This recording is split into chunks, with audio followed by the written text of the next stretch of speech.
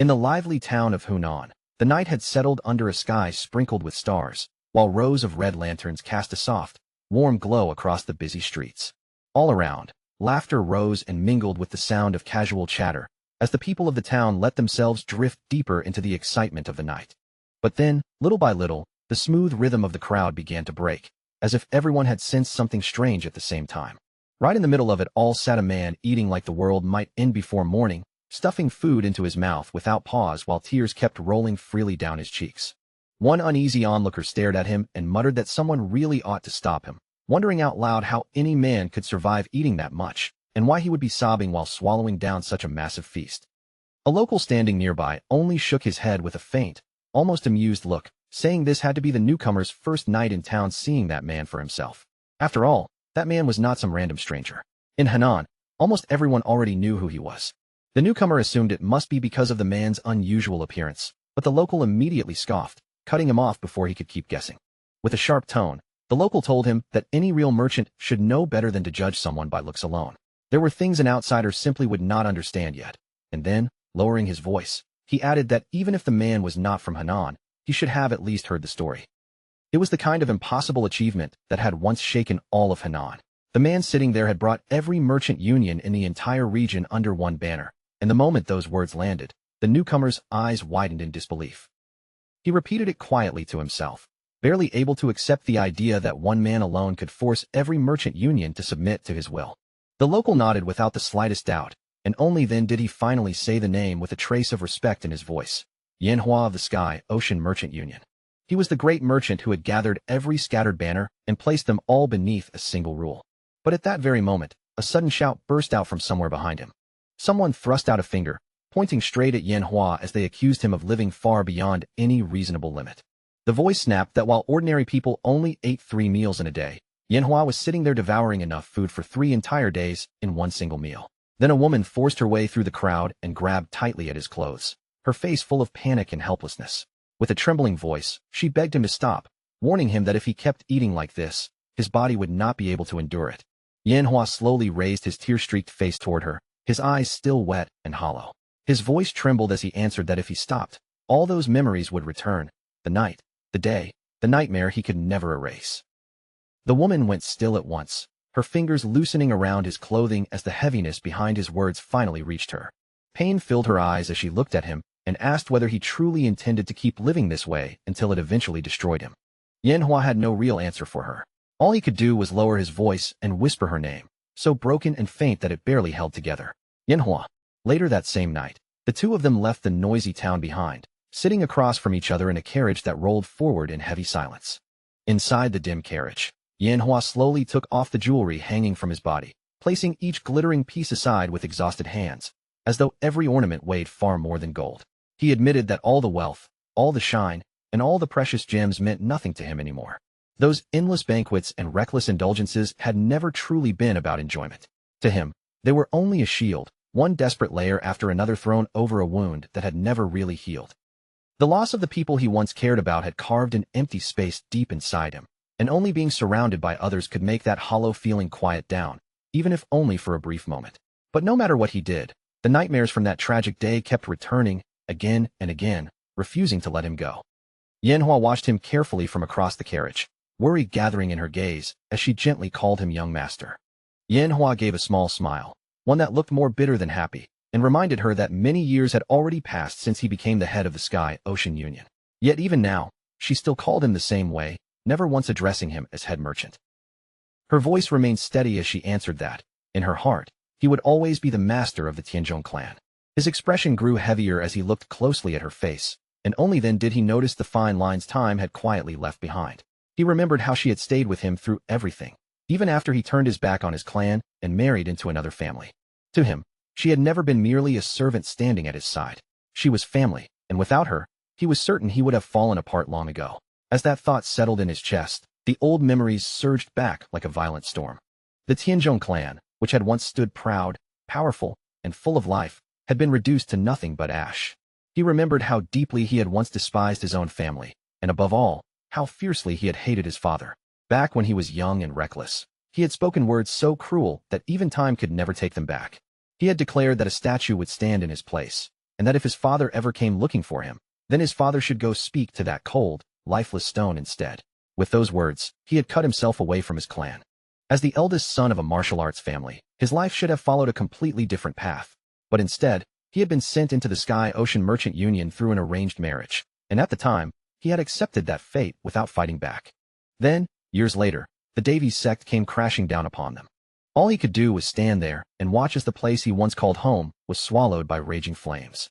And only in that terrible moment did he finally understand that beneath all the anger and resentment, he had loved his father just as deeply as he had hated him. In his mind, he saw his younger self again, slamming his head against the very statue that had once mocked his father's authority, blood pouring down as Yanhua cried out beside him, begging him to stop before he completely destroyed himself. Then the vision slowly faded away, and he found himself once more inside the quiet carriage, surrounded only by the dull sound of the wheels. He sat up straighter, and a firm, unfamiliar resolve began to settle into his eyes. From that moment forward, he decided he would change. He would repair his marriage, take back control of his own life, and finally throw away the body and habits that had kept him chained to the past. Then he broke into a wide, somewhat awkward smile and scratched the back of his head, admitting that he was afraid his wife might have grown distant from him after all this time. Even so, he swore that from this day on, he would devote himself properly to his family. He told Yanhua once more that, in his eyes, she was not a servant at all, but his own kin. Her expression softened, relief spreading across her face as she started to answer, promising that she would continue staying by his side. But she never got the chance to finish. Without the slightest warning, an old man's body smashed straight through the carriage like a falling boulder, tearing into the space between them and crashing into her with terrifying force. The blow was so brutal that it ended her life instantly. The carriage exploded apart from the impact, and Yanhua was thrown violently outside, his body crashing hard against the ground. Nearby, the old man was drenched in blood, barely managing to stay upright as he leaned against a tree and coughed over and over with painful force. His voice came out rough, bitter, and hoarse as he muttered that his organs were already completely ruined. Then shadows rushed in from every direction, and masked figures charged forward all at once, closing in from every side. One of the masked attackers suddenly lunged at the old man with a blade, but the old man snapped up his bare hand and caught the weapon directly, stopping the strike as if it had slammed into iron. The attacker's voice turned icy as he reminded him that they had already warned him. There was nowhere left for him to run. The old man's face twisted with fury, and a roar burst from his throat as he demanded to know how they had the nerve to betray him. But before he could finish, the answer came in the form of steel, as several more blades pierced straight into his body. One of the masked men sneered at him, cold satisfaction dripping from his voice as he declared that this was the end of the so-called demonic master, even mocking him with a final farewell as their dear master. The old man's voice shook the air with hatred as he cursed them all, swearing that he would grind the blood demon castle into dust and drink every drop of their blood. If he failed to do even that, then he said he would not be worthy of the title he carried. In the next instant, his rage exploded outward, and a violent wave of crimson aura blasted from his body, sending the masked men flying backward. Not far away, Yanhua let out a painful groan and forced his battered body to rise from the ground. Then his eyes landed on Yanhua lying motionless nearby, her body surrounded by a spreading pool of blood, and panic swallowed every thought in his mind. He staggered toward her with uneven steps, screaming her name as he dropped down and pulled her tightly into his arms. Tears streamed down his face without stopping, and his broken cry tore through the night as he cursed the merciless cruelty of fate itself. Meanwhile, the old man, still barely clinging to life, stumbled away from the chaos before his legs finally gave out, and he collapsed heavily to his knees. His breath came thinner and weaker with every moment, and he realized with grim clarity that he needed a new body before his failing heart stopped for good. With his voice reduced to a trembling whisper, he muttered about the spirit possession technique, doubt flickering through him as he wondered if this was truly where everything ended. Then, through the broken silence and blood-soaked wreckage, a cold voice cut sharply across the scene. Overcome by grief and rage, Yanhua turned his fury toward the old man, accusing him of dragging Yanhua into this nightmare, bringing his battle straight to this place, and causing her death. He grabbed the old man by the collar with trembling hands and demanded an answer, his voice shaking as anger and despair tangled together. His scream cracked apart as he cried that everything he still had left in this world had just been torn away from him. The old man's lips barely moved as he whispered that he should not do this. Then, in the very next heartbeat, the old man's left hand suddenly flashed. Two fingers struck out with terrifying precision, landing on a hidden point before Yanhua could react. Yanhua gasped sharply as an icy numbness spread through his entire body. Realization hit him all at once as his strength disappeared, and he collapsed in disbelief, whispering that he could no longer move. The old man moved closer, his voice rough and hoarse, yet still carrying a mocking edge as he told Manhwa not to handle a wounded elder so violently. Deep inside, Manhwa cursed himself bitterly. He had known the old man was a martial artist, but his rage had blinded him completely. The old man lowered himself beside him and finally revealed what he truly intended to do. He had planned to use the spirit possession technique one last time, stealing the body of someone young and talented so he could keep living. But now that death was pressing down on him, he no longer cared about finding a perfect vessel. At this point, even the body of a pig would be enough. Then he began. 160 years of martial essence surged into his left hand, and pure chi compressed there until it reached its absolute peak. With his right hand, he dragged out something even more terrifying, his very soul. In one violent motion, he forced both the overwhelming martial essence and his soul straight into Yanhua's body. A torrent of red light burst into the sky, so intense that the earth beneath them trembled from the force. A few moments later, that terrifying aura vanished completely, and the old man's original body dropped still and lifeless. Yanhua's body convulsed violently, then suddenly jerked upright, shoving the old corpse aside as if waking from death itself. He stared down at his hand and slowly flexed his fingers, while a twisted smile spread across his face. His eyes burned with a sinister glow as he whispered that he had succeeded. But almost immediately, his expression distorted. The body began resisting him, and deep within, two separate wills crashed against each other. The old man's spirit snarled in frustration, unable to understand why he had not already crushed Yanhua completely with his overwhelming chi and soul power. But Yanhua's spirit roared back with everything he had, refusing to vanish. He would not die like this. He had to survive, and he still had to avenge his clan. Their two essences slammed into each other again and again, tearing through the body like a storm trapped beneath the skin. Under that crushing pressure, Yanhua's spirit began to crack, piece by painful piece. The old man mocked him coldly, saying that although his will was stubborn, it was still far too fragile. Yanhua could feel his consciousness slipping away, sinking slowly into darkness. Outside, one of the masked men returned and looked down at the body still struggling on the ground. He sneered as he recognized the forbidden art, remarking that the demonic master truly lived up to his terrifying name. He said that the demons of the three heavens had once revered this man, but this twisted, parasitic way of surviving would end right here. Then, with a sudden burst of speed, the masked man drove his blade straight into Yanhua's neck. The possessed body lost all strength and collapsed lifelessly onto the ground. When awareness finally returned, it was no longer beneath blood and darkness, but under a bright and peaceful sky. A man groaned in pain, clutching his head as if it were about to split open. Slowly, he forced his eyes open, dazed and confused, with no idea where he was, while the faint scent of herbs drifted through the air. As his blurry vision cleared, he realized he was lying inside an apothecary. His throat burned from thirst, so he reached weakly toward a cup placed beside him. But the instant the liquid touched his tongue, a bitter taste spread through his mouth. It was medicine. He lowered the cup, and his entire body suddenly froze. His hand was wrong. It looked far too young, far too unfamiliar, as if it belonged to someone else entirely. His eyes flew wide open, and a shocked shout burst from his chest, loud enough to shake the quiet room around him.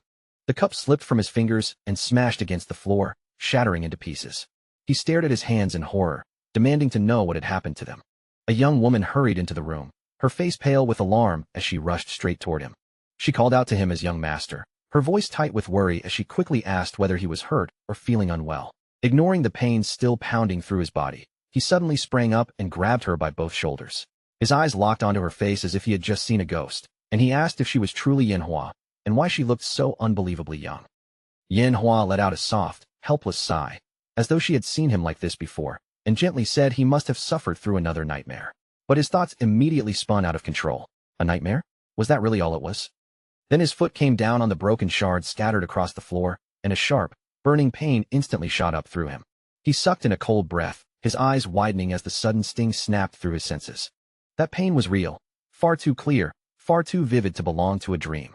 Before Yanhua could stop him, he rushed out of the room, completely ignoring her frantic warnings as she called after him. Outside, his gaze immediately fixed on a statue standing nearby, and everything around him seemed to fall silent. His entire body trembled as he slowly lifted one hand toward that familiar stone figure. Memories crashed through him all at once, showing his younger self striking his head against that very statue in stubborn defiance of his father. Tears spilled down his face as he stared at it, and in a trembling whisper, he called Yanhua's name. He forced himself to ask when the statue had been placed there. Yanhua blinked in confusion, clearly not understanding why it mattered so much. and answered that it had only been erected 5 days ago. His chest tightened painfully as he repeated those words, barely able to believe what he had just heard. 5 days. Only 5 days had passed. To make absolutely sure, he lowered his head without hesitation and slammed it into the statue with all the strength he had. The stone cracked under the impact, then began to crumble apart before everyone's eyes. Shocked gasps burst out all around him, and the people nearby cried out in disbelief at what he had just done. Blood ran down from his forehead, but his eyes burned brighter than ever with fierce resolve. This was not a dream. Somehow, against all reason, he had truly returned to the past. And now he understood the truth. He still had 3 years before the day the Tianzhong clan would be destroyed. His voice trembled, but not from fear. It shook with burning determination as he swore that no matter the cost, he would protect his people and his clan. The man making that vow was none other than Yong. Once, the Tianzhong clan had been a proud and feared martial lineage, its banners standing tall near Tianzhong Mountain in Hunan, and its name spoken with respect throughout the region. They had never been some ordinary clan barely clinging to survival. They had once represented strength, discipline, and honor itself, but the passage of time had slowly worn down the glory they once possessed. Even so, in Yong's eyes, that legacy was not something to simply mourn and bury in the past. It was something that had to be reclaimed. Every word he spoke carried the weight of generations, a promise carved deep into his heart that no matter how far the clan had fallen, he would raise it again and defend it with everything he had. From that powerful bloodline, countless families across the generations had taken the mountain's name as their own. Yet among them all, it was the Yong clan alone that had gathered those branches together and stood at the center of that great legacy. Back in those days, people throughout Hunan called them the Tianzhong Yong clan, and that name carried weight wherever it was heard. Those who still remembered that era spoke of its former glory with quiet reverence. But that proud world had long since faded into memory. The clan's reputation had collapsed, its name no longer praised with awe, until people eventually knew them only as the Tianzhong clan. Inside the main hall, Yong, the current clan head, sat holding a cup of tea, his face heavy with fatigue. He released a long, tired sigh and admitted that 30 years had already passed, yet not a single true martial expert had emerged from their bloodline. After Elder Yong, once revered as the supreme dragon of Hunan, the clan had withered into nothing more than a shadow of its former self. Even common people now looked down on them, and with bitter honesty, he confessed that this was a truth they could no longer deny. His wife gently refilled his cup, trying to soften the weight pressing on him. She told him that their hopes should rest on Yong, praying that he would recover and one day guide the clan toward a brighter future. But Yong only shook his head slowly. He reminded her that she knew better than anyone how deeply Yong despised him. Everything he had done had come from care, yet in his son's eyes, it had only looked like cruelty. The guilt sat heavily on his shoulders, and he blamed himself, believing it all began because he had remarried too quickly after his first wife's death, before he had even properly mourned her. His wife gave him a gentle smile, and said that perhaps what they needed most was patience, and that Yong might simply need more time to understand. Yong frowned, his expression darkening as he admitted that he had once believed the same thing, but with each passing year, the distance between father and son had only grown wider. Just 5 days earlier, when he went to see his son, Yong had placed a statue in the garden and told him to treat that lifeless stone as if it were him instead. Yong let out a bitter laugh, then apologized to his wife, saying he had complained far too much. At that very moment, Manhwa came rushing toward them in a panic, her eyes red and wet with tears as she cried out for the clan head. Yong was startled by her sudden arrival and demanded to know why she was running in such a hurry. Manhwa struggled to catch her breath, tears streaming down her face as she tried to force the words out. His sharp voice cut through the hall, ordering her to stop crying and explain clearly what had happened. Through her broken sobs, she finally managed to say that young Master Yong had injured himself and fallen unconscious. Yong and his wife froze where they stood, the words striking them like lightning. The clan head's eyes widened in disbelief as he cried out, unable to accept what he had just heard. Back inside Yong's quarters, the young man lay motionless on his bed, his body slick with sweat as he tossed and struggled in the grip of a vivid dream. In that dream, he was standing beside a crystal-clear waterfall, with cool mist drifting through the air around him. A younger version of himself laughed brightly as he splashed around in the rushing water, while his real mother sat nearby and watched him with a warm, gentle smile. She called out softly, asking if he really liked the roaring waterfall that much. The child shouted back that he did, pointing excitedly at the koi swimming all around, then proudly lifted up a huge fish he had caught and called for her to look at how big it was. But the moment he turned back toward her, the smile on his face disappeared. She was no longer sitting there peacefully. Her body had collapsed onto the ground. The scene changed in an instant. Now he was inside her room, where she lay pale and fragile on the bed, her breathing weak and uneven. Tears streamed down his face as she reached out toward him and told him to come closer. With a faint, sorrowful voice, she apologized and said she could no longer go with him to the waterfall to catch koi. Yong pressed his face against her chest, sobbing as he called her mother again and again. She weakly stroked his hair, whispering that she was fine and begging him not to cry anymore. Then her voice suddenly twisted, sinking into something deep, cold, and cruel. It told him to stop shedding useless tears, mocking him as nothing but a weakling, while her gentle features warped and cracked into something horrifying. In her place stood a demonic old man, his eyes brimming with malice and a sinister grin stretching across his face. He declared that he would take Yong's head as a trophy. With his sharp teeth exposed, the old man opened his mouth impossibly wide. The boy screamed into the darkness, his desperate cry tearing through the nightmare as he begged for someone to save him. Then, with a violent gasp, Yong jolted awake. Yong shot upright from the bed, his chest rising and falling violently as he struggled to pull air back into his lungs. He swept his eyes around the room in confusion, his heart still pounding from the nightmare, and only after a long moment did he begin to understand where he was. Everything around him felt familiar, yet strangely far away, like an old memory that had somehow been brought back to life. This was the room he had lived in during his younger years. As his breathing slowly calmed, one thought became clearer and clearer in his mind. If this place truly was his old room, then there was no doubt he had really returned to the past. This was the era when he had hated his father, when he had cut himself off from his own family, and when the clan had already begun its slow fall toward ruin. But if he had truly come back to this exact moment, then maybe all of that tragedy could still be stopped. He pressed his lips together as a hard resolve settled deep in his chest, silently swearing that he would change the fate of his father, his family, and the entire clan, because this time, he knew exactly what the future was waiting to bring. But right then, a scorching heat suddenly burst to life inside his body. His eyes widened as that strange sensation spread through him, racing beneath his skin like a fire he could not control. Outside his room, several attendants gathered in nervous whispers, still shaken by what had happened earlier. One of them insisted that young Master Yong had smashed his own head into the statue and shattered it. Another attendant scoffed and said that was impossible, because Yong had always been weak and bedridden, and had never properly practiced martial arts even once. But a third voice insisted she had seen it with her own eyes, and the more they spoke, the more uneasy they became, until one of them even muttered that he must have been possessed by something. Suddenly, the door to Yong's quarters burst open, and the women froze in shock when they saw him inside, his whole body trembling violently. One of them tried to speak, stammering out, "Young master," but the words caught in her throat before she could finish. Yong clutched at his head and stomach as his body convulsed uncontrollably, while panic tore through his thoughts. Something was terribly wrong with him. His entire body felt as if it were burning from the inside out, and a fierce surge of energy erupted from his lower dantian like a blazing wildfire. Horror flashed through his eyes as one desperate realization rose in his mind. He needed a woman. The thought itself shocked him, but the power flooding through his body was far too intense, an uncontrollable wave of violent Yong energy crashing through him. Inwardly, he cursed through gritted teeth. This was the power left behind by that demonic old man. It was too overwhelming, too dangerous, and if Yong did nothing, he knew he might lose control completely. His body jerked again as the heat grew even more unbearable, and fear clawed at his chest. If he failed to suppress it, he might do something so unforgivable that he would never be able to face himself again. Without wasting another second, he charged past the stunned attendants and rushed straight outside. The attendants cried out behind him in panic, shouting that the weather was freezing and that he was barely dressed. They begged him not to run around like that, terrified that if anything happened to him, they would be the ones held responsible. But Yong did not slow down.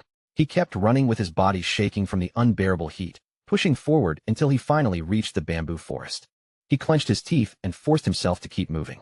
If he hesitated even for a moment, the old man's energy would swallow him whole. At last, he arrived at a place carved deep into his memories, the waterfall.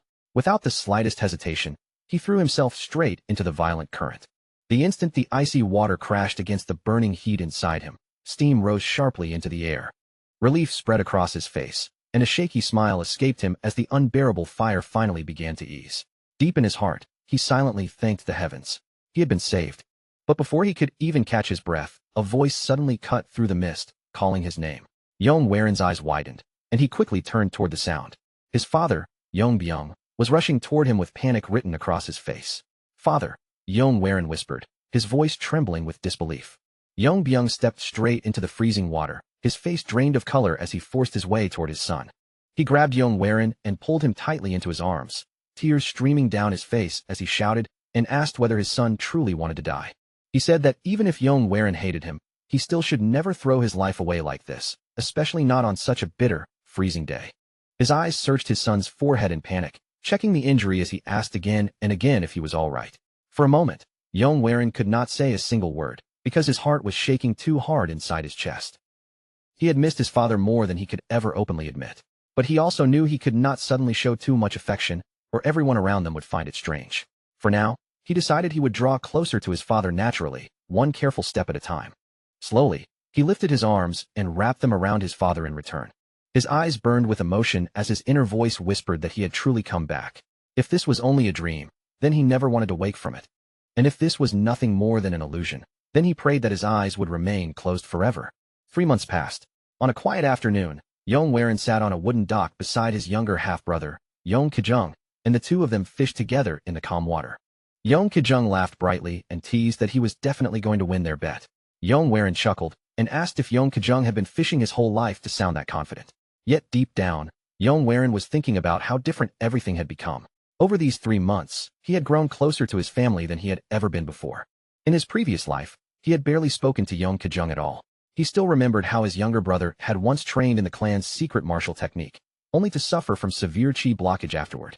From that point on, Yong Ki-jung had been unable to advance, and the Tianzhong clan had lost much of its remaining standing. Eventually, they had been reduced to nothing more than a branch of the Yuchi clan. By then, Yong Werin had already become the son-in-law of the Sky Ocean Merchant Union, and he had been too busy with his own life to notice. When he finally learned the truth, it was already far too late. Yong Ki-jung's voice pulled him back from those memories. The boy quietly asked if it was really all right for Yong Werin to stop taking the medicine he had been prescribed. Yong Werin answered casually that those medicines were exactly what had made him fat in the first place. Yong Ki-jung tilted his head in confusion and asked when his brother had ever been fat. Yong Werin flinched, realizing his mistake, then quickly stumbled over his words and corrected himself, saying he only meant he might become fat if he kept drinking them. Yong Ki-jung grinned and lifted his basket, proudly showing off the fish he had caught. Then he teased that he really liked the way Yong Werin had been lately, especially since his older brother always gave him extra allowance under the excuse of making little bets. Then, with a proud look, Yong Ki-jung asked if that meant he had won, raising his overflowing basket for Yong Werin to see. But Yong Werin's lips slowly curved into a mischievous smirk. Without any warning, Yong Werin flung his own basket high into the air and shouted that he could not afford to lose again. Yong Ki-jung's jaw dropped instantly as he yelled that his brother was cheating.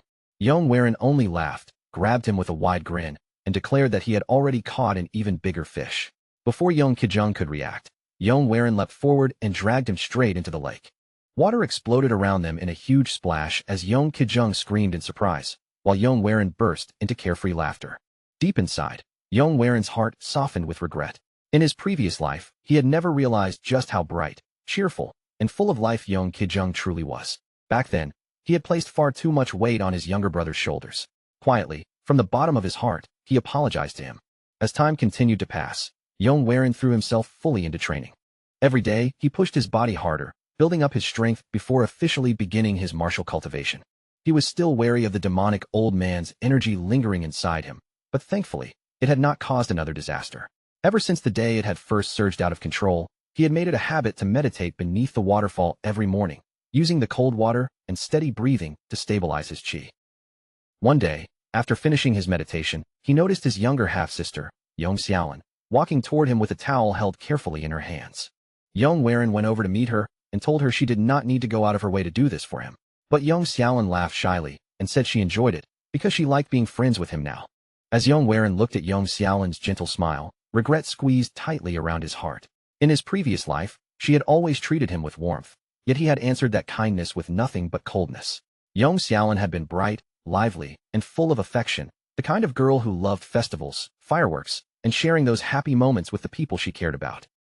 But every time she came to him with that hopeful look in her eyes, he had pushed her away with cruel words. He could still remember one day clearly, when she had asked in a soft, hesitant voice if he would go with her to the festival. Back then, he had stared at her with eyes so cold they held no mercy at all, cutting her off before she could even finish speaking. He told her he had no time to waste on childish games, and with a chilling glare, warned her never to ask him something like that again. That brief and painful exchange had become the last real conversation the two of them ever had. After that, Yong Xiaolin had gone to the festival alone, and there, she was murdered. Their father had personally looked into the truth behind her death, but not long after beginning that investigation, he too was assassinated. Now, back in the present, Yong Warin pulled his outer robe over his shoulders, then turned toward Yong Xiaolin and asked if today was not the moon festival she had once mentioned. Her eyes widened in surprise, and almost immediately, they lit up with pure joy as she exclaimed that she thought he had forgotten. Yong Warin calmly confirmed that he would go with her, and the moment she heard it, she practically jumped with excitement. Yong Warin smiled at her and said that before the festival began, they should go shopping and pick out something nice for her. Yong Xiaolin clapped her hands happily and urged him to leave right away. Watching her cheerful face, Yong Warin felt his resolve grow even firmer. This was a second chance, and this time, he would live differently. He would never allow those same tragedies to repeat themselves. If he wanted to protect Yong Xiaolin, Yong Kejung, his father, and the entire Tianzhong clan, then kind intentions alone would never be enough. He needed strength. He had to become powerful enough to shield his family with his own hands and restore the lost glory of the clan. Back in the training yard, Yong Warin ran laps alongside the other young men of the clan, his footsteps landing steadily against the packed earth. With every breath he took, he could feel just how much his life had changed. In the past, he had spent his days shut inside his room, drinking medicine and burying himself in books, hardly ever stepping beyond the door. But now, everything was different. Strangely enough, the beginning of that change could be traced back to the ominous energy left behind by the old man. His body wanted to move, his muscles begged to be pushed harder, and deep down, he wanted to test exactly how far he had come. His thoughts were suddenly interrupted when his father's voice called out to him from nearby. When Yong Warin turned around, he saw Yong Byung standing there with a warm smile on his face, his eyes shining with unmistakable pride. Yong Byung said that Yong Warin had truly changed, and that his son had finally grown up. Feeling embarrassed, Yong Warin glanced toward the other disciples and muttered that everyone was watching. But Yong Byung did not seem to care at all. He stepped forward and placed a firm, affectionate hand on his son's shoulder.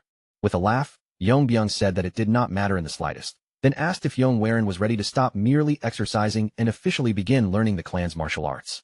Yong Warin paused for a moment, then nodded and admitted that he had been thinking about that very same thing. Yong Byung's face immediately brightened, and he exclaimed that he would arrange an instructor for him right away. Yong Warin hesitated, then confessed that he already had someone in mind. Curiosity stirred in Yong Byung's eyes, but before he could ask who it was, Yong Xiaolin suddenly came running over. With a bright smile spread across her face, she threw herself straight into her brother's arms. Yong Byung, looking both amused and a little jealous, playfully scolded her for only looking for her brother now. Yong Xiaolin laughed and spun around to show off her new clothes, proudly saying that her brother had chosen them for her and asking if she looked pretty. Yong Byung sighed as if he had no way to argue with that, and Yong Xiaolin chuckled before sweetly telling him that she loved him too. Warm laughter filled the training yard, and Yong Warin stood there with a soft smile, quietly taking in the scene. Yet in his heart, he reminded himself that changing his body was still not enough. If he truly wanted to protect the people he loved, he needed real strength. He needed martial arts. Elsewhere, in a quiet and weathered training ground far from the noise, a graceful figure practiced alone.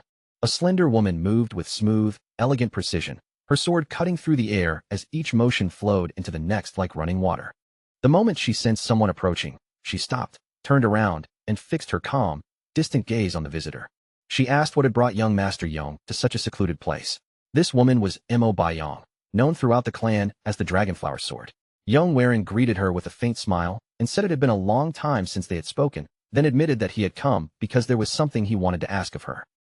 His words sounded stiff, as if he was unsure how to begin properly. Mo Yong studied him in silence. It seemed the rumors about his recovery were true, but she had never truly spoken with this twisted young man before, and she could not imagine what kind of request he would bring to her. When she finally asked him directly, the answer he gave left her completely stunned. Yong Warin bowed deeply before her, his posture firm and his resolve unwavering, and declared that he wished to learn her sword skills. Then he asked her to accept him as her disciple. Mo Yong had heard the whispers claiming that Yong Warin had changed, and although he did appear different from before, she could not help questioning whether a person could truly transform so suddenly. After all, many people endured hardship and still managed to remain upright. But Yong Warin had once allowed himself to drown in hatred, cutting away both his family and his clan without looking back. After a long silence, Mo Yong turned away from him and refused his request. Yong Warin froze in surprise, then hurriedly asked why she would not accept him. Mo Yong answered in a calm voice that she was already occupied with investigating the stagnation in the Tianzhong clan's secret arts, so she had no room to take on a disciple. As she walked away, she silently apologized to him in her heart. Even so, she could not bring herself to believe that a person could change that quickly. The rejection tightened around Yong Waren's chest, and bitterness rose inside him as he thought that she still saw him as someone worthless. In his previous life, Mo Bayong had rarely interacted with other people, and even within the clan, very few truly understood the depth of her strength. But Yong Waren had already lived through the future once, so he knew better than anyone just how terrifying her power really was. Her martial depth surpassed every other person in the clan by far. Driven by desperation, Yong Waren dropped to his knees before her without hesitation. Mo Bayong spun back toward him, her voice turning sharp as she demanded to know why the eldest son of the clan would lower himself over something so trivial. Yong Waren answered quietly at first, but then his voice grew stronger as he said this was not insignificant to him at all. His mind returned to the life he had already lived. In the battle against the Davies sect, Mo Bayong had been the one who contributed more than anyone else. Because of her valor, she had been granted the title Dragon Bloodflower, a name that was never meant to belong to a woman. Even so, she had accepted that name and kept fighting. She poured everything she had into rebuilding the Tianzhong clan, only to meet a mysterious death in the end. She had given her entire life for them. Yong Waren's hands tightened into fists at his sides, the knuckles pressing hard as a fierce resolve began to burn deep in his chest. This time, he swore he would never let her walk down that same painful road again. No matter what it took, he would protect her, and he would protect the clan with everything he had. Bayong quietly studied him without saying a word. The young man standing in front of her felt completely different from the boy she remembered, and for the first time, she wondered if he truly had changed. After a long silence, she finally opened her mouth. She told him she would accept his request, but there was one condition he had to meet first. Yong Waren's heart jumped the moment he heard her answer, and he listened closely as she calmly explained the terms. If he could land even a single touch on her during a sparring match, just once, then she would agree to take him in as her disciple. She made it clear that she would not use qi, and she would not rely on the clan's martial arts either. Even so, her calm confidence showed that she believed he still had no chance of succeeding. Yong Waren hesitated for a brief moment, feeling the weight of her challenge settle over him. Then his eyes firmed, his resolve hardened, and he nodded, accepting the condition. But only moments later, he was already sprawled across the ground, his body aching, unable to so much as brush a single strand of her hair. The gap between them was not just large. It was so overwhelming that every exchange made it painfully clear. When Bayong turned her back and calmly declared that the duel was over, Yong Waren clenched his teeth from the ground. He could not bring himself to accept that ending. With a rough, hoarse roar tearing from his throat, he forced himself forward again and shouted that the fight was not over yet. Each time he struggled back to his feet, she knocked him down with effortless precision. Her strikes landed one after another, driving his body into the ground and forcing him to face the harsh truth of just how weak he still was. At last, his strength finally gave out, and he collapsed completely, though his hand still refused to let go of the wooden sword. Bayong looked down at him in silence, then admitted that his persistence and effort were at least worthy of respect. But just as she turned away to leave, something buried deep inside Yong Waren suddenly erupted. A violent crimson aura burst out from his body, surging wildly around him like an unstable flame that could no longer be contained. Bayong stopped in her tracks, her eyes sharpening with shock as she whispered the words, "Red aura." She immediately realized that this power was not part of the Tianzhong art. Staring at him with growing unease, she demanded to know what he really was. Alarm rushed into her voice as she called out for him to come back to his senses, but Yong Waren gave no answer at all. In the very next instant, he appeared directly in front of her, his wooden sword already raised and ready to strike. Bayong barely managed to twist away in time, avoiding the blow by the smallest margin. Her eyes widened as she realized what had just happened. His speed had suddenly become frightening, far beyond what it had been before. He attacked again without pause, and although she dodged once more, the force and pressure of his movements pushed her backward step by step, driving her toward the wall. Sensing the danger closing in, she drew her blade and began gathering her power, preparing to unleash the first form of the soaring dragon emperor sword. But before she could release the technique, Yong Waren's wooden sword swept close enough to brush against her hair. Bayong froze on the spot. Yong Waren stood there with a faint, exhausted smile on his face, and through his fading strength, he whispered that he had touched her. Then, with the same weak breath, he called her Master Bayong. The words had barely left his mouth before his body completely gave out, and he collapsed at her feet. Bayong remained frozen where she stood, staring down at him as if she could not fully understand what had just happened. Slowly, almost cautiously, she turned her gaze toward the wall behind her, and the moment she saw it, her breath caught. The wooden sword had torn straight into the wall. The surface was smashed and split open by nothing but raw force, and as Bayong's eyes widened, The reality of it struck her hard. Just what had that power been? Several days passed after that. Yong threw himself into training without giving his body any real rest, his focus never wavering for even a moment. Sweat soaked through his clothes as his breathing grew heavy, yet he kept cutting each movement through the air, his blade flashing again and again with every swing. Not far away, Bayong watched him in silence. Her sharp eyes followed every step, every stance, and every strike, while deep inside, her disbelief continued to grow. She had never imagined that the young master could possess this level of talent. In only a few short days, Yong had already begun to grasp the forms of both the soaring Dragon Emperor sword and the Azure Bamboo sword. This was the same person who had once been dismissed as someone with no martial potential at all. Yet now, he moved through the techniques with such natural ease that it almost felt unreal. When Yong finally lowered his sword, gasping hard for breath, he looked toward her with bright, expectant eyes and asked how he had done. Bayong kept her voice firm as she answered. He had not yet reached the true secrets hidden within the techniques, but even so, he was already using both sword styles without any visible flaws. For someone who had trained for such a short time, his progress was outstanding. Yong let out a soft laugh and lightly waved off her praise, saying that she was giving him far too much credit. But Bayong's expression grew sharper. She stared at him with a serious gaze and told him plainly that his growth was beyond anything believable. She could barely connect the young man standing before her now with the frail young master who had once been trapped in bed by his sickly body. His speed, especially, was abnormal. There was no softer way to say it. The talent he was showing was nothing short of incredible. Then her expression darkened as the memory of that crimson aura rose in her mind again.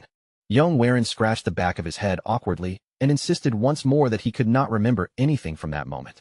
He said that during their spar, he had taken so many blows from her that everything after a certain point had blurred together in his mind. With a crooked little smile, Yong added that only Bayong would dare treat the eldest son of the clan so brutally with her dragonflower sword. Bayong, however, did not return the smile. She stood there quietly for a long while, her gaze unreadable, before finally turning away from him. Since he refused to give her a proper answer, she told him she would not force the truth from his mouth. But she reminded him that she was someone who served the Tianzhong clan, and that duty still weighed on her shoulders. Because of that, she warned him that from now on, she would be watching every moment of his life. Yong gave her an awkward smile, his expression stiffening slightly as he admitted that her words sounded more than a little frightening. That night, Yong sat alone inside his dim chamber, with several martial arts manuals spread wide across the desk in front of him.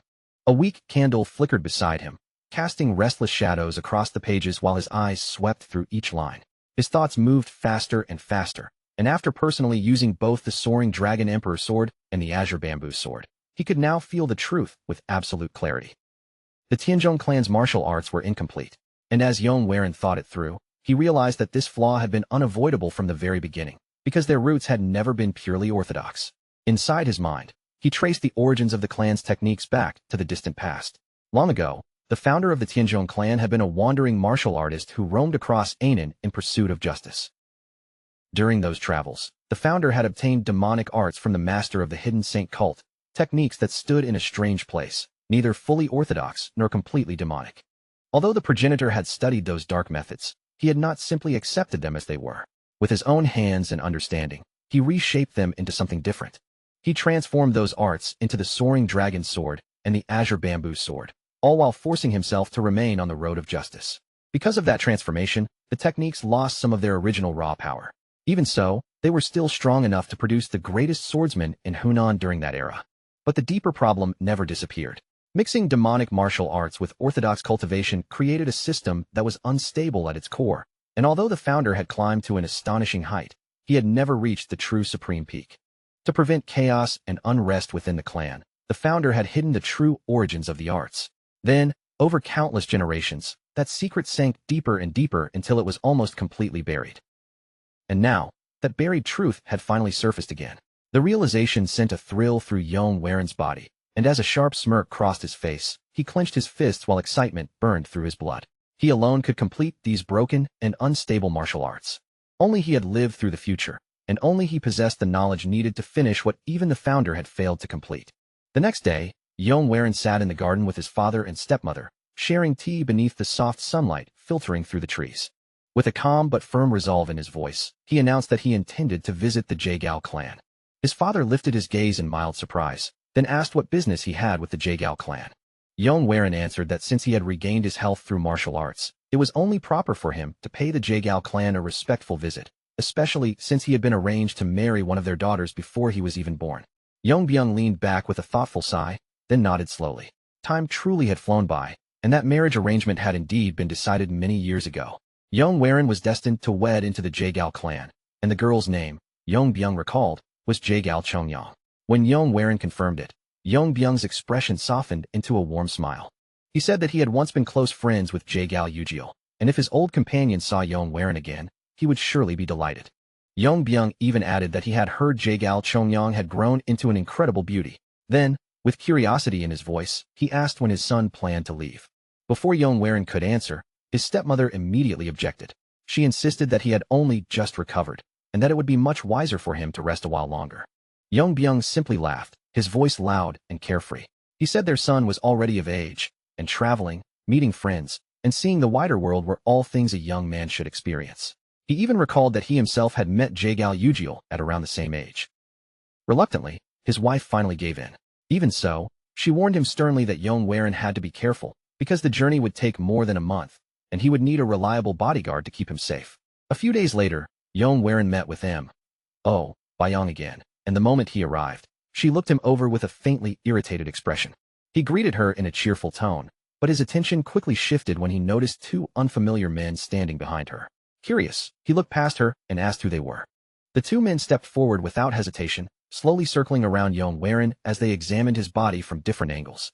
One of them muttered in surprise under his breath, while the other remarked that although Yong Warin's frame was not especially large, his body seemed unusually flexible. After looking him over, they both agreed that the rumors were true. Yong Warin really had changed. Yong Warin recognized them almost immediately. They were the rising ghost blades, Young Wook and Nam Wook. He gave them a slight bow and said it was an honor to meet them. One of the men laughed, saying that he and the Dragonflower Sword would do everything in their power to protect him, while the other tilted his head and noted that Yong Warin's body still held even more potential for strength. Inwardly, Yong Warin thought the two of them looked like muscle-headed brutes, but he knew very well that their reputation was not empty. The rising ghost blades were masters of the ghost blade technique, and it was obvious that his father had gone to great lengths to secure them as his guards. When the time came to plan their departure, Yong Warin gathered them together and clearly stated that he would be the one choosing their route. All he asked was that they follow him without question. Young Wook held Yong Warin's gaze for a long moment, as if measuring his resolve, before giving a firm nod. Of course, he said he would obey. With their agreement settled, Yong Warin began making his final preparations to leave. Before setting out, he went to say goodbye to his family. Yong Xiaolin immediately burst into tears, clinging tightly to him as she looked up and asked if he truly had to go. Yong Warin gently patted her head and promised that when he returned, he would take her to the festival. She looked up at him with tearful eyes and asked if he really meant it, and he smiled softly, assuring her that he did. Then Yong Warin turned toward Yong Kijung, placed a firm hand on his shoulder, and told him to protect Yong Xiaolin and the rest of the family while he was away.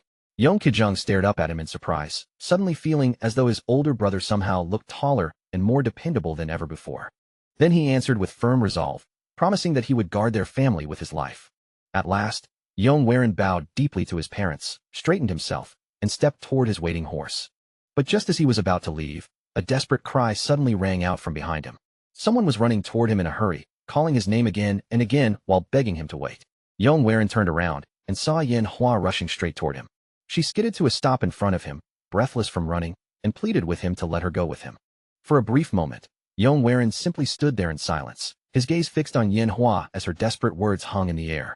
Young Wook quickly stepped in and spoke before Yong Warin could answer. He urged Yong Warin to refuse her request at once, warning that the road ahead was far too dangerous for a girl to follow. But Yong Warin calmly raised one hand, stopping him before he could say any more. Then Yong Warin stepped down from his horse, his movements slow and steady, and walked straight toward Yen Hua. When he stopped in front of her, he quietly reached out his hand. Yen Hua flinched on instinct, her body tensing as if she expected to be scolded, and she lowered her voice to whisper an apology. But instead of pushing her away, Yong Warin pulled her gently into a tight embrace.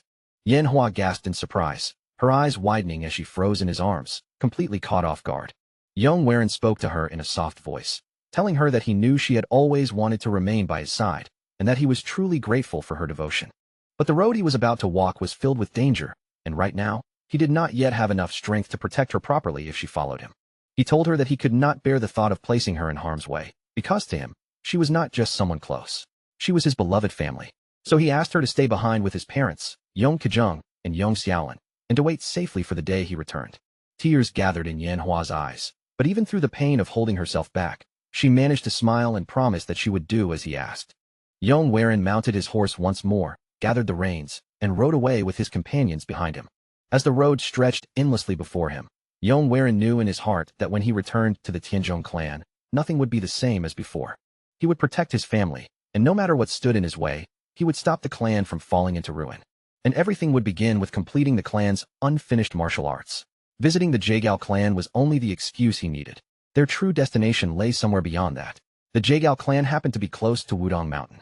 And on that sacred peak, Yong believed the secret to perfecting the martial arts of the Tianzhong clan was waiting for him.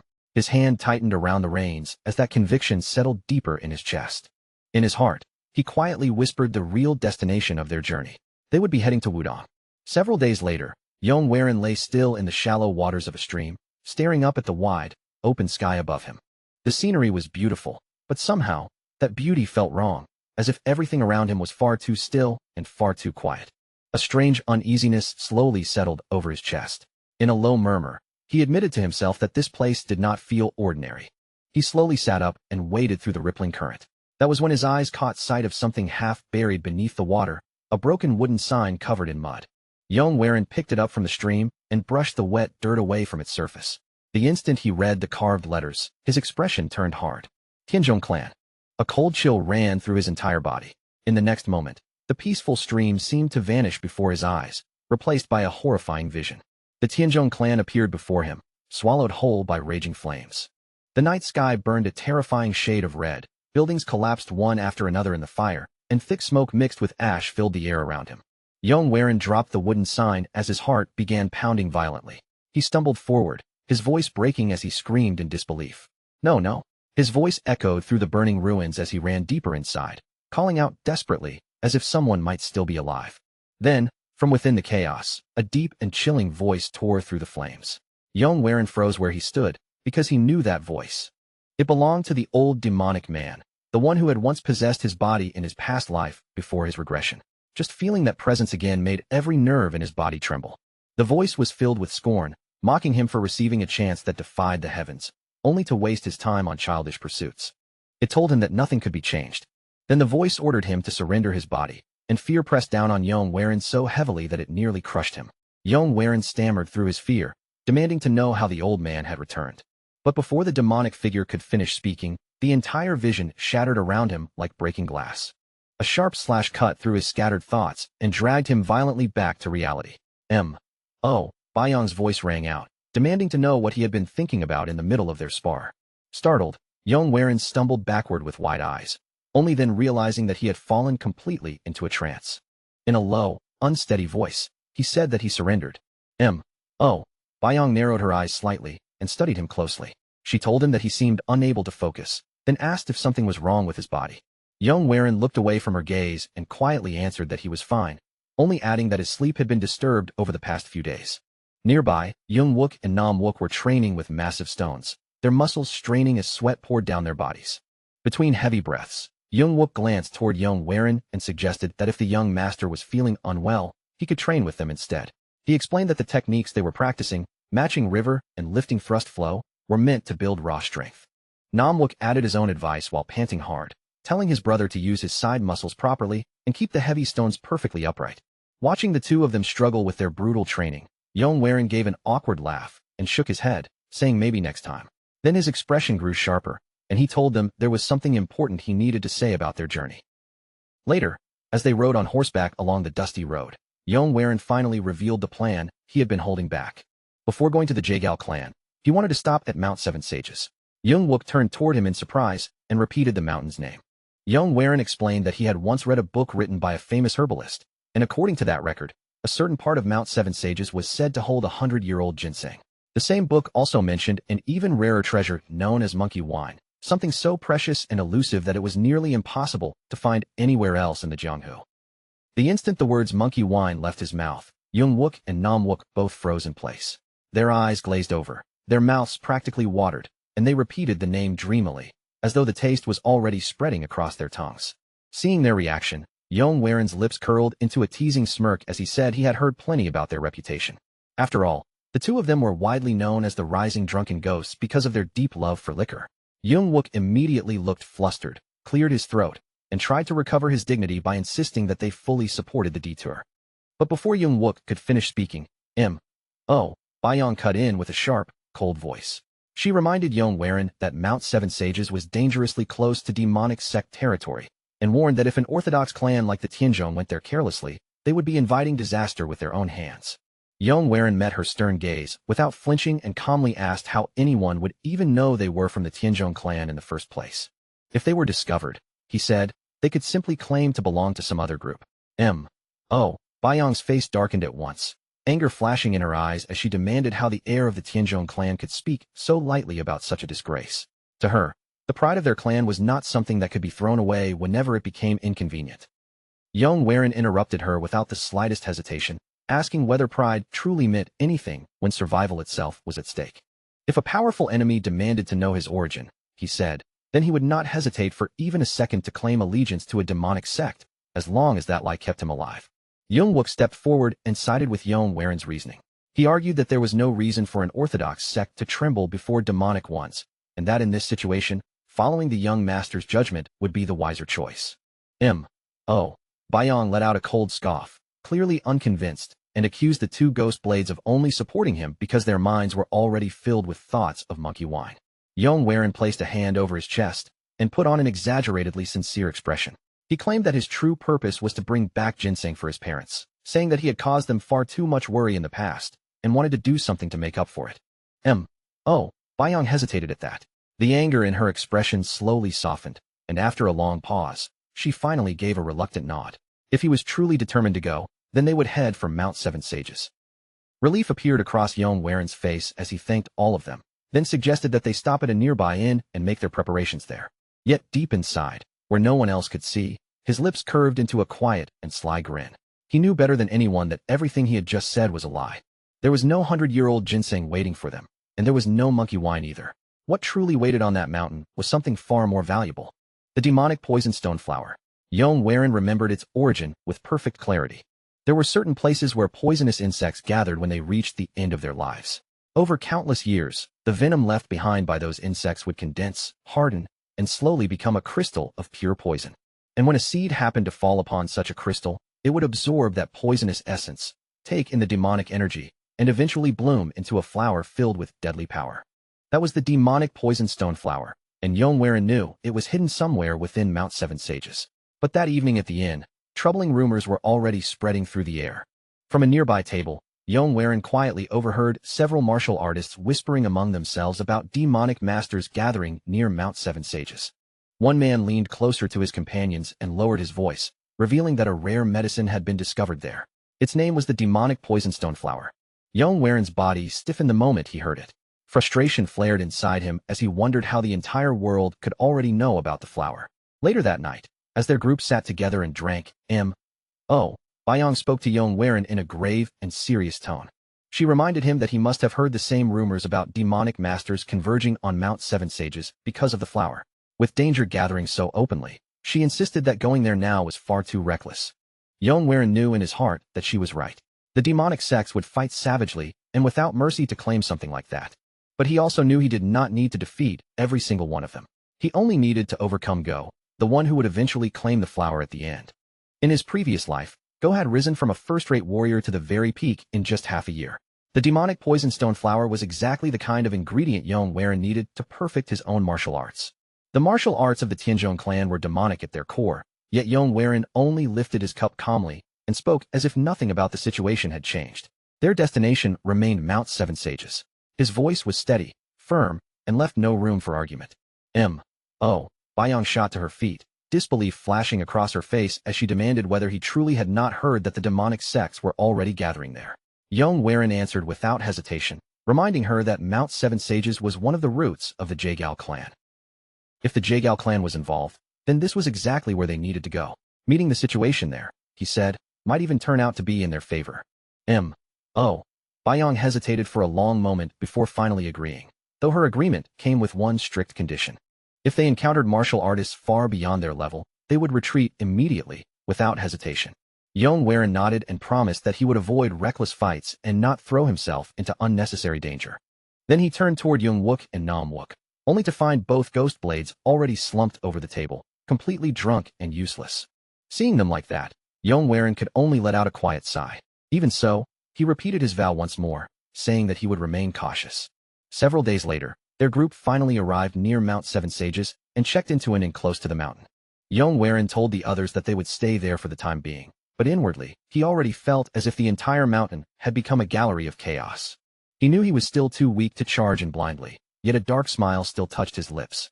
In the end, the one who laughed last would be the one who truly won. Earlier, he had already given his orders. They were to search for inns and taverns connected to the Serpent Dragon sect, especially places with very few guests but an unusual number of horses. Jayak, as the young sect leader, would never travel alone. He would bring his men with him, and those men would need mounts, stables, and a place to hide their movements. Even if Jayak obtained the flower, he would not leave the area immediately. He would first secure it somewhere safe, most likely at an inn secretly under his sect's control. If they could find that place, then Yong believed they would have a chance to intercept Go before the flower disappeared from reach. In the past, Go had been the one to claim it. But this time, Yong intended to seize the demonic poison stone flower for himself. Later that day, Yong and Young stood together on a balcony, looking down over the busy street below. Nam soon joined them on the balcony and followed their gaze, asking what exactly they were watching. Young pointed down into the moving crowd and lowered his voice, telling Yong that the man they were looking at was Jayak, the young sect leader of the Serpent Dragon sect. Yong eyes widened the moment he heard that name. By now, Jayak should have already been at Mount Seven Sages, fighting over the demonic poison stone flower. So why was he still here, standing in the distance instead? Just then, one of Jayak's men leaned close and whispered something into his ear. Yong strained to catch even a fragment of their words, but the noise of the street swallowed everything before it could reach him. A quiet curse slipped from Yong lips as frustration tightened across his face. Then, in the next instant, Jayak's eyes flared with fury, and his voice exploded across the street like a crack of thunder. He barked his orders without holding anything back, demanding that the Serpent Dragon 8 swords and the Serpent Dragon slashers be summoned immediately to give chase. Even Young stiffened when he heard those names. In a low voice, he told Yong that those two groups were the strongest forces of the Serpent Dragon sect, and Jayak had shouted so fiercely that even they could hear him clearly from where they stood. Yong gaze sharpened. If something urgent enough to shake Jayak had just happened, then a new path had opened before him. His chances of obtaining the demonic poison stone flower had just risen, and with steady resolve, he ordered his companions to prepare. They were going to follow. Bayong immediately rushed forward, her expression tight with protest. She demanded to know if he truly intended to chase after the demonic sect, warning that such a move was far too dangerous. In her eyes, every step he took seemed to drag him into even deeper peril. But Yong did not waver. He told her that the Jianghu would soon be thrown into chaos, and if they wanted to survive what was coming, they had no choice but to become stronger. And the demonic poison stone flower was the key that could make that possible. Bayong cut him off sharply, insisting that the Jianghu was still at peace, and that they were not so desperate that they had to rely on poisonous herbs to protect themselves. Yong voice turned cold as he answered her. She was wrong. Right now, they were weak. He asked whether she truly had no desire for the flower, then answered the question himself before she could speak. Of course she wanted it. No martial artist could resist a treasure like that. The only reason people like them had to stand aside was because they were still too weak to fight for it openly. His words carried the weight of his resolve. He had vowed to take the flower, use it to grow stronger, and shield their clan from the storms that would soon crash down on them.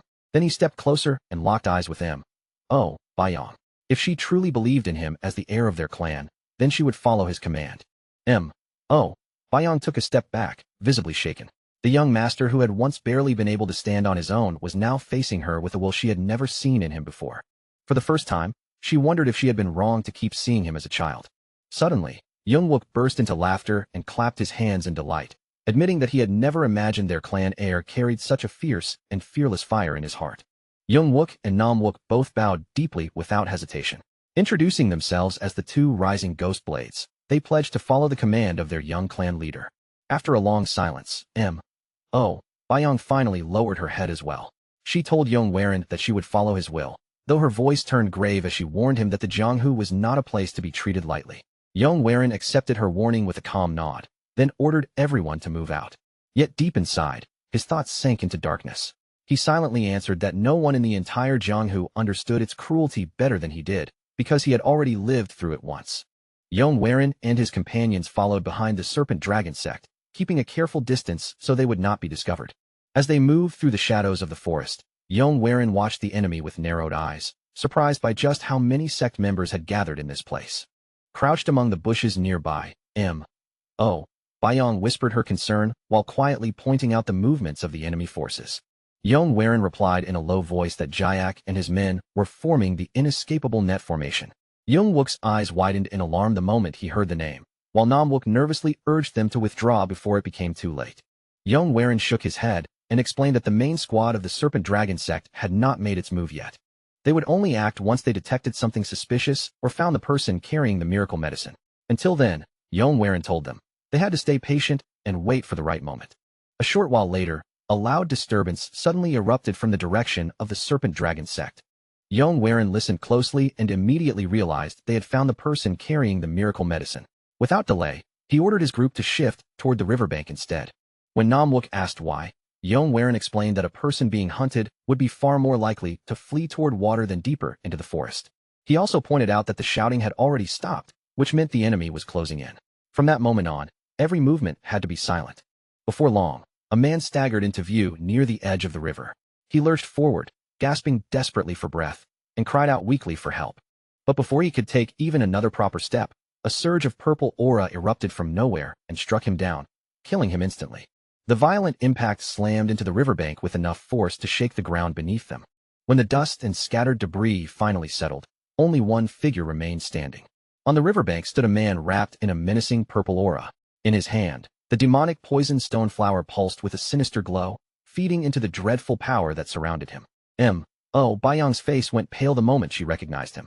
In a shaken whisper, she said that the man was none other than the flying demonic blood lion, and fear rippled through the group as soon as the name left her lips. Yong studied the figure carefully, his eyes fixed on the ominous aura swirling around him. Then he asked him, Bayong, if she knew more about him. Yong-wook answered before she could, explaining that among demonic martial artists, the flying demonic blood lion was an infamous name, one of the most feared figures to ever walk the Jianghu. But Yong noticed something else. The man's condition did not seem stable. Then his eyes widened as his gaze locked onto the object in the blood lion's hand, the demonic poison stone flower. Before anyone else could speak, the Serpent Dragon sect arrived in force, spreading out swiftly and surrounding the blood lion in a tight formation. Jayak stepped forward, his voice ringing with fury as he accused the blood lion of slaughtering their most elite warriors. He admitted that he had never imagined he would get the chance to corner such a monster, but now that moment had finally come. The flying demonic blood lion only laughed, his voice dripping with mockery. He sneered that he never expected to be surrounded by such weaklings, and claimed that if not for Tonglan's interference, he would have torn them all apart with ease. Jayak reached into his robes and revealed a small weapon, holding it up for the blood lion to see. Then he asked if he recognized it, announcing its name as the Thousand Needle Downpour. The moment the blood lion laid eyes on it, his expression changed completely. Shock flashed across his face, and his eyes locked onto Jayak as he barked out a furious question, demanding to know how Jayak had gotten his hands on something like that. Jayak only curled his lips into a cold smirk, looking far too confident for someone standing before such a monster. He said they had paid a painful price to obtain it, then warned the blood lion not to make the mistake of thinking they had brought only one. As soon as those words fell, the other members of the Serpent Dragon sect moved at the same time. One after another, they reached for their hidden weapons and drew out identical devices, surrounding the riverbank with the same deadly threat. The blood lion's stunned look vanished in an instant, replaced by pure, burning rage. His face twisted violently, as if the sight of those weapons had become an insult he could not tolerate. He snarled that cheap, inferior toys like those could never be enough to defeat him. As his voice thundered out, a violent surge of energy rushed through both of his arms, making the air around him tremble with pressure. Jayak did not waste even a single breath. With his eyes fixed firmly on the blood lion, he gave the command immediately, his voice sharp and merciless. In the next instant, the entire riverbank erupted with a deafening roar. The Thousand Needle Downpour activated all at once, filling the air with a deadly rain that tore forward like a storm of metal. Countless razor-sharp projectiles shot through the air, densely packed and impossible to count, all pouring straight toward the flying demonic blood lion as he hovered before them. The blood lion answered with a furious roar, his voice shaking the surroundings. At the same time, he forced his chi outward with brutal power, pushing it from his body in a violent burst. A huge wall of purple aura exploded out from him and expanded in every direction. In only a moment, the glowing barrier spread across almost the entire riverbank, swallowing the space around him in overwhelming pressure. From their hidden position, Yong Waren's eyes widened as he watched the scene unfold. Disbelief flashed across his face, and his thoughts raced as he wondered how power on that scale could possibly exist in front of them. The serpent dragon sect's attacks smashed directly into the purple barrier, but the flying demonic blood lion held firm. Every needle and every strike was pushed away, deflected so easily that it almost looked as though the assault could not touch him at all. A violent shockwave burst outward from the clash, ripping across the riverbank and forcing even Jayak to brace his stance. His expression tightened in disbelief as he shouted, demanding to know how the blood lion still had so much chi left. Then the blood lion kicked off the ground and soared high into the air, looking down at the serpent dragon sect with wild, bloodshot eyes. A moment later, he burst into crazed laughter, mocking them openly and declaring that all of them were still nothing compared to him. Jayak clenched his teeth so hard his jaw tightened. Rage flared across his face as he roared for the second serpent dragon squad to prepare and fire immediately. Once again, the thousand-needle downpour erupted across the battlefield. This time, the attack was aimed straight at the blood lion while he was still suspended in the air, leaving him with nowhere easy to land or evade. The storm of projectiles struck him head-on. His body jerked under the impact, and a moment later, he came crashing down hard, falling heavily into the river below. One of the serpent dragon sect members immediately cried out in excitement, his voice carrying over the chaos as he shouted that the flying demonic blood lion had finally fallen. Jayak did not allow them to celebrate for long. He instantly barked out new orders, commanding the serpent dragon 8 swords and the serpent dragon bladesmen to move in, finish the blood lion off, and retrieve the miracle medicine. The warriors rushed forward without hesitation, blades in hand as they charged toward the section of the river where the blood lion had crashed down. But then, from the river, the blood lion rose again. Several needles were still buried deep in his body, yet he lifted his head with a defiant smirk, laughing coldly as he declared that they would never find the miracle medicine. He shouted for them to come at him, his voice filled with madness and hatred. If they wanted his life, then he would drag every last one of them down to hell with him. What came next was no longer a battle. It became a one-sided scene of pure slaughter, drenched in violence from the very first clash. The flying demonic blood lion stood alone against the serpent dragon forces, yet even surrounded on all sides, he tore into them without fear. As they swarmed around him, he ripped through their ranks with terrifying force. Far away from the blood-soaked fight, Yong Waren and the others watched everything in heavy silence. No one spoke for a moment, as the brutal scene before them left the air around their group tense and cold. Mo Bayong realized, with a chill running through her, that she had never seen a bloodbath this horrifying before. The riverbank had turned into a nightmare right in front of her eyes. She quietly glanced toward the young master beside her, studying his calm expression. For someone with so little experience in the Jianghu, she could not understand how he remained so composed while facing such merciless carnage. At last, the tide began to shift. The blood lion was struck over and over until even his monstrous body could no longer endure it.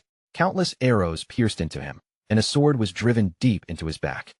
His blood spilled into the river in thick streams, staining the water a deep crimson. His strength finally gave out, and after staggering unsteadily, he collapsed into the red current, his lifeless body drifting away with the flow. Jayak reacted at once, shouting for his men to search the blood lion's body before it could be carried any farther away.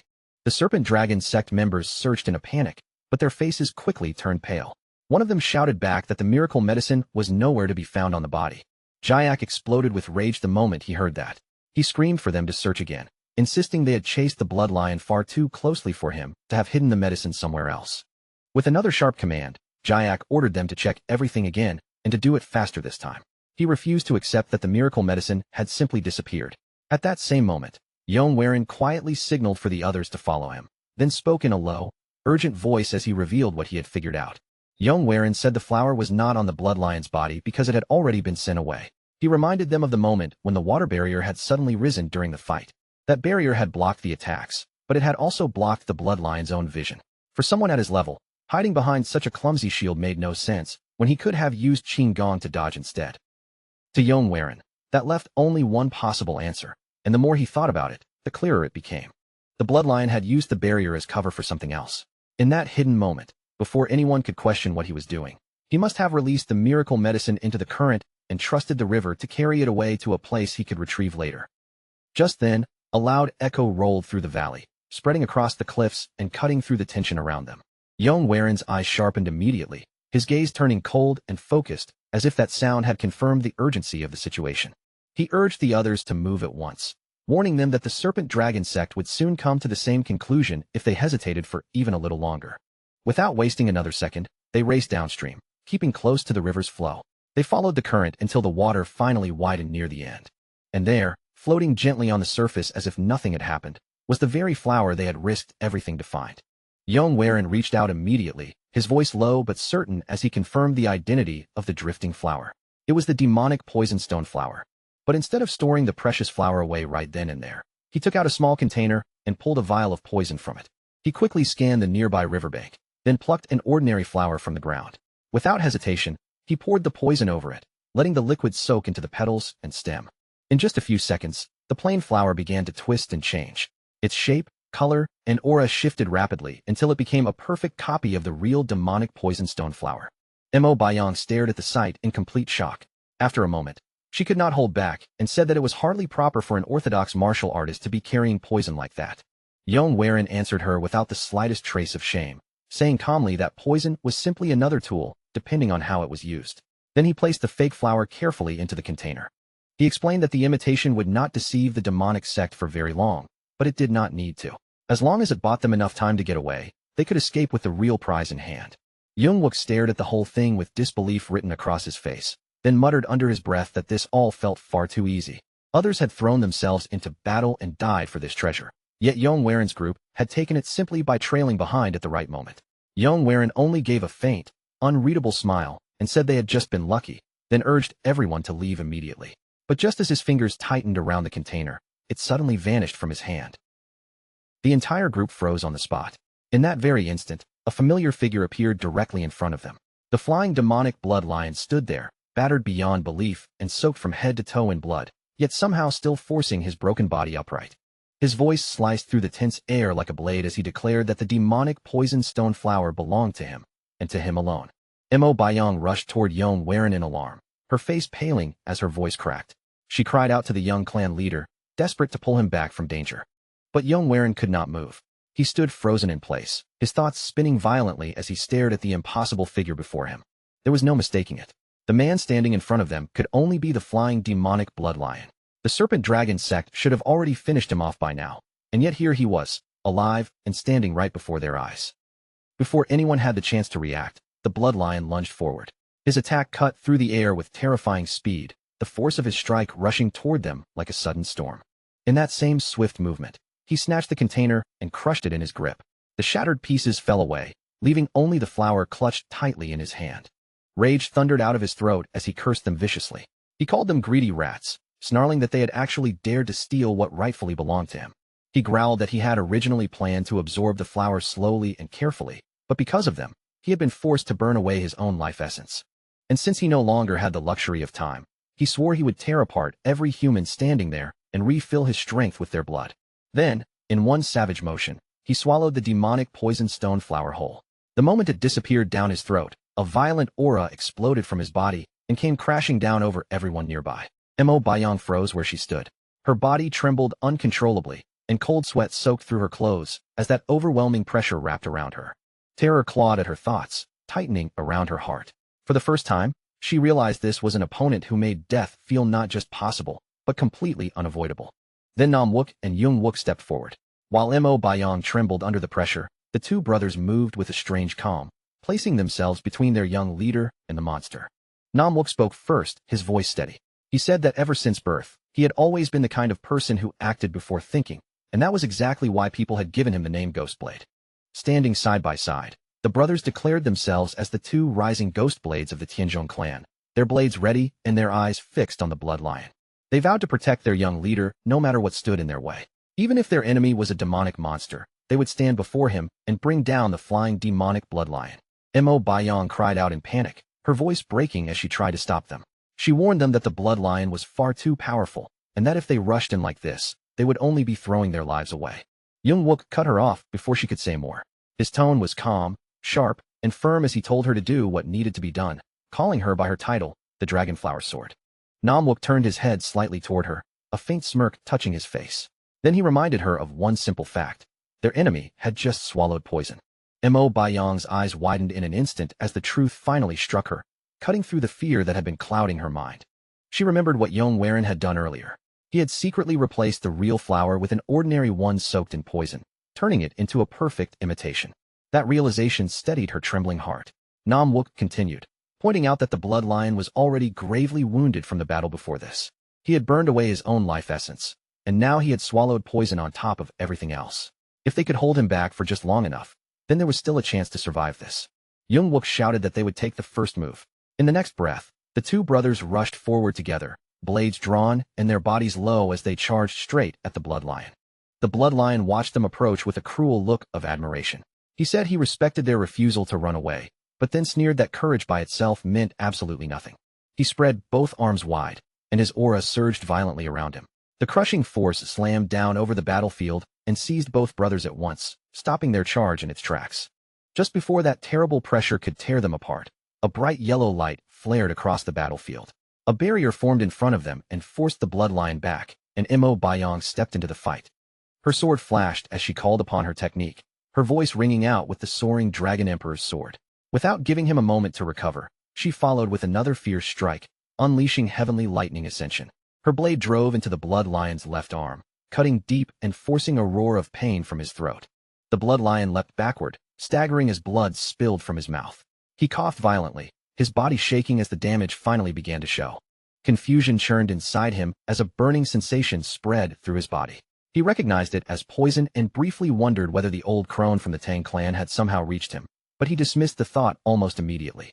If it had been Tang clan poison, his organs would have already begun melting by now. This poison felt different, and that only made his fury burn even hotter. His eyes narrowed with murderous rage as he glared at Mo Baiyong and the two ghost blades standing before him. He clenched his teeth and roared at them, demanding how they dared deceive him. Then he swore he would grind their bones into dust with his own hands. But before he could finish, another violent cough ripped through his body, cutting off his words and forcing more blood into his mouth. At a distance, Mo Baiyong steadied her breathing. Her grip tightened around her sword as she forced herself to calm down and watch him carefully. The ghost blades had been right. The blood lion's strength was no longer endless. He was already standing at the edge of his limit. If they could endure for just a little longer, if they could keep him from overwhelming them right away, victory was finally within reach. Then the blood lion suddenly burst into loud, bitter laughter, the sound echoing across the blood-stained riverbank. For a brief moment, that laughter still carried a trace of hollow strength. But almost immediately, it collapsed into a broken rasp, revealing just how ruined his body had become. He muttered to himself, as if the thought had only just reached him, wondering whether this place would truly become his grave. Gripping his own head, he snarled that it was impossible. He could not accept falling here, not to the Tang clan, not to the weak serpent dragon sect, and definitely not to a handful of nameless nobodies. Then his gaze lifted again, burning with hatred. He hissed that the person he had sent flying earlier must have been the one carrying the real demonic poisonstone flower. If that was true, then he would rip open that person's stomach and drink down the contents himself, claiming the flower's power no matter what it took. Violent energy shook through his entire body as he stepped forward. At first, his movement was slow and heavy, but in the next instant, he suddenly launched himself forward. Nam Wook was his target. The blood lion locked onto him and struck without the slightest hesitation. Mo Baiyong tried to intercept him, her sword flashing out to block his path. But the blood lion twisted through his shifting step, slipping past her attack with frightening speed. In the blink of an eye, he vanished from where he had been and reappeared directly in front of Yong Wook. There was no time for Yong Wook to even raise his guard. The blood lion's movement was too sudden, too fast, and the danger was already right in front of him. A brutal fist slammed straight into Yong Wook's face. The impact snapped his head back and sent his entire body flying away like he had been struck by a charging beast. With Yong Wook knocked down and thrown aside, the blood lion immediately shifted his attention. His bloodshot eyes locked onto Mo Baiyong, and without slowing down, he charged straight toward her. Fear gripped Mo Baiyong so tightly that her body refused to move. She stood frozen in place, fully aware that with the blood lion closing in, there was no way for her to escape in time. Just as his hand reached toward her, a blade suddenly flashed across the air. Yong appeared at that critical instant, as if he had stepped out of nowhere between Mo Baiyong and certain death. His strike moved faster than the eye could follow.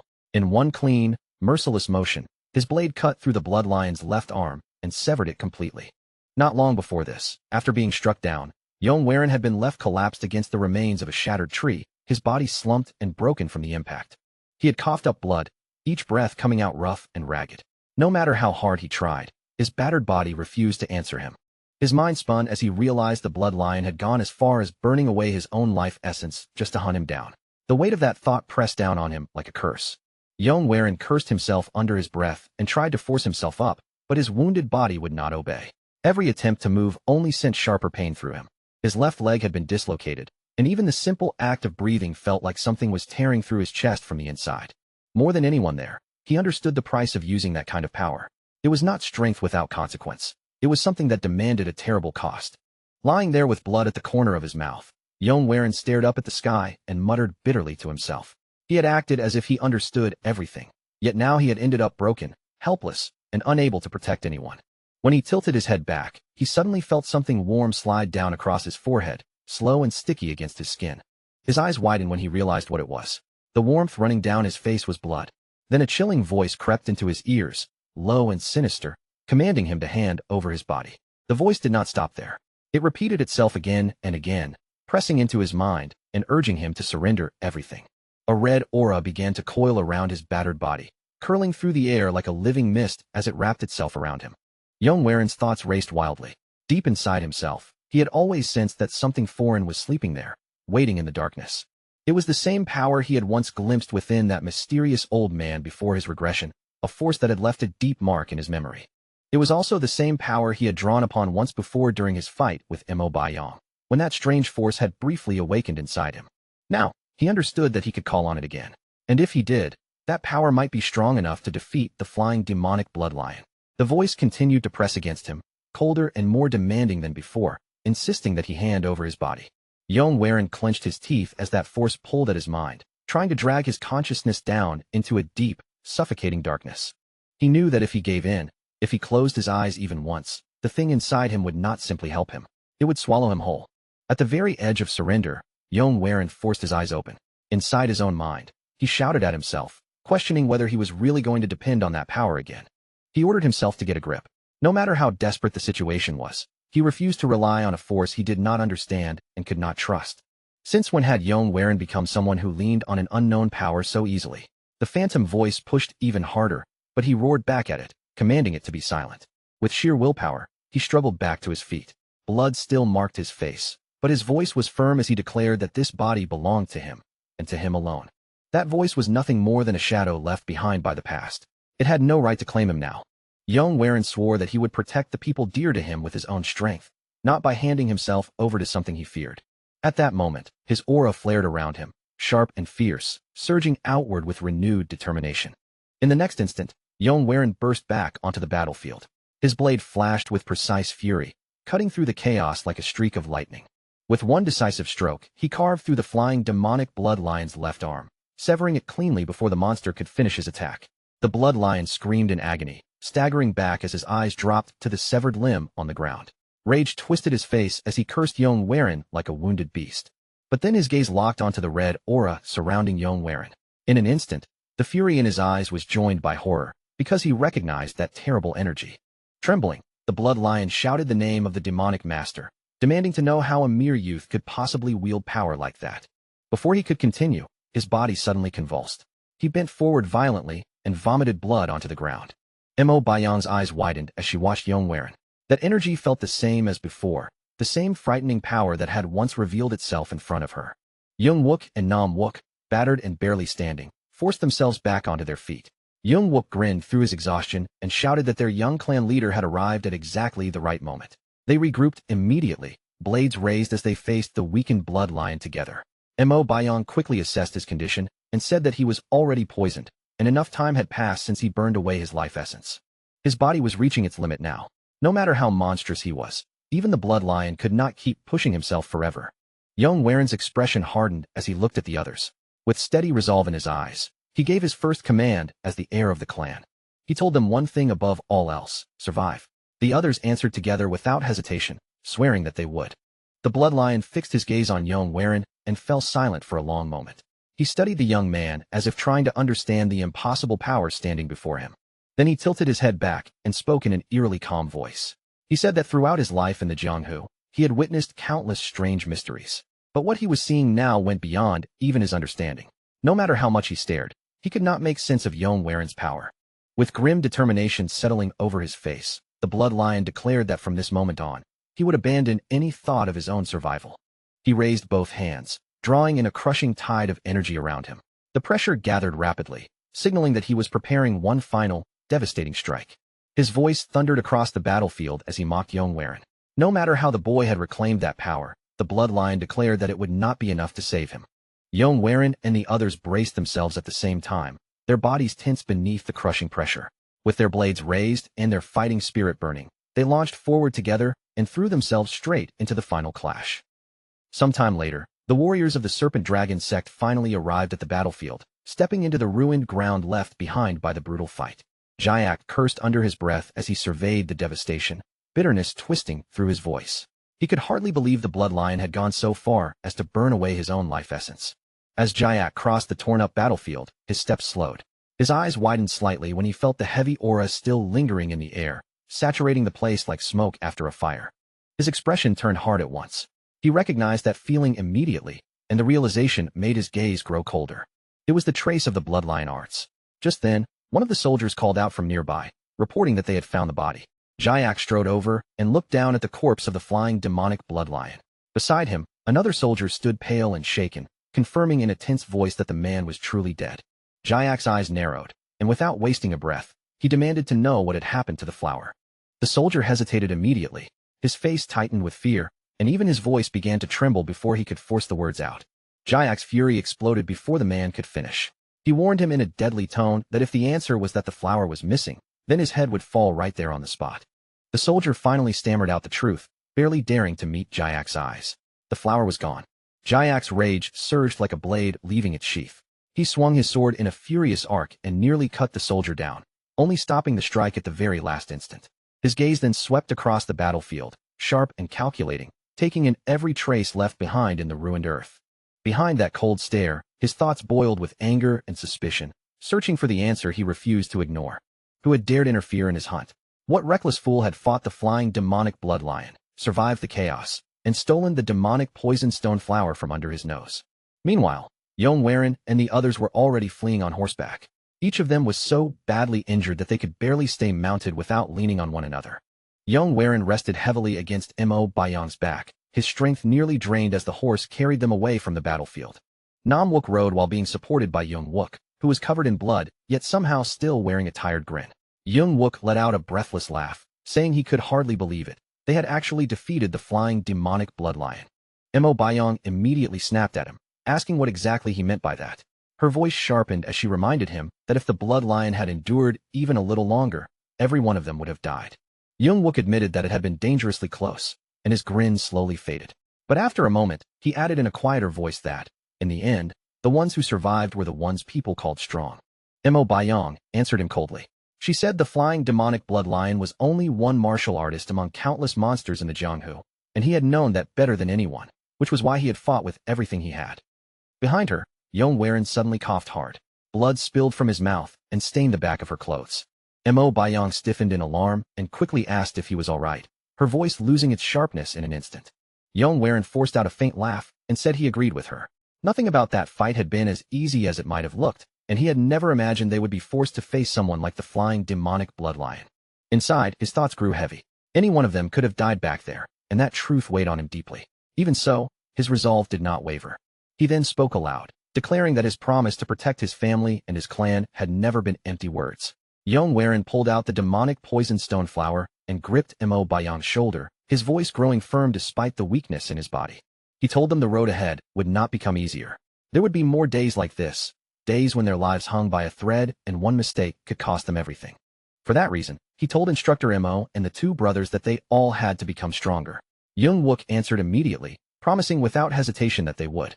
Mo Bayong, however, shifted the mood with a colder tone. She said there was something else the young clan leader needed to explain, and Yong blinked in surprise, asking what she meant. Mo Bayong glanced back while guiding her horse, her eyes narrowing as she questioned him directly about that ominous chi he had released earlier. Young Wook backed up her suspicion, saying the energy they had felt back then did not resemble the true power of the Tianzhong clan. That aura had been darker and far more sinister, closer to the chilling presence of the flying demonic blood lion than anything from their own clan. This time, Mo Bayong turned more fully toward him, her voice sharp and uneasy as she demanded to know whether he had learned demonic arts. Yong Werin froze for a moment, his mind racing. To answer honestly, he would have to reveal the truth about his regression. And if he revealed that now, the future could twist in ways even he would no longer be able to control. Now was not the time. After a brief silence, Yong Werin answered that he had not learned demonic arts, but promised he would explain everything when the right moment came. Mo Bayang's anger flared at once. She reminded him that they had just risked their lives together, then demanded to know what he could still be hiding from them after all of that. Before Yong Werin could properly respond, he vomited blood again. His body weakened suddenly, and his strength began to falter. Mo Bayang cried out in alarm, immediately asking if he was all right as she tried to steady him. In a strained voice, Yong Werin admitted that all of them had risked their lives today. Then he promised that when the right moment arrived, they would be the first ones to hear the truth from him. Mo Bayang fell silent, still unsettled, but unable to keep pressing him in that condition.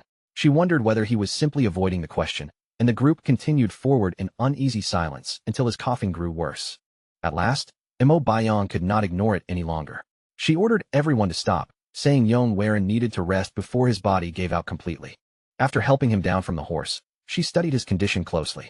His complexion looked terrible, so she suggested that they seek out a physician from the Zhao clan. Yong Werin shook his head and refused right away.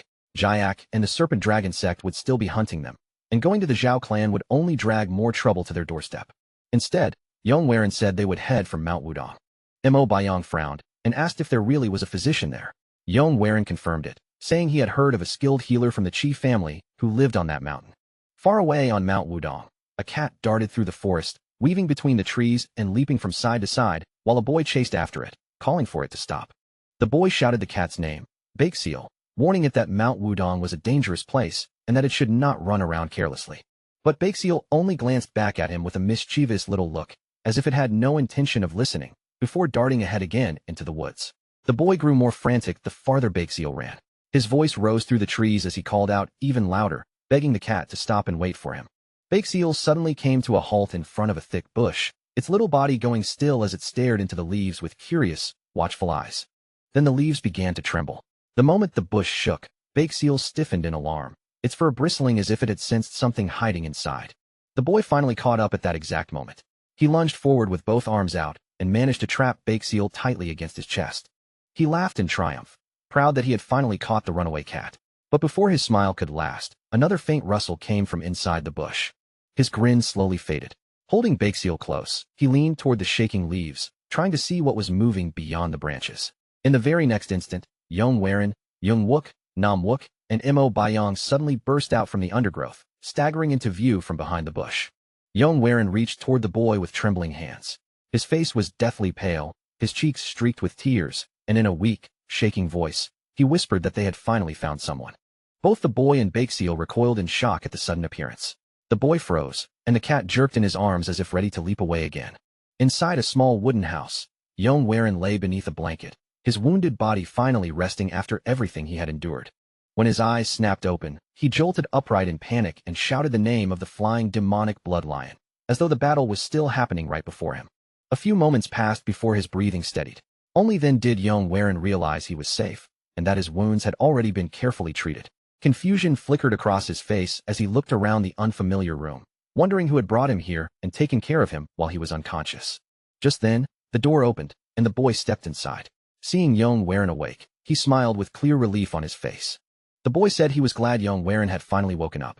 He then explained that after finding him injured, he had carried him back to this place. He added that this small home was where he lived with his grandfather. Then, with a gentle tone, he told Yong Werin to keep resting while he went to prepare more medicine. Yong Werin studied the boy closely, as if confirming something from memory, then asked whether his grandfather's name was Hey Ko. The boy nodded without hesitation. After that, Yong Werin asked another question, this time asking if the boy himself was Hey Ko Ryong. The boy froze in surprise, his eyes widening as he looked back at Yong Werin. He asked how Yong Werin could possibly know his name. Yong Werin clenched his fist beneath the blanket, his heart pounding hard in his chest. This was the real reason he had come all the way to Mount Wudong. The Zhao clan had only been an excuse to get here. Yong Werin remembered the future he had already lived, and he knew this boy was the key to completing the unstable martial arts of the Tianzhong clan. More than that, this boy was destined to become the strongest man beneath the heavens. The child standing before him was Hey Ko Ryong, the man who would one day be known as the One Supreme. In his previous life, Yong Werin remembered a massive struggle over a martial arts tome. That conflict had dragged on for years, pulling in the unorthodox and demonic clans along with the 5 great clans. The scale of that struggle had been unlike anything the Jianghu had ever seen, and the reason everyone fought so fiercely over it was simple. That tome revealed an entirely new principle of martial arts. It taught that good and evil existed together inside every person, and when those two forces became one, a power far beyond ordinary strength could awaken. It was said to be the legacy of sage Zhang Sanfeng, the founder of the Wudong sect, who had ascended beyond the mortal world and left his wisdom behind. The tome was called the Yin-Yang Depth Heaven Tome. In Yong Waren's previous life, this very child had obtained it after his family discovered it by chance while gathering medicinal herbs, and with that power, Hey Ko Ryong had risen to become the strongest martial artist beneath the heavens. Because the tome embraced both good and evil, Yong Waren believed that if he could obtain it, he could finally complete the long-held dream of the Tianzhong clan. Even so, he could not help feeling slightly strange about it. For someone destined to reach such unbelievable greatness, Yong Waren had expected their first meeting to be far more dramatic. While Yong Waren was lost in those thoughts, Hey Ko Ryong quietly continued brewing medicine nearby, focused on the task in front of him. At that moment, a fly landed right on the boy's face, resting there as if it had chosen the worst possible place. Without losing focus for even a breath, Hey Ko Ryong moved his hand in one smooth motion and caught the fly instantly. Yong Waren's eyes widened at once. That tiny movement had been far too clean and precise for an ordinary child. He recognized the motion immediately and asked, with surprise in his voice, whether Hey Ko Ryong had already started learning martial arts. Hey Ko Ryong smiled naturally and answered that his grandfather had been the one teaching him. Yong Waren stared in disbelief, asking how something like that could be possible. At that very moment, an elderly man passed by the doorway and calmly remarked that Yong Waren had finally awakened. Yong Waren recognized the elder at a glance. The old man standing there was none other than Hey Dukong. Later, Yong Waren stepped outside together with the elder. His companions were already waiting there, gathered near the wooden house. Young Wook lifted his broken hand and waved at him with a grin, calling out cheerfully to the young clan heir despite the pain he was clearly still in. Yong Waren, Mo Baiyong, Young Wook, and Nam Wook all bowed respectfully. With proper courtesy, Yong Waren introduced himself as Yong Waren of the Hunan Tianzhong clan and thanked Hey Dukong for treating their injuries. Hey Dukong simply shook his head, saying there was no need for thanks. To him, treating the wounded was nothing more than his duty. But the moment he heard the name of the Tianzhong clan, something in his expression changed. His quiet interest had clearly been stirred. He repeated the clan name under his breath while studying Yong Waren with calm curiosity. Then he asked what could have brought the young heir of the Tianzhong clan all the way to a remote place like this, and an uneasy silence settled heavily over the group. After a long pause, Yong Waren forced a bright smile onto his face and finally answered, claiming that he had come here in search of wild ginseng. Hey Dukong's gaze sharpened slightly. He admitted that he did possess medicinal herbs, but wild ginseng was no ordinary plant that could be handed over so easily. Narrowing his eyes, Hey Dukong pressed him further, asking why Yong Waren needed such a rare and precious medicine in the first place. For a brief moment, Yong Waren looked away as if struggling to answer. Then, almost unnoticed, a faint grin touched the corner of his lips. Suddenly, he pressed a hand to his chest and burst into tears. His voice trembled with emotion as he spoke of his mother, saying she was gravely ill and standing at the edge of death. He said his parents had always sheltered and protected him when he was weak, and because of their care, he had finally grown strong enough to leave the clan and see the wider world. Then the words poured out as he claimed he had received news that his mother had been struck by a deadly sickness, and that only ginseng could save her life. Driven by desperation, he said he had climbed Mount Wudong, stumbling and falling again and again along the way. Mum stared at him with clear confusion on her face, unable to hide the doubt rising in her eyes. No matter how she turned it over in her mind, everything he had just said felt strange and impossible to believe. She remembered it all too clearly. When they had parted ways, his mother had looked perfectly healthy, with no sign of illness at all. So why would Yong Waren suddenly create such a lie? And worse, if Hey Dukong discovered the truth, what kind of trouble would fall on them then? But then, to Mum's complete disbelief, the elder's eyes began to glisten as he listened. The lie had not only reached him, it had settled deep in his heart. Moved almost to tears, Hey Dukong looked at Yong Waren with genuine emotion and declared that he was truly a devoted son, the kind of child who cared deeply for his parents. The moment those words left his mouth, Hey Dukong turned and hurried back into the clinic. He began gathering his tools in a rush, calling out that they would go search for wild ginseng immediately. Watching the elder move so urgently, Yong Waren's lips curved into the faintest smirk, as if everything had gone exactly the way he wanted. Meanwhile, everyone else remained rooted in place, stunned speechless by how quickly the situation had turned. Several hours later, After they had searched through the mountain paths again and again without finding anything, Yong was soaked in sweat. Her breathing came out rough and uneven as she struggled to keep up. At first, she had been completely convinced that Yong was simply lying through his teeth.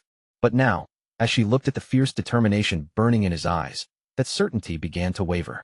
Yong was crawling through rocks, weeds, and tangled brush with desperate focus, searching as if someone's life truly depended on it.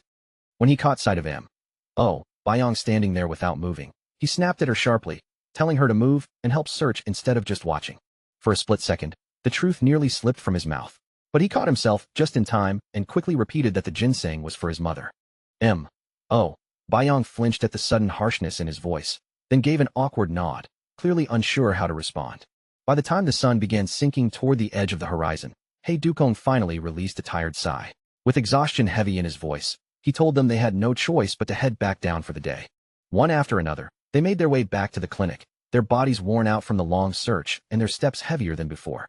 Yong wiped the sweat dripping from his chin and quietly admitted to himself that he had already known this would not be easy. Still, as he muttered that it was a shame, he understood one thing clearly. Even with knowledge of the future, success was never guaranteed. Hey looked at him with sympathy in his eyes and promised that if he ever found ginseng, he would make sure it was sent to Yong clan. Then he asked whether it should be delivered directly to the Tianzhong residence. Yong lowered his head slightly in a polite bow and answered with quiet gratitude, saying he would truly appreciate it. After staring toward the mountain for a brief moment, Yong turned back to the elder. With a respectful tone, he apologized first, then asked if he could remain there for a few more days and continue searching on his own. The next morning, Yong sat cross-legged inside his room, his posture steady and composed. Around him, a faint red aura slowly swirled as he sank into meditation. His mind carefully traced the places Hey often visited. If he searched along those paths, he believed he would eventually uncover traces connected to the tome. Without this single clue to guide him, he might have spent years wandering blindly without ever knowing where to begin. Once his meditation ended, Yong opened his eyes, rose to his feet, and stepped outside. There, seated quietly near the doorway, was Hey Yong bowed to him with proper respect and greeted the elder in a calm, measured voice. The two of them exchanged a few quiet words. Hey then asked if Yong intended to hike with him again, but Yong answered that he planned to search alone today. The elder gave a small nod, accepting his decision and granting him permission without further objection. The morning air around the clinic was cool and clean, and a crisp breeze passed gently between them. Yong glanced around the area, noticing someone was missing, and asked where Hey Ko Ryong had gone. Hey had only just begun to answer when Hey Ko Ryong suddenly came running toward them.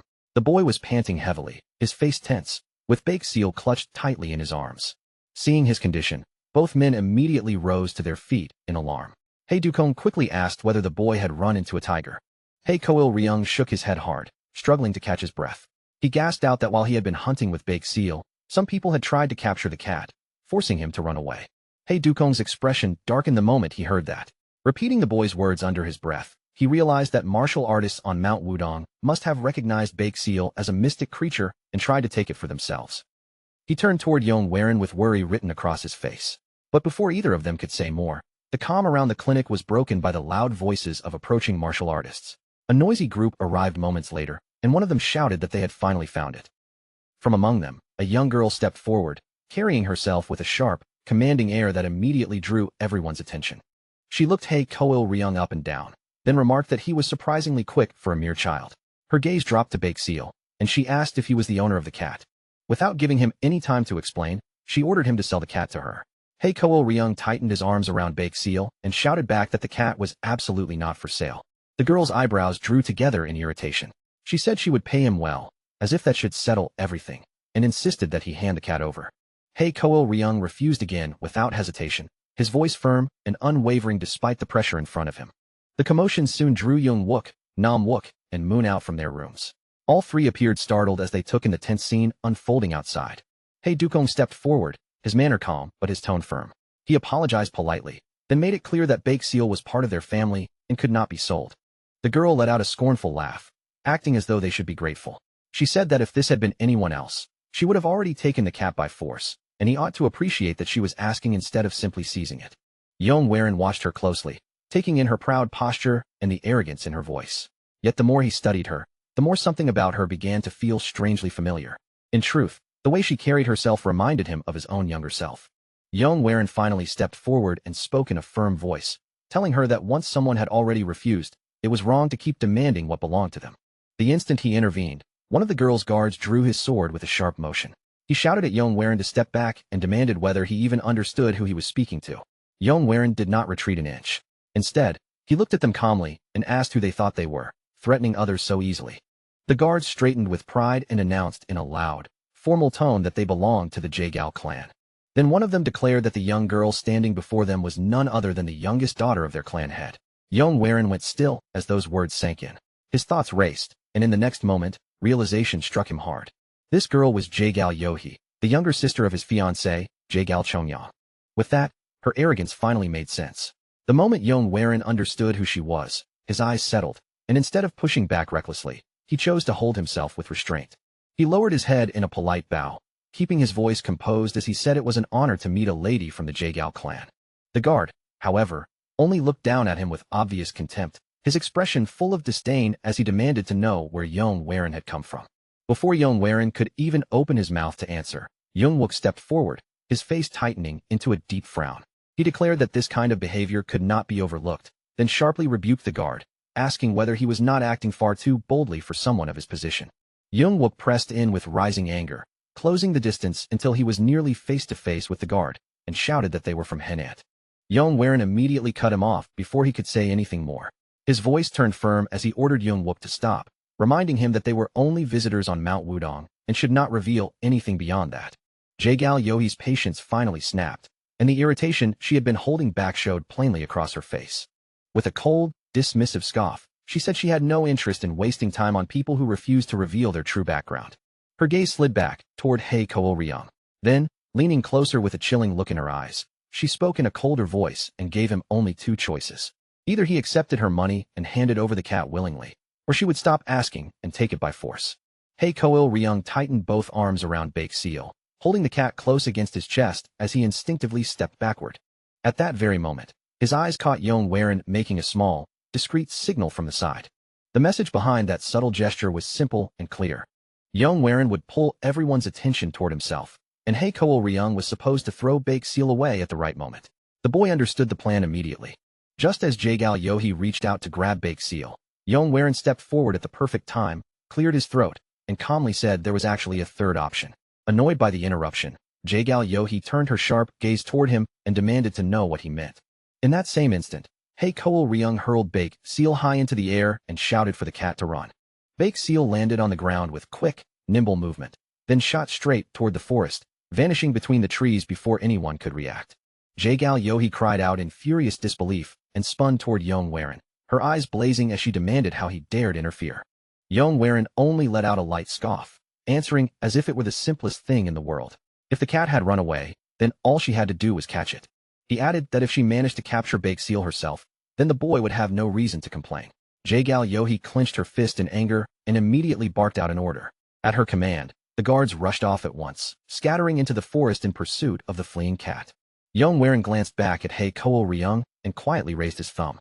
The boy's tense face finally broke into a grin, and he returned the gesture with visible relief. Later that day, the guards came back in miserable condition, their clothes torn, their hair and faces disheveled, and all the confidence from earlier completely drained away. One of them lowered his head and admitted, with clear shame in his voice, that they had failed. Jaegao Yohee exploded in rage, shouting that warriors of the Jaegao clan could not even catch one cat.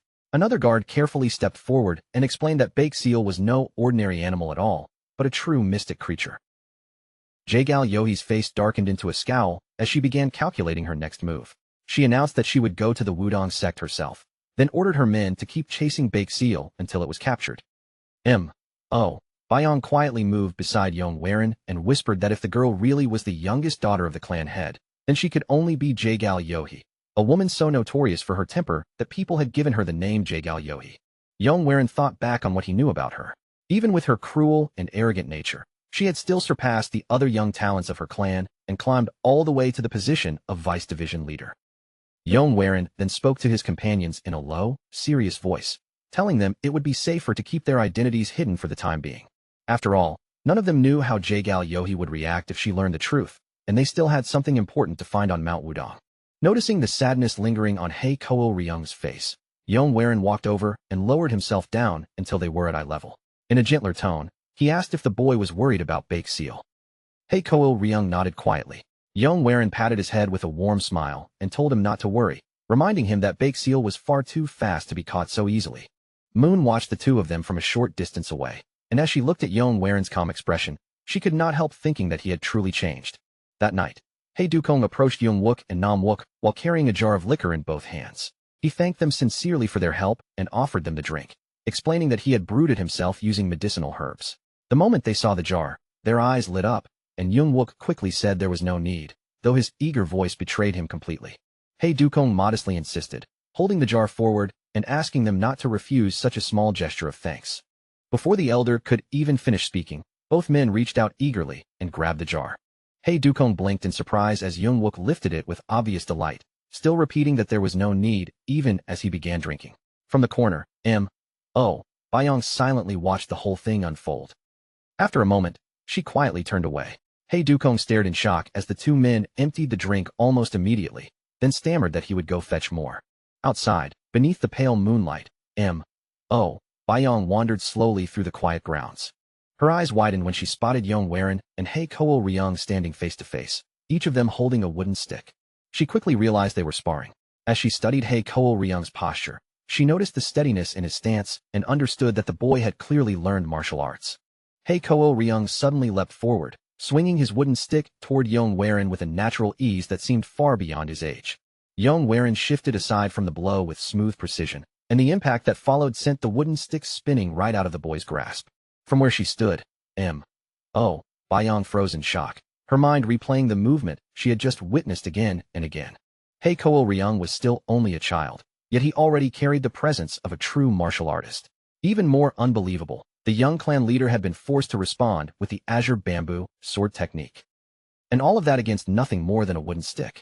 It was absurd beyond words. People often spoke of geniuses who grew at impossible speeds, but this child's progress was on a level completely outside anything she had ever known. The next morning, Yong stepped outside, stretching into the fresh air with a lazy yawn still lingering on his face. Jaegal Yohee was already standing there waiting for him, her arms folded tightly across her chest, and her sharp gaze fixed on him as if she had been holding back her anger all morning. Yong on the other hand, looked completely relaxed. He gave her an easy smile, greeted her politely, and wished her a pleasant morning as if nothing tense had happened between them. Jaegal Yohee ground her teeth, clearly in no mood for his calm attitude, and snapped that there was nothing good about this morning. Anger burned in her eyes as she clenched her fist and told him to wait, because she would capture that cat with her own hands. Yong only smiled back at her, his expression calm and almost teasing, before asking why she was not already continuing the search if she was so determined. Jaegal Yohee folded her arms again and answered stiffly that she had other duties to handle first. Even so, she made it clear that she would return later and catch the cat herself no matter what. With that, she turned away sharply and began walking off. Yong lifted one hand with a cheerful little wave and casually told her to take care. Jaegal Yohee suddenly stopped in her tracks. She glanced back over her shoulder, her eyes narrowing, and demanded to know which sect he belonged to. Yong answered with a humble tone, saying he came from a small sect in Hunan, one so insignificant that someone like her probably would not recognize it. Jaegal Yohee let out a scoff, turned her face away in obvious disbelief, and walked off without giving him another word. As Yong watched her figure retreat into the distance, he could tell just from her stiff back and angry steps that she was truly frustrated. He sincerely hoped he would not have to meet her again once he went to the Jaegal clan. But while he was thinking that, Jaegal Yohee herself was already boiling with anger.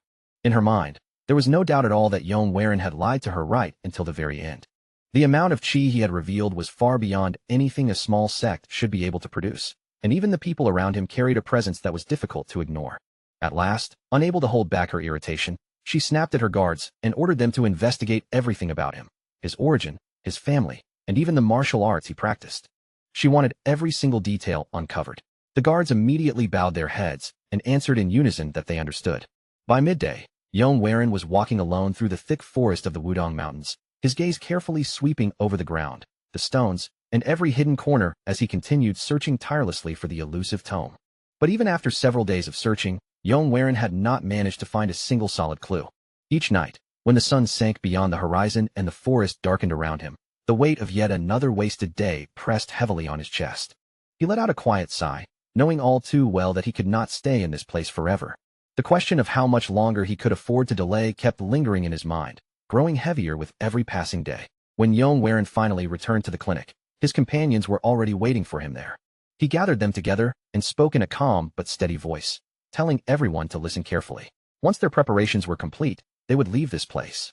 Young Wook and Nam Wook both looked eager at once, their expressions brightening as if they had been waiting for this moment for days. Young Wook muttered that he had been itching to move again, while Moon quietly accepted the decision and began preparing herself to pack their belongings. They had only just started making arrangements when Hey Ko Ryong suddenly came running out from the forest. The boy's face had gone pale, and his breathing came in uneven, frightened bursts as he cried out desperately for help. He rushed straight toward Yong, trembling so badly that something was clearly wrong. Alarmed, Yong immediately asked him what had happened. Tears welled in Hey Ko Ryong's eyes as he held out a small clump of fur, the white strands stained dark with blood. Between broken sobs, Hey Ko Ryong said that Bake Seal must have been hurt. The cat should have returned by now, but it still had not come back, and he was terrified that something terrible had happened to it. Yong took the blood-stained fur from him, his jaw tightening as he stared at it. Deep down, he knew Jagal Yohe's men must have chased Bake Seal relentlessly, and now it seemed the poor creature had been wounded. Turning back toward Hey Ko Ryong, Yong asked whether the boy knew where Bake Seal's territory was. Hey Ko Ryong hesitated for a moment, repeating the word uncertainly, as if he was not quite sure what Yong meant. So Yong explained more clearly, saying he meant the place where Hey Ko Ryong had first met the cat. Hey Ko Ryong quickly nodded, his eyes still wet with tears, and said that he knew exactly where it was. Without wasting another second, Yong told him they would go there right away. Hey Ko Ryong stared up at him in disbelief and asked if he truly meant it. Yong gave him a gentle smile and said that since Bake Seal was like family to him, of course they would help find it. Then Yong lifted Hey Ko Ryong onto his back and carried him swiftly into the forest, moving through the trees without hesitation. As they drew closer to the place, Hey Ko Ryong suddenly raised his voice and cried out that it was just ahead. They soon stopped before a massive formation of rocks standing at the foot of the mountain, its rough stone walls rising heavily in front of them. Yong studied the jagged cliffs and hidden paths around them, then remarked that this place was not only far away, but also extremely well concealed. Hey Ko Ryong nodded quickly, confirming that this was indeed the place he remembered. Standing together in front of the rugged mountain rocks, they began calling loudly for Bake Seal. Their voices rang out again and again, echoing between the stone walls as they called the cat's name. After some time passed, Hey Ko Ryong suddenly called out to Yong, his voice tight with alarm. He pointed toward a patch of white fur lying on the ground, darkened and stiff from dried blood. Panic surged through him as he said it belonged to Bake Seal. Yong knelt down and studied the traces carefully, his gaze sharpening as he followed the faint marks left across the stone. They were close now. He began calling for the white cat again, this time keeping his voice gentle as he reassured Hey Ko Ryong that the signs proved Bake Seal had been here, and if they kept following them, they would find it. Then, just as he was scanning the area, something else suddenly caught his eye. A large, suspicious-looking boulder stood in front of them, partly hidden among the surrounding rocks as if it did not quite belong there. Yong stared at the boulder for a moment, then turned to Hey Ko Ryong and said with certainty that this had to be the place. Yong stepped closer to the enormous stone and placed both palms firmly against its rough surface, bracing his body as he tested its weight. A faint breeze brushed against his skin from behind the boulder, so subtle that most people might have missed it. Yong turned to Hey Ko Ryong and told him there was an opening on the other side, then asked the boy to step back for safety. Yong gathered strength through his arms and pushed with all the force he could muster, but the massive rock remained completely still, refusing to shift even the slightest bit. His jaw tightened as he stared at the unmoving stone, forced to admit that it simply would not budge. Inside, frustration flared through him as he cursed his own limits. He realized he did not have enough chi to move something this heavy, and for a brief moment, he even wondered if he should call Instructor M.O. or the Ghost Blades to help. Just then, Hey Ko Ryong noticed something near the base of the rock. He crouched down, peered closely, and said there was already a small hole there. Trying to preserve a little dignity, Yong let out a light laugh and claimed that his effort must have opened the gap. But Hey Ko Ryong immediately shook his head and insisted that the hole had already been there from the start. Yong went silent at that, his confident excuse dying before he could say another word. Hey Ko Ryong then looked toward the narrow gap and added that Bake Seal must have slipped through that opening. Without hesitating, Yong lowered himself to the ground and began crawling into the tight passage. He told Hey Ko Ryong to wait outside because it was dangerous, saying he would go in alone and check first. Hey Ko Ryong nodded reluctantly, though worry still showed on his face.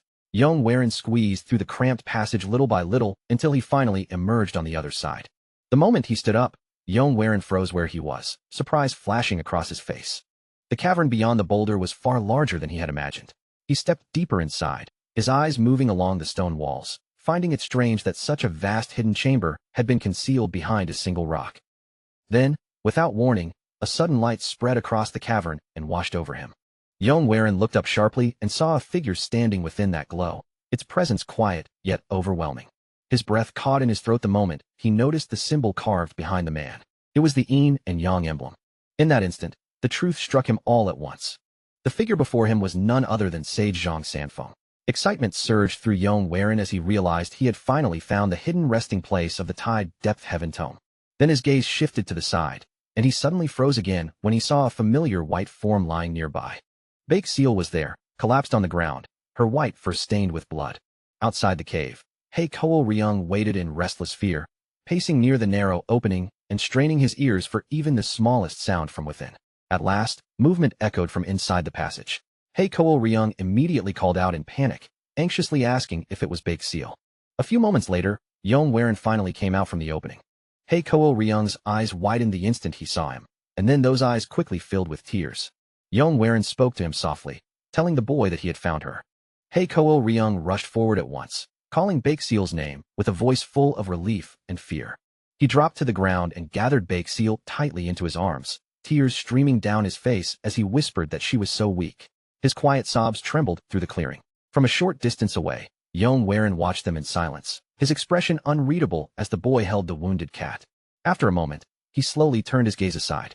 In Yong hand was the very tome he had been searching for all this time. Earlier, inside the cavern, Yong had approached Bake Seal carefully, making sure not to startle or hurt her. He crouched down beside her and gently scolded her, asking if she had any idea how worried Hey Ko Ryong had been because of her. A wave of relief passed through him when he examined the injury and realized the wound was not deep. It looked painful, but it could still be treated. As he checked her condition, a thought crossed his mind. Perhaps Bake Seal was one of the mythical creatures once raised by Sage Zhang Sanfeng himself. He lifted the wounded cat with great care and murmured that they needed to return quickly. Bake Seal needed treatment, and he still had unfinished business of his own. At that very moment, the mysterious figure nearby began to break apart, its form crumbling slowly into dust. Startled, Yong rushed forward, but by the time he reached the spot, the sage was gone, leaving only a tome behind where he had stood. Yong breath caught as he recognized what it was. It was the Tide Depth Heaven Tome. That was how he finally found it. Back outside, Yong quietly reflected on everything that had just happened. If he had not gone searching for Bake Seal, he never would have discovered the tome at all. The version of him from his previous life would never have chosen to help that child in the first place. He lifted his eyes toward the sky and silently admitted to himself that he really had changed. Even so, he understood better than anyone that he still had a long way to go. Deep in his heart, Yong vowed that the Tianzhong clan would rise to become the greatest clan in Hunan and escape the tragic fate that had once awaited it. He swore that his family would live in happiness this time, and no matter what it took, he would be the one to make that future real. Later, back at the clinic, Bake Seal lay quietly beneath fresh bandages. Elder Hey Dukong examined her one final time and declared that he had done everything he could. The injury was not as serious as it had first appeared, and Hey Dukong was confident that the cat would recover quickly. Hey Ko Ryong gently stroked Bake Seal's fur while whispering her name, his eyes still red from crying. Yong then stepped outside the clinic and found the rest of the group already waiting for him. Oh. Bayang's expression was hard, her patience clearly worn thin, as she demanded whether he had any idea how long they had been standing there waiting. Oh. Bayang scolded him with a hard look, saying that even if he had a reason, he should have at least told them before rushing off alone. Yong cleared his throat, looking slightly awkward, and apologized, admitting that he had acted too hastily after hearing Bake Seal had been injured. Then he turned his gaze away and added that they had managed to find Bake Seal. More importantly, he had also obtained the very thing he had been searching for all along. Now it was time for them to leave. Moon replied that their preparations were already complete, but curiosity quickly rose in her eyes as she asked what he meant. Had he finally found the ginseng they had been looking for? Yong shook his head, and a faint smirk tugged at the corner of his mouth as he said that what he discovered was something far better than ginseng. Moon frowned in confusion, unable to understand his meaning, and asked what could possibly be more valuable than ginseng. Yong looked back at her with a calm expression and answered in a steady voice that what he had found was a future. After saying that, He walked ahead without explaining further, leaving the others standing behind him in complete confusion. Before they departed, Yong returned once more to Elder Hey Ko and Hey Ko Ryong. He gave the elder a respectful bow and sincerely thanked him for everything he had done. Hey Ko Ryong looked up at him with a sorrowful expression, his small face filled with reluctance, and asked if Yong was really leaving. Yong reached into his pocket and took out a jade plaque, then carefully placed it into the boy's hands. He explained that if Hey Ko Ryong ever found himself in danger or needed help, he should bring that plaque to the Tianzhong clan in Hunan. Yong told him that one day, he would need it, so he must never lose it. Hey Ko Ryong accepted it with both hands and promised eagerly that he would keep it safe. Yong then turned to leave, telling them in a calm voice that they would meet again someday. But just as he was about to walk away, Hey Ko suddenly called out to stop him. The elder's eyes had grown cold and serious as he demanded to know why Yong was being so kind to them, reminding him that they were nothing more than simple country folk who gathered herbs and treated the sick. With bitterness lingering in his voice, Hey Ko pressed him further, asking why someone like Yong would go so far to help people he barely even knew. The question caught Yong off guard, and for a brief moment, he stood there without a proper answer. Deep down, he knew that everything had begun because of the scripture hidden within the secret technique. But when he thought back on the time he had spent with them at the clinic, the answer that came out of his mouth was different. He said quietly that it was because Hey Ko Ryong reminded him of himself. Those words struck Hey Ko deeply, leaving the elder shaken and silent where he stood. Hey Ko Ryong threw both hands into the air and shouted for Yong to come back again. Yong raised his own hand in response, a faint smile resting on his face as he walked away. As they prepared to leave, Bayong watched him closely and asked if he had truly given the boy the jade plaque of the Tianzhong clan. She reminded him that something that valuable was not meant to be handed out so casually. Yong answered without the slightest hesitation, saying that he had learned a great deal from Hey Ko Ryong, and that the boy was worth far more than a single plaque. For a brief moment, his thoughts drifted away, pulling him back into an old memory. He remembered the day he first met Manhwa, when he had been sitting alone in the afternoon, drinking quietly, until a young woman full of bright energy approached him. She bowed to him politely and introduced herself as Manhwa, cheerfully announcing that she would be serving him from that day forward. Her warm and lively greeting had startled him at first, but before long, he had found himself smiling and returning the greeting. The present returned in an instant as they mounted their horses and began riding away from the clinic. Bayong noticed that Yong seemed lighter than usual and asked what had put that smile on his face. Yong gave a soft laugh and wondered aloud if he really looked that way. Yong then asked if their next destination was the Jagao clan. Yong shook his head and said they would return home instead. Bayong cried out in surprise, insisting that they were already practically at the Jagao clan's doorstep and asking why they would turn back now. Yong explained that it was still too early to visit them, and far too early for him to face his fiancée. Yong argued that showing the Jagao clan he was healthy might be a wise move, but Yong did not waver. He repeated firmly that they were going home. Suddenly, everyone stiffened at almost the same time. A sharp metallic scent swept through the air, and their expressions hardened as they quietly recognized it as the smell of blood. Bayong pointed sharply into the distance, her eyes narrowing as she said the stench was coming from that direction. They urged their horses forward and soon arrived at a scene that froze them in place. Bodies were scattered across the ground, lying motionless in the blood-soaked earth. Yong face darkened as he cursed the martial artist responsible, anger burning in his chest as he wondered how anyone could take lives so easily, as if those people meant nothing at all. Yong looked toward him uneasily and asked what they should do. Yong narrowed his eyes, and his voice turned cold as he said there was no need to interfere in someone else's battle. He urged them to keep moving. He pressed his horse forward without another word, while the others hesitated behind him, unable to move quite as easily past the bodies. Bayong called out to him as young master, and Yong pulled his horse to a stop. His voice lowered as he admitted that, in truth, he could not simply ignore what they had seen.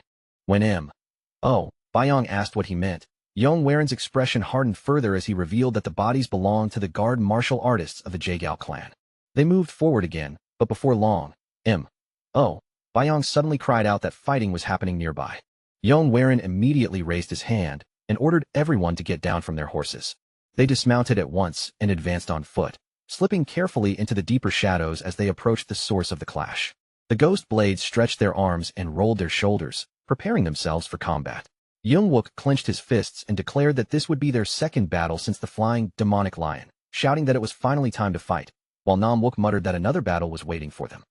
Yong lifted his sword to stop them, his gaze fixed ahead as he told them not to charge in blindly and to observe the situation first. Yong hesitated for a moment, then reluctantly swallowed his impatience and nodded. From the cover of the shadows, they watched the battle unfold. Yong's eyes sharpened when he recognized several familiar figures among the fighters. He realized that one of them was Jaegal Yohee, and standing beside her was Jaegal Book, the first son of the Jaegal patriarch, which surprised Yong even more, since neither of them had appeared at Wudong Mountain. Far off in the distance, a masked man silently lifted one hand, his posture calm and cold as if he had already decided their fate. The next instant, a violent wave of energy burst from him and tore through the air, rushing straight toward them like a crushing storm. An elderly man suddenly stepped in front of them, throwing his own body into the path of the attack. The force slammed into him head-on, and blood poured from his mouth, staining the front of his robes in dark red. Jaegal Yohee screamed for her uncle, her face draining of color as panic seized her chest so tightly that she could barely draw breath. Watching the chaos unfold, Yong turned slightly toward Mo Bayong and lowered his voice, asking whether she knew anything about the men in white. Mo Bayong stared at them for a moment, then shook her head, admitting she had never seen them before. Yong's mind began moving at once. If even their identities were being kept hidden, then these people were not acting openly yet. They were still moving from the darkness, keeping their true purpose buried. His gaze swept over their white robes, then stopped on the horned green snake masks covering their faces. In that moment, a buried memory clicked sharply into place. There was no doubt in his mind anymore. These men were members of the Green Blood Viper Squad. He remembered what the future records would eventually say. A man named Hey Ko once obtained a pill of life from the legendary Green Blood Viper, and with that miraculous power, he rose all the way into the divine realm. After gaining that strength, Hey Ko used the creature's name to establish an assassination organization. In time, that order would become infamous, feared for its merciless cruelty and for never failing once it accepted a mission. But Yong still could not understand why an organization like that would be hunting the Zhao clan. He cursed inwardly, frustrated by how little he knew. If he only had a few more pieces of information right now, he might be able to find a way through this. His eyes locked onto the battlefield, and the lines of his face slowly tightened as the danger in front of him became impossible to ignore. For a short moment, he remained completely still, as if forcing himself to think one last time. Then, without another word, he rose to his feet. Yong began walking forward at a slow, steady pace. Each step was controlled, and as he moved, his hand slid toward his sword and drew the blade free. Deep inside, he scolded himself for what he was doing, calling himself a fool. He already had the Taped Heaven Tome, and he had also obtained the demonic Poisonstone Flower. He had promised himself that he would return home, refine his family's martial arts, and change the future waiting ahead of them. That promise should have been enough to make him walk away. And yet, even knowing all of that, his body kept moving toward danger, and he silently asked himself why he still could not turn back. At that moment, one of the masked assassins suddenly lunged straight toward Jaegal Book and Jaegal Yohee. But before the attack could reach them, the assassin's head was sliced clean from his body and sent flying through the air. Yong appeared in front of them almost instantly, his sword already drawn. Fresh blood slid down the edge of the blade and dripped silently to the ground. Jaegal Book and the leader of the Green Blood Viper Squad both froze where they stood, stunned by the sudden arrival. Jaegal Yohee's eyes flew wide open. Staring at his back in disbelief, she cried out, recognizing him and asking if it was really him standing there. Yong turned toward them and spoke his name without hesitation, declaring clearly that he was Yong of the Tianzhong clan. The Viper leader's expression twisted beneath his mask, and he snarled at his men, ordering them to kill Yong at once. One assassin immediately sprang forward, but before he could break through, Mo Bayong, Zhang Wook, and Nam Wook rushed in together and blocked the strike. After the clash rang out, Jaegal Book stared at Yong with his eyes full of disbelief, as though he could not match the person before him with the man he remembered. He asked if it was truly Yong admitting that he had believed Yong was too sick to even move properly. Then, still stunned, he added that it had been far too long since they last met. Yong cut him off immediately, his voice firm and sharp, telling him that this was not the time to waste words. Jaegal Book fell silent, but the shock did not leave his face. In just 1 year, Yong had changed so much that it was almost impossible to believe. The leader of the Green Blood Viper Squad tilted his head slightly, studying Yong with cold curiosity before demanding to know who he really was. Yong answered by raising his sword toward them, his tone calm as he said they were nothing more than travelers who had happened to pass through. The masked leader let out a contemptuous scoff and declared that it made no difference. Whoever they were, every one of them would die in this place. Yong's thoughts raced beneath his calm expression. He knew that if they fought head-on, the result would be disastrous. The enemy did not have overwhelming numbers, but the Jaegao warriors were already exhausted and wounded. Right now, his only real objective was not victory. What mattered most was making sure everyone here survived. He needed an escape route, a plan, any kind of opening he could use before choosing what to do next. At that tense moment, Imo Bayong stepped forward, her expression determined, and announced that she would fight. The squad leader sneered at her, his voice dripping with mockery as he asked whether she only had courage when she was hiding behind someone else. Those words snapped the last thread of Yong Waren's restraint. He pushed Imo Bayong behind him and roared at the masked man, demanding to know when he had ever hidden from anyone. Then he stepped forward himself and declared that he would be the one to fight. The squad leader burst into laughter, looking at them as if they were nothing more than reckless young fools throwing away their lives. Yong Waren charged forward with a furious shout, ignoring Imo Bayong's desperate cries behind him as she begged him to stop. Imo Bayong reached out for him in panic, but Namwook caught her by the shoulder and shook his head, quietly telling her to wait and watch. Namwook said the young master they once knew was no longer the same person. Now, they needed to see with their own eyes who Yong Waren had become. Yong Waren let out a furious roar, swearing that he would cut the enemy down with a single strike. Namwook watched him charge in and muttered under his breath that things would not be that simple. The Green Blood Viper leader licked his lips, his stance lowering slightly as he prepared to receive the attack. When Yong Waren's blade came crashing in, the leader deflected it with effortless ease, turning the strike aside as if it carried no real threat. The leader mocked him again, asking if losing control of his emotions was really all it took to ruin his movements. Yong Waren clenched his teeth and refused to back away. He drove forward, striking again and again with fierce, relentless swings. The leader narrowed his eyes and demanded to know what Yong Waren was planning, but in the very next instant, his footing suddenly slipped. Yong Waren did not let that chance pass. The moment the opening appeared, he seized it and slashed with all the force he had. His blade flashed across the leader's hand in one clean arc, cutting through flesh so sharply that one of the man's fingers was severed on the spot. The Green Blood Viper assassins immediately cried out in alarm, their voices breaking through the battlefield as they shouted for their leader. Even Yong Waren's own allies stood frozen in shock at what had just happened, but Yong Waren only clenched his jaw, his eyes staying fixed on the enemy. He admitted to himself that his strike had not gone as far as he wanted. He had been aiming to take the entire arm, but even with his vision disturbed, the enemy had twisted away at the last possible moment. Even so, a faint smile appeared on Yong Waren's face. It was not perfect, but he had still accomplished what he came here to do. Imo Bayong tried to stop him again, her voice trembling with urgency as she cried out that this was far too dangerous. This time, Jongwook stepped in before she could rush forward and told her to let Yong Waren continue. Imo Bayong hesitated, her face filled with worry, still weakly insisting that she could not just stand there and watch. Yong Waren kept walking forward, his pace slow and controlled, as if the chaos around him had suddenly gone quiet in his mind. Deep in his heart, he repeated the same thought over and over, forcing himself to stay calm, to think clearly, and to find a path where everyone could make it out alive.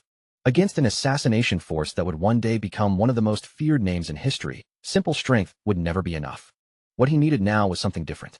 Not a clean victory, not overwhelming power, but one single opening he could turn to his advantage.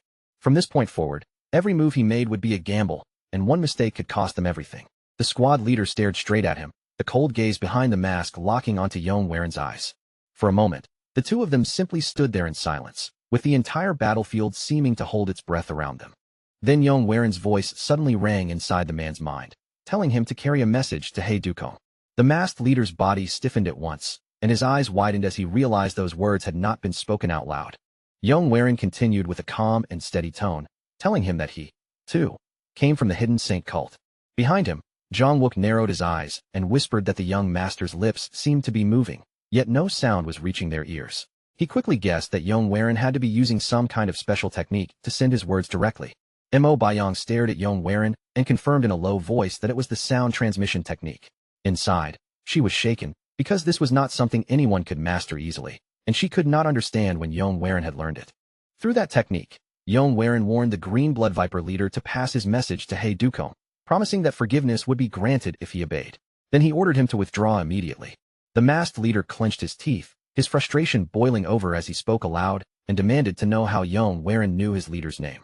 His voice grew sharper as he pressed him again, asking who Yong Waren truly was. Yong Waren felt the tension surge through his body, tightening every nerve beneath his calm expression. Even after he had revealed Hey Ko's name, the man in front of him still had not fully believed him. After a short pause, Yong Waren continued, saying that 5 years ago, when the hidden saint cult was destroyed by the three demonic heavens, he had been there.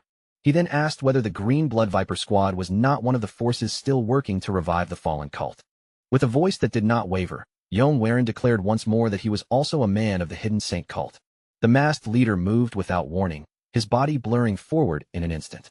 With just one step, he closed the distance and pressed the cold edge of his blade directly against Yong's throat. From behind, alarmed voices erupted as the others cried out for their young master.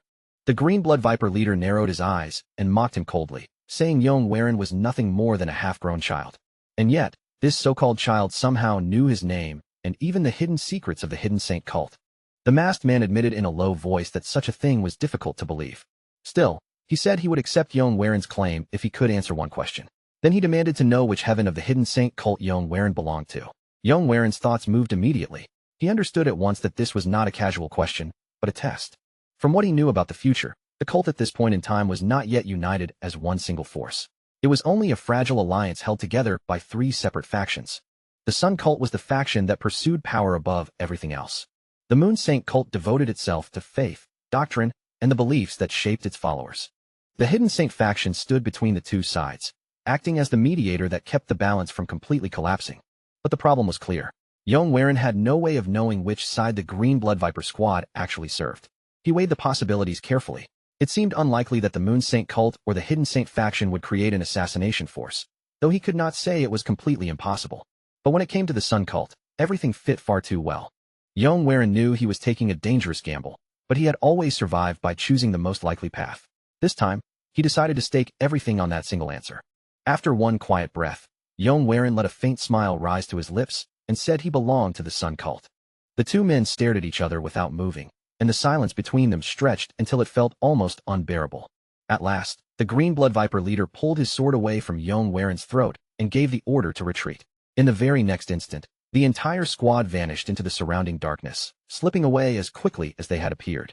Only after they were gone did Yong's body finally betray the strain he had been hiding. Blood spilled from his nose and mouth, and he cursed under his breath as he realized the earlier attack had damaged him far more deeply than he had thought. His vision began to blur, the world around him fading at the edges, and as Mo Bayong rushed toward him in panic, everything finally sank into darkness. Later that day, Yong slowly opened his eyes. His body still felt heavy, but he forced himself upright and looked around, seeing people moving busily nearby as they tended to their duties. Not far from him, Jaegal Yohee was standing quietly, her figure still and tense amid the movement around them. The moment Yong called her name, Jaegal Yohee said nothing at all. Instead, she suddenly tossed something straight toward him. Caught off guard, Yong reached out and caught it by reflex, then lowered his gaze to see what she had thrown into his hands. Jaegal Yohee told him in a curt voice that it was healing medicine from her clan. Then she added that it would help treat the internal injuries he had suffered. Yong frowned slightly and told her that he had not stepped in to help them because he wanted some kind of reward. Jaegal Yohee turned on him at once, her eyes sharpening as she demanded whether he would only accept it if she lowered herself and begged him. She snapped at him to just take it, then turned around and walked away without waiting for his answer. But after putting a little distance between them, her voice softened, and she quietly muttered a small thank you under her breath. Hearing that quiet thanks, Yong let a faint smile touch his face. Deep down, he admitted that he had never realized Jaegal Yohee could show such a gentle side. Just then, Mo Bayong appeared behind him without warning, her eyes already fixed on the medicine in his hand with clear interest. She explained that it was a rare remedy meant only for the direct bloodline of the Jaegal clan, and even she had not expected Jaegal Yohee to hand over something so precious to him. Yong let out a small sigh and complained that next time, she should at least make some noise before appearing, because she had genuinely startled him. Mo Bayong brushed off his complaint completely. Instead, she scolded him, saying she had been terrified when he charged at the assassin, because for a moment, she was convinced he had lost his mind. Yong answered simply, his voice calm, saying that he had only been trying to protect everyone there. Mo Bayong sat down beside him, then leaned lightly against his back. Her hand came to rest on his shoulder, and her voice gradually softened. She asked why he had changed so much. Just a few months ago, he had hated the world and hated himself, living every day as if simply being alive was a punishment. That was the Yong she had always remembered, the broken young master who seemed trapped inside his own misery. But today, he had thrown himself into danger and risked his life for every one of them. She told him that she was proud of him, but at the same time, she truly wanted to understand what was pushing him forward. Yong hesitated, his voice catching for a moment as memories from his past life rose in his mind one after another. After a long stretch of silence, He finally answered that he was only doing his best so he would not have to regret the future again. The next day, Yong Waren's group set out together with the Jaegal clan, traveling side by side along the road. As they continued forward, Jaegal Book turned toward Yong Waren with sincere gratitude and thanked him for choosing to escort them back. He admitted that their family was short on capable fighters right now, and if those assassins had attacked again, they would have been left almost completely defenseless. Yong Waren answered in a calm tone that it was no trouble at all, since he had already been planning to visit the Jaegal clan anyway. Jaegal Book nodded, then casually remarked that Yong Waren must be heading there to meet Jaegal Chongyang. Before Yong Waren could give any answer, the carriage window slid open. Jaegal Yohi leaned out from inside, her sharp eyes filled with curiosity as she asked what exactly he liked so much about Jaegal Chongyang. Was it because of her strength? Or was it simply because she was beautiful? Jaegal Yohi kept her teasing gaze on him, clearly waiting to see how he would respond. Yong Waren gave her no satisfying answer at all. Instead, he smoothly shifted the topic and turned his question toward Jaegal Book, asking why those assassins had targeted the Jaegal clan in the first place. The moment he asked, both Jaegal Book and Jaegal Yohi went still, and the two of them exchanged uneasy glances. Yong Waren continued pressing the matter, pointing out that the Jaegal clan was one of the strongest families in the region, ruling over this land almost as if it were their own courtyard. He questioned what reason an assassination force would possibly have to travel so far just to launch an attack here. Jaegal Yohi hesitated for a moment, then weakly claimed that perhaps it had only been a coincidence. Jaegal Book immediately shook his head and said it was not. Yong Waren had risked his life for them, and because of that, Jaegal Book believed he deserved to hear the truth. He admitted that he did not know the full reason behind it, but from what he had seen, the assassins seemed to have been trying to kidnap Jaegal Yohi. Yong Waren repeated those words in disbelief, stunned that the young lady of the Jaegal clan herself had been the target. Jaegal Book continued, explaining that while the attackers had slaughtered their guards without hesitation, they had deliberately avoided injuring her. Jaegal Book was convinced that some hidden force was moving against their family. Yong Waren reasoned that if kidnapping had truly been the goal, then Jaegal Yohi must have been meant to serve as leverage. Whoever had arranged this attack clearly wanted something from the Jaegal clan in exchange. Jaegal Book's eyes darkened as he tightened his grip on the reins, his expression growing heavier with each thought. He admitted that for a long time, he had suspected there was an enemy hiding somewhere in the shadows. But this attack was different. This time, that hidden enemy had crossed a line they could not ignore. He wondered whether the recent attacks by martial artists were connected to sensitive information being leaked from within. Not long after that, their group finally reached the borderlands of the Jaegal clan. As the clan gates rose into view ahead of them, Yong Waren felt something stir quietly in his chest. Deep inside, his thoughts turned toward the reunion waiting for him beyond those gates. It had been far too long, and now, at last, he was about to see Jaegal Chongyang again, his dear Jaegal Chongyang. Memories from his previous life began rising to the surface. Their marriage had been arranged before either of them was even born, yet as time passed, the two of them had slowly drifted apart. Back then, Yong Waren had been frail, weak, and constantly trapped inside illness, while Jaegal Chongyang had poured every part of herself into martial arts with a resolve that never wavered. Little by little, she had continued moving ahead, farther and farther beyond his reach, until in the end, the two of them were connected only by obligation, not by any real feeling between them. His thoughts were suddenly interrupted when Jaegal Book called out, addressing him as the young clan heir and asking him to come forward to greet the clan head. Yong Waren gave a quiet nod, then turned back toward his companions and told them to rest for now while he went on ahead. Inside the grand estate of the Jaegal clan, Yong Waren lowered his head in a deep, respectful bow and began his formal greeting, introducing himself as Yong Waren of the Tianzhong clan. But before he could even finish speaking, the clan head suddenly rose from his seat, stepped forward, and grabbed Yong Waren firmly by both shoulders, bursting into loud, booming laughter. He exclaimed that it was almost unbelievable to see Yong Waren looking so healthy and full of strength, completely different from the sickly young man he remembered from their last meeting. This man was none other than the head of the Jaegal clan, the heaven-ruling sword himself, Jaegal Kaok. Yong Waren greeted him with proper respect, calmly saying that it had truly been a long time since they last met. Jaegal Kaok then asked about the leader of the Tianzhong clan, and Yong Waren replied that his father was doing well and had sent his sincere regards. As they exchanged words, Jaegal Kaok's sharp eyes quietly studied Yong Waren from head to toe. With a pleased chuckle, he remarked that Yong Waren's stronger build clearly showed he had been training hard, and said Jaegal Chongyang would surely be happy to see him like this. Yong Waren cleared his throat lightly and answered with modest restraint, saying that he was not worthy of such praise. Jaegal Kaok waved off the humility, saying he had already kept Yong Waren long enough, and that it would be wrong to delay him when someone was clearly waiting eagerly for him. Yong lowered his head once more, offering another respectful bow before taking his leave. Before sending him away, Jae-gal Kaok added that another guest around Yong age had arrived earlier, and suggested that the two of them might gain something from speaking together. Yong accepted the suggestion without objection, giving a calm nod in agreement. Once Yong left the room, the warm atmosphere inside the hall changed almost immediately. Left alone with Jae-gal Book, the laughter on Jae-gal Kaok's face disappeared as if it had never been there. His voice turned heavy and grave, and he ordered Jae-gal Book to tell him exactly what had happened. Outside the estate, Yong walked down the steps, his mind already focused on the person waiting beyond this meeting. He had paid his respects to the clan head, and now, finally, it was time for him to meet her. But as he continued walking, a sudden commotion near the gates caught his attention and pulled his gaze in that direction. An attendant was arguing fiercely with a visitor, insisting that the clan head was not receiving guests, while the man snapped back that he only wanted his name announced. When Yong turned to look, his eyes narrowed slightly as recognition struck him. He knew that man immediately. The stranger noticed Yong at almost the same time, and a mocking scoff slipped from his mouth. With a crooked smile, he addressed Yong directly, saying that the person before him must be the heir of the Tianzhong clan. He then introduced himself as Jiao Guang of the Song clan and extended his hand, as if offering a polite greeting. Yong did not accept the handshake right away. Instead, he stared at the outstretched hand for a moment, clicking his tongue inwardly as he realized this must be the guest Jae-gal Kaok had mentioned. Only then did he acknowledge the name. Jiao Guang smirked and asked whether Yong had come to see Lady Jae-gal Chongyong, then added that since he had arrived first, the meeting should naturally belong to him. Yong finally took his hand, but his grip was firm and unyielding, and the polite smile on his face carried no warmth at all.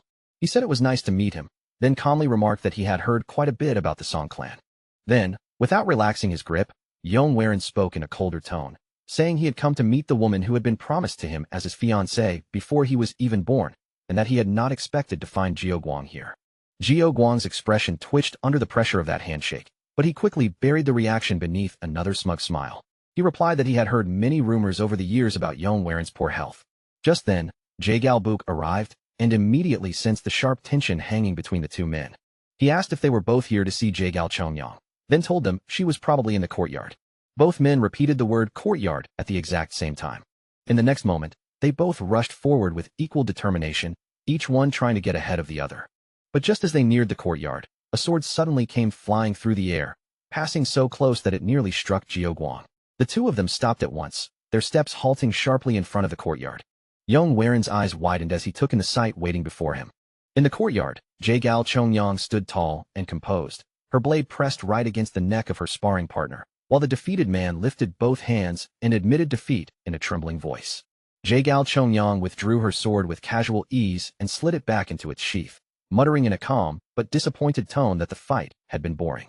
Seeing her again, Yong thoughts drifted back to the very first time he had ever laid eyes on her. She had returned in victory that day, and the entire territory had been swallowed by thunderous cheers, with countless voices shouting her title again and again until the air itself seemed to tremble. They cried that the snow blossom blade of the 12 martial blossoms had returned, carrying the head of the demonic human with her. Someone shouted in disbelief, asking how the Jae-gal clan could have produced such a terrifyingly gifted martial artist, and another voice immediately answered that they had heard she lived for nothing but martial arts. Her name spread through the crowd like wildfire, passed from one stunned voice to the next, until everyone was saying it clearly. Jae-gal Chongyong. Among all those cheering spectators stood Yong from the past, frail and sickly, his body so weak that even standing there seemed difficult. From far away, he simply stared at her, unable to look away. And in that same moment, Jae-gal Chongyong suddenly turned her head. Their eyes met for one brief heartbeat, just long enough to leave a mark in his memory, before the image faded and pulled Yong back into the present. Silently, he thought about the woman she had become. Through endless training and relentless discipline, she had carved out her own path and earned the title of Snow Blossom Blade. By the time she reached 40, she would rise to become one of the 3 strongest female martial artists in the world. And when it came to the sword, she had already surpassed him long ago. A loud voice suddenly broke through his thoughts and snapped him back to the courtyard. Jiao Guang hurried toward Jae-gal Chongyong, calling her name with an overly familiar tone and claiming that it had been such a long time since they last met.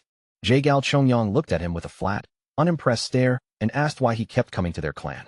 Jiao Guang laughed awkwardly and said he only wanted to see her. But before he could say anything more, she cut him off coldly, telling him to stop and making it clear that she already had a fiancé. Her gaze moved past Jio Guang without hesitation and settled directly on Yong Waren. She called out his name, and in her voice, surprise and uncertainty were tangled together. Jae-gal Chongyang stepped closer, studying him as she asked if it was truly him. Yong Waren greeted her with calm restraint, saying that it had been a long time. She looked him over carefully, and her tone softened as she asked how he was standing in front of her like this, and whether he had truly regained his health. Yong Waren said that he had recovered recently, and was now traveling through the land. Then, without hiding it, he admitted that he had come here only to see her. Jae-gal Chongyang asked if he planned to stay for several days. Yong Waren looked at her quietly for a long moment, then gave a faint smile and answered that he would not. He told her he would be leaving early the next morning, because the only reason he had come to the Jae-gal clan was to see her once. He began to say something more, but the words caught in his throat. After a brief hesitation, he turned away instead. Rather than continuing there, he suggested that they speak again the next day after her training was finished. There was something important he needed to tell her then. Jae-gal Chongyang watched him walk away, her eyes following his back for a long time, while her expression remained unreadable. Behind them, Jio Guang's face twisted with jealousy, and his fist tightened as he fought to keep the storm inside him from spilling out. That night, inside his quarters, Yong Waren sat quietly with a book in hand when another visitor arrived at his door. Without even lifting his eyes from the page, he asked if Jio Guang had come because he had something he wanted to say. Jio Guang entered the room and sat across from him, skipping every polite greeting as if he had no patience for formality. He declared outright that he was in love with Jae-gal Chongyang. Yong Waren looked at him coolly and remarked that it was rather bold of him to confess something like that so directly. Jio Guang did not back down. He pressed forward, asking whether Yong Waren truly intended to marry her. Yong Waren's reply sharpened at once, and he told Jio Guang that he clearly lacked manners. Jio Guang only scoffed, continuing on as his irritation grew more obvious with every word. He said Jae-gal Chongyang lived solely for martial arts, which meant the man beside her should be strong. Then he mocked Yong Waren openly, claiming that compared to him, Yong Waren was simply weaker. He boasted that over the past few years, he had built a name for himself and earned the title Azure Cloud Dragonblade. Then he demanded to know what Yong Waren had ever accomplished, pointing out that he had only just recovered from years of illness. Leaning closer with a sneer, Jio Guang added that Yong Waren did not even truly love Jae-gal Chongyang. Yong Waren's eyes turned cold. He pushed Jio Guang's hand aside and told him that if he was finished speaking, he should leave, because Yong Waren was busy. Jio Guang's anger deepened beneath the surface, though he forced himself to keep it hidden behind a controlled expression. Where no one could see, his hand closed around a small vial hidden inside his sleeve, one that looked dangerously like poison. He stood up and warned Yong Waren that he would regret this, then turned and left without saying another word. Yong Waren clicked his tongue in irritation. From the look he had seen in Jio Guang's eyes, he could tell that trouble was definitely coming. His gaze drifted down to the taped heaven tome in front of him, and he murmured that he might have to use it sooner than he had planned.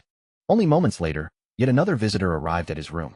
Yong Waren turned, already prepared to complain about being disturbed again, but the words stopped the moment he saw who had come. It was Jae-gal Yohee. She stood there quietly and asked in a soft voice whether she had interrupted him. Yong Waren studied her in silence for a moment, noticing how different she seemed now.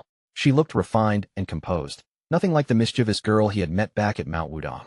When he asked why she had come so late, Jae-gal Yohee said she had heard he would be leaving in the morning, then bowed to him politely. Yong Waren replied that if he stayed any longer, he would only interfere with Jae-gal Chongyang's training, and besides, he still had matters waiting for him back home. Jae-gal Yohee listened quietly and gave a small nod. Then, without warning, she leaned forward with a teasing smile and asked whether he truly intended to marry her sister. Yong Waren felt a flicker of irritation rise inside him, but he stayed silent as her sharp gaze remained fixed on him. He wondered why everyone seemed so obsessed with his marriage, and at that moment, he decided it was time to make things clear. The next morning, Yong Waren and his companions finished their preparations and got ready to leave the Jae-gal clan. Jae-gal Book, Jae-gal Chongyang, and Jae-gal Yohee had all come to the front gate to send them off, standing together beneath the watching eyes of the clan. Jae-gal Book looked at Yong Waren and asked, with clear reluctance in his voice, whether he truly needed to leave in such a hurry. Yong Waren answered calmly that he had already paid his respects to the clan head, and he had also properly met Jae-gal Chongyang. Since those matters were finished, he said it was only right for him to take his leave now. Jae-gal Book gave a teasing smile and said that Jae-gal Chongyang would surely feel disappointed if he left so quickly. At those words, Jae-gal Chongyang lowered her gaze, and a quiet shadow of sadness settled over her face.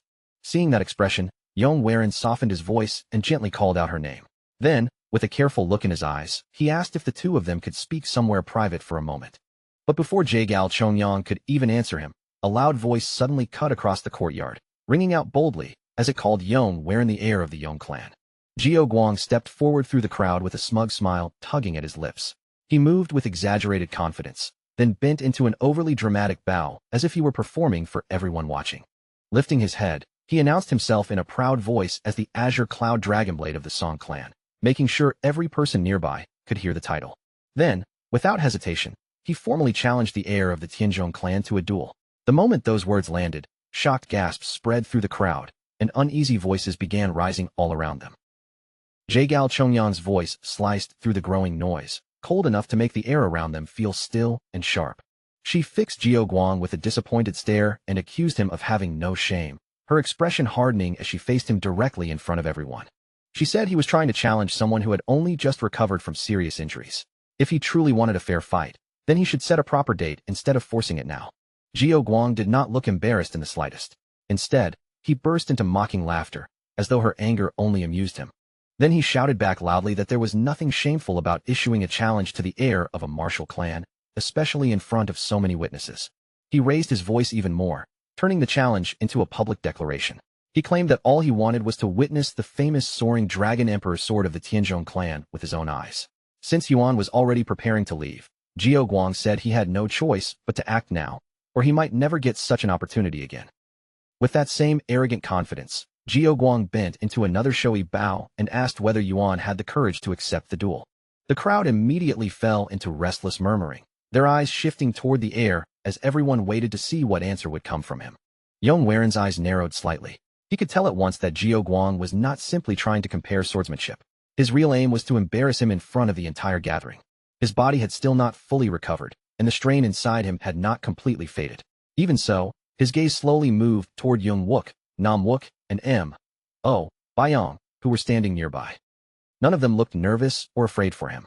If anything, their faces carried a strange excitement, as though they had already seen what Yong Waren was capable of and were waiting for everyone else to witness it too. Young Wook, especially, seemed to feel that this was finally the perfect moment to reveal the truth, that Yong Waren's sword had already been restored. A faint smile slowly appeared at the corner of Yong Waren's lips, quiet but confident. He turned his head toward Bayong, and asked if his instructor had no intention of stopping him. At first, Bayong answered lightly, saying he should refuse because his body had not yet fully recovered from the assassin's attack. But then she stepped a little closer, and the playful tone faded from her face. Her expression changed as she admitted that she already knew what choice he was going to make. She said that no matter what anyone advised, he would accept the challenge, because he always moved for the sake of the Tianzhong clan. And as someone who also belonged to that same clan, she told him she would follow the path he chose, no matter where that path led. With complete certainty in her eyes, she said she believed in him. She spoke his name clearly, Yong Waren, as if placing her trust directly in his hands. Then she urged him to accept the duel and make sure he won it. For a brief moment, her words left Yong Waren standing still. After all this time, had she truly changed that much? Then he smiled, and a warm feeling quietly rose in his chest, softening the tension around him for just an instant. Yong Waren stepped forward in front of the crowd and declared in a clear, steady voice that he, Yong Waren, heir of the Tianzhong clan, accepted the duel. Later, inside the open arena, Jiao Guang and Yong Waren stood across from one another, the wide space between them charged with silent pressure. Between the two fighters stood Jagal Buk, Jagal Yohi, and Jagal Chongyang, acting as overseers for the match. Jagal Yohi faced the arena and announced the rules with firm, unquestionable authority. Because this was only meant to be a friendly duel, the use of chi would be permitted. However, sword chi and any technique meant to kill were strictly forbidden. Victory and defeat would be decided clearly. If either fighter dropped their weapon or had it broken, they would lose. And if a blade shattered because it could not endure the flow of chi, that would also be counted as defeat. Jiao Guang smiled with easy confidence, keeping his true thoughts hidden behind that smug expression. He knew these rules worked in his favor. With Yong Waren still suffering from internal injuries, his ability to control chi should have been limited. So Jiao Guang quietly decided that he would stretch the fight out as long as possible and toy with Yong Waren in front of everyone. But before the duel could truly begin, Yong Waren suddenly added one more condition. He proposed a wager. Whoever lost would never be allowed to set foot in the Zhao clan again. Jiao Guang scoffed at the suggestion, but he accepted it without the slightest hesitation. With a mocking look, he reminded Yong Waren that if he lost, he would be the one banned from returning. Yong Waren simply answered in a calm voice that the wager would be honored, as if the outcome had already been settled in his mind. Jagal Yohi blinked in surprise, and in that brief pause, she quickly began weighing what Yong Waren's condition really meant. If Yong Waren won, then Jiao Guang would be forced away from the Zhao clan forever, with no room left to approach again. And even if Yong Waren lost, the damage would hardly matter, because he would eventually end up living together with Jiagao Chongyang anyway. The fact that he had come up with such a clever plan so quickly left Jiagao Yohe quietly impressed, even if she did not say it out loud. Jiagao Book then gave the order for both fighters to ready themselves, his voice carrying across the arena. The crowd erupted with excitement, their shouts swelling as tension poured into the open arena like a wave. Jiagao Yohe leaned slightly toward her brother and asked who he thought would win.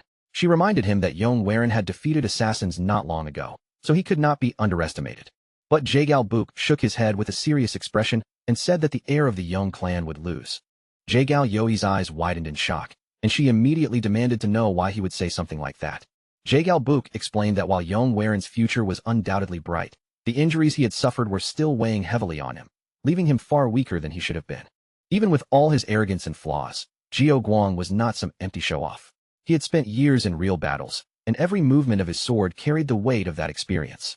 Known throughout the martial world as the Azure Cloud Dragon Blade, his sword was said to howl like a dragon tearing through the sky, while his chi drifted and surged like blue clouds rolling across a stormy horizon.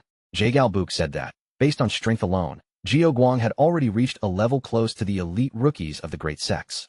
If the two of them clashed in Yong Waren's current condition, Jiagao Book believed Yong Waren would be the one to fall. After saying that, he turned toward Jiagao Chongyang, waiting to hear what she thought. But Jiagao Chongyang did not answer. She simply stood there in silence, her eyes lifted toward the open sky as if her thoughts had drifted far beyond the arena. At the center of the arena, Jiao Guang curled his lips into a proud smirk and loudly announced his title once again, the Azure Cloud Dragon, Sword of the Song Clan. Yong Waren faced him without the slightest panic and answered in the same calm tone, giving his own name as Yong Waren of the Tianzhong clan. Jiao Guang's eyes narrowed with open contempt. He sneered at the so-called Dragon clan, mocking them as if they were nothing more than crawling worms. Yong Waren's expression instantly hardened. His gaze sharpened, and he promised in a low, steady voice that he would show Jiao Guang exactly why his clan carried that name. In the next breath, both men drew their swords. Their eyes locked across the arena, and then they lunged forward at the same time. A sharp metallic crash rang out as their blades slammed together, sending the sound of steel echoing across the entire arena. Jiao Guang smirked even wider and unleashed his technique, calling it out as his attacks began to shift, twist, and flow with unpredictable force. Yong Waren was clearly under pressure, but he still managed to move through the storm. He dodged where he could, deflected what he had to, and kept himself from being swallowed by the barrage. After being pushed back, Yong Waren staggered a few steps, but he forced his feet beneath him and straightened his body again, refusing to collapse. Jiao Guang only laughed at the sight and pressed forward even harder. With another fierce roar, he leapt in again, shouting that they should finally start having some real fun. Pain tore through Yong Waren's body, but he still twisted away at the last instant. He parried the strikes he could reach and barely slipped out of range, winning himself just enough space to breathe. Jiao Guang's irritation grew sharper with every exchange, and the frustration in his eyes slowly turned bitter. He could not understand how Yong Waren was still blocking his techniques after taking so much damage. With injuries that severe, Yong Waren should not have been able to follow the sword's path at all, much less respond to it in time. And yet, Yong Waren's eyes burned with a frightening focus, clear and intense despite the wounds dragging at his body. Every movement of Jiao Guang's blade was visible to him. It was as if the sword's path had been drawn through the air before it even arrived. This was insight, a strange state where the flow of chi seemed to sharpen one's vision and reveal the movement hidden inside each strike. The moment Yong Waren realized what was happening, he clenched his teeth. By all rights, he should not have reached this stage yet. Was this also connected to the old man's teachings? That thought flashed through his mind as he tightened his grip around the sword. Jiao Guang roared again, calling him a rat and mocking him for doing nothing but scurrying away with quick movements. He lifted his sword high, his voice filled with cruel confidence, and declared that this time he would see whether Yong Waren could still block him. Blue chi erupted from Jiao Guang's blade like a violent wave, and he slashed in from the side with a powerful technique meant to crush through Yong Waren's defense. From the sidelines, Jiagao Yohe cried out in shock, recognizing the move immediately as the Azure Cloud Sword. Yong Waren watched the incoming strike closely, a flicker of tension flashing through his eyes. So this was the sword technique of the Song clan. Jiao Guang smirked fiercely and demanded that Yong Waren come at him with everything he had, as if he wanted to break him head-on. Yong Waren steadied his breathing, then allowed golden chi to coil around his own blade. In the same instant, both fighters shouted the names of their techniques and charged straight toward each other. Jiao Guang called upon the Azure Cloud Sword, while Yong Werin invoked the soaring Dragon Emperor Sword of the Tianzhong clan. Their blades collided with explosive force, and the arena erupted with scattering sparks and surging waves of qi. Jiao Guang screamed in mockery, asking whether this was truly all the Tianzhong clan's sword was worth. Then his attacks poured down even faster, crashing forward in a relentless storm that gave Yong Werin no room to breathe. Yong Werin struggled to endure each blow, his body shaking under every impact. At last, one heavy strike sent him flying backward, and Jiao Guang threw his head back with a savage roar, declaring that this would be the end. He unleashed his secret move, the Severing Sphere, and roaring blue qi flooded the entire arena like a violent tide. When the dust and scattered energy finally began to settle, Yong Werin was still standing in the center of it all. His body was covered in wounds, and blood ran down from his arms, dripping steadily onto the ground beneath him. His companions and the Jagal siblings stared at him in alarm, their faces tightening as they saw the state he was in. Even so, Yong Werin's eyes remained calm. Blood slid from the corner of his lips, but his gaze did not waver. Jiao Guang's rage surged higher. His eyes widened in disbelief, and he clenched his teeth as if he could not accept what he was seeing. He cursed inwardly. That attack had been meant to take at least one of Yong Werin's arms, and yet Yong Werin had somehow blocked even the clan's secret technique. Yong Werin tore a strip of cloth from his clothes and wrapped it tightly around his injured arm for support. Then he lifted his sword again and said, in a steady voice, that the fight was not over yet. He pointed the blade straight at Jiao Guang and beckoned him to come forward. At that moment, Jiao Guang's rage finally boiled over, and he admitted aloud that he had never liked Yong Werin. His composed manner, his calm eyes, and that infuriating way of acting as if he understood everything. At first, Jiao Guang said, this had only been about Jagal Chongyang. But now, it had become personal. His voice rose into a furious scream as he declared that all he wanted was to crush Yong Werin completely.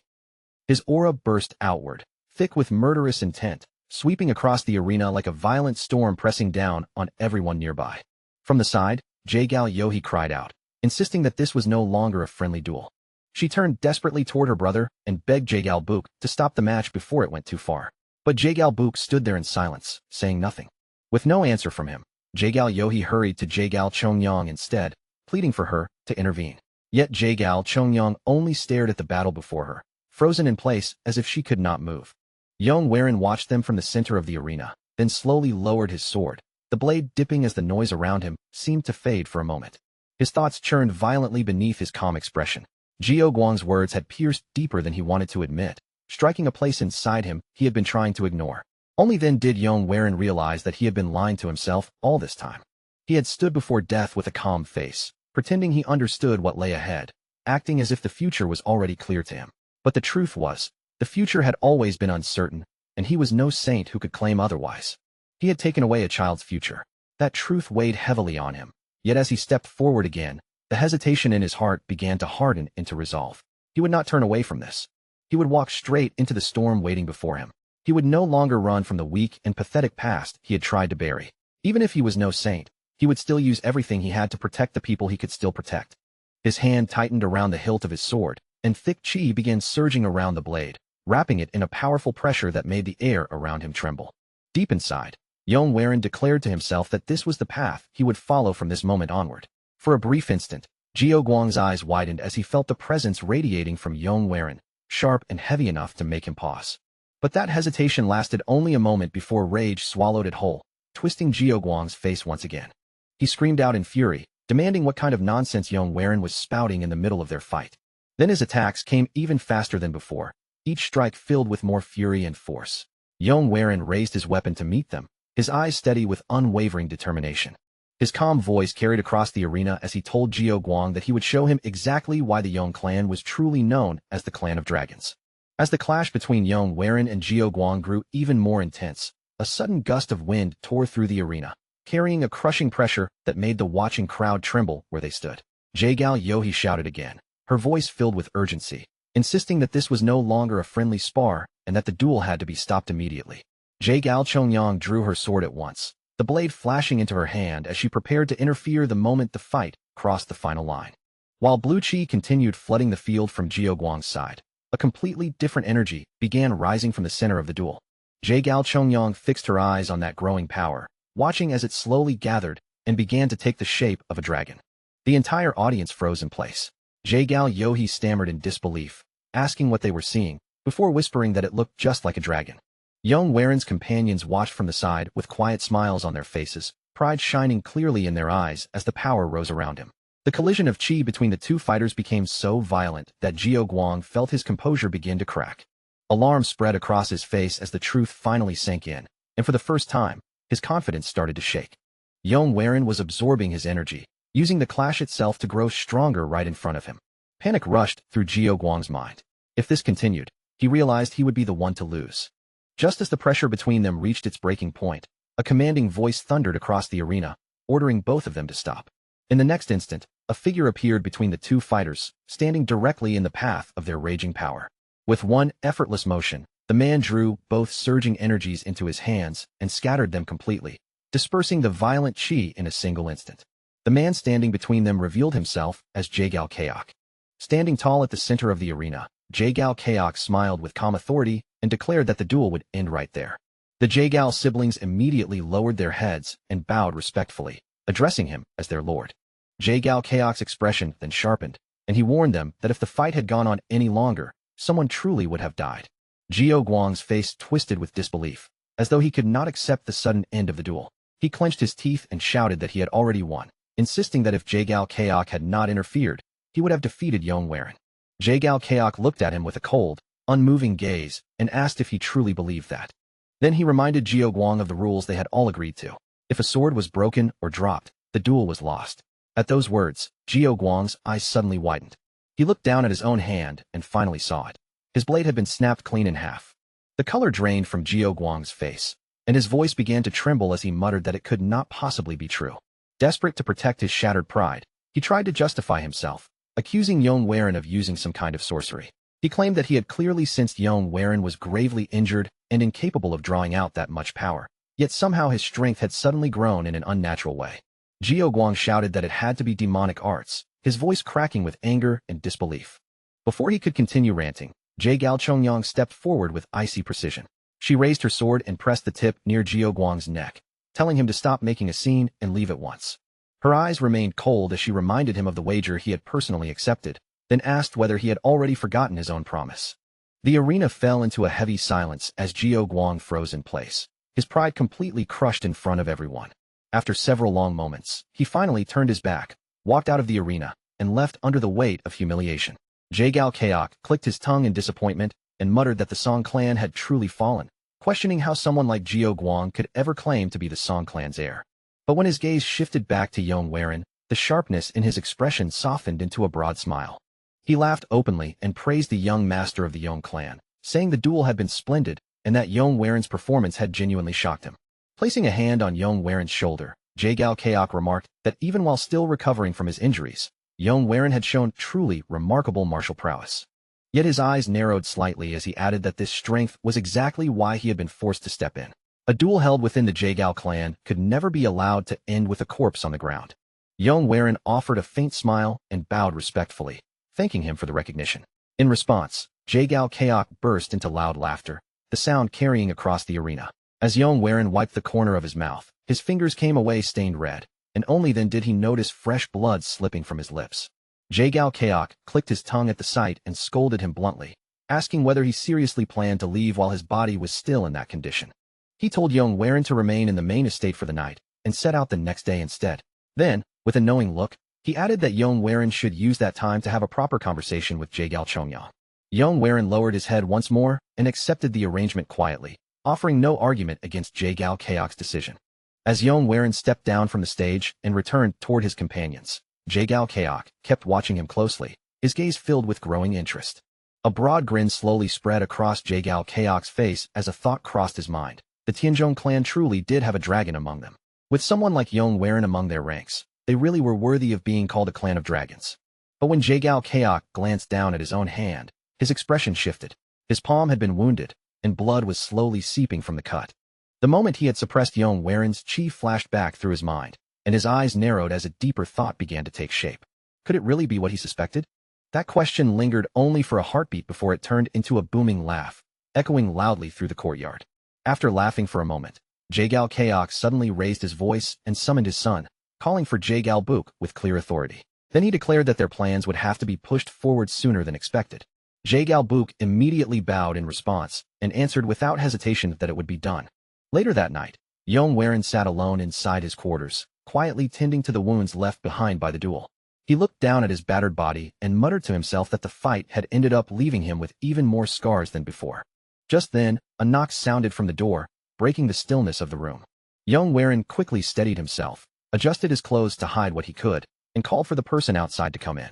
The door slowly opened, and Jae-gal Chongyang stepped inside with her usual calm and graceful bearing. Yong turned toward her and quietly said that she had come, while she crossed the room and seated herself across from him. For a brief moment, Jae-gal Chongyang said nothing. She only studied him in silence, her eyes moving over his injuries, before softly asking how he felt. Yong lifted his injured hand and glanced at it, then gave a faint smile. He admitted that he had gone a little too far during the duel, but assured her that he was fine. An awkward silence settled between them, stretching longer than either expected, until they both opened their mouths at the same time and broke the quiet together. Jae-gal Chongyang spoke first, saying that Jio Guang had not been an easy opponent. Yong looked at her in slight surprise, and she continued calmly, explaining that the Azure Cloud Sword of the Song clan was a terrifying martial art, designed to tear enemies apart with overwhelming chi. On top of that, she added, Jio Guang's own martial prowess was by no means weak. And yet, even while carrying injuries that should have held him back, Yong had still managed to defeat him.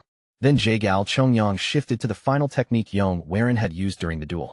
In her eyes, it had resembled the soaring Dragon Emperor's sword, but there had been something different about it, something that did not quite match what she knew.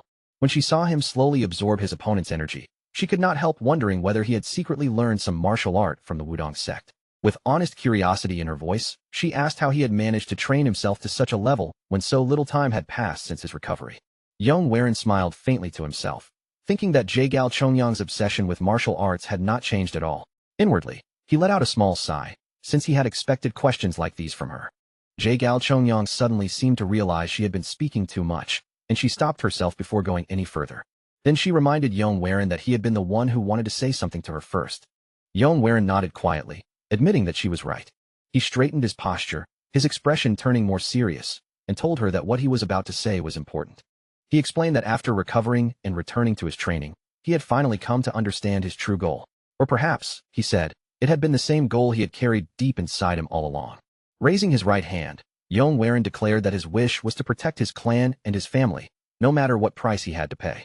A small smile appeared on his face as he looked at Jae-gal Chongyang, and he added that she must have a dream of her own as well. He told her that he hoped she would live freely and walk the path she truly wanted. Jae-gal Chongyang tilted her head slightly, confusion showing in her eyes as she asked what he meant. Yong met her gaze with a serious expression and said he believed she would become an extraordinary martial artist, and because of that, he did not want to stand in her way. Jae-gal Chongyang fell silent, studying his face for a long moment, as if trying to understand the meaning hidden behind his words. Then her expression suddenly hardened, and in a sharp voice, she asked if there was another woman. Yong coughed in surprise and quickly denied it, saying it was nothing like that at all. The truth, he said, was much simpler than that. The two of them did not love each other in the same way. She loved martial arts, while he loved his clan and his family. That was why he wanted her to live the life she truly desired, free from duties or obligations that might bind her down and slow the path she wanted to follow. Their eyes met and remained locked, the silence between them heavier than before. After a long pause, Jae-gal Chongyang slowly closed her eyes and let out a quiet breath, as though she had finally made up her mind. Then she opened her eyes again and said there was something she wanted from him. Yong looked at Jae-gal Chongyang with clear surprise in his eyes, then quietly asked what exactly she wanted from him. That night, beneath the pale silver glow of the moon, the two of them stood together in the training court. It was Jae-gal Chongyang's request that had brought them out there under the quiet night sky. Yong rubbed the back of his head, still finding it hard to believe, and asked if her wish had truly been to cross swords with him. Jae-gal Chongyang's eyes shone with a fierce, unwavering light as she looked back at him and said he already knew the answer. There were some things, she said, that could never be understood through words alone and could only be felt when blades crossed. In the clash of swords, one person could sense the thoughts of the other, even the feelings and words they could not bring themselves to say aloud. This was her answer. As she spoke, Jae-gal Chongyang lowered her body into a ready stance, her sword poised with quiet intensity. A small smile touched Yong-Waren's lips as he lifted his own weapon and settled into position across from her. Without any more hesitation, he told her that he would grant her wish. In the very next instant, the two rushed toward each other, and their steel met beneath the moonlight with a clear, ringing clash. The sound of blades echoed through the quiet courtyard as they exchanged strike after strike. Yet behind every collision of steel, there was no hatred, only faint smiles shared between them. They moved with surprising ease, their bodies flowing through the moonlit court as if the fight itself had become a silent conversation. Each blow seemed to carry a message that only the other could understand, passing feelings through the edge of their swords instead of through spoken words. Deep in his heart, Yong whispered a quiet farewell to her. Goodbye, Jaegal Chongyang. When morning arrived, Yong and his companions stood at the edge of the Jaegal clan grounds, ready to begin their journey once more. They bowed respectfully to the family who had come to see them off, then mounted their horses one after another. Just as they were preparing to leave, Yong turned his head one last time. In the distance, Jaegal Chongyang stood quietly, watching him from where she remained. She gave him a gentle smile, and Yong returned it with one of his own. With that silent farewell passing between them, Yong and his companions finally rode away from the Jaegal clan.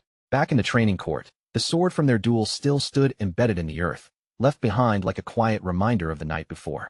They stood there together for a moment, letting the golden morning sunlight wash over them in a peaceful warmth. After the long road behind them, the group eventually settled inside an inn, surrounded by the smell of liquor, the warmth of food, and the steady sounds of laughter and cups clinking together. Young leaned forward across the table, his eyes bright with excitement, and asked Yong when he had ever found the time to train that intensely. Nam quickly followed up, unable to hide his curiosity, asking what those strange techniques had been during the duel. Young insisted that the final strike had clearly been the soaring Dragon Emperor's sword, but somehow, it had felt different from the version they knew. Yong laughed the questions off and reminded them that he had been traveling with them the entire time. How could he possibly have slipped away to train in secret? But inside, Yong knew the truth was not nearly that simple. The technique he had used really was the soaring Dragon Emperor sword. However, when his chi began to run dry, the tide depth heaven arts had interfered with the flow. That sword technique was originally meant to crush an enemy with the overwhelming force of a blue dragon. But once it fused with the tide depth heaven arts, it transformed into something entirely different, a style that devoured an opponent's chi and used it to suppress them. The Jaegal clan head had stepped in and stopped it before the technique could go too far. Even so, Yong understood that if his mastery had been greater, the technique might have consumed even the clan head's chi and grown completely beyond control. His mind kept turning over the possibilities, refusing to let the thought go. The soaring Dragon Emperor sword. The azure bamboo sword. The chi of the Jaegal clan head. What would happen if all of those powers could somehow be combined into one? His thoughts were interrupted when Young lifted his cup high. With a satisfied grin, he declared that the duel had awakened something in Yong and that his understanding of martial arts had taken a huge leap forward. Bayong remained quiet, her gaze resting on Yong from across the table. Memories of their journey drifted through her mind, along with thoughts of the Tianzhong clan, which had once stood as the greatest clan in Hunan. A small, hopeful smile appeared on her face as she wondered whether that former glory could truly return one day. Then she raised her cup, drank deeply, and set it back down with a firm strike against the table. She said that all of them would have to work harder from now on, so they would not fall behind their young clan leader. Young slammed his hand down on the table and laughed loudly, shouting that no one could have imagined any of this only a few weeks ago. Back then, no one would have believed their young clan leader could defeat the flying demonic blood one and seize the special flower, much less overcome the azure cloud swordsman as well. His voice swelled with pride as he declared that Yong was growing stronger with every passing day. Around the table, laughter spread, and the warm mood filled the inn. Above them, on the upper floor, a cloaked figure stood silently by the window, watching the lively scene unfold below.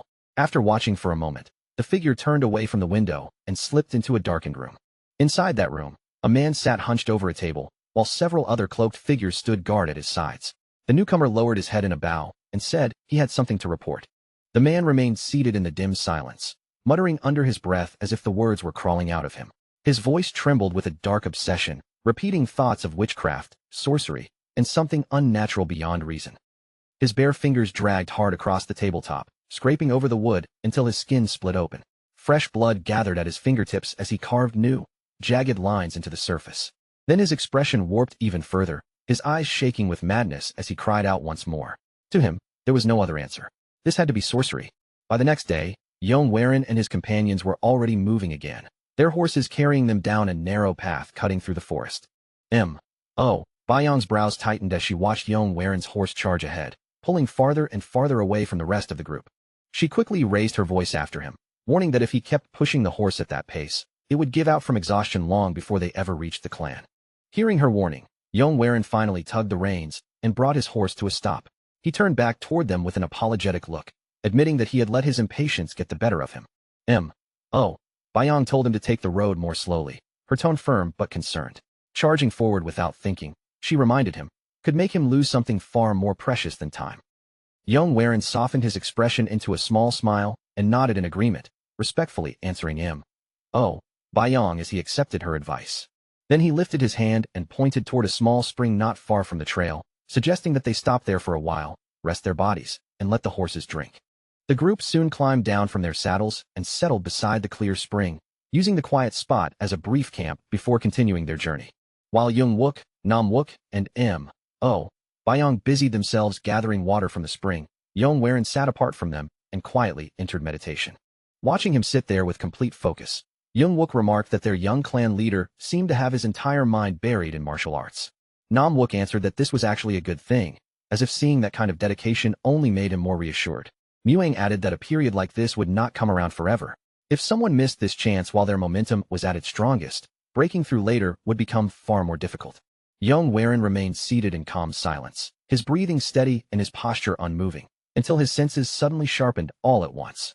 A chilling presence stirred somewhere among the surrounding trees, faint at first, but cold enough to cut through the quiet air around them. Yong eyes snapped open. In the same instant, his hand flew straight to his sword, and he shouted into the forest, ordering whoever was hiding there to show themselves. His companions immediately rushed to his side, their faces tense as they looked around the woods and demanded to know what had happened. A heartbeat later, several cloaked figures stepped out from the dark gaps between the trees, emerging from the forest shadows as if they had been waiting there all along. The entire group went still, stunned by how suddenly those figures had appeared and how completely they had hidden their presence until that moment. Mo Being's face hardened as she studied them carefully, then slowly shook her head. These people, she said, were definitely not ordinary bandits. No common robber, she declared, could carry such heavy and overwhelming chi around them, not with that kind of pressure pressing into the air. The truth was obvious now. The men standing before them were assassins. Young-wook glanced toward the cloaked figures and asked if these were the same enemies they had already fought before. Yuan narrowed his eyes, measuring their masks, their posture, and the feeling around them before saying they were not the same. Their masks looked different, and the pressure they gave off was different as well. Still, a deep uneasiness began to stir inside him. The aura wrapped around these men did not feel like ordinary assassins at all. It was too rigid, too disciplined, and far too oppressive, almost like the presence of an orthodox sect. From deeper within the forest, a low voice echoed through the trees, thick with hatred. Again and again, the words rang out, calling him a ruined demon and declaring that they had finally found him. Then, slowly, a man stepped forward from the shadows and into the light, allowing his face to be seen at last. The moment Yong saw him, his body stiffened, recognition striking him like a blow. His voice lowered as he spoke the name aloud. Jiaiguan. The pressure hanging over the forest seemed to grow heavier, thickening around them with every passing second. Yong clenched his teeth as that hostile energy pressed down over him, sharp and suffocating enough to make the air itself feel dangerous. His gaze moved across the men gathered around Juk Wudong, and bitter recognition flashed through his mind as he understood who they were. Azure Cloud, the Song clan. So this time, they were not even bothering to hide their identities anymore. Yong raised his voice and demanded to know whether Juk Wudong had come here seeking revenge for what had happened to the Jaegao clan. Juk Wudong's furious roar tore through the tense silence, cutting him off as he screamed for Yong to shut his mouth. His eyes blazed with rage as he pointed straight at Yong and accused him of practicing demonic arts. He claimed that others might fail to sense it, but he, the Azure Cloud Dragonblade, could see the truth clearly. With his voice trembling from twisted conviction, he declared that he had come to slay the demon. From behind, Mon watched the wild madness burning in Juk Wudong's eyes and quietly muttered that the man did not look sane at all. Yong agreed without hesitation, pointing out the veins bulging across Juk Wudong's body and the chaotic disorder raging through his inner chi. He said Juk Wudong had already fallen into chi deviation. Then, with a cold edge in his voice, he reminded him that he had lost once before and asked if he truly believed the result would be any different now. Juk Wudong started to laugh, the sound slow, empty, and deeply unsettling. His face twisted even further as he sneered that Yong still did not understand the situation he was in. With a crooked grin stretching across his face, he mocked them and asked how the poisoned spring water had tasted. The words hit everyone like lightning. One after another, they tried to circulate their chi, only to realize that nothing inside them would respond. Yong gasped in shock and shouted that her inner energy would not move at all. Nam Wook's face changed instantly as he echoed her panic, saying his chi had frozen too. Yong Waren's thoughts collided violently as the truth became clear. Gentleman's poison. Juk Wudong had contaminated the spring before they ever arrived. Rage surged through Yong Waren as he shouted at Juk Wudong, demanding to know if this had been his plan from the beginning. As if threats were not enough, he had stooped to poison, and Yong Waren asked how he could still dare call himself an orthodox martial artist. Juk Wudong's anger exploded in response. He screamed for Yong Waren to be silent, declaring that if it meant killing a demon, he would gladly stain himself with even greater sins. None of them, he said, could ever understand what he had endured to reach this level. He had not spent his entire life devoting himself to martial arts just to be defeated by someone like Yong Waren. His face twisted with hatred as he lifted his sword high and roared that the power of the Azure Cloud sword was invincible. From behind him, Young Wook's voice shook as he forced the words out, warning that their situation had become dangerously desperate. Every one of them had already drunk from the poisoned spring, and now armed warriors were closing in from all sides. With Juk Wudong completely consumed by chi deviation, it was obvious their enemies had come here to erase them all. Yong Waren's mind raced, searching for a way out. Even with Juk Wudong's chi running wild, they had no chance without access to their own inner energy. He was about to give an order, but Nam Wook stepped up beside him and placed a firm hand on his shoulder, reminding him that they were his guards, and protecting him was exactly why they stood there. Yong, Nam Wook, and Young Wook moved forward together, placing themselves between Yong Waren and the enemy as they settled into their fighting stances. Yong glanced back over her shoulder and told him that while they held the attackers off, he had to use that opening to escape. No matter what happened, there was absolutely no way they would allow him to die before any of them fell first. Yong Waren went still for a moment, his face tightening as a darker, colder emotion settled over his expression. Then his voice dropped into a firm command, leaving no room for argument. No. He stepped past them with unwavering eyes, his resolve fixed in place. Not today. Today, he would not let a single one of them die. As Yong Waren moved by her, Yong's eyes widened, horror flashing across her face as she realized what he was about to do. She shouted for him to stop, her voice sharp with fear, but Yong Waren did not even slow down. At that moment, pure chi began to surge from deep within his body, rising with a force that made the air around him tremble. The energy condensed inside him, growing heavier and denser until it felt almost impossible to contain, and then it erupted outward in a violent burst. Its color began to darken as it raged around him, shifting from clean, pure energy into a deep crimson force that looked ready to break free of all control. Because he would make sure of it. That silent vow burned through Yong Waren's mind as the transformation overtook him completely. Juk Wudong's body trembled where he stood, his rage mixing with a sudden flicker of fear he could not hide. He screamed that he had known it from the beginning, pointing at Yong Waren and calling him a demon once again. Blood trickled from Yong Waren's nose as he kept walking forward, his thoughts straining under the crushing burden of the power he had forced out. Never before had he dragged his own chi out this brutally. The energy storming through his body felt like 60 years of cultivation slamming into his veins all at once. If his concentration wavered for even a single breath, that power would devour him from the inside.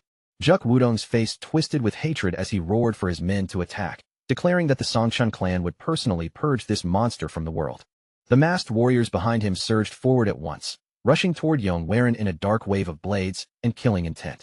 From behind him, Yong, Nam Wook, and Young Wook cried out in panic, their voices overlapping as they called desperately for their young lord. Yong Waren steadied his breathing, forcing his mind to remain clear as he understood one thing above all else. He had to finish this quickly. In one clean motion, he drew his sword and unleashed a crushing slash, the red-tinged force tearing through the first line of attackers in an instant. Juk Wudong thrust his blade toward him and screamed again, using his fury to drive the remaining warriors forward.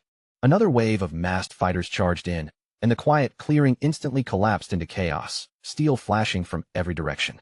Yong Waren moved like a storm breaking loose, cutting through the attackers with cold, merciless precision before they could even regain their footing.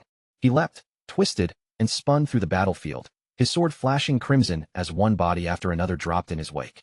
Then he launched himself high into the air, vaulting straight over Juk Wudong's position in a single powerful motion. Blood dripped from the corner of the clan leader's mouth as he glared upward, his teeth clenched so hard they nearly cracked while he shouted that Yong Waren had to die. With that furious command, he ordered his men to attack together and crush him all at once. The masked warriors sprang upward, surrounding Yong Waren in midair as their blades closed in from every side. But in the very next heartbeat, Yong vanished from above them and reappeared on the ground, landing right in the middle of their ranks. The warriors adjusted instantly, shifting into one unified stance as they shouted their technique in unison and formed a circular assault around him. Yong found himself trapped inside the formation, with strikes pouring toward him from every angle at once. He blocked as fast as he could, his blade whipping from side to side, while sparks burst through the air each time steel slammed against steel. A sword suddenly swept in from behind him, aiming for his blind spot, and he twisted away at the last possible moment. In the same motion, he struck back and cut one of the men down. But the instant his blade landed, Juk Wudong lunged in like a beast, bringing his sword down in a heavy vertical strike. Yong barely managed to raise his own weapon in time to stop it. The collision thundered through the clearing. Juk Wudong sneered as he pressed down with brute strength, mocking Yong as the so-called hope of the Young clan.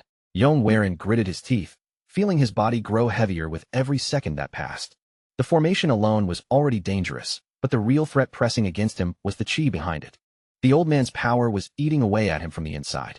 If he could not shake it off immediately, everything would end right there.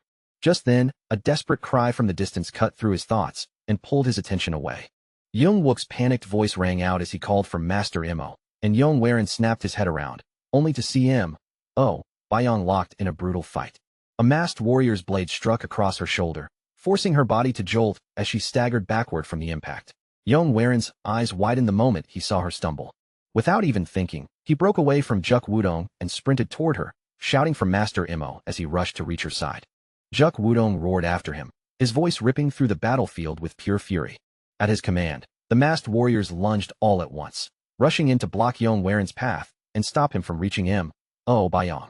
A deafening crash tore through the battlefield as the masked warriors rushed in at once, their blades closing around Yong from every direction. Bayong cried out with desperate fear in her voice, calling after the young lord as the danger swallowed him whole. Yong was completely trapped, boxed in on all sides with no clear path left to break through. From above, Juk Wudong came crashing down through the air, his sword lifted high over his head and aimed straight for the kill. His face twisted with hatred as he screamed that this was the end, cursing Yong with every ounce of rage in his voice. But in that very instant, a violent surge of demonic chi erupted from the center of the formation, blasting outward with terrifying force. Heavenly lightning ascension. Crimson demonic light roared upward around Yong as the unleashed power exploded toward the sky, shaking the entire battlefield beneath everyone's feet. A blinding pillar of energy pierced straight through the clouds, burning into the heavens before suddenly folding back in on itself. Then silence fell, heavy and suffocating, as dust and smoke rolled across the shattered ground. Bayong knelt there, staring ahead in stunned awe. That attack had truly been the heavenly lightning ascension. Even someone like her could barely imitate such an advanced sword art, so how had Yong managed to unleash it in that moment? She quickly turned and shouted toward Nam Wook and Young Wook, who were still struggling to get back on their feet, groaning as they forced themselves upright. Their eyes fixed on the massive crater carved into the ground, and at the very center of it stood Yong with dark demonic chi still twisting around his body. The shockwave had stopped before reaching them. Bayong narrowed her eyes, then gave a faint nod as she realized he had controlled the blast at the very last moment. Yong stood completely still, his body frozen in place as if the battle around him had vanished. But deep inside his mind, he was desperately shouting her name again and again, clinging to it like a lifeline. His vision began to blur, and the world around him slowly dissolved until everything disappeared into emptiness. When his sight finally cleared, he found himself sitting in a vast open space, surrounded by endless shallow puddles stretching beneath a pure blue sky. Confused, he slowly turned his head and looked around, unable to understand where he had ended up. Then realization struck him, and his teeth clenched as the truth settled heavily in his chest. This was his own mind space, and no matter what, he had to return to the real world. Master Bayong and the twin rising ghost blades were still fighting outside. He could not abandon them there, and just as that thought hit him, the calm puddles beneath him suddenly began to writhe. Dark ripples spread across the surface as a demonic aura seeped upward, and in the next instant, the water turned a deep, unsettling red. Before Yong could even react, something pulled him down, dragging his body into the crimson depths below. Countless pale hands reached up from the darkness, clawing at him as he sank into the void. Outside his mind space, his chi erupted completely out of control, surging with violent force until the ground itself trembled. Hey Dukong watched in horror and demanded to know what was happening, while Bayong's face turned grim as she said they had to stop it immediately. The thing standing in front of them was no longer the young lord they knew. She did not know what it had become, but they could not allow it to move freely while wearing Yong Waren's body. Hey Ko shouted that they had no strength left, asking how they were supposed to stop a monster like that. Oh, Yong snapped back at him, asking if he intended to just stand there and watch the young lord be swallowed whole. Before they could act, Namwook cried out that Yong Waren was moving. Everyone turned and saw him walking toward the blood-soaked Juk Wudong, who was slumped weakly against a tree. Yong Waren's steps were chillingly calm, and his empty eyes showed no trace of emotion at all. Without the slightest hesitation, he lunged forward and drove his sword straight toward Juk Wudong's heart. Inside the mind space, Yong Waren continued sinking deeper and deeper, with the cold darkness on the verge of swallowing him completely, until a soft light suddenly appeared. A gentle hand touched his back from behind, warm and steady, pushing him upward through the darkness. He opened his eyes and saw the familiar face of his attendant smiling faintly at him. "Manhwa," he whispered, and warmth surged through his chest. In the next instant, his consciousness snapped back into his body. He awoke to M.O. Bayong's desperate voice calling his name, while the twin rising ghost blades and M.O. Bayong struggled to hold him upright and keep his body steady. M.O. Bayong shouted for him not to lose control, begging him not to let that terrifying power consume him from within. She reminded him of the vow he had made, to protect his family and raise the Tinjang clan into the greatest sect of all. Yong Waren's breathing gradually slowed. In a weak, faint voice, he called to M.O. Bayong and told her to strike his acupressure points. She understood instantly and hit several key points across his body with flawless precision. The violent qi raging around him slowly began to fade, thinning out like smoke being carried away by the wind. Yong Waren's eyes fluttered shut as the last of his strength drained from his body. But just before his mind sank into darkness, an ancient and eerie voice whispered coldly from somewhere deep inside him. Next time, it would not end so easily. And after that chilling warning, silence took over. Hey Ko finally released a long breath, relief spreading across his face as he said it was fortunate the young lord had managed to regain his senses. Kneeling beside Yong Waren, M.O. Bayong explained that if she had sealed his points while he was still lost in deviation, his qi would have gone completely berserk and destroyed him from the inside. Hey Ko clicked his tongue and admitted that when Yong Waren had tried to kill Juk Wudong, he had nearly lost control of himself as well. Juk Wudong might have gone mad, he said, but the Sikhen clan was still part of the orthodox faction. If word of his death spread, the consequences would be far too serious to ignore. He turned toward the wounded man and froze. M.O. Bayong was already standing over Juk Wudong, while Young Wook called out in uncertainty, and Nam Wook quietly muttered one word. Antidote. The moment Nam Wook said it, Young Wook blinked as understanding finally struck him. M.O. Bayong lowered her gaze to Juk Wudong, her eyes dark and unreadable. Her fingers tightened around the hilt of her sword as she spoke in a hollow, ice-cold voice, saying that even now, their first instinct was still to search him for an antidote. Then, without the slightest hesitation, she swung her blade. A cold flash of steel cut through the air in a single clean motion. Juk Wudong's body went limp, and he collapsed lifelessly onto the ground, never moving again. The twin rising ghost blades stood rooted in place, their faces frozen with shock as they stared at what had just happened. Hey Ko immediately shouted at her, his voice filled with disbelief as he demanded to know what she thought she was doing. M.O. Bayong calmly slid her sword back into its sheath and answered without a flicker of regret. Juk Wudong had tried to kill the young lord more than once, and worse than that, he had seen the strange qi inside Yong Waren. If he had been allowed to live and speak of it, disaster would have fallen on all of them. She lifted Yong Waren onto her shoulder, then turned away with a steady expression. There was no need for anyone else to stain their hands with this, she said. She would be the one to handle it. Hey Ko watched her back as she walked away, and after a long silence, he murmured that just as the young lord had changed, M.O. Bayong had changed as well. Then his voice dropped even lower, as if the thought had only just reached him. Maybe, in the end, all of them had changed. Clicking his tongue, Hey Ko turned toward Nam Wook and snapped at him to stop wasting time and hurry up with finding the antidote. But Nam Wook was already raising a small vial to his lips and drinking from it. Young Wook shouted in alarm, asking how he could possibly know that the liquid was not another poison. Nam Wook smirked as if the answer was obvious, then explained that a real antidote gave off a strange feeling when smelled, causing dizziness and dryness as the poison inside the body reacted against it. Poison, on the other hand, carried a foul stench so disgusting it made a person want to vomit. Once someone understood that difference, Nam Wook said, picking out an antidote became surprisingly simple. Young Wook nodded with clear admiration on his face, while Nam Wook raised a small pouch in his hand, his grin turning a little sly. Along with the antidote, he added, he had also found something else on Juk Wudong that looked extremely valuable. Sometime later, Yong Warin slowly drifted back into consciousness. When his eyes opened, he found himself lying in a bed inside an unfamiliar room. He pushed himself upright, still a little dazed, and quietly murmured that he had finally returned. Then he crossed his legs into a lotus position on the bed and began carefully circulating his inner chi through his body. A moment later, his eyes widened in surprise as he sensed the change within himself. His inner energy had not merely recovered from the poison. It had actually grown stronger than before. Memories of Juk Wudong's attack and the terrifying power that had erupted from within him flashed through his mind. Yong Warin let out a heavy sigh, lay back down, and covered his eyes with one arm. That battle had been far too close, much closer than he wanted to admit.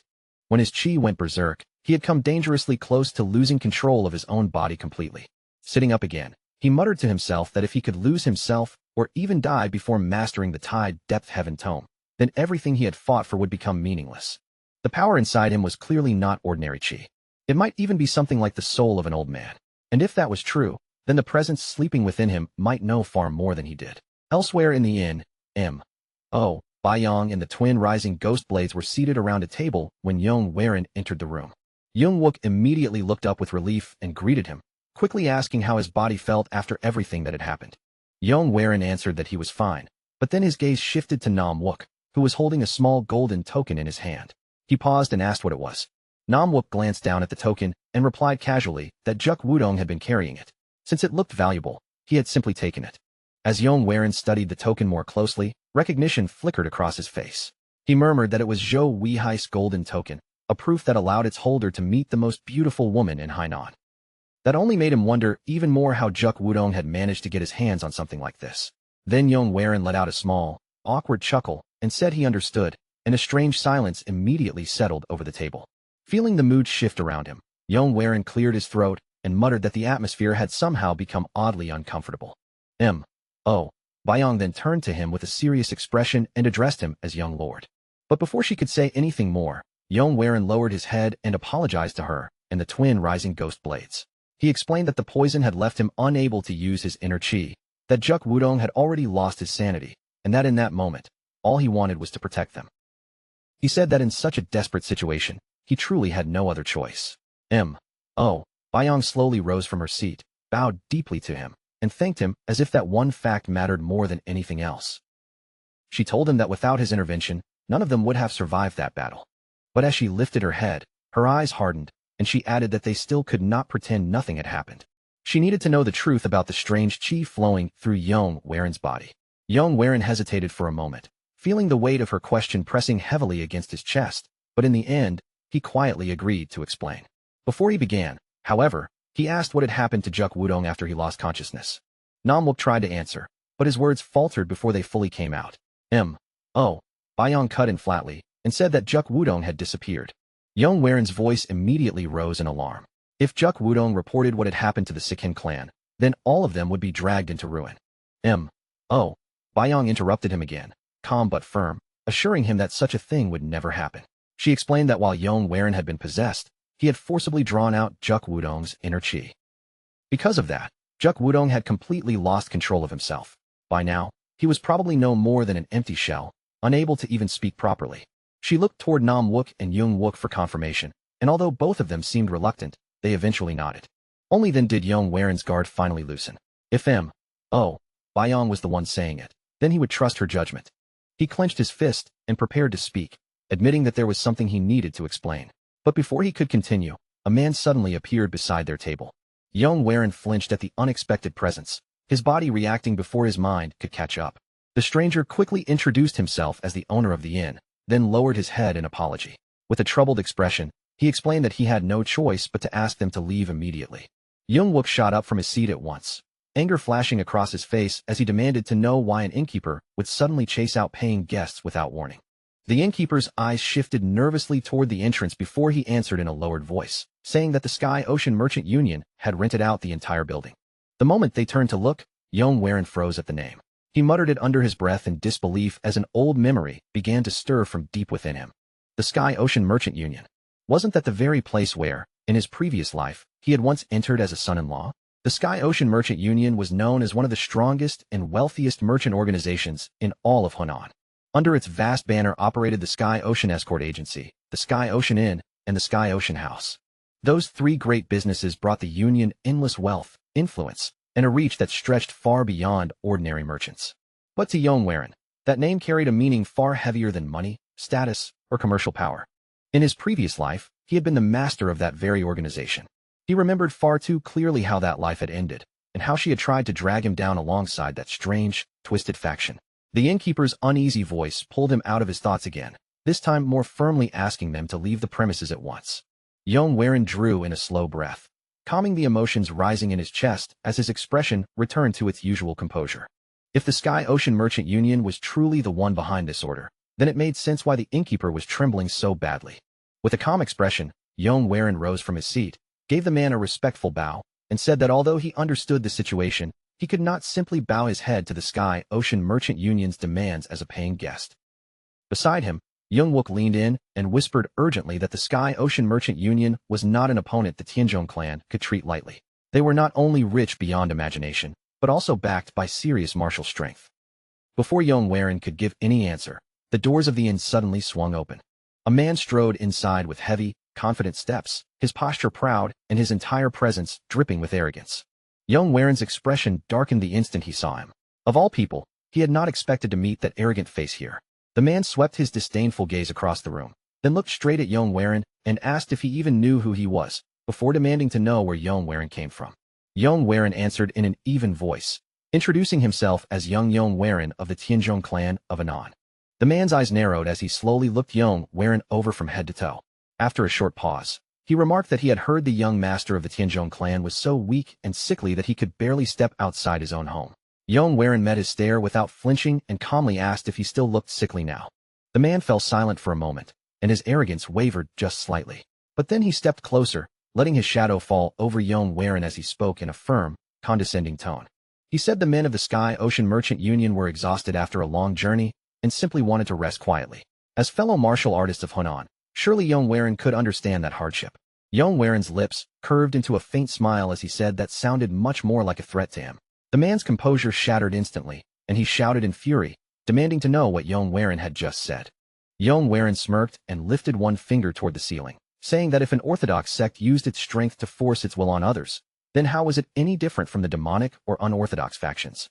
The man's face flushed red with humiliation as he ground his teeth and screamed, calling Yong an insolent wretch. Yong suddenly burst into laughter, his voice ringing through the inn. He said the Sky Ocean Merchant Union truly must be as powerful as people claimed. If even a mere martial artist under a merchant union dared raise his voice at the young lord of a martial sect. At those words, Yong and the twin rising ghost blades rose from their seats at the same time, their hands already moving toward their weapons. The man clenched his fists, and the killing intent around him began to rise like heat from a drawn blade. Yong left hand slid to the hilt of his sword, gripping it steadily as his voice turned cold. He lightly tapped the sheath with his right hand and spoke again, saying that if they truly wanted to claim the entire inn, then they should settle the matter by the laws of the Jianghu. The man's eyes flared with rage. He seized his sword and shouted for Yong to come outside and face him. A short while later, the two stood facing each other in the courtyard. Behind Yong Yong called out anxiously, asking if he truly intended to fight this battle. Yong answered without hesitation, saying that if he backed down now, the world would see the Tianzhong clan as weak. If he allowed a mere martial artist from the Sky Ocean Merchant Union to threaten him and walk away unchallenged, rumors would spread that the Tianzhong clan stood beneath a merchant organization. The moment both sides had spoken their names, this clash had already become unavoidable. It was not something he could run from, and it was not something he should avoid. As the two of them took their stances, Yong spoke in a steady voice that carried clearly through the courtyard. The loser would remain silent, and the winner's words would become law. Without any warning, the man lunged forward, driving his sword straight toward Yong chest. Yong shifted to the side with effortless grace, his body slipping past the attack as smoothly as flowing water. The man's eyes widened in disbelief. Yong had dodged it. He immediately planted his feet and unleashed a rapid storm of thrusts, each strike snapping forward faster than the one before it. Yong watched him with calm eyes, gliding past every blade with precise, graceful movements. And as he moved, one thought sharpened in his mind. Why did this man's sword look so slow? Then, in the next instant, Yong kicked off the ground and leapt high into the air. While still suspended mid-flight, he drew his own sword from its sheath in one smooth motion. He descended like a streak of falling light, and before his opponent even had time to react, the match was already decided. Yong Waren's blade stopped a single breath away from the man's neck, close enough to end him without leaving even a moment to resist. All around the courtyard, the members of the Sky Ocean Merchant Union stared with shaken faces, their whispers spreading through the crowd. One of them muttered under his breath that no matter how desperately their companion attacked, he had not even managed to brush the young lord's clothes. Another man swallowed hard and said those movements did not belong to someone sick and bedridden.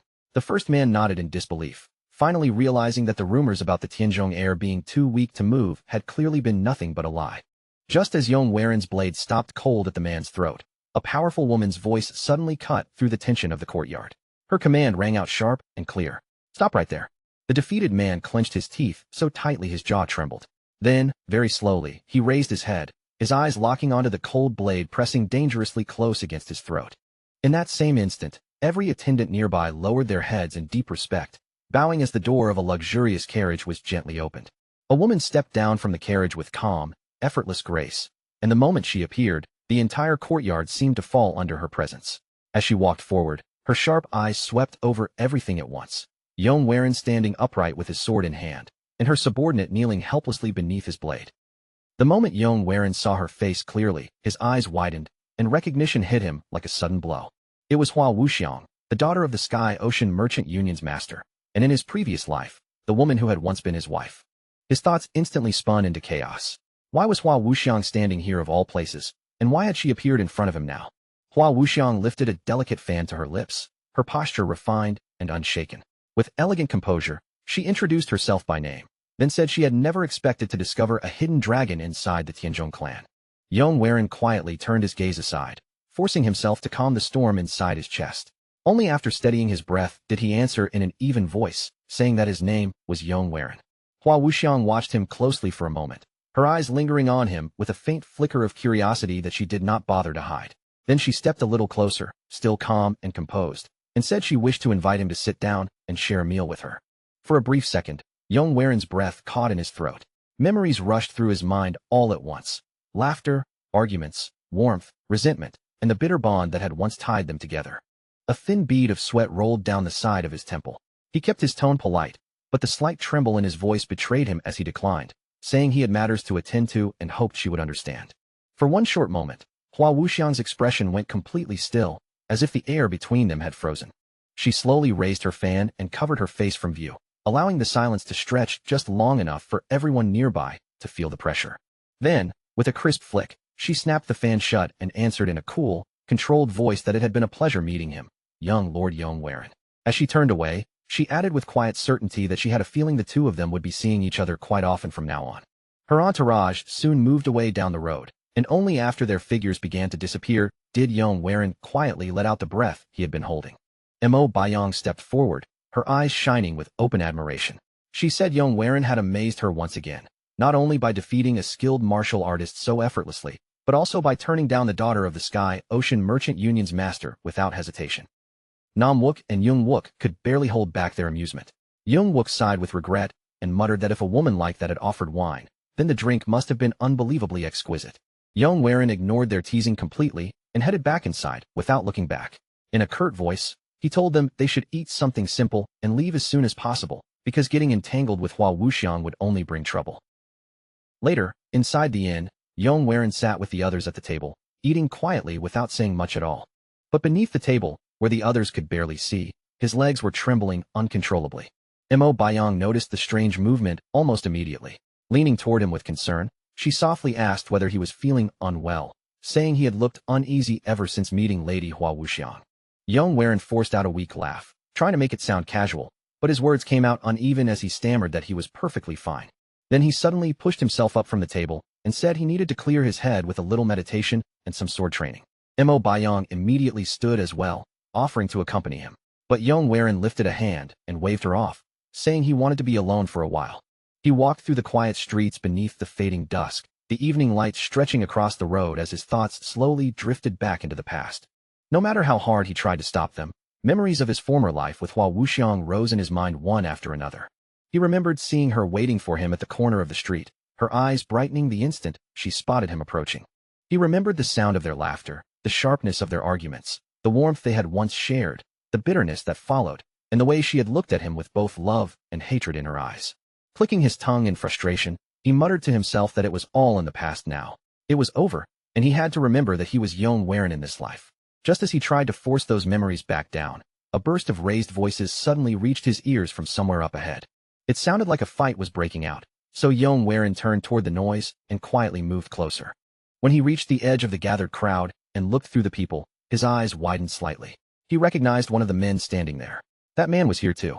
Jayak stood in the middle of the street, one hand gripping the chain of a vicious black dog that snarled and snapped beside him like a rabid beast. Across from him stood another man with his sword already drawn, his stance tense and ready to fight at any moment. Yong quietly slipped back to the corner of a nearby building and watched from the shadows. His eyes narrowed as he wondered how Jayak had managed to travel all the way here. Then his gaze shifted to the beast beside Jayak, and the longer he looked at it, the more he sensed a strange and ominous aura clinging to it. Jayak's voice thundered through the street as he shouted that he would say it one more time. If the man handed over that thing, they would leave quietly. If he kept denying it, then he would die right there. The man shouted back in furious disbelief, demanding how he was supposed to hand over something that did not even exist. Jayak crouched down and calmly stroked the black dog's head, as if the beast's snarling meant nothing to him. He said the dog could track its prey from 50 kilometers away, and that it was no ordinary dog, but a black wolf. Since it had led him straight to this man, that meant the man had to possess what he was looking for. From his hiding place, Yong's expression hardened as the pieces finally came together. The black wolf must have followed the scent of the demonic poison stone flower all the way here. That was the only explanation that fit. He reached into his pocket and pulled out the very same flower, staring down at it with a deep frown. But the flower was with him, so why were they chasing that young man instead? Across the street, Jayak's patience finally snapped. His jaw tightened as he glared at the man in front of him and growled, asking if he truly had to kill him just to find it. Then Jayak raised his voice even louder, making sure every martial artist in the street could hear him clearly. He declared himself Jayak, the young sect leader of the Serpent Dragon sect of Hubei. He continued, announcing that anyone who helped him capture that man would receive a generous reward from the Serpent Dragon sect. At once, the surrounding martial artists began to stir. Some shifted their feet, while others exchanged cautious glances, clearly tempted but wary of getting involved. Around the street, the other martial artists began to move as well, their eyes sharpening as their hands slowly tightened around their weapons. One by one, they started closing in, surrounding the man Jayak had marked as his target. But the young man did not back away even half a step. His gaze burned with stubborn defiance, and he shouted back with fearless pride that when they met the king of hell in the underworld, they should tell him they were killed by Jong Suk. The instant Yong heard that name, his eyes widened just a little. Jong Suk. For some reason, that name stirred something in his memory. At first glance, the man in front of him looked no different from a wandering vagabond, rough and unpolished. And yet, the way he stood there, calm, upright, and proud, carried a dignity that hinted at a far more reputable background. Yong had barely finished forming that thought when Jong Suk suddenly moved. His sword flashed through the air, cutting forward with deadly accuracy and a clean, ruthless edge. The next instant, steel collided with steel, and the entire street erupted into chaos. Jong Suk swept through the attackers like a violent storm, cutting down one opponent after another with terrifying speed and raw power. Watching from behind the line of men, Jayak ground his teeth in irritation and spat out a curse, calling them useless fools. As Jong Suk pushed forward again and struck toward another attacker near Jayak, the young sect leader's expression darkened, and he suddenly drew his own sword. Then, in one brutal and merciless motion, Jayak thrust the blade straight through his own subordinate from behind. The sword pierced clean through the man's body and continued forward, striking Jong Suk as well. Jong Suk staggered backward, his body jolting from the impact as blood poured heavily from the wound. When he spoke, his voice trembled with rage. He glared at Jayak and said he had actually stabbed his own man, adding that even the demonic cult would not sink to something this disgraceful. Jayak merely shrugged, his eyes cold and shameless, and replied that this was because they stood between the orthodox and the unorthodox. Jong Suk's face twisted with fury. Blood trickled from the corner of his mouth as his teeth clenched so hard his jaw seemed ready to crack. Then, a violent surge of chi burst from his body, rippling outward through the air like a wave of pressure. With rage shaking his voice, he roared that Jayak had crossed the line. From the corner of the building, Yong's eyes widened in shock as that overwhelming force washed over him. That chi was unmistakable, and he cursed himself inwardly for not recognizing the name sooner. The memories came crashing back all at once. Jong Suk, the man who would one day be known as the hero among demons. He was the final disciple of the late Hidden Saint cult leader, a man whose sect had been wiped out by the three demonic heavens. Even though he walked the path of demonic arts, His heart had remained loyal to chivalry and honor. That title had not been earned through strength alone, but through the way he lived. In the future, Jong-suk would grow powerful enough to rival Hey Ko Ryong for the title of strongest under the heavens. Yong Waren's hand gripped the wooden wall beside him, his fingers digging hard into the surface. The plank shattered in his grasp as his knuckles tightened. A man like this was about to die in a foreign land, and all because of something Yong Waren had taken. At that moment, Jayak let out a fierce roar and charged forward, his sword gleaming under the dim street light as he shouted for Jong-suk to die. But before Jayak could reach him, a massive chunk of wood suddenly tore through the air and shot straight toward him. Jayak barely managed to bring up his sword in time. Sparks burst from the impact, and the force of the blow drove him backward across the ground. His eyes snapped toward the direction the attack had come from, and he barked out in a furious voice, demanding to know who was there. From the shadows near the building, Yong Waren stepped into view, one hand resting calmly on the hilt of his sword. His voice cut through the tense street as he told Jayak to stop right there. Jayak's stare hardened immediately. He warned Yong Waren that if he was only a passerby, then he should quietly move along and stay out of it. But in the next breath, Jayak's expression shifted, as if he had suddenly recognized him. He narrowed his eyes and said Yong Waren was the one who had defeated De Jong earlier that day. Then he ordered him to step aside, insisting that this matter had nothing to do with him. Yong Waren's voice stayed calm and unwavering as he answered that it did concern him. Then he turned his attention toward Jong-suk and said that warrior Jong looked exhausted, so he would lend him a hand. Jayak clenched his jaw and raised his blade, sneering as he asked whether people of status truly needed to spill blood among themselves over this. The crowd around them immediately began to murmur, their whispers spreading through the street.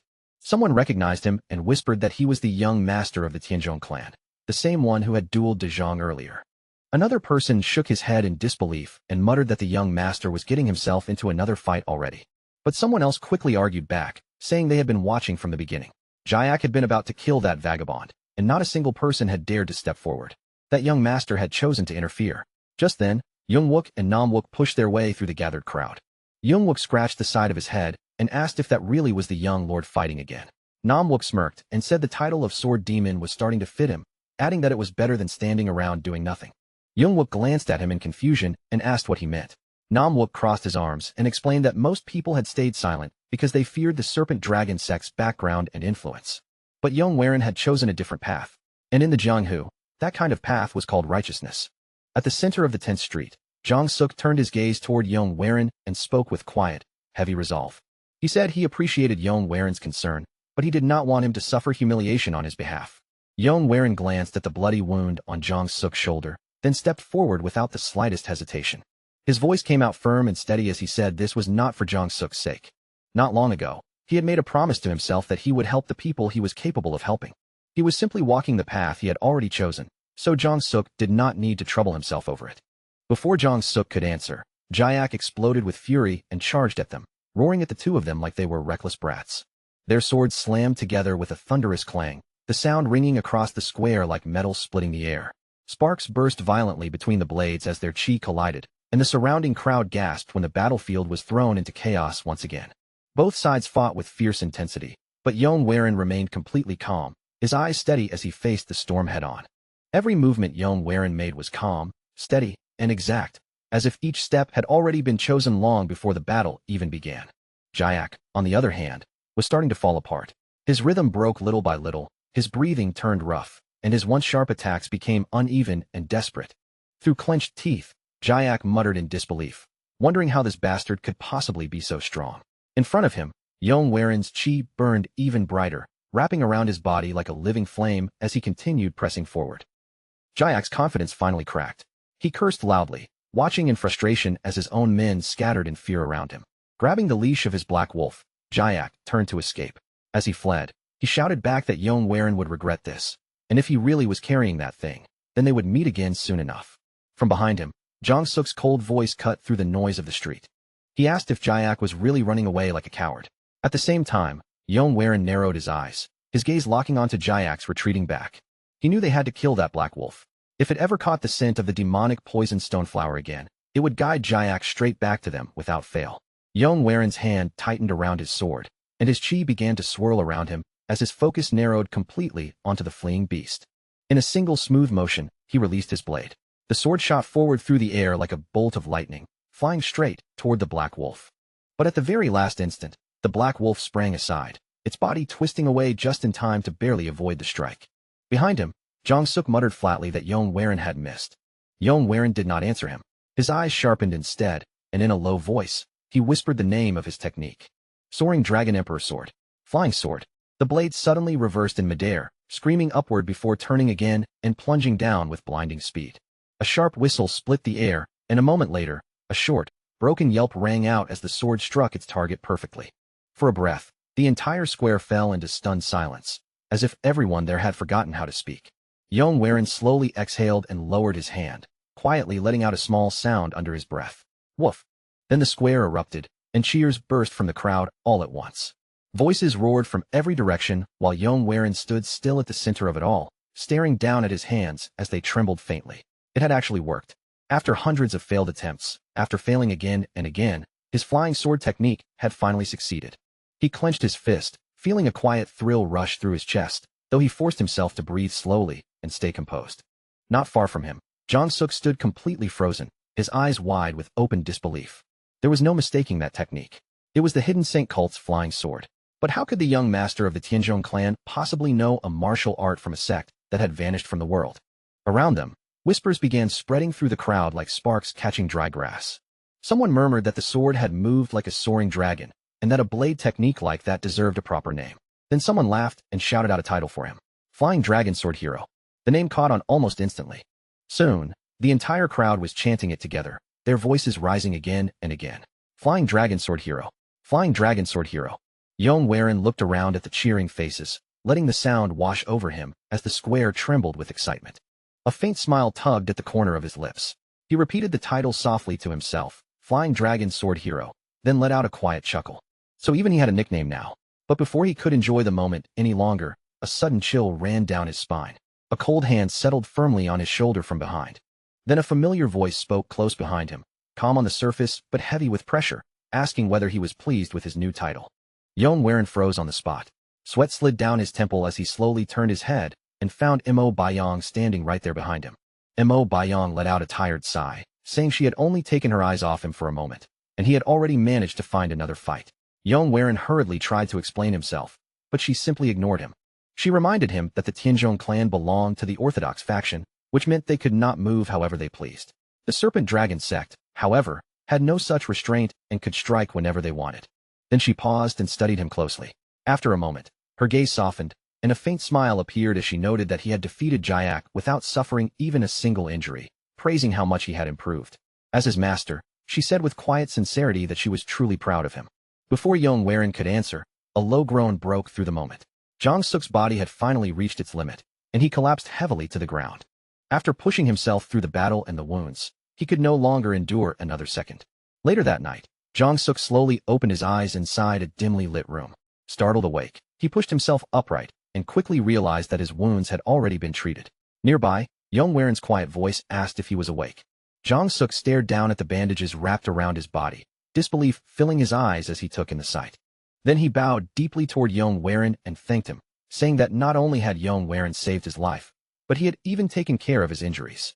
With deep gratitude in his voice, Jong-suk called Yong Waren a true hero and admitted that he had no idea how he could ever repay such kindness. Yong Waren gave him a faint smile and said that if Jong-suk truly wished to repay him, then he should form a contract with him. For a while, Yong Waren told him, Jong-suk would serve as his bodyguard. Of course, he added, the position would be properly paid. Then Yong Waren took out a small pouch, placed it on the bed beside him, and opened it for Jong-suk to see. The moment Jong-suk saw the heavy pile of silver inside, his eyes widened in shock, and he began to stammer, clearly overwhelmed by the amount in front of him. Yong Waren spoke in a calm voice, saying that someone with Jong-suk's level of skill would never wander the world without a reason behind it. Hearing those words, Jong-suk slowly lowered his head, his shoulders sinking as the weight he had been carrying finally showed on his face. After a moment of silence, he confessed that he had a younger sister suffering from a rare and deadly illness, and the medicine needed to save her was far beyond anything he could afford. Tears began to gather in Jong-suk's eyes as he realized what the money meant. With this, his sister could finally begin to recover, and his voice broke as he thanked Yong Waren again and again. Yong Waren placed the pouch directly into his hand and told him to bring his sister here to stay with them, since they would remain in town for a while anyway. The room fell into a deep silence, with only Jong-suk's quiet sobs breaking through the stillness. After some time passed, Jong-suk stood outside the inn and waved to them before leaving to bring his younger sister back. Once his figure disappeared down the road, Mo Byong turned toward Yong Waren, her eyes filled with obvious doubt. She said that he had been far too generous for the sake of hiring a mere bodyguard, then asked whether there was some deeper reason behind it. Standing beside her, Young-wook cleared his throat and joked that with that much money, they could have bought several bottles of the finest wine instead. Yong Waren lifted his gaze toward the night sky, and a faint smile slowly appeared on his face. He said Jong-suk was a man destined to become great, and if he could win that kind of person's loyalty for only a few silver taels, then it was an incredible bargain. He added that what impressed him most was the way Jong-suk had stood tall and refused to break, even when surrounded by the Serpent Dragon sect. Mo Byong still stared at him as if he had just said something completely absurd. Tilting her head slightly, she asked whether they were finally going to return to the Tianzhong clan with Jong-suk joining them. Yong Waren only laughed lightly and said no, not yet. Their next destination would be Yongzhou. The words had barely left his mouth before everyone's protests burst out at once. Mo Byong raised her voice, demanding to know why they were suddenly heading to Yongzhou. Young-wook stared at him in disbelief, asking whether they truly were not going back home. While they argued behind him, Yong Waren kept walking as if their complaints had nothing to do with him, forcing them to hurry after him. Mo Byong insisted that they had already finished everything they came to do. They had retrieved the elixir and visited the Jaegao clan, so there was no reason to keep wandering elsewhere. Yong Waren slowed down for a brief moment, but even then, he gave them no answer. Inside, his thoughts were far heavier than any complaint behind him. If his chi lost control again, it could devour his entire body from within. The only way to stop that from happening was to cultivate the Tai-depth heaven tome. And to do that, he needed someone who lived in Yongzhou. This detour was not some careless whim. It was a matter of survival. When they reached the doorway of the inn, Yong Waren finally stopped and cleared his throat before declaring that this was the young lord's command. Mo Byong raised her voice again, insisting that the clan lord would surely be worried if they kept delaying their return. Yong Waren simply smiled faintly as he pushed the door open, telling her that he had already sent a messenger pigeon ahead. There was nothing for anyone to worry about. They would set out at dawn. Then he shut the door behind him, cutting off every complaint before anyone could continue. Outside the room, Young-wook pressed his palm against his forehead in pure frustration, while Nam-wook could only give a helpless shrug. Mo Byong clenched her fists tightly and muttered under her breath that no one could ever understand what went on inside Yong Waren's head. The next morning, just as the group was preparing to leave, Jong-suk arrived while leading a horse beside him. He dismounted immediately, lowered his head in a respectful bow, and reported that everything was ready. Then he gestured toward the girl standing beside him and introduced her as his younger sister, Young-mun. Young-mun bowed with graceful politeness and thanked Yong Waren for helping her brother. Yong Waren returned the courtesy and introduced himself as Yong Waren of the Tianzhong clan. He then introduced his companions, explaining that the twin rising ghost blades served as both bodyguards and warriors of his clan. The moment Young-mun heard that, the twins straightened their backs at once, clearly trying to look impressive in front of her. Yong Waren chuckled at the sight and teased them, saying they seemed much better at guarding wine than guarding people. Nam-wook immediately protested, saying Yong Waren made them sound like a pair of villains. Mo Byong stood off to the side, watching their exchange with faint irritation written across her face. At last, Yong Waren pointed toward a nearby carriage and explained that he had prepared it so their journey would be more comfortable. Jong-suk looked at the carriage in surprise and asked if it had been prepared for his younger sister. After Young-mun was helped inside and the carriage curtains were drawn, Yong Waren turned toward Nam-wook and told him to take the reins. Nam-wook scoffed right away, complaining that he was not the only person in the group capable of driving a carriage. Yong Waren only smirked, as if he had already expected that response. Then he pulled a small bottle from his pocket, the golden wine inside catching the light. With a gleam in his eyes, he announced that whoever served as the coachman for the day would earn 1 cup as a reward. The moment the twins saw the bottle, both of them froze in place, their eyes widening before they gasped in shock. Nam-wook shouted in disbelief, and Young-wook immediately echoed him, calling it that precious drink. In the very next breath, both of them rushed toward the reins, shouting over each other. Young-wook claimed he would drive, while Nam-wook insisted Yong Waren had clearly chosen him first. Their shoulders slammed together as they struggled for position, their foreheads nearly colliding as the argument broke out in full force. Inside the carriage, Young-mun covered her mouth and laughed softly. Yong Waren and Jong-suk also chuckled from the side as they watched the ridiculous chaos unfold. Mo Byong, however, simply crossed her arms, her brows knitting together while her lips curled with quiet disapproval at their childish behavior. As the group finally began their journey, Yong Waren, Jong-suk, and Young-mun settled together inside the carriage, the space quiet but filled with a new, unfamiliar sense of companionship. Beneath them, the carriage wheels rolled steadily over the road, creaking softly as the path stretched farther and farther ahead. After some time had passed, Jong-suk turned toward Yong Warin with a careful expression, choosing his words slowly before asking if he could voice a question that had been troubling him for quite a while. He wanted to know whether the martial art Yong Warin had used during his duel with Jayak was one of the Tianzhong clan's secret techniques. Young Mun immediately scolded her brother, reminding him that it was rude to ask someone so directly about their martial arts. Realizing he had spoken too boldly, Jong-suk quickly lowered his head and apologized. Yong Warin watched the siblings with a faint, knowing smile on his face. Since he had shown that technique on purpose, he had already expected Jong-suk to become curious. He also knew very well that Jong-suk was a direct disciple of the Hidden Saint cult. And because the Tianzhong clan's swordsmanship traced its roots back to that same cult, Jong-suk must have recognized something familiar the instant he saw the technique. After a short pause, Yong Warin answered calmly and confirmed that it was indeed a secret technique of his clan. He explained that long ago, one of his ancestors had learned it from a great martial master. Jong-suk bowed with deep respect, his eyes filled with admiration. He said the technique had left a powerful impression on him, and confessed that he had always wanted to experience it himself, hoping Yong Warin would not take his words as disrespect. With a faint grin, Yong Warin suggested that the two of them have a friendly spar after dinner. He added that during Jong-suk's fight with Jayak, it had looked as though Jong-suk had not shown everything he was capable of. Because of that, Yong Warin wanted to see just how strong Jong-suk truly was when he fought without holding back. Jong-suk burst into hearty laughter and agreed without hesitation, saying it would be an honor to cross blades with Yong Warin. That evening, as the sun slowly dipped beneath the horizon, the group stopped in an open field where the fading light spread across the grass. Without wasting another word, both men drew their swords and rushed forward at the exact same moment. Steel rang sharply through the evening air as their blades struck again and again, the crisp echoes carrying across the quiet plain. When they finally stepped apart to catch their breath, Yong Warin let out a slow exhale and suggested that they stop there and rest for the night. Jong-suk sheathed his sword, but his mind was still replaying every movement from the spar.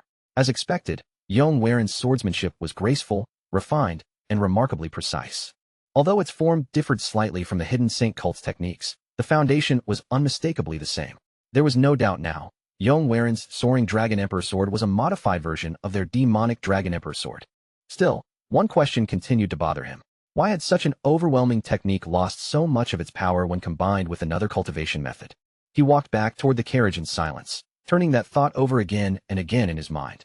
Behind him, Yong Warin watched Jong-suk's retreating figure with a sly smirk, already calculating that if everything went according to plan, he might soon obtain one of Jong-suk's chi cultivation methods. Later that night, beneath the scattered stars, Jong-suk and his sister quietly stepped away from the camp to speak in private. Young Mun asked how the spar had gone, and Jong-suk replied that he was now convinced the Tianzhong clan had some kind of connection to the Hidden Saint cult. Startled by his answer, Young Mun looked at him closely and asked if he truly believed that was the case. Jong-suk nodded and explained that when Yong Warin's sword technique was combined with another form of cultivation, its power had dropped sharply. And as she already knew, the martial arts of their cult were naturally overwhelming and should never have weakened so easily. Young Mun studied her brother with a knowing look, then guessed that he was already thinking about teaching Yong Warin their chi cultivation method. Jong-suk did not deny it. He admitted that Yong Warin had already done more than enough for both of them. Placing a hand gently on her shoulder, he reminded her that thanks to Yong Warin, she was now able to walk freely again. Young Mun's gaze gradually hardened with resolve. Then she made a bold decision, saying she would personally pass down the Hidden Saint cult's chi cultivation technique to Yong Warin. Jong-suk stared at her in shock, unable to hide his surprise, and asked if she was truly serious. Young Mun met his gaze directly and nodded without hesitation. She warned him that he must never connect Yong Warin to their fallen cult. The Hidden Saint cult had already perished long ago, and trying to revive it through Yong Warin would be no different from defying the will of the heavens. When their conversation ended, the siblings returned to camp in silence. The next day, their journey continued along the road. By afternoon, they arrived at a vast field of flowers spread beneath a cascading waterfall, the scenery opening before them like a hidden paradise. Cool mist drifted through the air from the falling water, while countless petals swayed gently in the breeze. Yong Warin looked over the peaceful field and suggested that they stop there and rest for the night. Later, as Yong Warin wandered alone among the flowers and breathed in the cold, clean wind, Young Mun quietly approached him.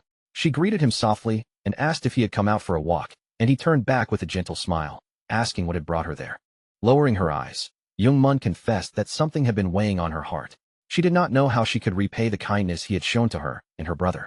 Yong Warin laughed lightly and told her it was nothing worth worrying over, saying he had only done what anyone should have done. But Young shook her head and said that when someone receives a favor, that favor must be returned. Then she revealed that she intended to pass down her clan's chi cultivation technique to him. She explained that her brother believed Yong Waren's martial arts could become even stronger with its guidance. Yong Waren cleared his throat, keeping his voice calm, and said he could not accept something so profound in return for such a small favor. Suddenly, Young stepped closer, her voice rising with urgency as she reached out and grabbed his hand. Her eyes trembled as she begged him to accept it, saying that if he refused, she and her brother would never be able to find peace. Yong Waren froze on the spot, his face flushing as he struggled to meet her gaze. He stammered awkwardly and pointed out that she was still holding his hand. The moment Young realized it, her cheeks burned bright red. She released him at once, turned away in embarrassment, and covered her face as if trying to hide completely. Yong Waren remained motionless for a moment, staring down at the hand she had just been holding. After a long pause, Yong Waren finally spoke, saying that if this was truly what she wished, then he would accept it. From farther away, Bayong stood quietly on her own, watching everything unfold without saying a single word. When she saw the two of them standing so close together, a strange tight feeling suddenly gathered in her chest, unfamiliar and hard to ignore. She slowly pressed one hand against her chest, her brows drawing together as she whispered in confusion, unable to make sense of the emotion quietly rising inside her. Even so, she did not look away. She simply kept watching in silence as Yong Waren and walked shoulder to shoulder through the endless sea of blooming flowers. Not far from them, Young Wook, Nam Wook, and Jong Suk had gathered together, sitting comfortably as they laughed, drank, and carried on as if nothing in the world could weigh them down. Like that, time slipped by in a quiet, steady flow, and their journey continued without any great disturbance. Eventually, with Young Wook seated at the front and holding the reins, he raised his hand toward the road ahead and called out that Young Jo had finally come into view. Before long, the lively town surrounded them completely, its noise and movement swallowing the group as they stopped there and went in to settle down. After they arrived, Yong Waren told the others to rest for the time being, saying that he needed to go out and look for someone. Bayong, who had been standing close by and listening, immediately stepped forward and firmly insisted that she would go with him. Yong Waren paused for a brief moment, as if weighing her words, and then gave a small nod, agreeing to let her follow. The two of them then made their way through the packed streets of Yongzhou, weaving past the crowds until they finally arrived in front of another inn. Outside the entrance, a young boy was sweeping the ground, moving his broom back and forth across the dusty street. Yong Waren stepped up to him and asked whether he knew where they could find a man called the Omniscient One. The moment the boy heard that name, his eyes lit up with excitement, and he quickly said that of course he had heard of him. But then his tone shifted, and he added that if Yong Waren had come looking for that man, he had arrived too late. Yong Waren's face darkened immediately, his gaze sharpening as he demanded to know exactly what the boy meant. The boy did not answer right away. Instead, he let out a short whistle, grinned with a sly, mischievous look, and casually stretched out his hand, clearly asking for payment first. Yong Waren did not waste a second arguing. He tossed over a piece of silver, and the boy caught it eagerly before leaning in closer to speak. Lowering his voice as if sharing a secret, the boy explained that rumors had already spread all across the town. According to those rumors, the Omniscient One had been captured by the Sangwon clan, and they planned to execute him at dawn the next day. Yong Waren's eyes widened as he cried out in disbelief, demanding to know what had happened. The boy went on to explain that the Omniscient One had once read the fortune of the Sangwon clan's young lady. But after she followed that fortune, she lost her mind completely and threw herself into the water, drowning in rage and overwhelming grief. Because of that, the Sangwon clan blamed him for her death, seized him by force, and began preparing to cut off his head as punishment. Yong Waren's jaw clenched tightly, and the shadow over his expression grew heavier. This situation had turned out to be far more troublesome than he had first imagined. As they left the inn behind and walked away, Yong Waren silently recalled everything he knew about the Omniscient One, Nanongguak. To most people, he was known for fortune-telling and exorcism, but beneath that reputation, his real identity was far more dangerous. He was the final envoy of the destroyed Bei cult, a fallen group that had once specialized in sorcery connected to the soul. That cult had already vanished long before the age of the 3 demonic and 3 orthodox factions. If that man truly was Nanongguak, then Yong Waren realized there was a chance he could remove the ancient being sealed inside his body. That thought alone sent a cold shiver through him. But before he could think any further, the harsh truth struck him again. The man who might save him was going to be executed the very next morning. At last, Bayong broke the silence.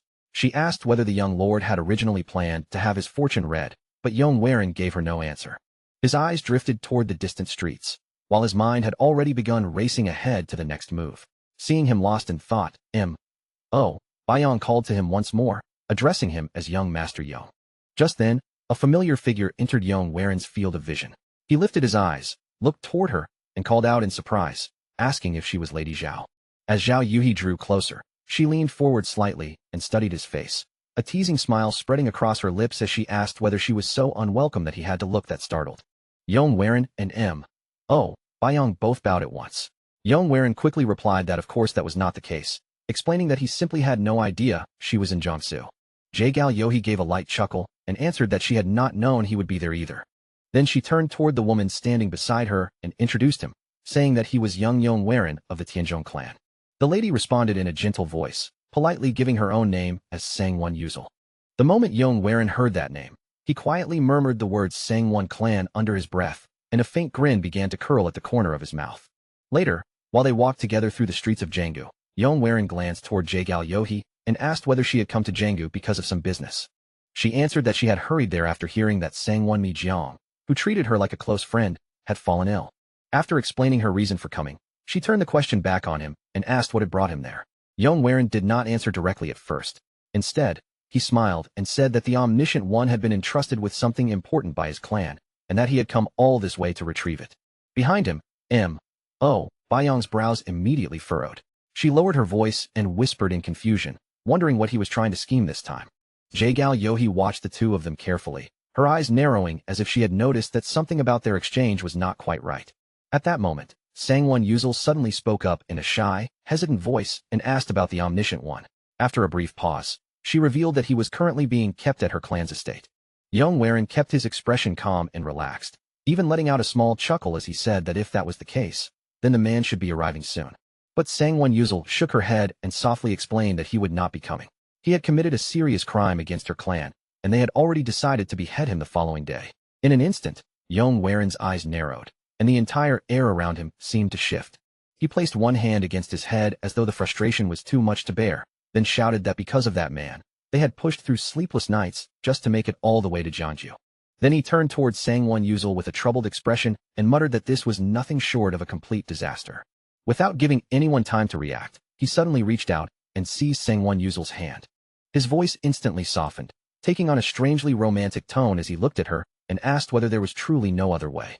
Nearby, both M.O. Yong and Zhao Yuhi went completely still, frozen in place as shock flashed across their faces.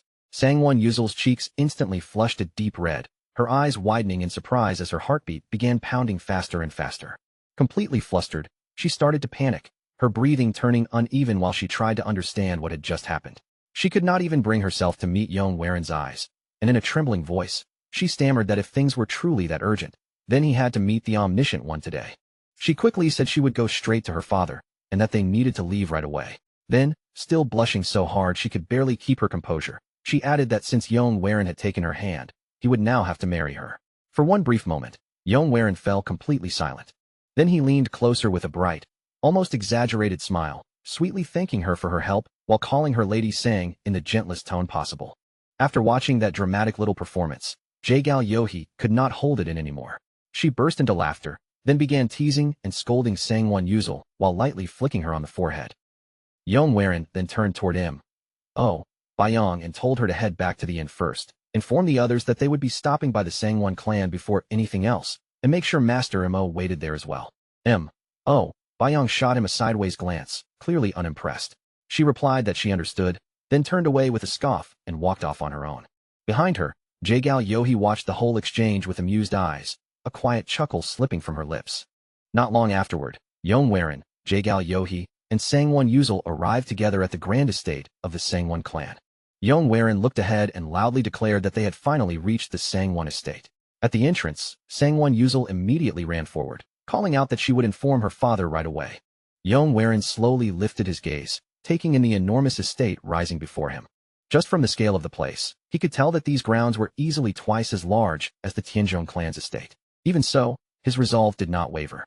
Deep down, he told himself that one day, his own clan would rise above a place like this. His thoughts were suddenly interrupted when Jaegal Yohi spoke up beside him, asking whether he was already planning some new scheme. When he turned around, he saw her standing there with her arms crossed, a knowing grin spread across her face. She said that he was not the kind of man who would act so affectionate toward a woman he had only just met, which meant there had to be another motive hidden behind that behavior. Yong clicked his tongue softly, inwardly admitting that she really was sharp. Then, after clearing his throat, he stopped pretending and confirmed that her guess was right. Jaegal Yohe's grin only grew wider. She said his little act was probably connected to the Sangwon clan's omniscient one, and then, with playful confidence, offered to make a prediction for him. She stated with certainty that the Sangwon clan would never allow him to meet the omniscient one. Yong's voice immediately rose as he demanded to know what she meant by that. Jaegal Yohe explained that as the vice pavilion master of the Zhao clan, she heard countless hidden matters and private secrets from across the martial world. And among those secrets, there was a certain history between the Sangwon clan and the Tianzhong clan. That history involved Yong himself, whether it was resentment, an old grudge, or something deeper. Because of that, she was certain the Sangwon clan would reject his request without hesitation. Yong remained calm, and answered that she would not have brought this up for no reason. If she was telling him this much, then she must already know another way in. Jaegal Yohe's playful look faded slightly, and her expression turned serious as she suggested they make a deal. Yong immediately saw through her, and asked if she wanted something from him in return. Jaegal Yohe laughed and teased him, saying he was starting to sound like some old mercenary. But after that, she admitted that yes, she did have a favor to ask. She stepped a little closer and explained that before long, several disciples from the next generation would be visiting the Sangwon clan. And while those disciples were there, she wanted Yong to pretend to be her lover. Yong did not respond right away. His eyes stayed fixed on Jaegal Yohe as his thoughts moved quickly. The Sangwon clan, the next generation disciples, and Jaegal Yohe herself. Piece by piece, everything suddenly began to connect. The Sangwon clan's plan had already started, and worse than that, it was moving much faster than Yong had expected. In the end, he reached out and took Jaegal Yohe's hand, saying aloud that he would help her. Satisfied, Jaegal Yohe smiled and replied that she would now tell him how to move the Sangwon patriarch. Later, inside the main hall of the Sangwon clan, Yong stood before the patriarch and his wife, who sat above him in seats of authority. He bowed deeply with proper formality, introducing himself as Yong of the Tianzhong clan and offering his respects to the Sangwon patriarch and his wife. Sangwon Jokin showed no visible reaction at all, his expression remaining cold and unmoved. His wife, Hey Ko, however, looked slightly surprised as her eyes settled on Yong. The patriarch clicked his tongue and stared down at Yong with undisguised contempt, saying that he looked exactly like his father. After saying that, he glanced toward his wife, whose face had already begun to show a hint of unease. The patriarch then continued, saying that he had heard Yong wished to meet Nanongguak. Still bowing, Yong replied that he had learned the man was currently being held by the Sangwon clan. At the same time, he realized that everything was playing out exactly as Jaegal Yohe had predicted, and if he wanted to move forward, he would have to face the buried history between the Sangwon clan and the Tianzhong clan. But instead of pleading directly with the patriarch, Yong followed Jaegal Yohe's plan and slowly shifted his gaze toward Hey Ko. Their eyes met across the hall. Then, without the slightest warning, Yong dropped to his knees and shouted for her to hear him out. Hey Ko was so startled by the sudden action that she immediately rose from her seat. Yong cried out that he was possessed by a ghost. Then his voice softened, and he pressed one hand against his chest, saying that the possession had once left him gravely ill. He said that although he was barely suppressing it for now, it could break loose again at any moment. As if proving his words, his body suddenly trembled, and he began coughing violently, gasping for breath while crying out in pain. Hey Ko immediately turned sharply toward her husband and cried out that young Master Yong's condition looked serious, insisting that he had to be allowed to meet the omniscient one. The patriarch stiffened and tried to hold his authority, saying that this matter fell under his jurisdiction and was not something she should interfere with. But Hey Ko stepped closer, her voice rising with anger as she demanded to know whether he would even refuse a request from her. The patriarch faltered, muttering about that man and his former wife. Her eyes instantly turned cold. She cut him off and asked whether he was taking the anger of his passed out on an innocent son. Those words struck him like a blade, leaving him frozen in place. She reminded him that he was supposed to be the patriarch of a respected clan. Then, unable to hold back her fury any longer, she struck him again and again. At last, the patriarch gave in. Raising both hands in surrender, he shouted for her to stop and said he would permit it, as long as she would finally calm her anger. Then he turned away and barked an order for Chief Yu to take young Master Yong to Nanongguak immediately. But when he faced his wife again, unease was written all over his face, while she continued glaring at him without softening at all. From the side, Yong quietly watched the whole exchange unfold, and deep inside, a faint grin began to spread through his heart. Not long afterward, Yong was brought down to the prison dungeon hidden beneath the Sangwon estate. Chief Yu led him down the cold stone staircase, and with every step they took, The air around them grew heavier, darker, and more suffocating. As they continued descending, Yong Werin could not help wondering what kind of old history could have tied the Sangwon patriarch and his father together with such deep bitterness. Before long, they stopped in front of a shadowy cell. Chief Yu raised a hand toward the iron bars and quietly told him that this was the place. Then Chief Yu faced the cell and called out to the Omniscient One, telling him that a guest had come all the way here to see him. Inside the dark cell, Nanong Guok lay restrained on the floor, with heavy chains locking down both his hands and his feet. Slowly, he raised his head, his voice low and weary as he said he was a man doomed to die tomorrow. So who in the world would still want to visit him now? But the instant his eyes met Yong Werin's, Nanong Guok's entire body suddenly began to tremble. Terror washed over his face in an instant, and he stumbled backward in panic until his back struck hard against the cold wall. With a shaking hand, he pointed straight at Yong Werin and demanded to know who he really was. Yong Werin glanced toward Chief Yu, but Chief Yu merely shrugged, clearly just as confused by Nanong Guok's reaction.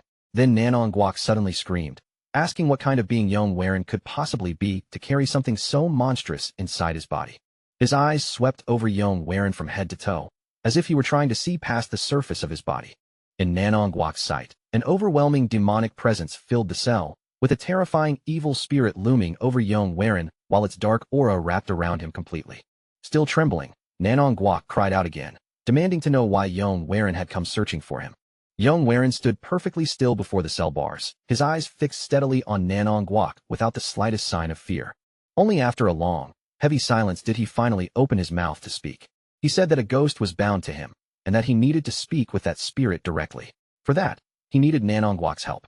Nanong Guok scoffed immediately, dismissing the idea as complete nonsense.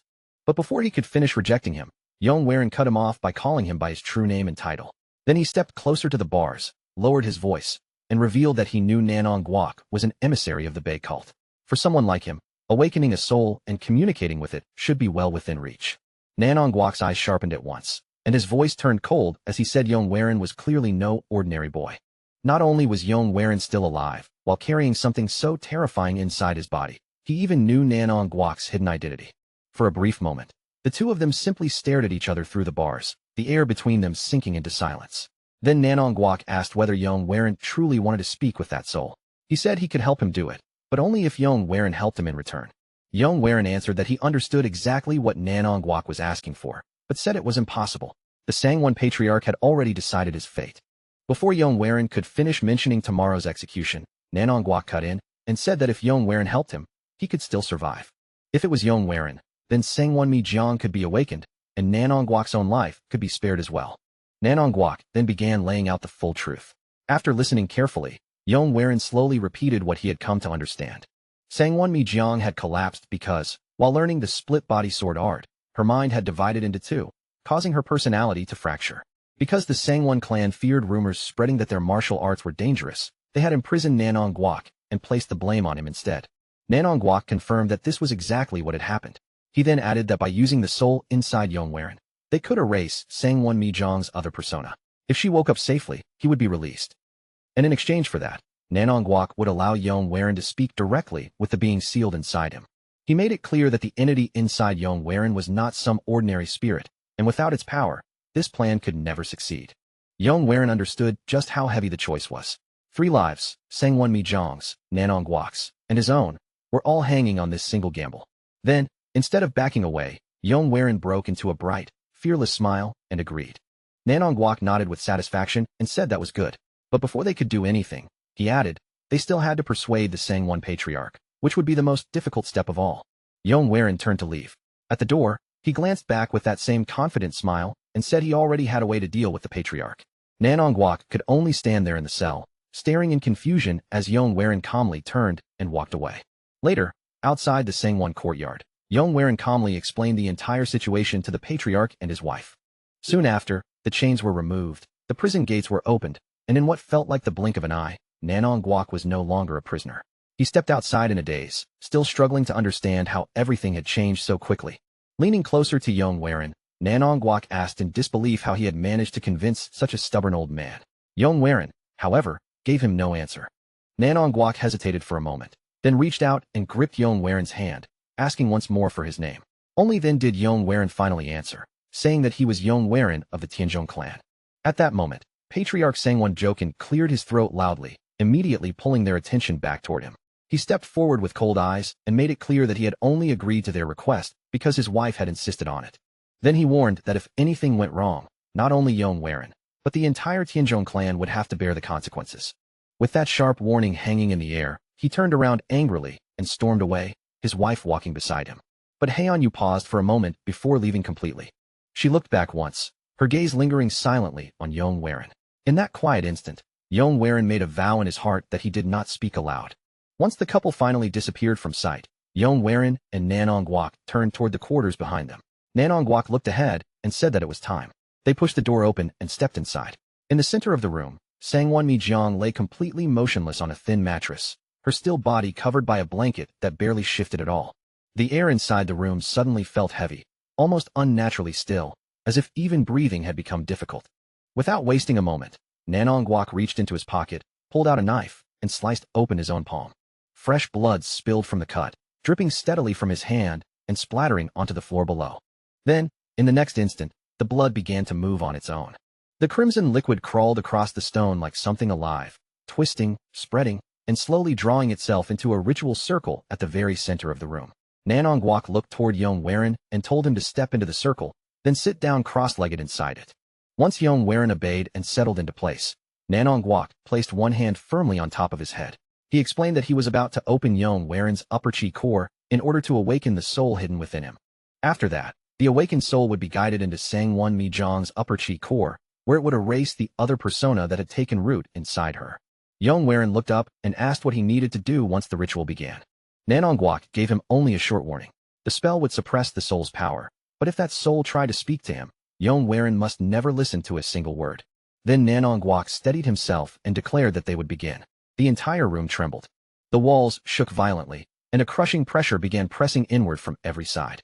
The air itself seemed to cave in around them, squeezing the room as if the whole space was collapsing. Only moments later, Nanong Guok suddenly shouted in panic.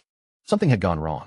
The soul's power was far beyond what he had expected, and he urgently warned young Master Yong that no matter what happened, he must not lose to it. A violent pain tore through Yong Werin's body.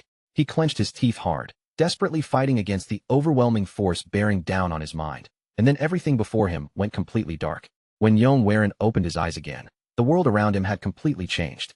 Before him stretched a vast open palace drowned in demonic energy, its dark halls lit by the crimson glow of a burning red moon overhead.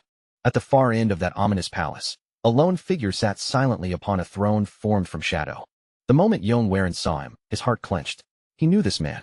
His brow tightened, and he tried to speak, beginning to say who he was. But before Yong Werin could finish, the man on the throne spoke first, his voice cold enough to cut through the air as he asked whether young Yong Werin truly dared to try using him. The armrest beneath the man's hand shattered as he rose from the throne. Yong Werin recognized him at once. It was the old demon from his past life. He was the very same presence that had once seized control of Yong Werin's body. The demonic master had appeared before him again. Yong Werin's eyes narrowed as that name became clear in his mind, and only now did he finally understand what this being truly was. The demonic master merely raised a single finger. In the very next instant, Yong Werin was forced down hard onto his knees. The stone beneath him cracked from the impact, while his own body refused to obey him.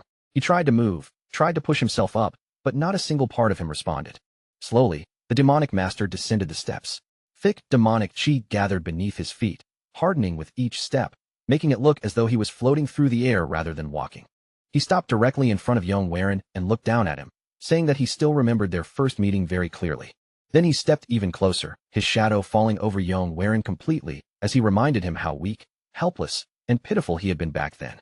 He recalled how Yong Werin had come crying and shouting, asking why they were fighting there, while his entire household lay slaughtered around him.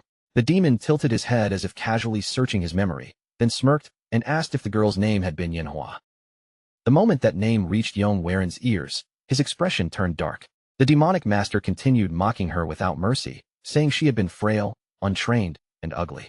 His gaze lowered to Yong Werin, who was still trembling with rage while forcing his body to move. With a strained breath, Yong Werin finally pushed himself back onto his feet and stood directly in front of him. He told him to shut up.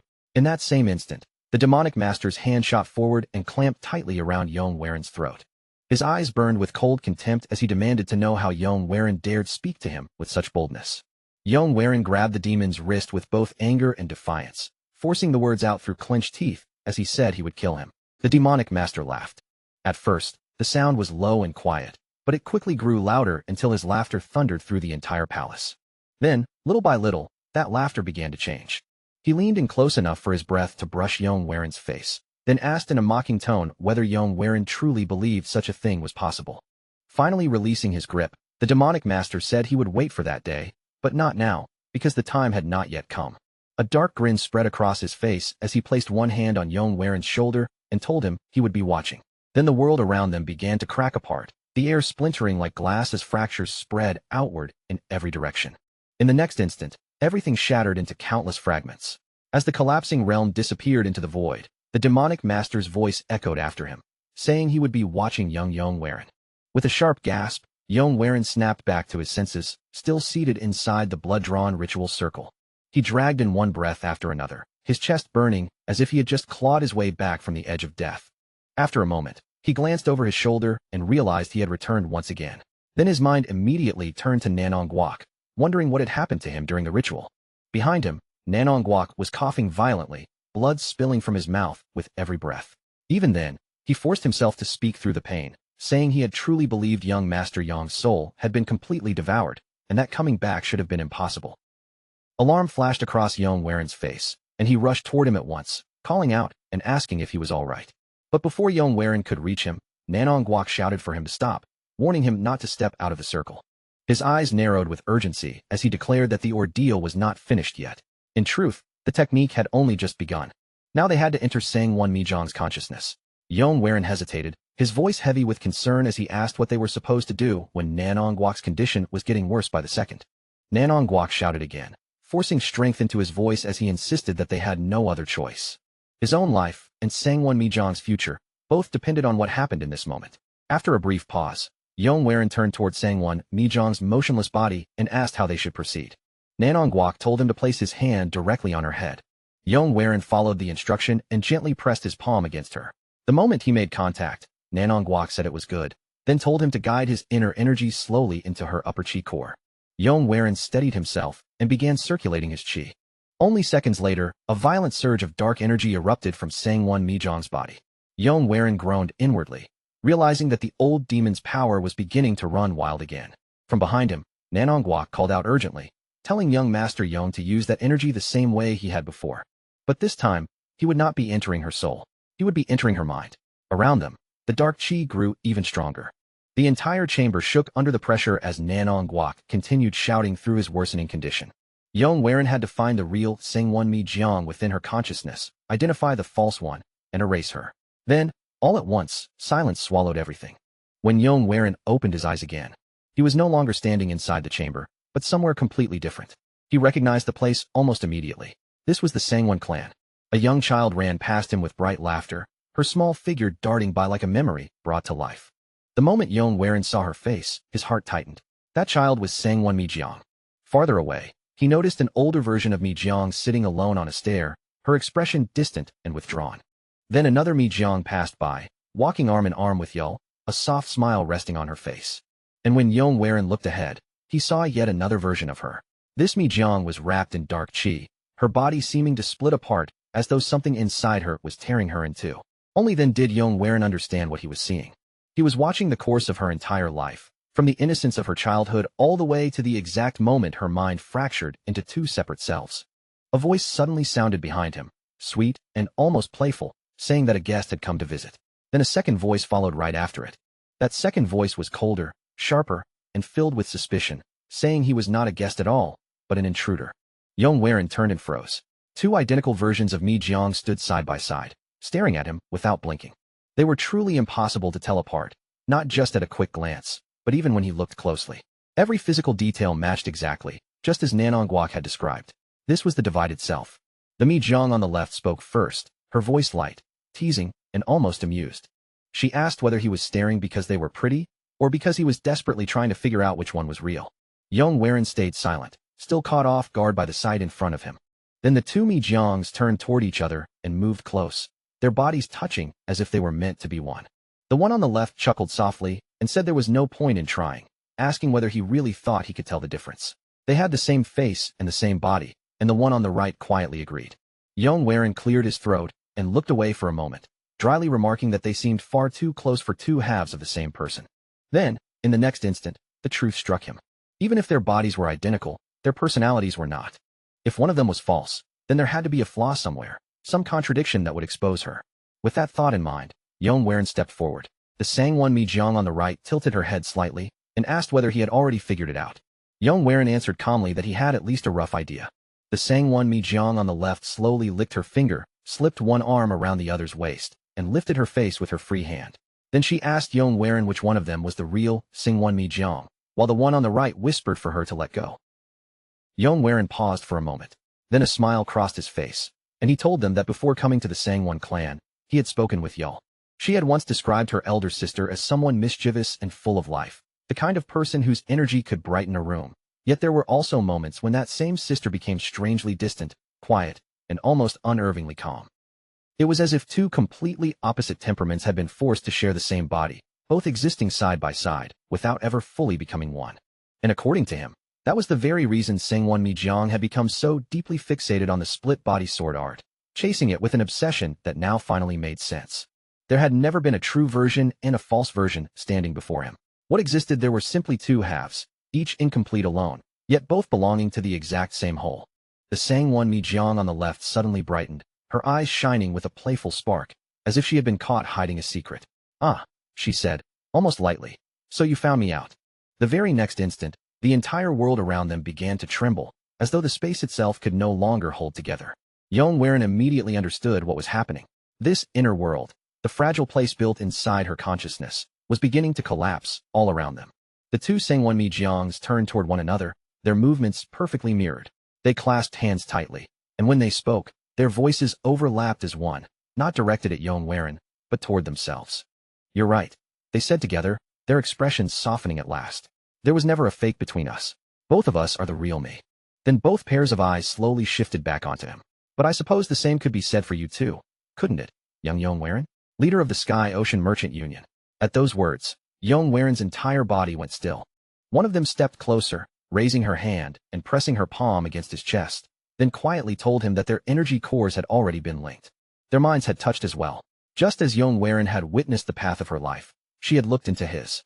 The leader of the Sky Ocean Merchant Union, the Flying Dragon Sword Hero. Two separate lives, two separate identities, yet both carried inside a single body. She leaned in until her voice fell low and intimate, close enough that every word felt impossible to avoid. "Young Yong," she murmured. "You and I are far more alike than I first thought." Yong staggered backward, his lips parting as if he wanted to answer, but before he could force a single word out, she stopped him and told him there was no need to worry. The Sangwon Mi-jeong who would awaken in the real world, she assured him, would remember none of what had happened here. After saying that, she turned away from Yong and quietly returned to stand beside her other self. The two of them wrapped their arms around each other in a tight embrace, holding on as the mindscape cracked, shattered, and crumbled apart around their bodies. Then, through the breaking silence, came a damp, unsettling sound, like drops of blood striking the floor one after another. Yong eyes snapped open, and the dim, collapsing inner world vanished, replaced by the cold weight of the real world around him. Behind him, Nanongwak shouted in alarm, demanding to know what had happened. Had Yong destroyed the false one? Had he finally found the true Sangwon Mi-jeong?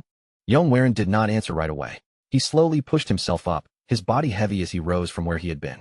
For the first time, a realization settled deep inside him. Someone else had truly seen through his regression and understood the impossible truth he carried. He thought of his two lives. One had been born from tragedy, loss, and suffocating despair. The other had been shaped by strength, determination, and a fragile but undeniable hope. And between those two lives, which one was truly him? Or perhaps, just like Sangwon Mi-jeong, he was not meant to choose one side over the other at all. Perhaps both lives, both selves, were equally real. With that thought still weighing on him, Yong slowly turned his eyes toward her. Sangwon Mi-jeong was still lying motionless on the mattress, her body quiet beneath the watching eyes around her. Then, ever so faintly, her eyelids began to tremble, fluttering as if she were fighting her way back from a deep sleep. A moment later, her eyes finally opened. But as soon as she pushed herself upright, blood spilled from between her lips, staining the moment with sudden panic. Yong and Nanongwak both lunged forward at once, their faces tightening in alarm as they called out her formal title almost in the same breath. Yong turned sharply toward Nanongwak, his voice tense as he asked whether everything would truly be all right. Nanong Guok was clearly shaken by the sight of the blood, but she forced herself to stay steady and answered with calm control. She explained that the bleeding was actually proof the ritual had succeeded. The stagnant blood trapped inside had to be expelled, and if Sangwon Jiang had not coughed it out, the outcome would have been far more dangerous. Only after the violent coughing finally subsided did Sangwon Jiang slowly lift her head. Her unfocused gaze wandered for a moment before settling on Yong Waren. Her memories were still hazy, but she quietly admitted that his face seemed faintly familiar, even though she could not recall what had happened. Yong Waren stepped forward with proper restraint, then introduced himself formally.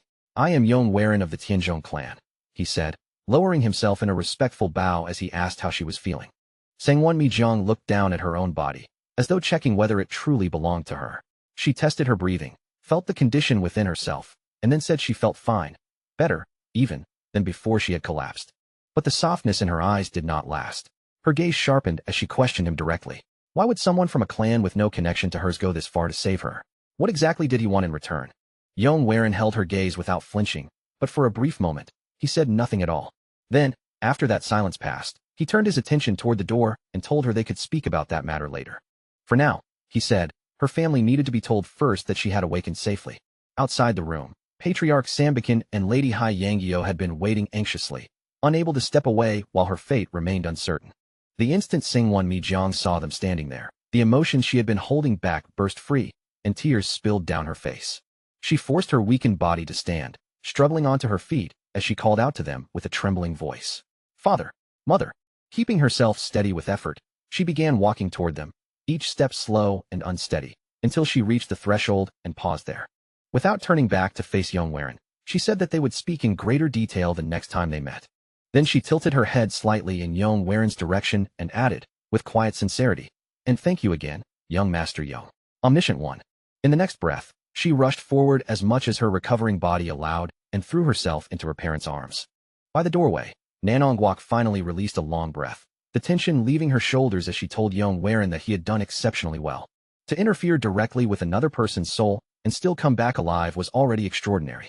To save Sangwon Jiang without leaving lasting harm behind was an achievement that could not be treated lightly. Nanong Guok extended his hand toward Yong Waren, his expression carrying rare approval, and said it was truly a remarkable accomplishment.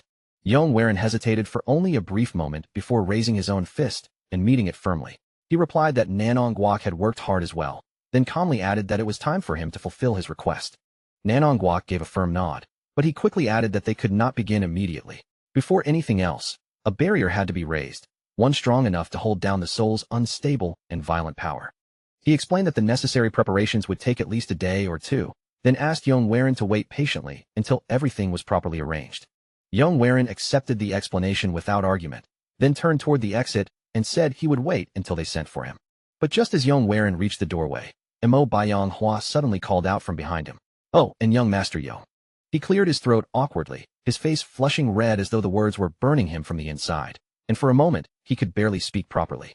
When two souls brushed against each other, even briefly, he explained, it could create a strange closeness that was difficult to describe.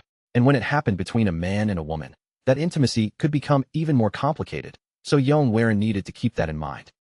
Then, completely unable to bear his own embarrassment, he suddenly spun around and shouted that he did not want to talk about the matter any further. Yong Waren could only stand there blinking, utterly confused, as he watched Mo Bayong Hua hurry away into the darkness of the night. Later, after returning to the guest quarters prepared for him inside the Sanin estate, Yong Waren sat down quietly and sank into meditation. But his calm did not last for long. The image of the demonic master suddenly slammed into his mind like a sharpened blade cutting straight through his thoughts. Yong Waren gasped awake, one hand clutching hard at his chest while his heart pounded violently, and everything that had happened replayed again and again inside his head. That terrifying clash with the monster still lingered in him, sharp and heavy, as if the pressure of it had not fully left his body.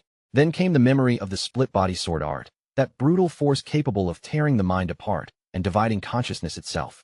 In that instant, realization flashed through him like lightning. Sangwon Jiang, her divided consciousness. The answer had been right in front of him. He sprang up at once, seized a brush and paper, and began writing furiously, his hand moving with a speed that almost seemed frantic. The San clan was the first name he wrote down, the words striking the paper with sudden urgency. Then came more names, one after another. Brilliant Manor, Soul Origin Sect, Ocean Lunar Temple, Immortal Paradise House. His hand trembled slightly as the hidden pattern began to reveal itself, piece by piece, as though the fog in his mind was finally clearing. Every one of these places had been visited by Holy Yong during his previous life. And more importantly, every one of them practiced martial arts that all seemed to trace back to the same root lineage. The Sangwon clan possessed the split-body sword art, a technique that divided the self in a terrifyingly direct way. Li Wangjiang had the phantom mind and soul, another art tied deeply to the separation of consciousness. The Soul Origin sect carried the harmony fusion art, a method that approached the same problem from a different angle. The Ocean Lunar Temple practiced the split energy mind art, dividing energy and thought as though they were threads being pulled apart. And the Immortal Paradise House held the left-right split mind art, another piece of the same hidden puzzle. All of them had chosen to divide the mind because the two opposing energies of the Tai-depth heaven tome could never exist peacefully together inside one body. Holy Yong had shattered his own psyche on purpose, all to avoid the catastrophic danger of energy deviation. Yong Waren straightened as excitement surged through him, his eyes brightening before laughter burst from his chest. Incredible, he breathed. Truly incredible. Stepping outside beneath the cold moonlight, Yong Waren made up his mind. First, he would ask for Sangwon Mijong's help to stabilize the demonic master's soul. After that, he would travel to the Immortal Paradise House and use the golden plaque Cho Weihai had left in his possession to obtain the left-right split mind art. Not far away, Jaegal Yohee and Yoil noticed him pacing alone beneath the moon, his figure moving restlessly through the silver light. Jaegal Yohee watched him for a moment, then muttered that she wondered what could possibly keep him so unsettled at such a late hour. Then she turned towards Sangwon Yuzul with a sly grin and teased that maybe he felt uncomfortable staying with the Sanin clan. Sangwon Yuzul's cheeks immediately flushed. In a soft, dreamy murmur, she said that even when Yong Waren was lost in thought, he still carried such dignity. Surely he must be planning something important, perhaps even deciding when he should marry her. She added with a dazed, blissful look that honestly, any timing would be perfectly fine with her. Yoil grimaced and smacked her arm, reminding her that young Master Pan would arrive the next day, which meant they might not be able to see young Master Yong for quite some time. Jaegal Yohee shuddered at the thought and quickly turned away. "I'll go ahead," she said. "Just thinking about that Pongwai stare is enough to give me goosebumps." Only then did Sangwon Yuzul suddenly notice that Yong Waren was standing not far away, close enough that he might have heard everything. She flinched in panic, then hurried after Jaegal Yohee while calling out for her to wait. Once he was alone again, Yong Waren slowly drew his sword, the blade sliding free with a quiet metallic whisper. Under the pale silver glow of the moon, he began moving through a swift sequence, his body cutting cleanly through the night air. He leapt high, slashed through the empty space before him, descended in a smooth arc, and finally guided the blade back into its sheath with practiced precision. A long, controlled breath left his lips as he steadied his posture and forced his body to settle again. Ever since his encounter with the demonic master, he had become able to consciously draw out a fragment of that terrifying power, roughly equal to 30 years of cultivation. But every time he used it, the force tore through his body from within. He clenched a hand over his chest and whispered that real control would only be possible with Nanongwak's help. Then he pulled off his shirt, the cool night air brushing against his skin, and let out a tired sigh. "My head is a mess." From somewhere within the shadows, a soft voice suddenly drifted out. "So beautiful."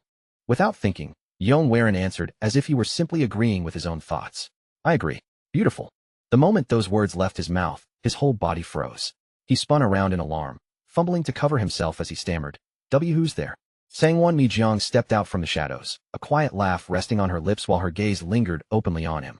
She calmly praised his magnificent physique, and Yong Waren instantly became flustered, stumbling over his words as he called her both Lady San and Lady Sangwon. Sangwon Mijong took another slow step toward him, closing the distance with a teasing calmness. Then she reached out, her fingertips brushing lightly against him as she said she wanted to see a little more of the man who had saved her life. Yong Waren immediately stepped back, trying to gather his thoughts and explain the situation properly. But before he could get the words out, Sangwon Mijong cut him off first. She told him that after today, it would probably become difficult for them to meet like this again, because starting tomorrow, she would be caught up in matters of her own. The moment she said that, realization flashed through Yong Waren's mind. Tomorrow was the day they were supposed to come to the Seningwen clan. He looked at her more carefully and asked whether that was the information she had decided to give him as repayment for saving her. Sangwon Mijong merely chuckled at his question, as if he had misunderstood her completely. She insisted that was not the case, because the life of Sangwon Mijong was not something so cheap that it could be repaid with just a few words. Then she lowered herself into a graceful bow, promising that someday she would repay the debt many times over, in a way worthy of the life he had returned to her. Yong Waren grew quiet for a moment, taking in the sincerity behind her words, before he bowed back to her with the same respect and told her to take care of herself. Seeing how late the night had already become, Sangwon Jeong finally turned away, preparing to leave the courtyard behind. But after walking only a few steps, she stopped, her figure pausing beneath the moonlight before she looked back over her shoulder. She told him, in a softer voice than before, that he should learn to take more pride in himself. After all, risking one's own life for the sake of another person was never something easy or ordinary. Even if Yong had his own reasons for doing it, that did not erase the truth of what he had done. In the end, no matter how he tried to explain it away, he had saved her. And to her, that made him worthy of the name Flying Dragon Sword Hero. The next instant, Sangwon Jeong leapt lightly into the air, her figure rising into the night before disappearing beneath the dark sky. After she vanished, silence slowly spread across the courtyard, leaving only the quiet breath of the night behind. Yong pressed one hand against his chest, feeling the weight of her words linger there, and softly whispered the word hero as a faint breeze rustled the leaves beneath the moonlight.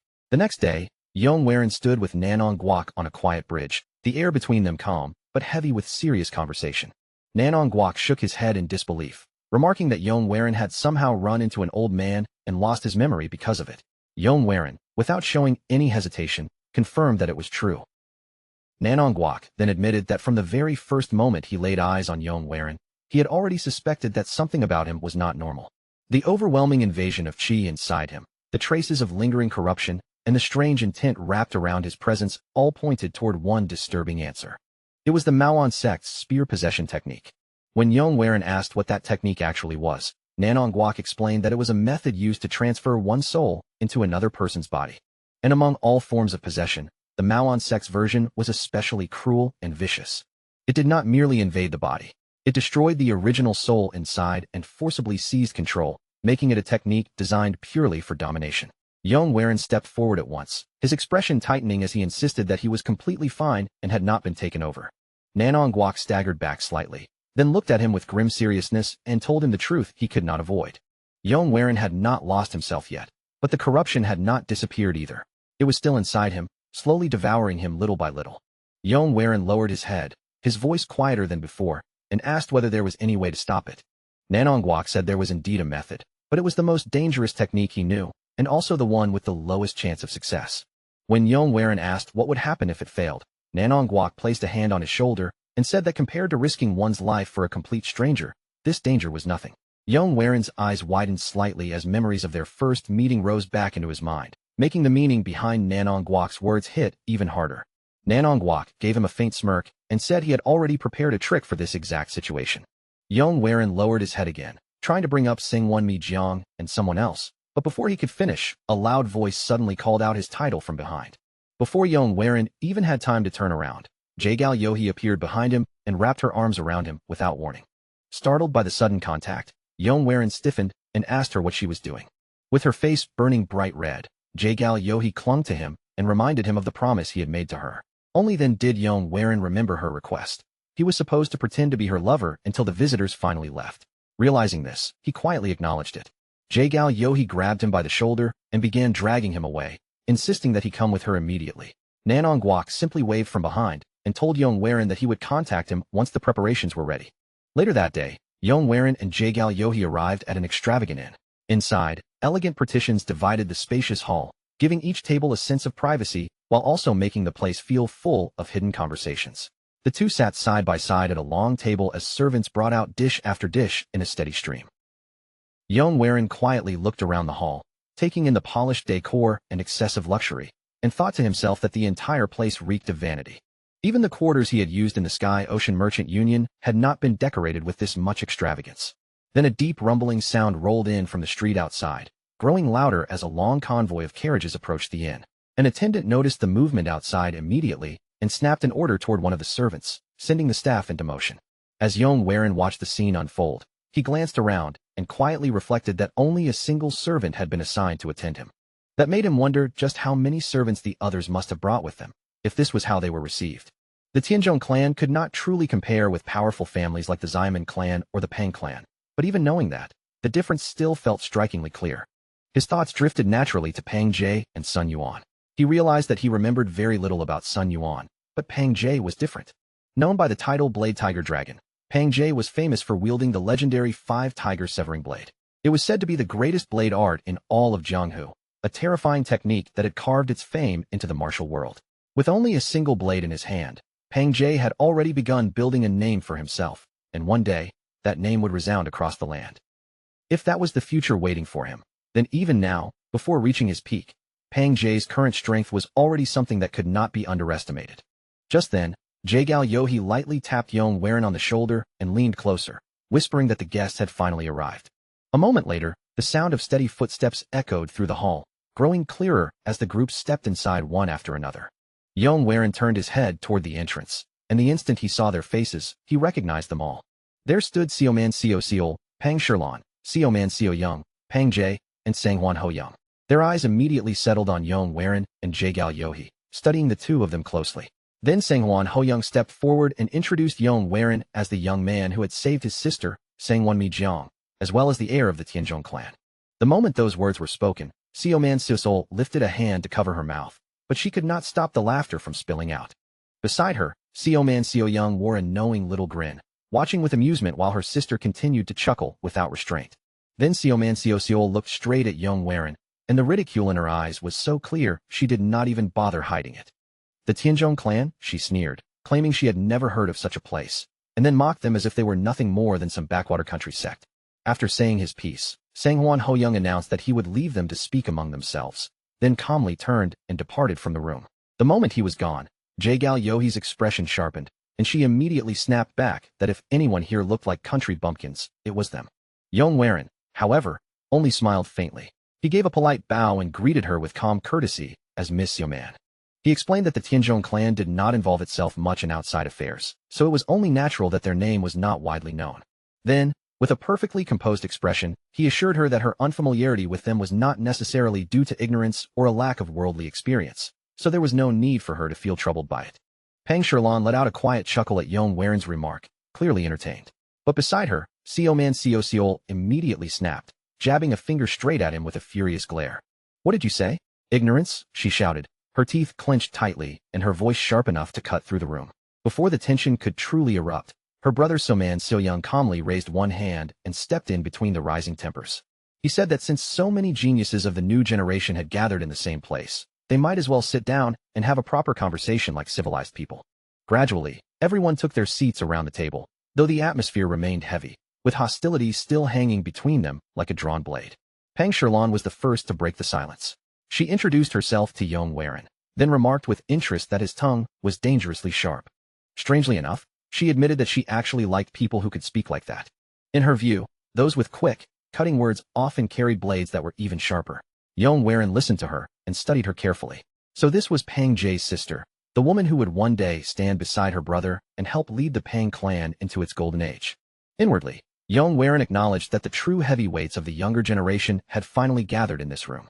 Then Xiaoman Xiao Seol turned her attention toward the heir of the Yong clan, her gaze narrowing with open curiosity. Her eyes briefly flicked toward Jaegal Yohei before she spoke, bluntly asking whether the two of them were in some kind of relationship. At that question, Pang Jie's eyes immediately narrowed, and the air around him seemed to tighten. Jaegal Yohei only gave a soft chuckle, keeping her tone light as she explained that the Yong clan heir had been connected to their clan for a long time, but recently, the two of them had become closer than before. Xiaoman Xiao Young slowly nodded as if he understood. Then he recalled that Miss Jaegal Chongyang had originally been meant to marry the Yong clan heir, and wondered aloud whether this new closeness had anything to do with that matter. The table suddenly rattled as Pang Jie slammed his palm down and shot up from his seat. His voice thundered through the room as he demanded to know how Xiaoman Xiao Young could say something like that, accusing him of insulting Miss Jaegal Yohei's morality. Their eyes locked across the table, and for a moment, it felt as if sparks were flying between them. Xiaoman Xiao Young answered with a courteous smile, though that smile never reached his eyes. He politely apologized if his words had been misunderstood, then explained that he had only spoken out of concern. He added that even though both women belonged to the Jaegal clan, they were still two completely different people and should not be treated as the same.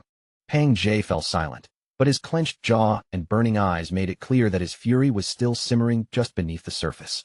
From the side, Yong quietly took a slow sip of his drink and observed everything without interrupting.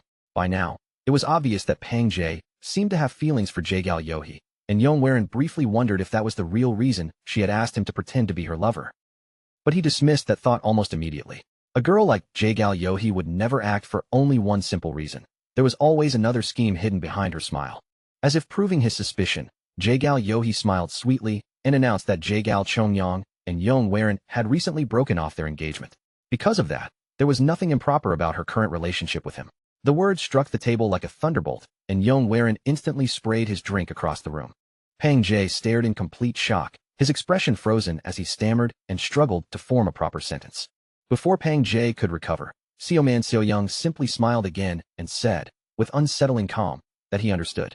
He then added that considering how badly the Tianzhong clan had been struggling lately, perhaps the broken engagement was actually for the best. A heavy silence instantly settled over the table, pressing down on everyone like a sudden weight. Yong slowly narrowed his eyes, the easy atmosphere around him fading in an instant. He understood those words for exactly what they were, an open, shameless provocation aimed directly at him.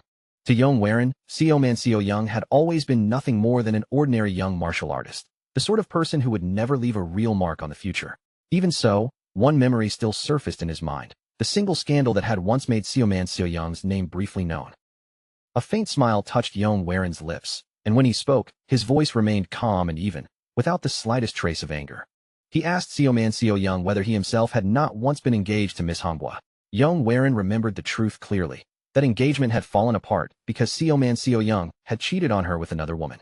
So he added, almost gently, that Seoyoung must have made that choice because he already understood his own inferiority. The change in Seoyoung's face was immediate. His polite mask shattered, and rage twisted across his features. From the side, Yong heard Pang Shirlan casually speak to her brother, her tone almost lazy, saying that she had thought they had only come here to eat and pass the time. Seoyoung turned his gaze back toward Yong and the look in his eyes had grown dark and unsettling. In a low voice, he said that what Yong had just said sounded like an insult aimed at the Seoman clan. Yong simply smiled back at him, completely unshaken, and asked in return whether Seoyoung's earlier words had not also been an insult toward the Tianzhong clan. For a brief moment, Seoyoung fell silent, his expression stiffening as the words pressed back against him. Then, with one sharp movement, he shoved the dishes away from the table, sending the meal scattering aside as the atmosphere instantly hardened. His voice rang clearly through the room as he said he had heard Yong was carrying the title of the Flying Dragon Sword Hero. Gripping his sword, Seoyoung shouted that he wanted to see Yong abilities with his own eyes and test whether that title truly meant anything. The entire room went still at once, the earlier noise fading away as everyone sensed the challenge hanging in the air. Not long after, the group left the inn and gathered at the dueling grounds, where the open space waited beneath the eyes of every spectator. Off to the side, Jaegal Yohee watched the scene unfold with narrowed eyes, her expression calm but calculating. Originally, she had intended to provoke Pang Jae using an incident that would happen in the future, aiming her trap in a very different direction. Yet somehow, this worthless Seoyoung had been the one to swallow the bait instead, stepping into the conflict on his own. Jaegal Yohee quietly concluded that he was a fool, losing control of his temper right after he had tried to mock the heir of the Yong clan. Still, even if the situation had shifted, it served its purpose well enough. This would become the perfect chance for her to see with her own eyes just how strong the Yong clan heir truly was. Nearby, Pang Shirlan was still holding a piece of meat as if the whole matter were entertainment, and she casually asked her brother who he thought would win. Pang Jae paused for a moment before answering, his eyes fixed on the two men preparing to face each other. He said that the light vestige blade Seoyoung had been born into a powerful clan and had consumed countless elixirs since youth, so his foundation could not be taken lightly. But at the same time, Pang Jae believed the Yong clan heir was no ordinary opponent either, especially since Yong had recently defeated Jack Wang in a duel. In the end, after weighing both sides, Pang Jae judged that their strength should be about evenly matched.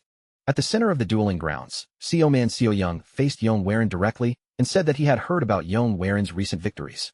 Then he drew his sword with a sharp motion and shouted that Yong could never compare to the legion-conquering blade art of the Seoman clan. Seoyoung declared with complete confidence that his martial arts were built on speed beyond ordinary speed. Because of that, he claimed the battle would be over in only a few moves, before Yong even had a chance to properly respond. Yong slowly drew his own sword, his posture calm and steady from beginning to end. Then he gave only one quiet reply, telling Seoyoung to attack whenever he wished. A heavy silence pressed down over the dueling grounds as the two men stared at each other, neither moving for that brief, tense moment. Then, in the very next instant, Seoyoung exploded forward, his body shooting across the ground with sudden speed. As he closed the distance, he saw Yong Waren's eyes gently shut, as if Yong Waren had chosen that exact moment to abandon his sight. A cruel grin spread across Seo Young's face, satisfaction flashing through his expression. He thought Yong Waren was nothing but a fool, too slow, too arrogant, and too careless. So he decided he would pierce straight through him and teach him his proper place. Seo Young's sword shot forward like a streak of light, and just as the blade was about to reach its target, Yong Waren's eyes snapped open. In that same heartbeat, Yong Waren raised his sword and stopped Seo Young's attack cold, halting the strike as if it had never been a threat. Seo Young's eyes widened in disbelief. He could not understand how his super-speed strike had been blocked so cleanly. Before Seo Young could pull back or recover his stance, Yong Waren's left fist clenched tightly. Chi roared to life around that fist, gathering in a fierce rush as the air around him seemed to tighten. With one sharp step forward, Yong Waren drove his fighting dragon fist straight into Seo Young's abdomen. The impact blasted Seo Young backward, sending his body flying across the grounds before he slammed hard into the wall and crumpled down to the floor. A wave of shock rippled through the crowd, leaving everyone frozen where they stood. Every pair of eyes turned toward Yong Waren, staring at him as if they were seeing him properly for the first time. Seo screamed and rushed to her brother's side, only to find that Seo Young had already lost consciousness. Nearby, Pang Sherlon stared in disbelief, her eyes fixed on the aftermath. The duel had ended in a single exchange. She turned toward her brother and asked whether he had been able to follow Seo Young's blade, but no answer came. When she looked again, she realized Pang Jae was no longer standing beside her. Startled, she cried out his name, then spotted him walking straight toward Yong Waren. Pang Sherlon shouted for him to stop and demanded that he come back at once, while Yong Waren also noticed Pang Jae approaching him. Pang Jae stopped in front of him and bowed deeply, a wide grin spreading across his face. He introduced himself as Pang Jae of the Pang clan, then formally requested a duel with the heir of the Tianzhong clan. For a moment, Yong Waren said nothing. Pang Jae broke the silence with a smirk, explaining that he had been born into the Pang clan and had held a sword in his hand from the time he first learned to walk. Even so, he admitted that he had only barely been able to track the Seo sword style with his eyes. And yet Yong Waren had not merely followed it. He had seen straight through the attack completely. He openly admitted that asking for a duel right after Yong Waren had finished another fight was discourteous, almost shameless. Even so, his gaze did not waver as he sincerely requested just one chance to cross blades with him. The moment Yong Waren looked into Pang Jae's eyes, he could feel it with unusual clarity, as if the man's intent was laid bare before him. Pang Jae was not like the others. There was something different about him, something cleaner and more honest burning deep inside his heart. His hunger for martial arts was not born from vanity or shallow pride. It was real, and Yong Waren knew that a man with such a pure drive could someday carve his name into the world. A faint smile slowly touched Yong Waren's lips, softening his expression just a little, and only then did he finally give his answer. He accepted Pang Jae's request, saying that he also wished to see for himself what kind of blade the Hebei Pang clan had forged. Before long, word of another duel spread across the training grounds, and more spectators hurried over in clusters. One of them shouted in disbelief, unable to believe that Pang Jae was about to face the flying dragon sword hero immediately after his battle with the light vestige blade. The entire crowd swelled with excitement, their voices crashing together like thunder as cheers erupted from every direction. After letting the noise settle for a brief moment, Pang Jae quietly moved his hand toward the sword at his side. He drew the blade from its sheath at a slow, deliberate pace, then declared that the Pang clan's sword walked the path of domination. In this duel, he would reveal a technique his clan had spent years researching, the five-tiger severing blade. Yong Waren answered with the same seriousness, drawing his own weapon as he introduced it as the soaring Dragon Emperor sword of the Tianzhong clan. Pang Jae gave a small approving nod at the name, saying it suited the blade well, and then announced that he would make the first move. He wrapped both hands tightly around the sword hilt and raised the weapon high above his head, his posture heavy and imposing. As chi surged into the blade, the air around it seemed to tremble, and Pang Jae brought the sword crashing downward with terrifying force. A violent wave of energy burst out around him, spreading through the arena like a sudden storm. Yong Waren's eyes narrowed sharply. From that crushing pressure alone, he understood what kind of technique he was facing. It was blade resonance. The sound and force of it felt less like steel and more like a lion roaring directly in front of him. Yong Waren settled into his stance, his feet steady beneath him, and a quiet resolve formed in his chest. This duel, too, was one he intended to win. With his stance locked in place, Yong Waren suddenly pushed off the ground and charged straight toward Pang Jae. The two of them collided head-on, neither one showing even the slightest intention of backing away. The instant their swords slammed together, A fierce blast of chi rippled outward, shaking the space around the training grounds. As their blades ground against each other, Yong felt just how overwhelming Pang Jie's raw power truly was. If not for the heart method he had received from the Zhang siblings, that very first clash might have decided the entire match. Clenching his teeth, Yong forced strength into his arms and drove Pang Jie's sword upward. For the first time, a flash of surprise passed through Pang Jie's eyes. But that surprise quickly turned into a smirk, and he shouted out with obvious delight, saying that this was good. Then Pang Jie swung again, his blade smashing into Yong sword with a force heavy enough to numb the hands. From the sidelines, Pongshan watched the duel with wide eyes, completely caught up in the sight before her. She said it truly looked like a tiger and a dragon locked in battle, and just watching the two of them clash made her own blood burn with excitement. Then she turned toward the Seamoon siblings behind her and, with fearless confidence, challenged Sun Yuan to fight her next. Sun Yuan immediately shook his head in horror, wanting no part of it. Back in the arena, Pang Jie launched himself high into the air, descending toward Yong, while Yong slashed upward to meet him. Pang Jie blocked the strike solidly, and steel rang out once more as their weapons collided. For a brief instant, both of them remained frozen there, locked blade against blade.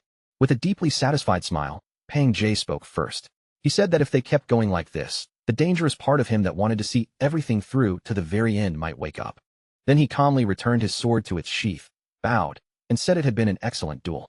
Yong bowed in return, giving a faint scoff as he admitted he had to say the same. Pang Jie stepped forward and placed a hand on Yong shoulder. His face flushed with excitement, and a huge, eager grin spread across his face as he almost bounced in place. He immediately began firing off questions one after another. How was his blade art? Was it sharp enough? How fast did it feel? Could Yong sense the dominance behind it? Yong could only answer with an awkward smile, uncertain whether giving a completely honest response would be the right choice. Because he had already noticed something. The five-tiger severing blade carried traces of the soaring Dragon Emperor sword that he knew from the future. That technique had been created by blending the Pang clan's overwhelming power severing blade with a demonic sword art. But at this point in time, Pang Jie had not yet perfectly fused those two paths together. After a moment of thought, Yong finally spoke. He said that he had sensed the same flaw that existed within his own clan's martial arts, a problem they themselves had been pondering for a long time. He then suggested that they continue the discussion somewhere quieter, away from the noise of the training grounds. Pang Jie's eyes instantly brightened. He exclaimed that Yong had truly noticed the flaw, and he was deeply impressed by such insight. With excitement written all over his face, he said he wanted to exchange more thoughts about martial arts and invited Yong to visit him anytime. As Yong left the dueling grounds, Jaegal Yohee called out to him from nearby, saying that the young clan heir had improved tremendously. She leaned in a little closer and added that he had definitely not been at this level when he fought Guan before. Yong answered with an awkward expression, simply saying that he was a quick learner. Jaegal Yohee gave a low, suspicious hum, watching him closely before remarking that at this rate, she might really have to bring him into the Union. Her words struck Yong like a sudden jolt. The Union, he thought. So that was what the Zhao clan had been planning from the very beginning. Jaegal Yohee then turned away as if to end the conversation, lightly correcting herself by saying that she had some business to take care of. She walked a few steps, then glanced back over her shoulder, gave him a small wave, and told him to rest well before disappearing around the corner. Only after she was gone did Yong finally release a slow breath, the tension quietly leaving his body. With every matter finally resolved, Yong had only one destination left before him. It was time to seek out the Omniscient One and face whatever truth waited there. That same afternoon, Yong stood quietly before Nanong Guak, right at the heart of a ritual circle carved with almost obsessive precision into the floor around them. Nanong Guak looked over the formation one final time, then gave a firm nod, confirming that every preparation had been completed without a single missing step. When Yong remarked on how unbelievably complicated the array looked, the old man did not hide the truth. He admitted this was his first time performing such a ritual, and warned that once it began, the outcome might never be undone. Yong simply curved his lips into a calm smile, showing not the slightest trace of fear. Then, with his resolve already set, he told him to begin. Nanong Guak smiled back, his eyes carrying a quiet flicker of admiration as he watched Yong stand there with such unwavering determination. After that, the old man reached forward and placed a bowl into Yong hands, its contents already giving off an ominous weight. The bowl resting in Yong palms was filled with a dark, crimson liquid so thick it moved like blood. It looked heavy, almost alive, and carried a strange scent he could not recognize. Nan Mayingguak spoke in a steady voice, telling him that this was the final key. If Yong truly wanted to reach the place he was seeking, Then he had to drink it without letting doubt enter his heart. Yong Waren did not pause for even a breath. He lifted the bowl to his mouth and emptied it in one clean motion, feeling the bitter heat slide down his throat like burning liquid fire. Once the final drop was gone, Yong Waren lowered the empty bowl, folded his legs beneath him, and settled into a lotus position. His breathing became slow and even, his gaze sharpened, and he quietly declared that he was ready. Manhwa stepped closer and placed his palm directly on top of Yong Waren's head.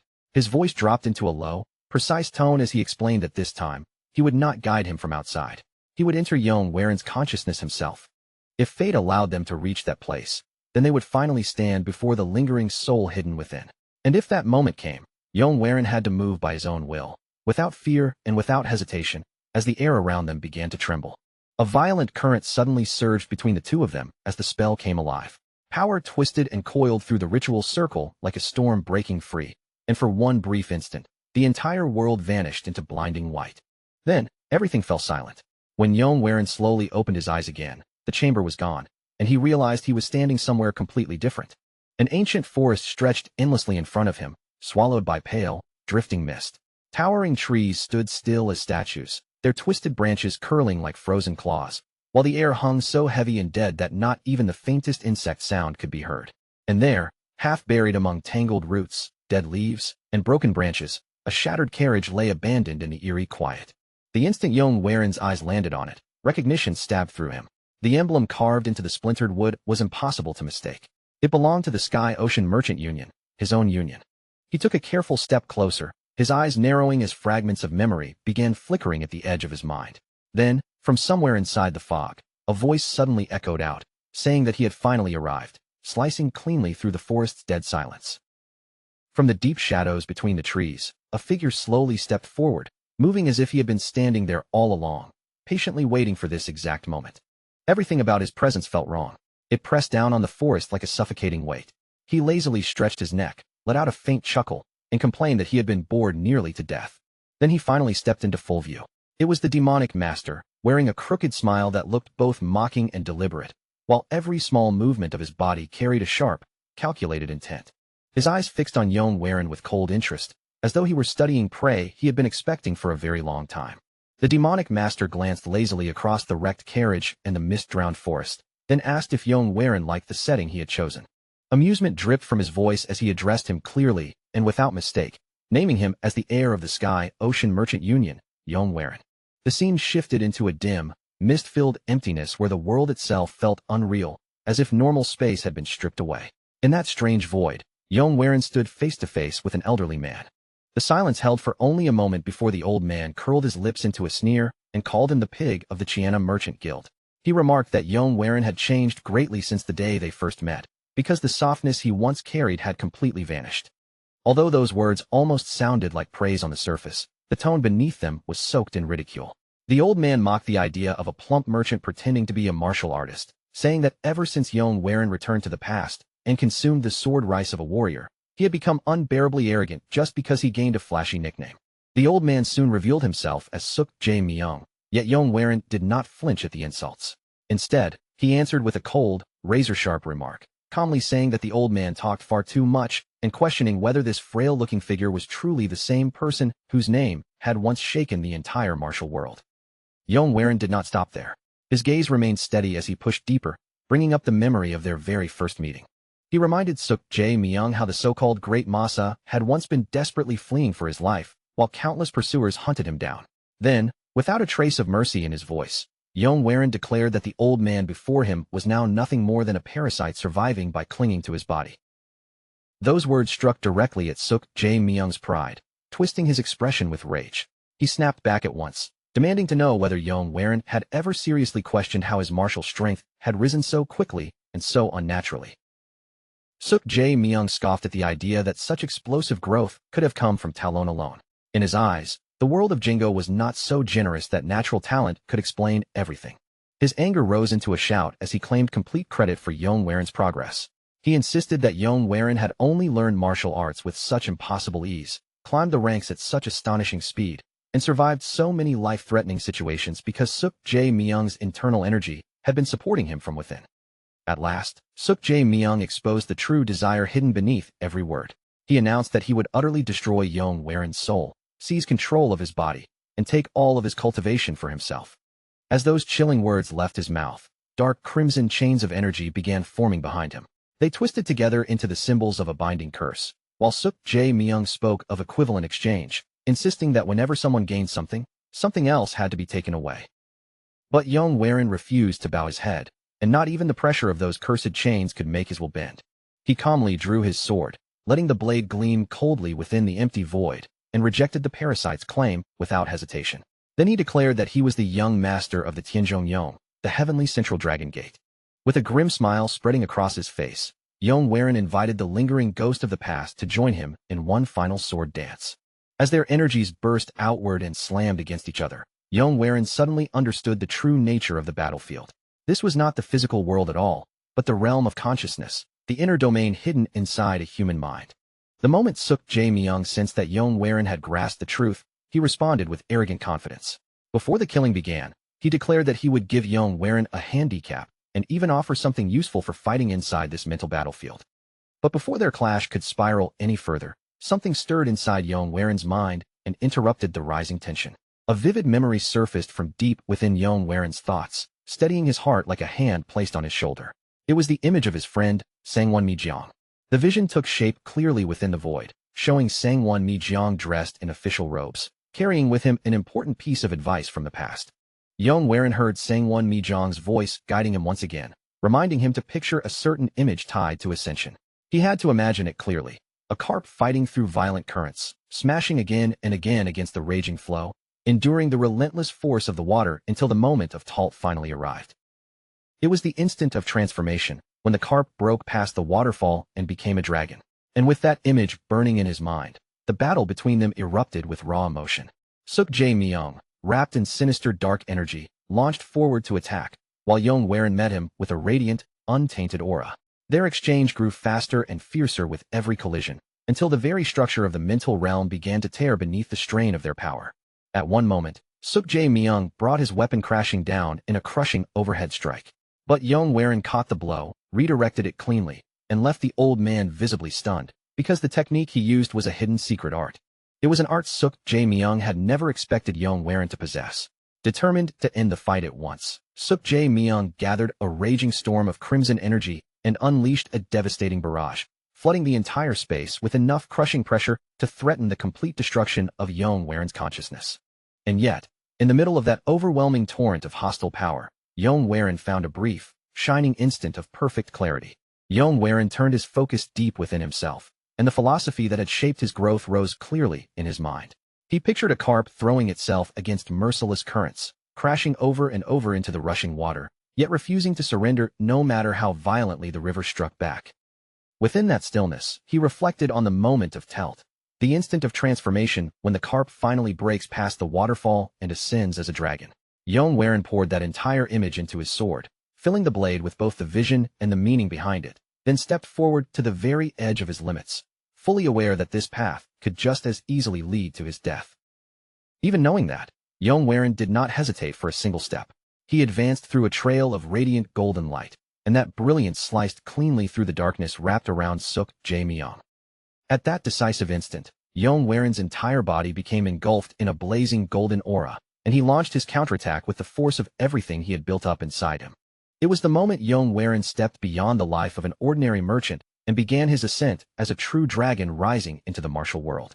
The aftermath opened in chaos, with a massive explosion staining the entire space in deep red. Broken debris spun through the air like scattered fragments of a battlefield, while Suk Jae-myung stood alone at the center, breathing heavily as exhaustion started pressing down on his body. He slowly looked over the destruction surrounding him and convinced himself that no one could possibly survive a blast that violent without being completely annihilated. But as the dust continued to float uneasily through the air, Suk Jae-myung could not fully settle his mind, and a quiet trace of doubt began creeping into his thoughts. When he lowered his gaze, Suk Jae-myung noticed his own hand trembling. Only then did he realize how much power he had already burned through, and he grimly calculated that if his inner chi ran dry here, he would be left completely defenseless.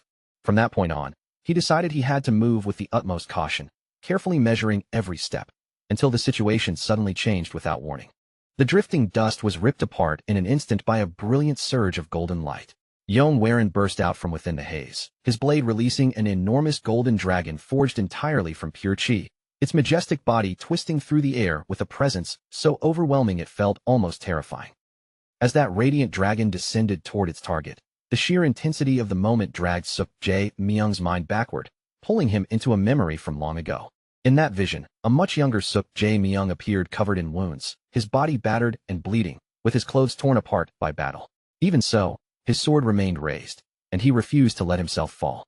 The memory continued beneath the pale glow of a full moon, where he stood on the ridge of a traditional rooftop. All around him, a legion of assassins closed in from every direction, surrounding him with no path left open. Then everything snapped back to the present, where the immense pressure radiating from Yong golden dragon loomed right before Suk Jae Myung like a terrifying vision of death itself. Shaken out of that creeping fear, Suk Jae Myung exploded in furious rage. He shouted at Yong, demanding how he dared push him this far, and declared that Yong was not the only person who had ever stood against impossible odds. With fierce pride, he recalled the bloody past that forged his name, proclaiming that anyone who blocked his path, hunted him down, or tried to capture him had been cut down without hesitation. He had killed again and again through countless desperate struggles, until the martial world itself came to fear him as the demonic master. Refusing to accept defeat, he snarled that a legend like him could never fall to someone who had once been nothing more than a merchant. With that furious roar, Suk Jae Myung charged straight forward.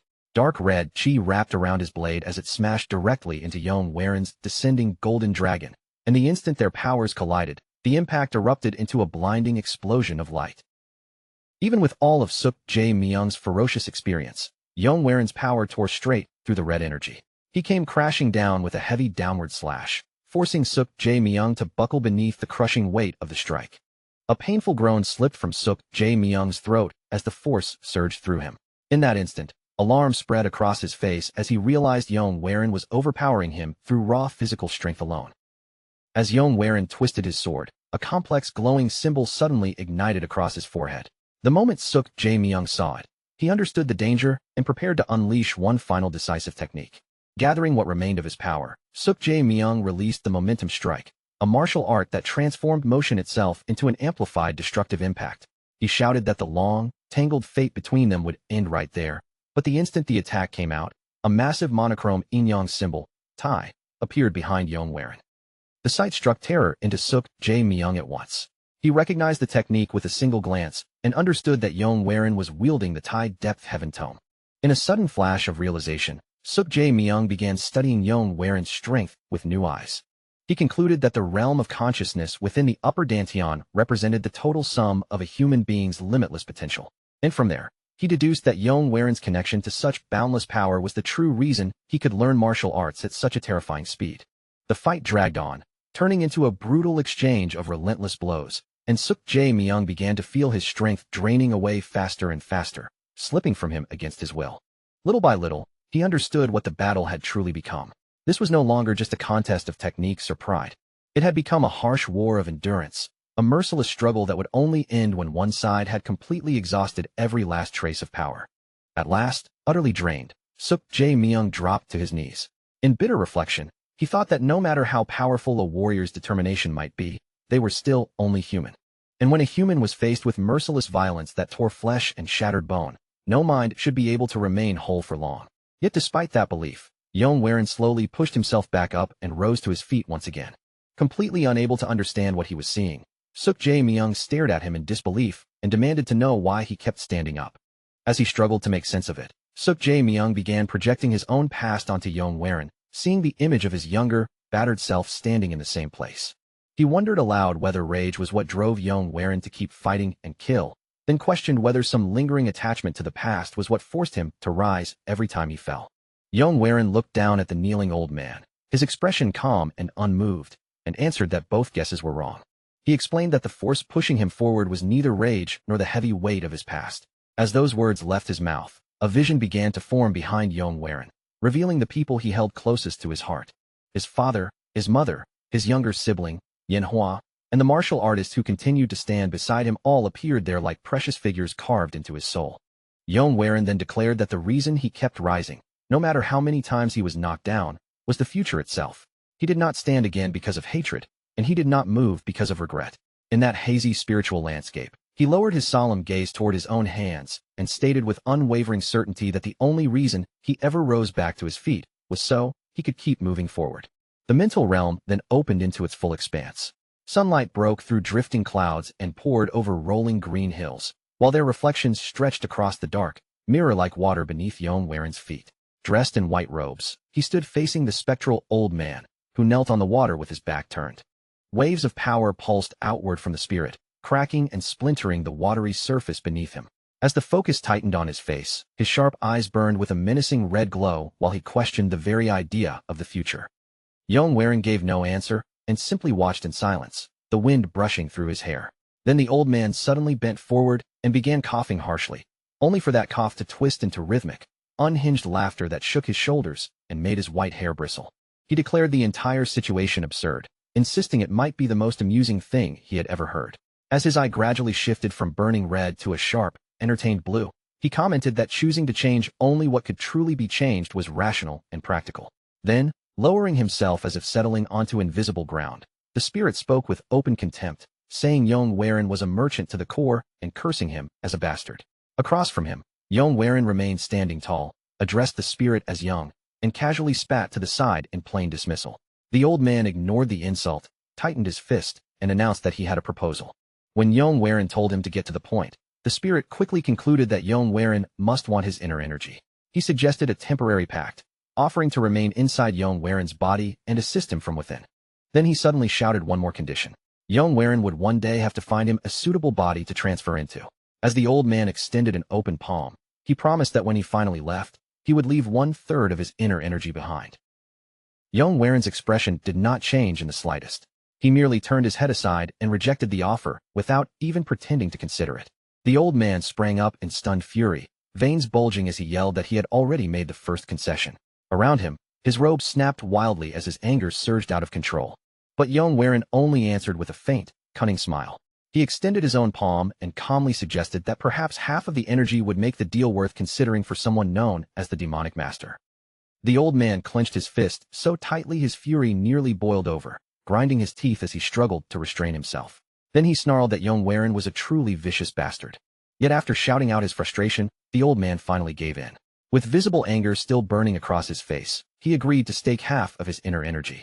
Forcing himself to calm down, Suk Jae Myung restated the condition more clearly. Yong Waren had to find him a young body with strong bones, and beyond that, the host had to be a lunatic with a shattered mind, someone easy to take over. As he spoke, warped silhouettes twisted strangely in the air, giving shape to the kind of broken vessel he wanted. From above, Yong Waren accepted the arrangement without the slightest hesitation. His voice remained even as he remarked that if he ever encountered someone who fit that description, he would awaken a master. Then Yong Waren added coldly that he would simply choose some worthless piece of trash, someone whose disappearance would not matter to anyone. As Yong Waren turned away, his hair flowing behind him, Suk Jae Myung clicked his tongue in irritation. He mocked the dramatic tone of their negotiation, waved him off like he was chasing away a nuisance, told him to get lost, and then shut his eyes with open dismissal. The spiritual realm began to tremble around them. A column of golden light descended from above and wrapped around Yong Waren, swallowing his figure until he dissolved from that place completely. Left alone, Suk Jae Myung bitterly calculated that the energy he had just surrendered amounted to 180 years, muttering that it was an outrageous waste. Yet beneath his mustache, a sly smile slowly crept across Suk Jae Myung's face. His true thoughts surfaced in the silence. The more Yong Waren circulated that energy, the stronger Suk Jae Myung himself would become. Then Suk Jae Myung lifted his gaze toward the empty space above him, his smile sharpening as he remarked that he was already looking forward to their next meeting. Reality snapped back with a sharp sound, and the scene settled into a silent courtyard washed in cold blue moonlight. There, Yong Waren sat cross-legged in meditation, his body still locked in the aftermath of that spiritual encounter. His hands trembled violently where they rested on his knees, and a strained groan escaped through his clenched teeth as sweat poured down his face. A crushing sensation of loss swept through his body, and the sharp narrowing of his pupil suggested that the collision between the two realms might have triggered this backlash. Even so, Yong Waren quietly fixed his resolve, telling himself that he would return to that place again. The silence shattered when Sangwon Mi Jiang rushed into the courtyard, alarm written clearly across her face as she demanded to know what had happened. Yong Waren slowly lifted his head, exhaustion heavy in his expression, and explained that he had no choice but to make a deal with the powerful soul because he could not erase it. Hearing that, Sangwon Mijong's face tightened with concern, and she told him that he was fortunate just to have survived. At that moment, Suk Jae Myung's voice echoed inside Yong Waren's mind. He calmly explained that a soul like his could be weakened if it were split apart, the same way as Sangwon Mijong, and an image of a spirit dividing into fragments appeared before Yong Waren's thoughts. Another method was to seal it inside a separate dantian, shown in his mind as a swirling blue sphere. Yong Waren frowned, confused by the explanation, and asked what Suk Jae Myung meant. But the spirit quickly warned him that using his current dantian would cause energy deviation, then added that the only stable solution would be to create an entirely separate one. At first, Yong Waren rejected the idea without hesitation, insisting that forming a second dantian was impossible. But his words suddenly came to a stop as a memory surfaced sharply in his mind. It was knowledge from the future, Ko Ryong cultivating the Taigi Depth Heaven Tome by using two dantians at the same time. Standing beside Sangwon Mijong, Yong Waren suddenly understood the meaning of that discovery. If this path was real, then he might have just found the key that could lead him toward becoming a truly unrivaled martial master. Before Yong Waren could dwell on that thought any longer, hurried footsteps rushed toward the courtyard, and a battered group suddenly burst inside. A large Jaegal martial artist skidded to a stop while carrying the unconscious Jaegal Yohee in his arms. Jaegal Yohee weakly lifted her head, terror filling her eyes as she warned that Beck and Yong Waren's companions were in serious danger. Startled by the warning, Yong Waren immediately demanded an explanation. The injured martial artist reported that they had stopped at the same inn as Yong Waren's group when the demonic sect suddenly attacked, triggering a brutal clash that turned into a massacre of civilians, with scenes of bloodshed and chaos flashing through the memory. Pressing one hand over the wound in his chest, the man explained that he had barely managed to escape with his life. Yong Waren's companions, however, had been trapped in the chaos while trying to protect others, and the report made Yong Waren grit his teeth as restrained fury surged inside him. Without wasting even a moment, Yong Waren turned his back and declared that he was going to his group immediately. He ignored the Jaegal martial artist's desperate warning that the entire place was most likely a trap. Determination burned fiercely in Yong Waren's eyes as he faced the armed subordinates gathered behind him. Among them stood Pang Jae, a man with sharp, spiky blonde hair and a steady gaze. Pang Jae stepped forward, ready to accompany him. When Yong Waren insisted that this was his own matter to settle, Pang Jae refused to step aside. He explained that he knew the Zhao clan well, and as a rising figure within the orthodox sects, confronting the demonic sect was also part of his responsibility. Inside Yong Waren's mind, Suk Jae Myung's voice echoed with mocking amusement, remarking that Yong Waren seemed to need help after all. In response, Yong Waren offered the unseen spirit a faint bow in silent acknowledgement, then turned back and stood alongside the others. Yong Waren pulled out a small golden bottle, removed the cork, and thought to himself that it should prove useful. He drank the elixir as he moved forward, silently blaming himself for wasting too much time at the Sanguine clan. As Yong Waren led the charge with Pang Jae and the others close behind, his eyes ignited with a fierce golden-red glow. Deep in his heart, he urged his companions to endure just a little longer. The group raced across the barren land like dark silhouettes cutting through the night. At last, they landed with a heavy thud before the remains of a crumbling ruin, where two wounded men were waiting anxiously. Yong Waren lifted his gaze beneath the oppressive glow of a blood-red moon, and his eyes turned cold with fury at the horrific sight before him. A deep ravine overflowed with corpses stacked into a towering mound, and at the very top stood a bald man covered in strange symbols, gazing down at them with a sinister smile. Yong Waren's thoughts slowly drifted into the hollow corridors of memory, pulling him back toward the timeline of his previous life. In that reflection, he recognized a clear divide between the relationships he once had and the bonds he now carried.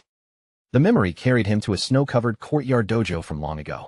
There, a younger Mo Bayong stood at the center, her red hair vivid against the pale winter air, her posture flawless and her sword resting calmly at her side, while a line of disciples knelt before her in disciplined silence. From inside a warm room, Yong Waren watched through the opening of a lattice window. Quietly, he acknowledged to himself that in that former life, there had never been any genuine closeness between him and Mo Bayong. His thoughts lingered on the limits of who he had once been. He remembered how his frail constitution had always placed an invisible wall between him and the martial world. No matter how much time passed, that weakness had prevented him from training alongside the others. In that very memory, Mo Bayong suddenly turned her head, her gaze sharp and chilling as it landed directly on the observer behind the window. The moment forced Yong Waren to face the truth he had once avoided. The bitterness inside him had pushed him to deliberately keep his distance from the martial artists of his own clan. But before any real change could take shape, catastrophe descended upon the Tianzhong clan. The once peaceful compound erupted into chaos as flames swallowed the buildings. The main halls collapsed beneath a raging inferno, while burning embers scattered violently into the dark sky. Within that turmoil, Yong remembered the massacre that consumed his clan members as death spread across the blazing grounds. The memory then fractured into a grim aftermath. One body lay motionless in the shadows with arrows buried in its back, while elsewhere, refugees and surviving members trudged away from the ruins, their faces hollow with despair. Yong remembered how the martial artists who survived the first slaughter either died later or scattered across the world, vanishing without a trace.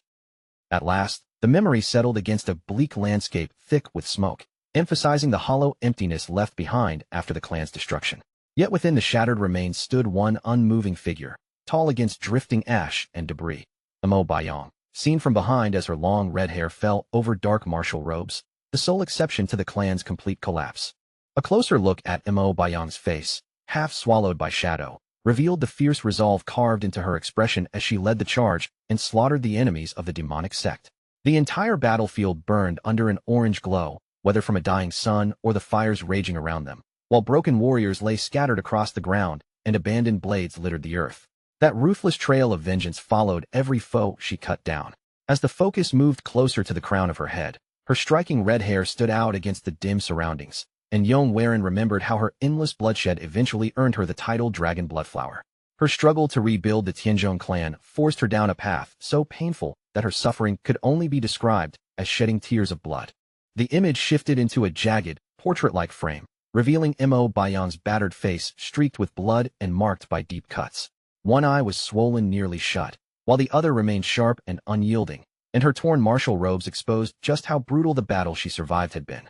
The perspective dropped toward her midsection, where dark stains spread across the cloth from severe wounds. Then the scene changed again, revealing a grave made entirely of swords, an entire field of blades driven upright into the earth. Among them, Mo Bayong sat slumped beneath a faint white glow spreading across the sky, and Yong stated plainly that, in the end, she died. The view gradually pulled farther away until Mo Bayong's body lay completely still upon the barren ground, surrounded on all sides by the swords of the fallen, forming a lonely and desolate image of a warrior's final resting place. Yong also remembered that in that same timeline, the two rising ghost blades eventually met the same tragic end. Then the memory shattered abruptly, replaced by the cold blue tones of the present night as rain slashed diagonally through the darkness and bodies tumbled through the air, some limp and others broken, creating a chilling scene that mirrored the tragedy he had just recalled. Yong sliced through the storm like an arrow fired from a bow, with Peng Jie and another ally flying alongside him as the three descended rapidly toward the swaying canopy. Peng Jie's spiky blonde hair whipped wildly behind him, his red-trimmed robes snapping in the wind as he shouted confidently to Yong that their group would remain safe. As Peng Jie angled his descent with practiced control, his face remained stern but composed. He reminded Yong that the fighters battling below were not only Yong people, but also his own subordinates. Drawing his fist tightly to his chest, Peng Jie urged Yong to trust the strength of the warriors who followed him. Still driving forward through the rain-filled sky, Yong kept his body straight and streamlined like a flying arrow while he absorbed Peng Jie's words. The panic that had clouded his expression slowly sharpened into focused resolve. From high above, the group of powerful martial artists, including Yong and Peng Jie, could be seen descending rapidly toward the bamboo forest where the fight still raged beneath the canopy. And in that instant, Yong realized there was one crucial piece of information he had to reveal. As they tore through the trees in a blur of motion, Yong quickly explained that the attackers who struck the inn were most likely members of the three demonic heavens. The moment Peng Jie heard that name, his expression stiffened with shock. Even while maintaining their speed, Yong continued. If the three demonic heavens were truly involved, then the enemy force had to be a combined alliance formed from Blood Demon Castle, the Holy Heaven Cult, and Darkness Valley. From a high angle, Yong looked downward, part of his face swallowed by shadow as he connected the chain of events from Jaegal Yohi all the way to the attack on Jaegal Bayak. In a sharp close-up, his golden eyes narrowed with sudden clarity as he realized the truth. The demonic martial artists were deliberately targeting the Zhao clan. That realization came alive across the battlefield itself, where members of the Zhao clan were trapped deep within the forest and struck from every side by relentless, coordinated attacks. One martial artist was hurled violently backward through a doorway, blood bursting from the wounds carved across his chest before his body crashed hard onto the ground. Inside the Zhao residence courtyard, the defenders were already trapped under a relentless siege. Mo Bayong stood at the very front of the battered line, her sword gripped firmly in one hand. Beside her were a large, muscular warrior and several exhausted fighters, their tense stances and worn faces making it painfully clear that they were being forced closer and closer into a corner. Rain continued pouring over the battlefield, soaking the earth where fallen bodies from both sides lay scattered. One defender muttered that the only reason their defenses had not completely collapsed was because of the protective enchantments set up by the Jaegao clan. At the head of the shaken line, Mo Baiyong stood with her red hair darkened by the rain, staring forward with a grim, unyielding expression while the surviving Zhao warriors gathered behind her and prepared for the next attack. But a closer look revealed the strain she was hiding. One hand pressed tightly against her wounded side, yet even injured, she refused to lower her weapon and kept her sword raised. Nearby, a badly wounded man leaning on another warrior suddenly coughed violently, blood spilling from his mouth as he struggled to say that he hoped the martial artist who escaped earlier would return with reinforcements. Mo Baiyong appeared from the side, rain and sweat running down her face in thin streams. Her eyes carried a heavy concern, because she understood more clearly than anyone just how desperate their situation had become. Staring into the darkness beyond the courtyard, Mo Baiyong quietly admitted to herself that with so many wounded fighters around her, their ability to keep holding the line was slipping away faster with every passing moment. The view stretched outward into the forest around the residence, where thick bamboo and shadow-covered trees formed a suffocating wall on all sides. Somewhere beyond that darkness, unseen enemies continued closing in from every direction. Mo Baiyong stood with her back to the viewer, facing the scattered corpses and creeping darkness ahead. As she sensed the clan's protective enchantment beginning to collapse at last, the view from above centered on her and the last remaining defenders. Mo Baiyong and the surviving fighters held their positions in the rain-soaked courtyard, just as the unmistakable sound of approaching footsteps began echoing toward them through the storm. Several Zhao warriors suddenly bowed deeply toward Mo Baiyong and the other guests, as if already acknowledging what they believed would be their final moments. Soon after, enemy figures stepped into the courtyard, their heavy footsteps carrying an ominous weight. The Zhao warriors spoke with sincere gratitude, admitting that without the guests' help, they would never have survived this long. Then 3 clan warriors stepped ahead of the others, raising their fists and palms in salute with resolute expressions as they vowed to repay the kindness shown to them. Their leader spoke with grim determination, asking that if they fell here tonight, the guests must make sure young Master Jaegao Byac survived. A close view settled on the hardened face of one warrior, a man who had already accepted that death might be waiting for him. Mo Baiyong and the large warrior beside her listened closely to the request. As those words sank in, her expression tightened with firm resolve, and she suddenly raised her voice, ordering everyone to take their places within the sword formation. The defenders responded instantly, moving into position with weapons drawn as they assembled a tight defensive formation that locked down the entire courtyard.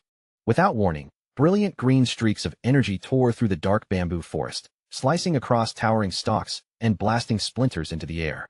The night flashed beneath the force of the bamboo forest flying dragon strike, and Mo Baiyong, along with the exhausted defenders, instinctively lifted their heads toward the disturbance, immediately recognizing the unmistakable presence carried within that surge of power. Mo Baiyong's eyes widened with sudden realization, and she murmured under her breath, wondering if the young clan heir had finally arrived. A violent shockwave ripped open a corridor through the forest, scattering shadows beneath a burst of green light.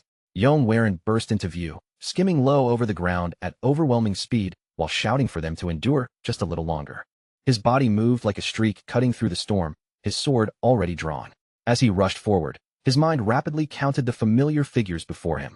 Mo Baiyong, the Ghost Blades, Suk, and Mai. Yong slammed straight into the enemy ranks, and the impact of his landing flowed instantly into a spinning slash meant to carve open a path. But several dark figures leapt upward at once, throwing themselves in front of him to block his advance. Steel collided with a sharp burst of sparks as Yong met one attacker head-on, their blades grinding violently together while frustration tightened his jaw. Before he could break through, more enemies swarmed in from every side, trying to stop his charge. His advance slowed for a brief moment as he deflected another strike with clear irritation, letting out a sharp sound of annoyance while one opponent shouted that he would not be going anywhere. At that exact moment, Pang Jie burst into the fight, shouting for young Master Yong to keep moving while declaring that the Pang clan would clear the way. Yong glanced back in brief surprise, just as Pang Jie gathered a tremendous surge of crackling purple lightning around his blade. With a thunderous roar, Pang Jie swung his weapon in a devastating arc, shouting that he would repay the debt he owed Yong no matter what it cost. The strike released a massive wave of violent purple energy, blasting forward and sweeping away the enemies blocking the route. Yong Waren seized the opening without delay and launched himself high into the air, shouting his thanks to Pang Jae. Mid-flight, he twisted his body, his focus locking completely onto reaching Mo Baiyang. He activated his movement technique once more, and vivid green energy coiled around his legs and body. The bamboo forest flying dragon stride ignited again, and his speed surged forward in an instant. In the next heartbeat, Yong Waren became a streak of green light weaving between bamboo stalks with impossible agility, pushing himself to the absolute limit as he desperately tried to close the remaining distance. He tore through the forest without slowing, slicing apart bamboo and wreckage that blocked his way. The scenery rushed past in a blurred, first-person stream, until a sudden flare of light revealed the ground near the compound ahead. Yong Waren burst straight through another group of enemies, crashing into their formation with his sword blazing in bright green energy.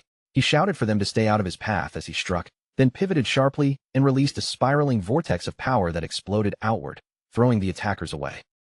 When he lifted his eyes toward the distance, he finally caught sight of the compound.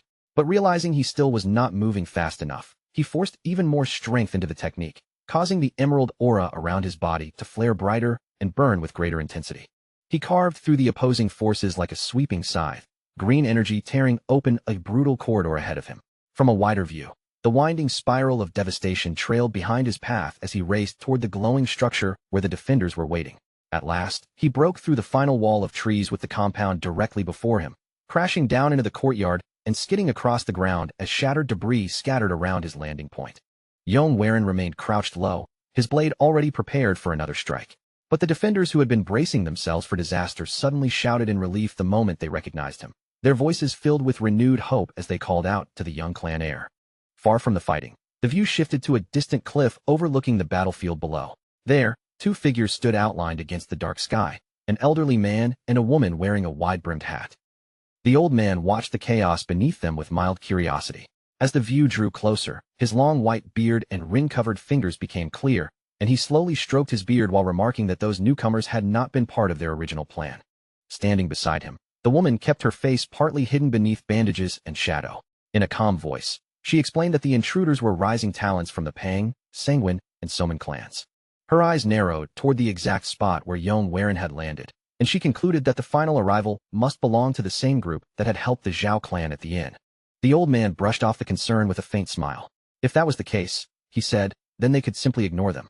His expression slowly twisted into something darker as he added that a spider's web does not only capture the prey it was meant for. His eyes lit up with excitement, and he declared that this was good. Then, with anticipation spreading across his face, he suggested that they begin.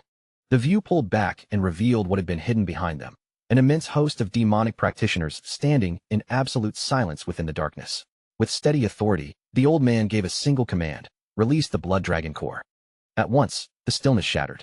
The demonic forces surged forward, flooding across the land like a black tide of malice unleashed, while the old man remained in place, watching the battle below with unmistakable anticipation. The final image revealed him in full, his thin frame, his cruel smile, and the suffocating aura radiating from his body as his hand slowly tightened into a fist. He remarked that the spectacle about to unfold would surely be interesting, and the man watching it all was finally named the Blood Demon. As Yong Waren rushed fully into the battlefield and touched down in the courtyard, the defenders cried out his name in disbelief. But the moment his eyes swept across the courtyard, the relief on his face disappeared. Shock replaced it as he saw nearly all of his allies lying badly wounded around him. Mo Baiyang hurried straight toward him, urgency written across her face as she asked why he had come and warned him that the situation here was extremely dangerous. Before she could say anything more, Yong Waren suddenly stepped forward and pulled her into a tight embrace. He let out a long breath of relief, holding her close as he said he was grateful that she was safe. For one brief moment, Mo Baiyang grew shy in his arms, her composure wavering. But she quickly gathered herself again and quietly admitted that she had missed him. Soon after, Nam Wook came running over as well, his expression brightening with obvious relief. He greeted Yong Waren with visible emotion, then quickly explained that the situation had already become extremely dire. Hearing that, Yong Waren simply laughed, his confidence returning as he replied that he had not come here alone. At that very moment, hundreds of clan members appeared behind him, pouring into the compound as reinforcements. Pang Jae led them forward, accompanied by warriors from the Soman clan. Just as Yong Waren was about to reassure everyone, a violent wave of killing intent suddenly spread through the area. Yong Waren immediately followed that overwhelming presence with his senses, tracing it to somewhere high in the mountains. His expression hardened at once. darker and colder than before, as he realized something far more terrifying was waiting there. In that single, freezing instant, the whole truth finally snapped into place before their eyes. They had not merely wandered into danger. They had already stepped deep inside a trap, one that had been laid with patience, precision, and a terrifying amount of preparation. The Zhao clan, the Sanguine clan, and the Pang clan had all been guided to this same place, and at last Yong understood what the enemy had truly been aiming for from the beginning. This entire situation was nothing less than a deliberate drive hunt. The Zhao clan had been placed here on purpose, used like bait to pull the other clans into one gathered location, so the demonic forces could crush them all at once and prevent their alliance from ever being born. By now, this place was no longer just a battlefield. It had already been turned into a massive grave waiting to be filled. Yong slowly turned his body, keeping his face calm, and sent a quiet sound transmission to everyone around him, warning them not to let even the slightest change show on their expressions because they had already walked straight into the enemy's snare. While his voice reached them in secret, he told them not to raise their heads, but to carefully extend their senses instead and feel the presence seated high above them at the top of the hill. Peng Zhe and the others immediately circulated their qi, pushing their awareness toward the mountain peak, and the instant their senses touched the figure waiting above, a crushing wave of killing intent slammed into them so fiercely that a deep, icy chill ran through their very cores. High above the field, the woman standing on the mountain noticed at once that the people below had somehow managed to detect their presence. One of the figures beside her spoke in a level voice, addressing her as Guardian Zhou, and calmly said that if she wished it, they could erase every single person down there right away. She answered with a strange, almost playful laugh, as if the idea amused her, then said that ending everything so quickly would be far too boring. What she wanted was to watch what those people would try while they stood unknowingly on top of their own graves. The man beside her fell silent for a short moment before replying that if the group below made even one suspicious move, they should simply slaughter them all in a single strike. At that, she laughed openly and mocked him, calling him the leader of the Blood Dragon Corps, while remarking that after coming to Jianghu for the first time in so long, they should at least take the chance to enjoy themselves. She kept teasing him, saying that the grand title of Dragon Corps leader did not suit him at all if he was going to tremble over nothing more than a small group of children. The man immediately cursed under his breath, grumbling quietly from behind her, though she paid his irritation no mind at all. She stated calmly that the blood demon had personally entrusted this mission to them, and she would complete it without fail. But she would do it her own way, because the more desperately those people struggled, the sweeter and more entertaining it would be for her to watch. Meanwhile, down below, Yong wasted no time and swiftly ordered everyone to begin preparing a formation. The Zhao clan members immediately told him not to concern himself with them, but Yong explained that although Zhao formations were known to be among the finest, their enemies had most likely already studied and prepared for them. The Zhao members understood that danger as well. They knew their opponents might have enough skill and knowledge to see straight through any formation they tried to create. Even so, Yong realized that the enemy had probably left them alive for one main reason: to keep using them as bait until even more people gathered in the same place. With that in mind, Yong immediately began giving clear, precise orders. He told them to establish a formation along the outer walls, while the others were to drive bamboo stakes into the ground exactly where he pointed, without missing a single position. Hearing those instructions, the Jagal master muttered in surprise that it sounded like a double-layered formation. Still, he reminded Yong that their opponent was demonic heaven itself, which meant stopping them would be nearly impossible, then asked what kind of formation he was trying to build. Yong answered without wavering that he intended to create a poison formation. More precisely, he planned to construct the bamboo garden-shattering formation, a modified technique derived from a formation that had been handed down through his family for generations. When facing enemies whose strength far exceeded their own, this formation was considered one of the most dependable ways to endure and keep themselves alive. It would not even be an exaggeration to say that this very technique had once pulled the Sky Ocean Escort Agency back from the edge of ruin. Of course, it could not completely stop every enemy that came at them, but if their only goal was to hold out and buy time, then there was still a real chance it could work. Peng then voiced the most obvious problem, asking where Yong expected to obtain the poison needed to activate a formation like that. Without even a moment of hesitation, Yong pointed straight toward the Sima clan and calmly said that the poison would come from them. A member of the Sima clan instantly flared up in anger, shouting that they were the Sima clan. Yong coldly reminded everyone that they were not the Tang clan, so under normal circumstances they should not be carrying poison at all. Then his tone hardened further as he declared that if they refused to hand it over right now, every last one of them would die here. In truth, Yong had no real intention of killing them, but in a situation this desperate, he was ready to use any method necessary if it meant giving everyone even the smallest chance to survive. Under the heavy pressure of every gaze around him, The man finally had no choice but to surrender the poison, hurriedly insisting that it had only been prepared for research purposes. Yong accepted it immediately and told them that everyone would remember their contribution. Then, without wasting another breath, he ordered them to take their positions and begin forming up at once. But the moment they started moving into place, the woman watching from above sensed that something below had changed. Realizing that the situation was no longer proceeding as expected, she instantly gave the command to attack. At once, the third leader passed the order down to his subordinates, making it brutally clear that they were to strike immediately and leave not a single enemy alive. At the Sanguine clan, rows of old, tradition-bound buildings rested beneath the cold silver glow of the moon, while the empty corridors stretched out in silence around Jaegal Yohee. Jaegal Yohee moved alone through the dim passageways with her head lowered, her shoulders carrying a heaviness she could not hide.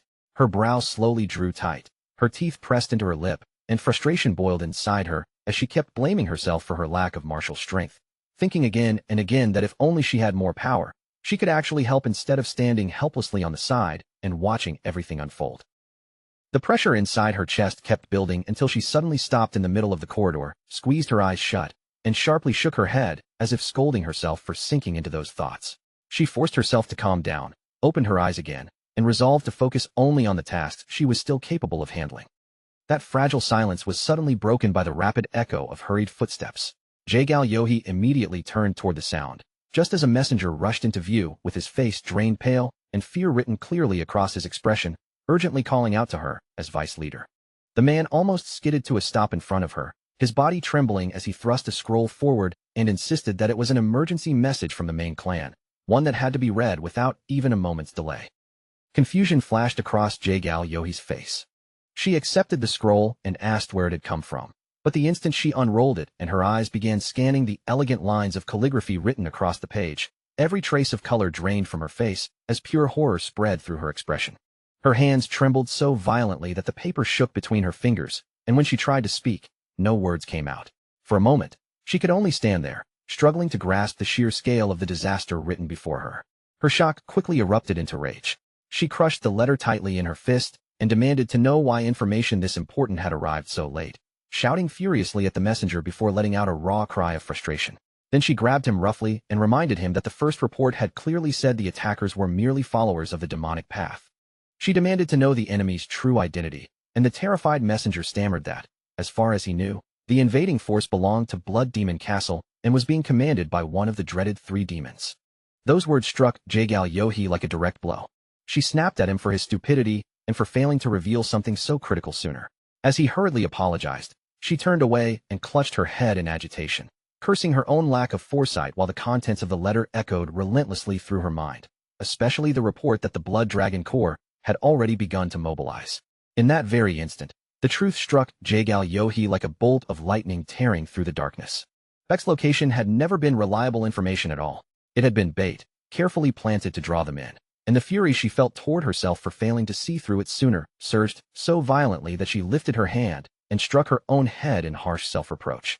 Forcing her shaken mind back under control, she suddenly broke into a run, sprinting through the night as her robes whipped wildly behind her. The scenery around her blurred past, her teeth clenched tight, and tears of desperation gathered in her eyes as she silently begged fate to let her arrive before everything was already lost. The scene then shifted to a clearing deep within the forest, where the Alliance forces waited beneath a tense and strangely unnatural calm. Long rows of armed martial artists stood ready with their weapons drawn, every gaze fixed ahead, while Yong held his place at the very front. His eyes remained locked on the dark forest before he raised his voice and ordered everyone to move into their assigned positions. The warriors reacted instantly, moving with such clean and disciplined precision that it was almost mesmerizing to watch. From the side, Moyen stared at the formation settling into place with quiet astonishment, inwardly marveling that seasoned martial artists who had survived countless battles were willing to entrust their lives to someone so young. Then, when a young warrior suddenly stepped forward to volunteer for a task, Yong answered without a trace of hesitation, calmly assigning him and Brother Zhang to preservation duty and explaining that once the clash began, their job would be to support any fighters who looked close to collapse. A sudden gust of wind swept across the clearing, rattling branches and tugging at everyone's clothing, and Yong eyes narrowed the moment he sensed the enemy drawing near. In one smooth motion, he drew his weapon and shouted for everyone to prepare themselves. Almost immediately, heavy movement rolled through the trees, and hundreds of blades slid from their sheaths in response. The enemy vanguard burst out of the forest with frightening speed, charging straight toward them, and over the thunder of those advancing footsteps, Yong raised his voice again, shouting to his soldiers and asking whether they remembered the instructions he had given them earlier. They held their ground exactly as ordered, and the battlefield began to unfold just as Yong had planned. The terrain of the forest forced the enemy through one narrow entrance, while the Pang and Sanguine clans remained hidden along both flanks. At the center, the Tangjin and Sima clans stood firm as the main line, and the Zhao clan waited in position at the rear. As the invading force pushed deeper toward the center, Yong swept his calm, calculating gaze across the whole battlefield. A quiet wave of relief and gratitude rose inside him as he remembered the military strategy he had studied in his previous life, though he never could have imagined that such knowledge would one day become useful in a desperate situation like this. Once the enemy had advanced far enough into the prepared trap, Yong raised his hand and shouted for the Zhao clan to activate it. One of their commanders answered with confidence, and in the next instant, a massive surge of energy erupted from the rear, spreading violently across the battlefield and throwing the enemy formation into disorder. In moments, the battlefield collapsed into a storm of controlled chaos that clearly favored the alliance. The enemy vanguard was ripped apart as the clans hidden on both sides surged out and tore into their ranks, shattering their once organized formation under relentless pressure. All of this unfolded beneath the gaze of Zhou, who stood calmly on a high ridge beside the third commander. The commander's body trembled with fury as he watched his soldiers fall one after another. Unable to endure it any longer, he snapped at his companions for their laziness, declared that he would handle the situation himself, and then launched himself from the ridge with explosive force, diving straight toward the battlefield below. Zhou merely clicked her tongue in clear irritation, mocking his blind reliance on brute strength as she coldly remarked that he was nothing more than a fool chosen to serve as a sacrifice. The commander crashed into the battle like a rampaging beast, cutting down alliance soldiers one after another as he charged forward in a violent frenzy.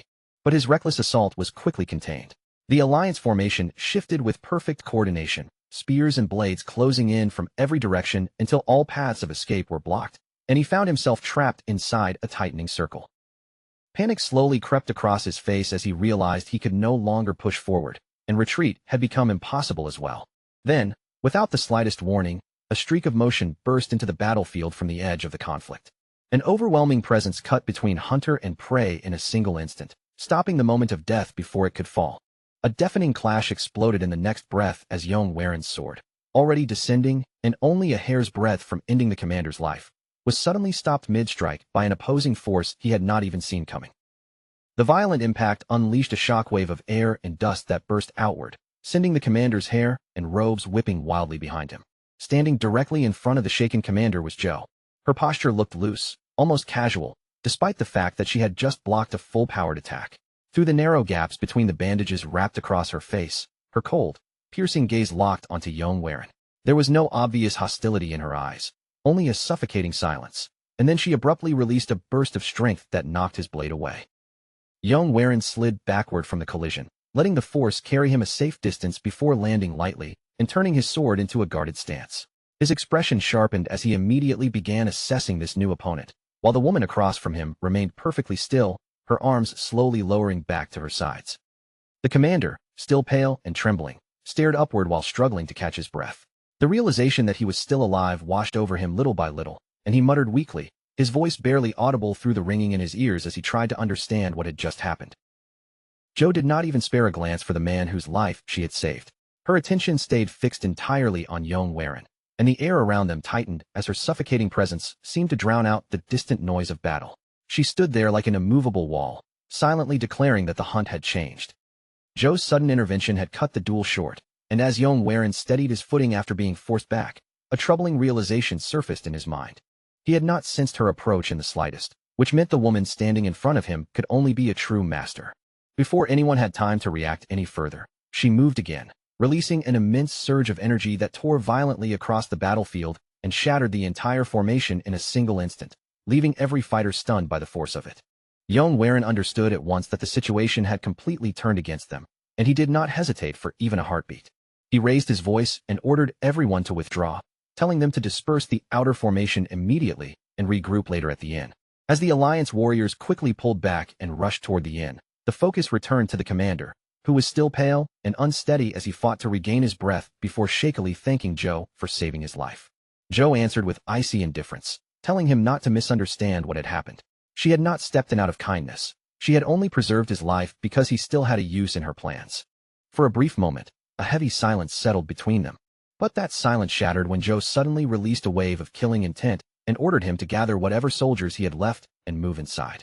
Inside the inn, Yong and Pang Jie tried to piece together what had just happened, quietly wondering who the terrifying people waiting outside truly were. At the same time, the third member of the Sima clan burned with anger and frustration. Bitterly telling himself that he was about to die a dog's death, he stepped forward, blaming everything on his own choices and shouting that this entire disaster had happened only because he had tried to save a group of fools. Before his outburst could go any further, Mo Baiyong abruptly stopped him. Mo Baiyong fixed him with a sharp, unwavering stare, cutting off his rage before it could spill over completely. Mo Baiyong's expression hardened. He demanded to know how the man could even think about raising his hand against Yong. As the confrontation began to escalate, Yong himself finally lost patience and snapped at both of them, asking whether they truly intended to die in this place. His sharp words forced them to freeze, and he continued in a firm voice, making it clear that he had absolutely no intention of dying here. There were still far too many things he needed to accomplish, and because of that, he could not allow his life to end in a place like this. For that reason, he told everyone to gather their resolve immediately, because the enemy would not take long before launching their next attack. Just as Yong predicted, the enemy forces soon charged toward them once again, and he instantly gave the command to activate the Bamboo Garden's soul-shattering formation. According to the plan they had prepared earlier, the poison would be released at that exact moment. Pang Jie nodded firmly as he prepared to throw the poison, declaring in his heart that he absolutely could not die before completing his blade arts. The instant Pang Jie released the poison, the others moved without the slightest hesitation.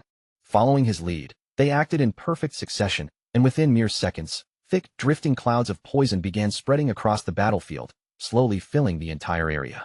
As the fumes rolled outward over the fighting ground, Yong immediately ordered everyone to stomp the earth with their chi. The moment they obeyed, the force of their strikes pushed the poisonous mist farther out, scattering it across the surrounding field. Meanwhile, the commander continued pressing forward, but as he advanced through the spreading mist, an uneasy feeling crept over him, and he muttered under his breath that something about his body had started to feel strange. He kept forcing his way forward, pushing through the haze with every bit of strength he had left, yet no matter how violently he advanced, the distance between him and Yong refused to close. And as he stared ahead through the spreading poison mist, a bitter realization slowly crawled into his mind. Yong had tricked him yet again. Only then did he finally notice what was happening around him.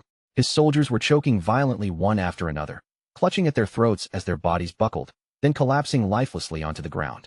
As more and more of his subordinates dropped around him, the truth became impossible to deny. They had already been poisoned.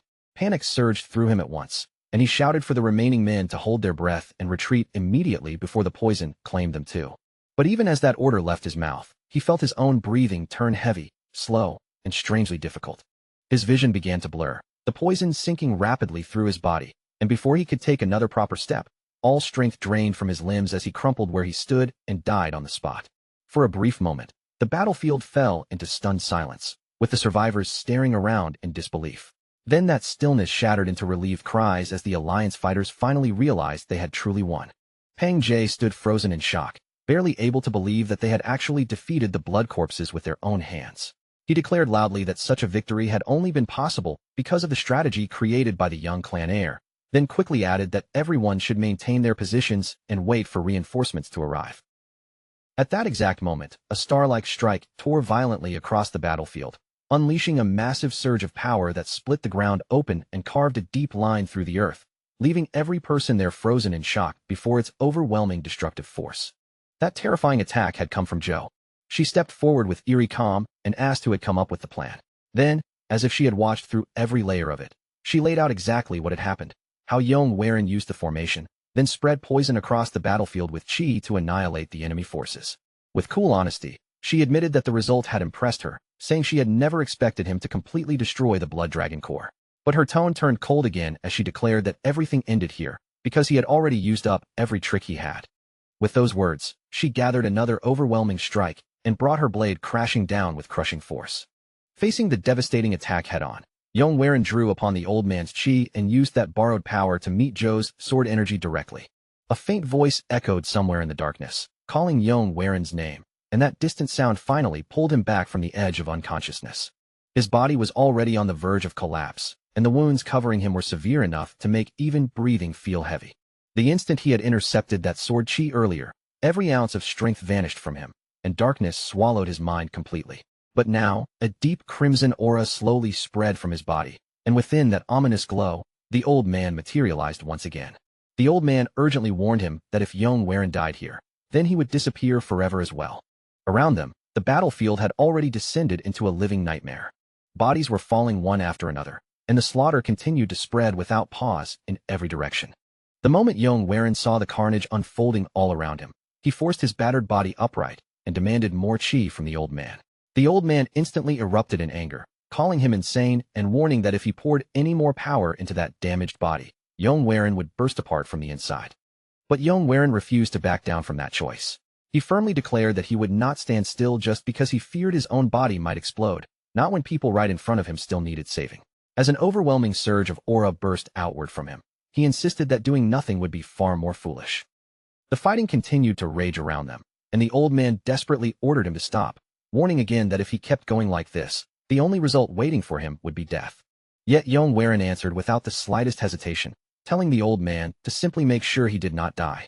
Then, as Yong Weren recklessly charged forward, the old man suddenly shouted for him to jump. Yong Weren reacted at the very last possible instant, barely avoiding a fatal strike that would have killed him on the spot. That split-second opening became everything, because Mo Yongbyung immediately seized the chance and commanded the two ghost blades to capture the master and hold him in place. They obeyed instantly, moving in perfect coordination as they locked down the enemy's movements and gave him no room to escape. With that single chance secured, Yong Weren unleashed Waterfall Reverse Dragon Ascent, pouring every ounce of strength he had left into the attack and cutting down the master with one decisive strike. Watching from a distance, Joe witnessed the entire exchange and frowned, confusion tightening her expression. She could not understand how Yong Weren had managed to defeat a guardian when his strength should clearly never have reached that level. After a brief moment of thought, however, she arrived at a simple conclusion. No matter what strange power he had used, Yong Weren would die today. Having already dealt with the remaining minions who had been fighting her, Joe immediately turned and rushed straight toward Yong Weren. As the battle shifted toward Pang Jae, Yong Weren quickly told him there was no time to waste and that he would speak plainly. He explained that although Pang Jae's 5-tiger severing blade was almost complete, one essential piece was still missing, and the secret to perfecting it lay in combining water with oil. The instant those words reached him, Pang Jae understood the true problem. What he had been missing was precise control over the speed of his chi. That realization triggered an immediate breakthrough, and the unstable energy swirling inside him began to transform. The wavering flow accelerated until it surged forward like a powerful rushing current, while Pang Jae remained completely immersed in that sudden state of enlightenment. Joe coldly remarked that taking one's eyes off an opponent in the middle of battle was no different from wishing for death. With those words, she lunged forward in an instant, launching a lethal strike straight toward him. But Yong Weren intervened at the last moment, stepping in to block the blow before ordering Pang Jae to fall back and focus entirely on completing his newfound understanding while he dealt with Joe himself. Joe's expression twisted with irritation when she heard that, and she mocked him without restraint, questioning how he could speak with such confidence about stopping her. In the very next moment, she slipped cleanly through his defense and drove a brutal kick into his cheek, sending him flying backward before casually saying it was absurd for him to believe he could block her attacks. Yong Weren quickly shouted for everyone to charge her together, but Joe dismantled their assault almost immediately. She overwhelmed each attacker with ease, cutting through them one after another until, in the end, Yong Weren was the only one still standing. When he looked around, the battlefield was filled with hundreds of injured fighters scattered across the ground, while Joe calmly walked forward and stopped directly in front of him. She then asked what connection he had to the Tianzhong clan, and the moment that name left her mouth, Yong Weren clenched his teeth in shock, realizing that she knew about the clan. Without hesitation, he answered that he was Yong Weren, the young heir of the Tianzhong clan. Joe gave a faint nod and said she had been wondering how he could use techniques such as reverse dragon ascent and heavenly lightning ascent. From that alone, she concluded that the martial arts of the hidden saint cult must still survive somewhere. Then, with quiet certainty, she declared that the lineage would end here today. Yong Weren fought desperately just to block her relentless attacks, each strike forcing him closer to the edge. But in the middle of that fierce clash, a voice suddenly rang out, announcing that he was late. An instant later, a ferocious strike like a charging tiger crashed into the battlefield and intercepted Joe's assault. The one who stepped forward was Pang Jae. He declared that he had finally completed his blade technique, and because of that, he carried no regrets, even if this day became the day he died. Zhou managed to block Pang Jie's attack in time, but even her defense could not fully erase the force behind it. The impact still tore into her body, injuring her and ripping the mask away from her face. The moment she realized what had happened, rage exploded across her expression, and she unleashed a furious stream of curses at both Pang Jie and Yong Waren. Pang Jie stepped forward without hesitation and came to stand right beside Yong Waren. With his blade ready and his voice strangely calm, he told Yong Waren that if death truly came for them today, then he would face that ending together with his friend. Yong Waren rejected that thought at once, his tone firm as he told him that it was still far too early for either of them to die here. At that very moment, the reinforcements they had been waiting for finally arrived, cutting through the despair like light breaking over the battlefield. Mo Baiyong and the others rushed onto the battlefield, and the exhausted fighters felt a wave of relief sweep through them as hope finally returned to their eyes. Realizing that the situation had suddenly turned against her while she was briefly restrained, Zhou shot Yong Waren a sharp, venomous glare and spat out a curse, promising that they would meet again before swiftly withdrawing from the battlefield. Once Zhou vanished from sight, the old man immediately ordered everyone to stop standing around and focus on treating the wounded. As Yong Waren watched the injured finally being carried away and tended to, the price of forcing that overwhelming power through his body began to show all at once. The instant the tension drained from him, his remaining strength disappeared completely, and his body collapsed as he lost consciousness. The events of that night left many orthodox martial artists dead, while countless others survived only with grievous wounds carved into their bodies. Even so, the battle ended with the complete destruction of the Blood Dragon Core, and in later years, that brutal clash would be remembered as the eclipsed bamboo bloodbath. And from the chaos of that blood-soaked night, two names would rise as heroes, Yong Waren and Pang Jie. In the quiet aftermath of that savage conflict, the world slowly began to gather itself again amid broken ground, lingering silence, and the heavy absence of those who would never return. Far beyond the battlefield, a wide view opened over a sprawling city nestled deep within a valley, surrounded by lush green mountains beneath a clear blue sky, while the rising morning sun cast long shadows across rows of traditional tiled rooftops. The view drifted across the layered buildings of the Sanguine clan's territory before descending into a stone-paved courtyard, where the air felt calm on the surface yet still weighed down by the memory of recent bloodshed, eventually settling near a line of quiet wooden structures. Inside one of those buildings, a man stood with his arms folded tightly across his chest, a blue-gray scarf wrapped around his neck as he waited in silence beside shelves filled with medicinal herbs. The room was an infirmary, where several injured warriors lay resting on raised mats beneath white sheets. Not far away, Mo Baiyong sat at the edge of one mat, her long red hair spilling over her shoulders as she held a small white bowl and carefully tended to the wounded with steady focus. A closer look at his sharp features and golden brown eyes revealed Yong Waren deep in thought, quietly checking the condition of his own body before he finally stood and moved away. Later, he was seen from behind, sitting along the edge of a raised porch and gazing out over the central courtyard, his hair neatly tied back, while his pale robe was fastened in place with a dark belt. Down in the courtyard below, two men in plain gray tunics worked through the morning, one steadily digging into the soil with a shovel while the other stopped for a moment to wipe sweat from his brow. Not far from them, a broad-shouldered man with a thick mustache stood listening intently as a shorter woman in white robes gestured with one hand and delivered her report. Yong Waren lifted a small ceramic bottle to his lips and slowly drank from it.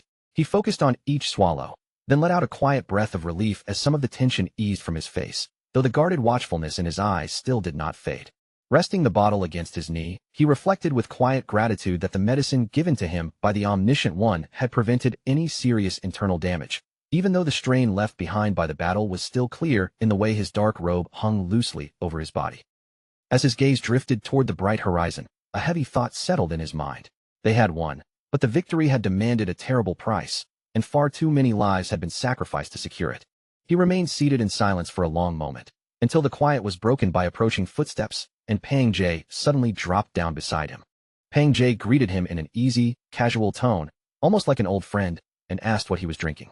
Yong Waren repeated the question back with mild disbelief, but Pang Jie only kept grinning and said that anything good should always be shared. When Yong Waren asked where this sudden friendliness had come from, Pang Jie merely shrugged and explained that after fighting through a battle where they could have died at any moment, there was no real reason left for them not to consider each other friends. Accepting that answer without arguing, Yong Waren explained that the drink was only medicine for treating his internal injuries, then asked how the Pang clan was holding up. At that question, a faint sorrow passed through Pang Jie's expression, and both men turned their gazes toward the distant mountains. He admitted that many members of his clan had lost their lives in the battle, but he added that he felt proud of them because they had died honorably as martial artists. Yong quietly said that the Pang fighters had fought as though death itself did not frighten them, and that kind of courage was something he deeply admired. Pang Jie's eyes narrowed slightly, and he corrected him, saying that everyone fears death.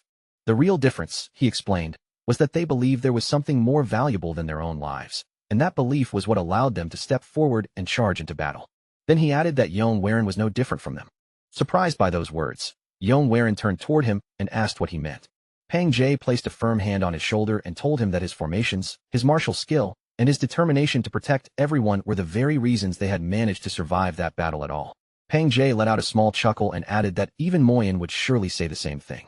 Yong lowered his eyes for a moment, letting those words settle, before quietly admitting that at least when it came to that final point, he could not really argue.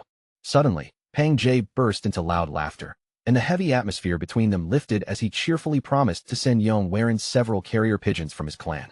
With a sly grin, he also warned him that a frightening woman might come looking for him soon, then suggested that the next time their paths crossed, they should share a proper drink together.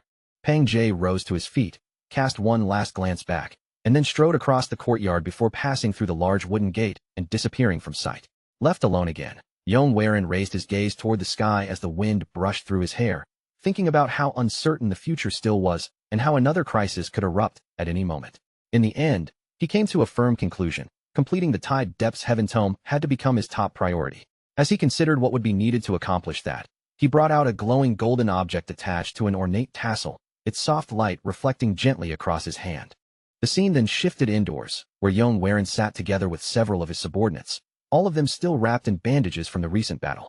One of them respectfully addressed him as the clan heir and asked why they had been summoned. Yong first asked about the Zhongs and teacher him, and he learned that the Zhongs had gone out to purchase medicine for a young lady who had fallen ill. After hearing that report, Yong announced with a firm expression that he intended to take his leave and travel to Chang today. His subordinates reacted immediately in shock, protesting that they had only just survived a major battle and that everyone was still badly injured. At that moment, the sliding door opened, and Mo Baiyong stepped inside, asking what all the commotion was about, only to be told of the young sect leader's sudden plan.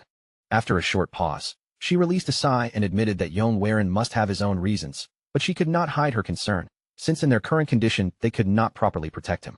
Then her expression turned suspicious as she pointed out that Chang was the location of the Immortal Paradise House. That prompted one of the subordinates to bluntly ask whether Yong planned to visit the famous beauty Cho Waihe. Standing under Mo Baiyong's intimidatingly close stare, Yong began to sweat slightly as he remembered that he had recently obtained Cho Waihe's plaque. He silently noted that Mo Baiyong noticed things far too quickly, even though he also knew that her martial arts were essential for completing his tome.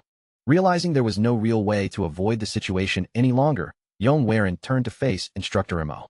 Then he looked toward Guard Yong as well, preparing himself to address both of them directly. Yong spoke in a calm and steady voice, explaining that after surviving such a merciless battle, one that had taken the lives of so many people, everyone needed time to breathe again. Those who had managed to live through that night deserved at least a short return home, so they could gather their thoughts, reflect on everything that had happened, and personally deliver the news to their families.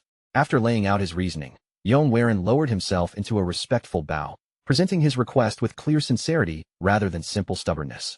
The subordinates standing nearby still looked hesitant, their faces showing lingering reluctance, but in the end, they could not deny the truth in his words and gradually stopped arguing against his decision. Mo Baiyong, however, was not willing to let the matter pass that easily. She refused to allow Yong to leave entirely on his own and firmly insisted that Guard Nam accompany him, pointing out that Nam Wook's injuries were not especially severe and that he should be able to travel without too much difficulty. But before finally granting him permission to go, she fixed Yong with a stern, unwavering stare and delivered one last sharp warning, specifically reminding him to stay far away from any pleasure houses while he was away. Hearing that warning, Yong immediately raised a fist into the air with an awkward yet cheerful smile, quickly swearing that he would absolutely keep his distance from places like that. Soon after, Yong Nam Wook, and Sangwon Mi stood before a pair of towering wooden doors reinforced with rows of heavy metal studs. Nam Wook suddenly stiffened where he stood, disbelief spreading across his face as his brow tightened, and a bead of sweat slid down his temple. With visible hesitation in his voice, he asked whether this place was truly the Immortal Paradise House.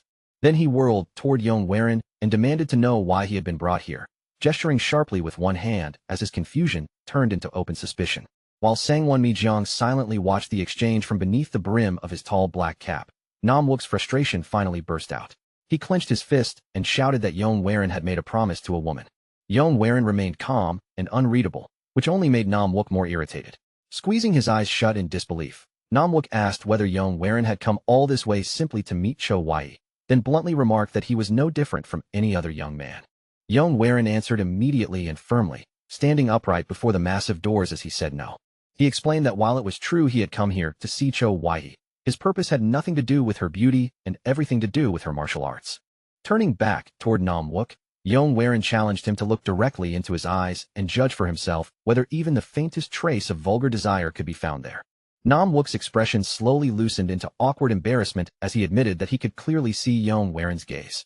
Yong Waren then stated plainly that if there was any desire in his eyes at all, it was aimed solely at martial arts. Sensing the tension between them growing sharper, Sangwon Jiang stepped in between the two and lifted both hands in a calming gesture. He explained that the plaque they carried was only the most basic requirement. Folding his arms across his chest, Sangwon Jiang continued, saying that anyone who wished to meet Cho Wai had to first overcome either the 5 knowledge trials or the 5 martial trials. Nam Wook quietly repeated the phrase under his breath, turning the words over in his mind as he tried to understand exactly what those trials meant. The trials were famous throughout the region. Anyone who wanted even a brief audience with Cho Wai, the mysterious woman said to sit behind a red veil inside a golden pavilion, had to clear 5 separate tests first. The martial trials measured pure fighting ability, while the knowledge trials tested a challenger's intellect, judgment, and wisdom. Sangwon Jiang went on to explain that countless challengers had attempted these extremely difficult trials over the years, yet he had never once heard of anyone actually managing to pass them. Nam Wook looked at him in surprise and asked whether that meant no one had ever succeeded at all. As that question lingered in the air, Yong Waren fell into quiet thought, memories from his previous life rising to the surface. Back then, he had failed at the 4th knowledge trial, and determined not to repeat that same outcome, he made his decision. This time, he would challenge the martial trials instead. With his choice already made, Yong Waren told the others to follow him and immediately began walking toward the ornate inner doors. Inside the immortal paradise house, polished wooden floors gleamed beneath rows of hanging red lanterns, and the spacious hall carried a soft hum of conversation as patrons sat at their tables enjoying their drinks. Yong Waren calmly told his companions to relax, have something to drink, and wait for him there. After that, he approached another set of inner doors, where a stern-looking man wearing armored pauldrons stood guard. Standing directly before the guard, Yong Waren clearly stated that he wished to challenge the 5 martial trials. The man examined him with open skepticism at first, until Yong Waren produced the glowing golden medallion. The guard's expression instantly shifted into formal respect. He gestured for Yong Waren to follow, then guided him along a long covered walkway that eventually opened into a refined outdoor pavilion where gentle music drifted through the air. As Yong Waren stepped forward, he quickly recognized the woman seated on the raised platform ahead as Cho Wai, sitting gracefully behind a zither with her entire face hidden beneath a thick red veil. The guard bowed deeply and addressed her respectfully as the housemaster, announcing that a challenger bearing a plaque had arrived. Cho Wai responded by remarking that this was the first challenger they had seen in 10 days. She raised one delicate hand, and the medallion suddenly lifted into the air before gliding toward her as if pulled by an invisible force, a high-level chi technique that immediately confirmed the rumors about her strength. With effortless grace, Cho Wai caught the medallion and asked Yong Waren whether he truly intended to challenge the martial trials. When he confirmed without hesitation, she calmly announced that the first test would be a duel against guard Biam. At her command, Biam quietly tightened his grip on the polearm in his hands, while Cho Wai began plucking the strings of her zither, casually noting that Yong Waren looked quite young and admitting that she was curious to see whether he could actually win. The duel erupted into motion instantly. Biam lunged forward with a powerful thrust, forcing Yong Waren to spring aside before drawing his sword in one smooth motion and bringing it down in a sharp slash. Their weapons crashed together with sparks and surging chi, and within moments the two were exchanging a rapid barrage of blows, steel ringing against steel while the steady rhythm of the zither echoed through the pavilion. Yong Waren swiftly prepared his next move, while Biam, though secretly impressed by the boy's reactions, still dismissed him inwardly as nothing more than an inexperienced brat as their clash grew more intense. As their weapons locked in a contest of raw strength, Yong Waren suddenly released his sword and dropped low without warning, diving forward and sliding beneath Biam's guard. Cho Wai's fingers hovered for a brief moment above the zither strings in silent surprise, while Yong Waren pulled his arm back, his fist beginning to glow with yellow radiance before he drove it forward with the reflecting dragon fist. A tremendous burst of golden chi exploded from the strike, blasting Beam backward across the ground. As the dust slowly settled, Yong rose to his feet and calmly snatched his falling sword from the air. Beam lay collapsed on the ground, stunned by the level of combat instinct required to risk such a bold maneuver, while Cho Wai-hee quietly asked whether they intended to continue. Even as Beam struggled to push himself back up, she firmly declared that the duel had already come to an end. She remarked that Yong had managed to push Beam further than anyone had in quite some time, and even suggested that he might be hiding far greater strength than what he had just displayed. After declaring that Yong had passed the first trial, she asked whether he wished to continue on to the second. For a brief moment, Yong thought back to his previous life, when he had struggled desperately through the knowledge trials. But now, his martial skill had been sharpened through countless battles where his life had constantly hung by a thread. Determined to obtain Cho Wai-hee's martial arts in this life, Yong steadied his resolve and prepared himself for the next trial. And perhaps, if he pushed far enough, he might finally glimpse the face concealed behind that mysterious veil. Yong slowly lifted his head, his gaze calm but filled with unwavering resolve, and answered that he would continue on to the next trial. Just then, Yong eyes caught something flying directly toward him. For one sharp instant, his body tensed, and he assumed it was some hidden projectile launched from the shadows.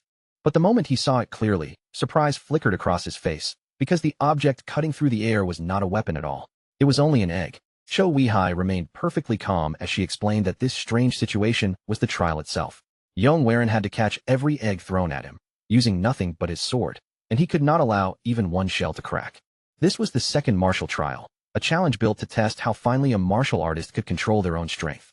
The examiners believed that if someone could receive an object as fragile as an egg on the blade of a sword, something that might break from the lightest touch, instead of simply catching it by hand, then their command over internal power would be undeniable.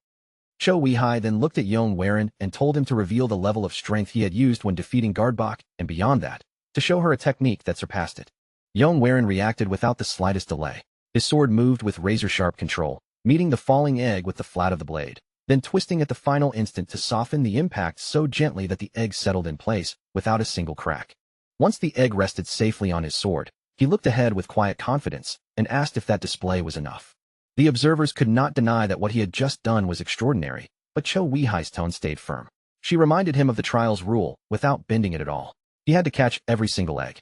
When Yong later thought back on that moment, the second martial trial did not feel especially difficult to him. In fact, compared to what he had already endured, it had been rather simple. As his memories moved through the earlier examinations, he recalled that the third martial trial required the participants to trap gas within their hands, ignite it, and raise it upward. Then came the fourth, where they had to create a martial formation strong enough to destroy a group of terracotta warriors. Yong privately admitted that during that stage, he had not handled it in the intended way at all. He had simply crushed the warriors with overwhelming force. For the person he had become now, none of those trials had truly posed a serious threat. With only the fifth martial trial still waiting ahead of him, Yong received the order to step inside and continue. He walked toward the interior of the immortal paradise house, and from within, Cho Wai-hee's voice drifted out with a playful edge. She remarked that the inside was probably not as luxurious as he had imagined, then invited him to come in and take a seat.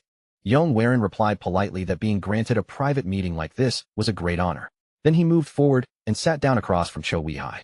Cho Wai-hee studied him closely from behind her veil, taking in his posture and his calm expression. She remarked that many challengers had reached the fifth martial trial before, but none of them had ever been as young as he was.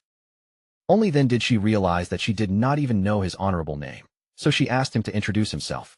He gave a short and simple answer, saying only that his surname was Yong. Cho Wai-hee seemed intrigued by that response.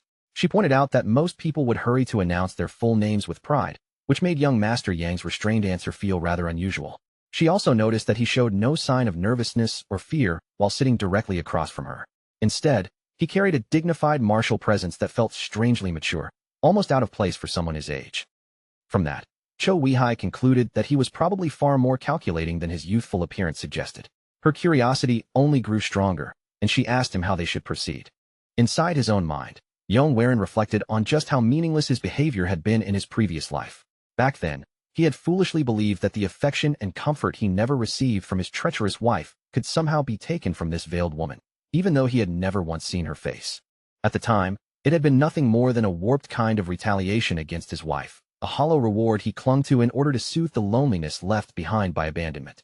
But in the end, he had reached a bitter truth. Anyone who refuses to accept the reality standing right in front of them will only keep chasing illusions that have no real substance. That painful understanding was exactly why he could now sit before Cho Weihai with complete calm, his expression unmoved as he broke the heavy silence between them. Yong Warin spoke plainly, saying they should skip any unnecessary conversation and asking her to explain the fifth martial trial. Cho Weihai admitted that his blunt attitude only made him more interesting. Then she revealed that the final trial would be a sword debate, and it would be conducted directly against her. She acknowledged that she had heard about his impressive martial ability, but her warning came without hesitation. She had never lost a single match, and she asked whether he still intended to continue. Yong Warin agreed immediately, without even a moment of doubt. But before they began, he wanted to confirm one rumor, asking whether it was true that anyone who passed all 5 martial trials would be granted one wish. Cho Weihai confirmed it at once, declaring with absolute certainty that she would grant anything he asked for. Hearing that answer, and knowing she had never once been defeated, Yong Warin calmly picked up an ink brush and announced that he would make the first move. The contest began, and the clash between them unfolded as a fierce yet perfectly balanced confrontation. There were no raised voices, no ringing steel, and no outward violence, only a silent duel taking shape across the table. What filled the room was the pressure of 2 minds colliding, their martial wills crossing against each other in absolute silence. Yong Warin sat completely still, his focus sharpened to the limit as the battle of martial theory unfolded between them. Across the table, the scroll began to fill with fierce strokes of dark ink, each slash cutting across the paper like a collision of intent as he steadily pushed the attack forward. Within the battlefield born from those ink strokes, the veiled Cho Weihai moved with effortless grace. Her pale blue robes fluttered as she sprang through the air, smoothly deflecting an unseen strike as if she were dancing through danger. Across from her, Yong Warin's gaze grew sharper and more intense. His eyes narrowed as his hand guided the brush with deadly precision, moving as if that simple tool had become a drawn blade in his grip. The invisible battle rose to another level when Yong Warin's imagined form surged forward and unleashed a powerful swing. On the scroll, the ink lines grew thicker and more jagged, capturing the weight and force behind the blow, while Cho Weihai answered by spinning into a defensive turn. Her crimson veil snapped sharply through the air as her body turned with graceful precision. Even under pressure, Cho Weihai maintained perfect composure. Her mastery revealed itself through swift, flowing movement as she reversed her grip, the golden ornaments in her hair letting out a faint chime while she slipped through the exchange. Back in the quiet chamber, Yong Warin's steady hand dragged the brush across the wooden surface, leaving a bold streak of ink behind, and in that same instant, his imagined form lunged forward with total commitment. Catching a brief opening, Yong Warin's expression hardened with cold determination. Then, in a sudden burst of speed, he slammed the brush down onto the scroll with enough force that the air around them seemed to tremble. Inside the mental battlefield, he descended like a predator dropping onto its prey, his sword driving straight toward Cho Weihai. She looked up at him and raised both hands, desperately trying to block the incoming strike. A faint smirk touched Yong Warin's face as he looked over the scroll, already declaring victory within his mind. At that same moment, the imagined blades collided in a violent flash, sending a tremendous shockwave bursting outward. Within that mental battlefield, Cho Weihai staggered under the impact, stunned that her sword had been stopped and her stance had been broken. In the silent room, Yong Warin held his brush upright while sweat gathered along his temple, his eyes fixed on Cho Weihai's trembling hand as it pressed against her own brush. Then, without any warning, Cho Weihai reached for another brush and straightened her posture completely. Now holding one brush in each hand, the atmosphere around her changed, and from beneath the veil, her voice came out cold and mocking as she reminded Yong Warin that she had warned him before, implying that he had underestimated her. Inside the imagined landscape, 2 identical figures of Cho Weihai suddenly appeared side by side. With calm confidence, she declared that she had never known defeat and revealed the secret technique called the left right split mind art, a method that divided her consciousness into 2 separate movements and allowed her to fight as if 2 minds were acting at once. The pressure multiplied in an instant. Yong Warin felt himself being forced backward beneath the twin assault, and inwardly, he admitted that he was steadily losing ground. The clash turned into a storm of swirling ink, with Yong Warin's figure appearing small and isolated at the center, while 2 shadow-like versions of Cho Weihai advanced toward him from both sides. Forced completely onto the defensive, Yong Warin finally understands just how frightening Cho Weihai's technique really is. She is not merely switching between 2 arts, she is controlling 2 different Cho Weihai arts at the same time, with such perfect harmony that they seem to move as one body. Yong Warin can feel the flow of the duel turning against him. If things continue at this pace, defeat is only a matter of time. Yet even with that realization pressing down on him, He refuses to lower his head, gripping onto one last stubborn spark of resistance as he prepares to reveal something he has kept hidden until now. With his resolve hardening in an instant, Yong brings the brush down across the scroll and carves a single, firm vertical stroke into the surface. That unwavering line is his answer to her overwhelming duality, a declaration that he, too, is not standing alone in this battle. At that very moment, the scroll erupts with a violent wave of red-tinted energy. The force bursts outward like a sudden storm, and with it, the presence of an old man enters the battlefield, instantly breaking the rhythm that had controlled the duel until now. Inside the mental landscape, the old man appears with overwhelming force and intercepts both of Cho Weihai's projections at the same time. The sudden intervention catches her completely off guard, freezing the flow of her attack before she can even adjust. Back in the real chamber, the shock tears through their connection like a backlash. Cho Weihai's hand jolts, her brush slips loose from her fingers, and it drops to the floor with a sharp clatter as the mental duel collapses all at once. For a while, Cho Weihai remains seated in complete silence, too stunned to speak. Her hands tremble slightly on the table, and the calm composure she had maintained for so long finally begins to crack. Her breathing grows uneven, and after a long pause, she slowly raises both hands to cover her face. Only after the silence stretches on does she lower her hands back onto the table. Her voice comes out quiet but steady as she concedes the match, accepting that the contest has reached its end and formally declaring Yong the victor. Cho Weihai then thinks back on the long history behind the 5 trials. Many years have passed since she last opened them, and until this very moment, not a single challenger had ever succeeded in clearing every trial. Through the thin red veil, her eyes can finally be seen a little more clearly. This time, they carry genuine respect as she explains that the trials are not simple tests, but the ambitions and dreams left behind by those bold enough to challenge them. Speaking to him properly as the heir of the Yong clan, Cho Weihai confirms that Yong has now reached the final step. She introduces herself as Cho Weihai of the Immortal Paradise House, and with no trace of denial, openly acknowledges her defeat. The view then pulls back to the Immortal Paradise House beneath the night sky. Soft lantern light glows against the darkness, giving the entire place a quiet, dreamlike stillness as Cho Weihai offers Yong her sincere congratulations. Then, in an unexpected gesture, Cho Weihai lifts the veil from her face. Beneath it is a strikingly beautiful woman with long brown hair, her features framed by a delicate white floral ornament resting above her head, and she looks at him with a calm, composed smile. Yong is momentarily caught off guard by the sight before him, but his surprise grows even stronger when Cho Weihai casually calls him the Flying Dragon Sword Hero, as though she had known his identity all along. For a brief moment, Yong is clearly captivated by her beauty, but he quickly snaps back and asks how she could possibly know who he is. Cho Weihai lets out a soft chuckle, teasing him as if she can already guess what was running through his mind, and accepts his silent admiration as naturally as if he had spoken the compliment aloud. Cho Weihai then answers as if the reason should have been obvious from the beginning. The technique Yong used earlier, the Soaring Dragon Emperor's Sword, was far too distinctive to mistake for anything else. And with his recent reputation as a member of the Tianzhong Yong clan already spreading, figuring out his identity had not been difficult at all. Realizing that she had recognized him so easily, Yong suddenly becomes awkward. His words stumble out unevenly as he tries to compliment her intelligence, though the embarrassment is written all over his face. Leaning back slightly with an elegant air, Cho Weihai decides it is time to speak about the true purpose of the trials. She invites Yong to claim the reward he has earned, telling him that he may ask for absolutely anything. Yong jaw tightens as the weight of his request settles heavily on him. Seeing his hesitation, Cho Weihai calmly repeats that whatever wish he chooses to make, she will grant it. Then she leans forward and gently lifts his chin, forcing him to meet her gaze directly. In a low, reassuring voice, she tells him there is no need to feel embarrassed, and whispers that whatever happens tonight will never leave this room. With that same quiet suggestion in her voice, she adds that the night is still far from over. Cho Weihai lets the charged silence linger between them, allowing the atmosphere to grow heavier. But Yong destroys it in a single instant by blurting out, loud and clear, that what he wants is her martial arts. Cho Weihai freezes on the spot, genuinely shocked by his answer. The romantic tension that had filled the room collapses immediately, crushed under the bluntness of his request. Not long after, a hand presents Yong with a bound manual containing a secret mind art. By then, he is standing with the book tucked under his arm, his face pale and completely drained, while a tiny ghost-like image beside him makes it painfully clear just how exhausted he has become.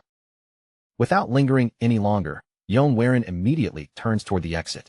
But just as he reaches the door, Cho Weihai calls after him, asking whether he truly plans to leave just like that. When Yong glances back with tired, hollow eyes, Cho Weihai reclines gracefully into a deliberately provocative pose. A sly smile curves across her lips as she teases him, suggesting that if he still wants it, she could grant him one more wish. The next day, bright sunlight pours down over the entrance of the Immortal Paradise house. Outside, Yong companions have been waiting for so long that their patience is clearly beginning to wear thin. Nam Wook, with thick bandages still wrapped around his neck, grumbles that an entire day has already passed. Sangwon Mi-jiang immediately snaps at him for letting his imagination drift in such inappropriate directions, but even so, the group cannot stop wondering whether Yong might have failed the trials. Sangwon Mi-jiang rejects that possibility right away, speaking with firm confidence. She insists that Yong abilities are far too exceptional for him to fail so easily, and in the end, the two of them agree that once he returns, they will scold him properly for making them wait this long. At last, Yong steps out through the entrance. Nam Wook immediately rushes forward, ready to unleash all the complaints he has been holding back, but the moment he sees Yong face, he stops cold. Yong looks almost lifeless. His face is pale, his cheeks seem hollow, and his entire body carries the heavy air of someone who has been utterly drained from the inside out. He gives no answer to their questions and shows no reaction to their worried voices. Instead, Yong simply walks past them with an empty, faraway look in his eyes. In a quiet voice, he tells them that it is time to go home. Watching him stagger away in that miserable state, Nam Wook lets out a pitying sigh. From the look of things, he can only conclude that their young sect leader must have failed the trials after all. Nam Wook quickly hurries after him, calling out that he will gladly help with training so Yong can recover from the crushing disappointment. After everything that happened at the Immortal Paradise house, the three of them finally resume their journey and continue traveling together along the road. Throughout the entire trip, Yong spends every spare moment buried in the martial manual he obtained. Day or night, whenever there is even a little time, he studies its pages carefully, examining each section without rest as he struggles to grasp the secrets hidden inside. Eventually, their path leads them back to the Sangwon clan. The moment the large estate comes into view, its imposing presence makes it clear that they have finally reached their destination. Standing before the gates, Yong looks up at the estate and realizes that they have returned much sooner than he originally expected. As he moves toward the entrance, he quietly wonders what everyone else has been doing during the time he was away. Then, with a loud, creaking groan, the heavy doors swing open under his push, and Yong steps into the estate. Almost immediately, the sharp metallic sounds of practice weapons clashing against each other draw his attention. Following the noise, he heads toward the training grounds, where he finds Mo Baiyong in the middle of an intense sparring match. Rather than interrupting, Yong stops near the edge of the training field and watches quietly for a moment. As he observes Mo Baiyong's movements, he notices the smooth control behind each strike and the precision in every step. It is obvious that her martial skill has improved by a noticeable amount while he was gone. Before long, the sparring match comes to an end as the fighters sense his presence nearby. For one brief moment, the training field falls silent, and the fighters shift their stances in acknowledgement of Yong return. From where he stands, Yong turns his attention toward Mo Baiyong. Mo Baiyong and her guard are speaking quietly together, their voices low and serious. Their focused expressions make Yong wonder what matter has captured their attention so completely, until the soft sound of his approaching footsteps causes both of them to turn toward him. The moment Yong fully steps into the training area, Mo Baiyong faces him directly. Mo Baiyong greets him respectfully as the young sect leader, then asks whether he successfully handled the matter he left to resolve. Yong answers calmly, telling her that everything has already been taken care of.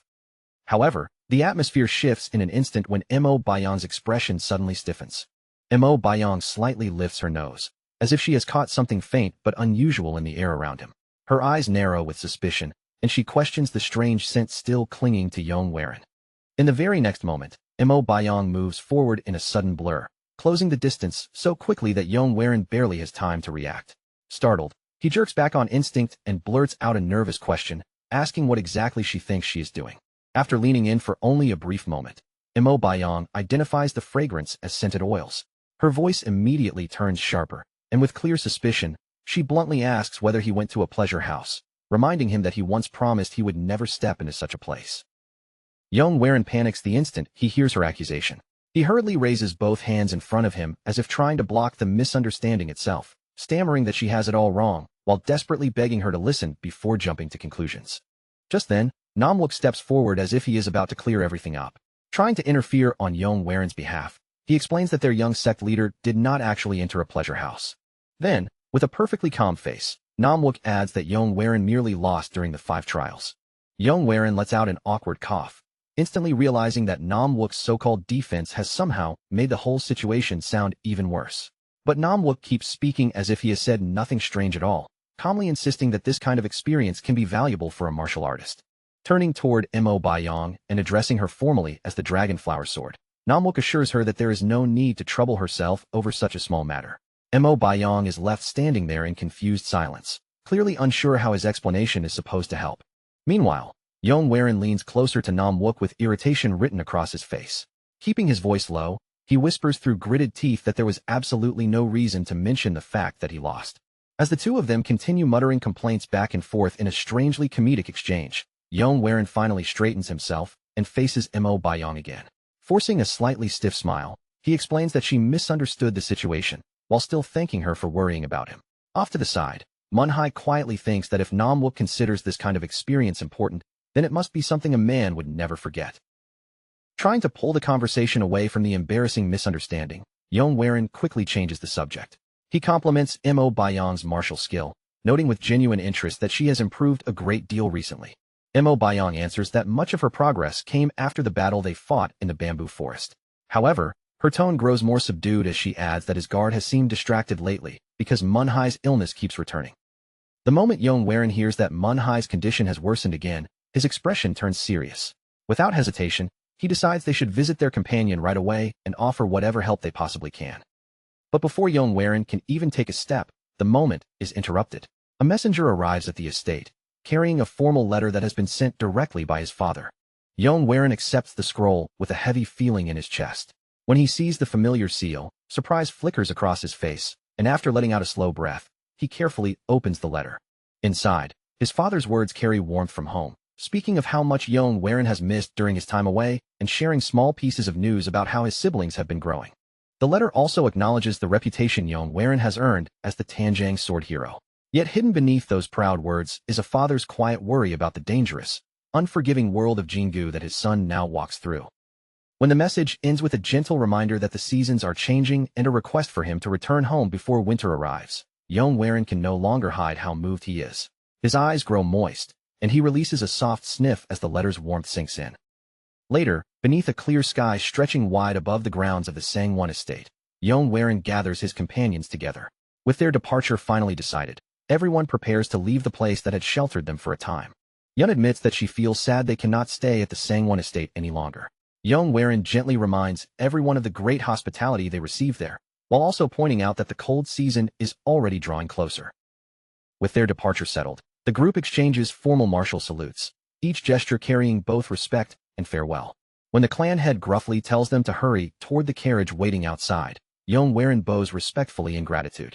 Then his expression brightens into a wide smile as he announces that it is finally time for them to return home. A gentle breeze stirs through the estate, lifting Yong Waren's hair as he stands there smiling. For that brief moment, relief is clear on his face, and the air around him feels peaceful as he looks toward the road ahead. But the calm scene suddenly gives way to a dark forest under the cover of night.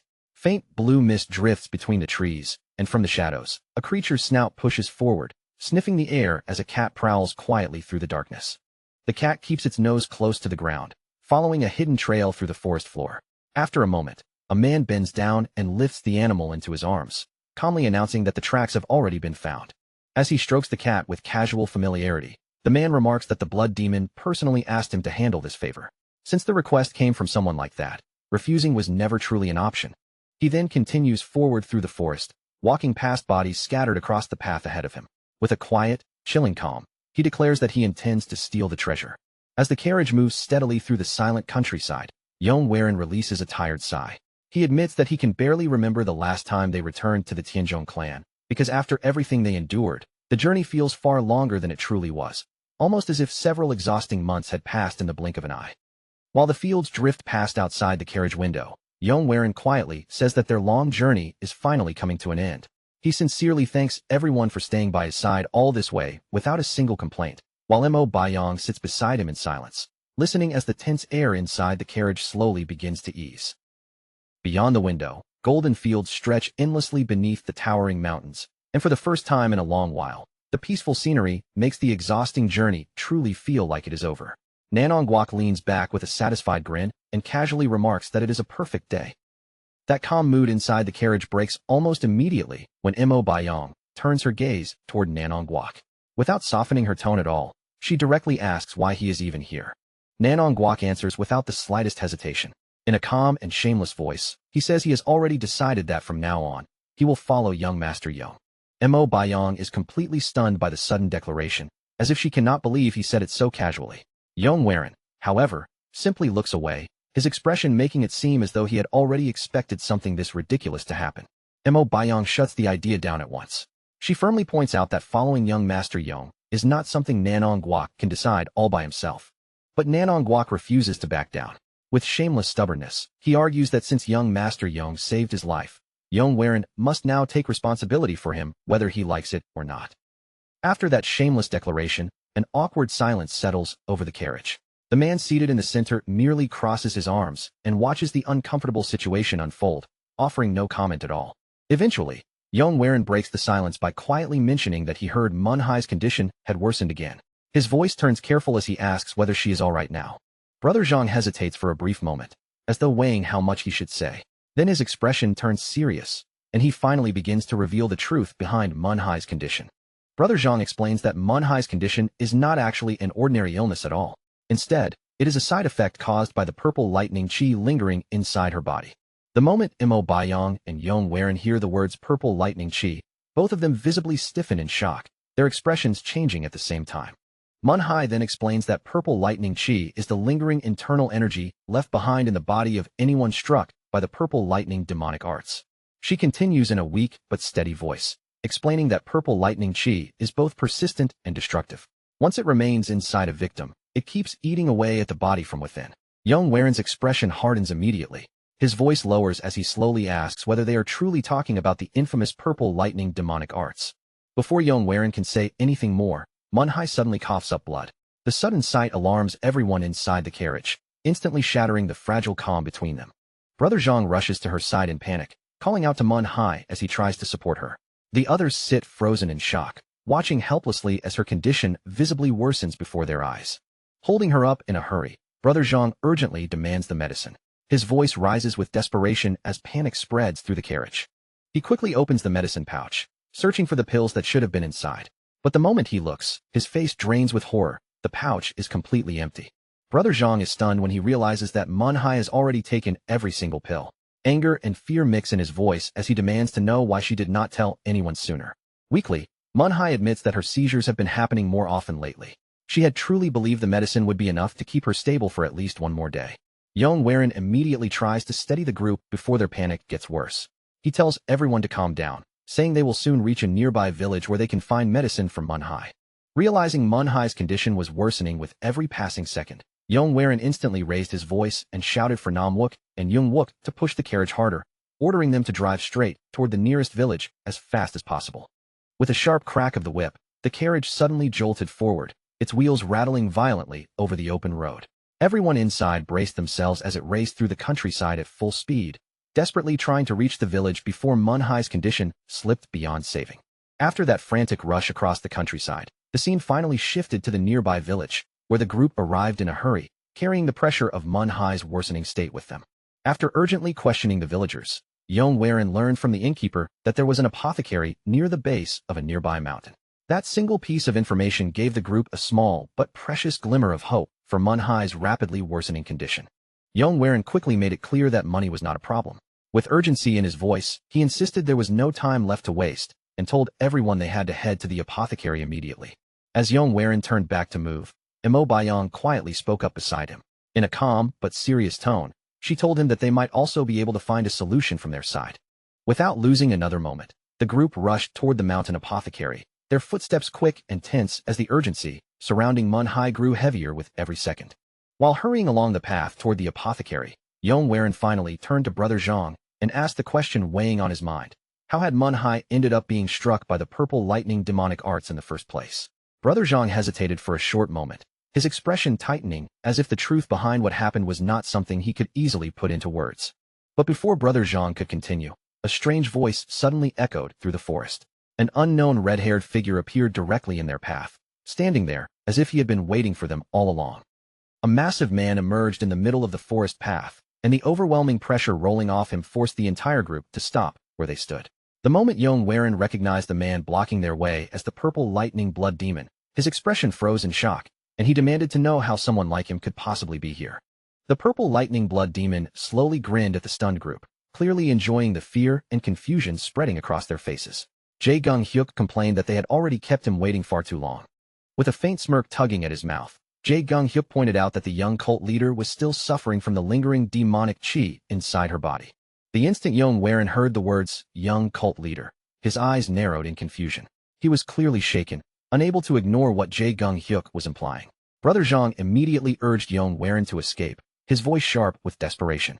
He warned him that Jae-gung-hyuk was targeting them, not Yong, and that staying there would only drag him into danger.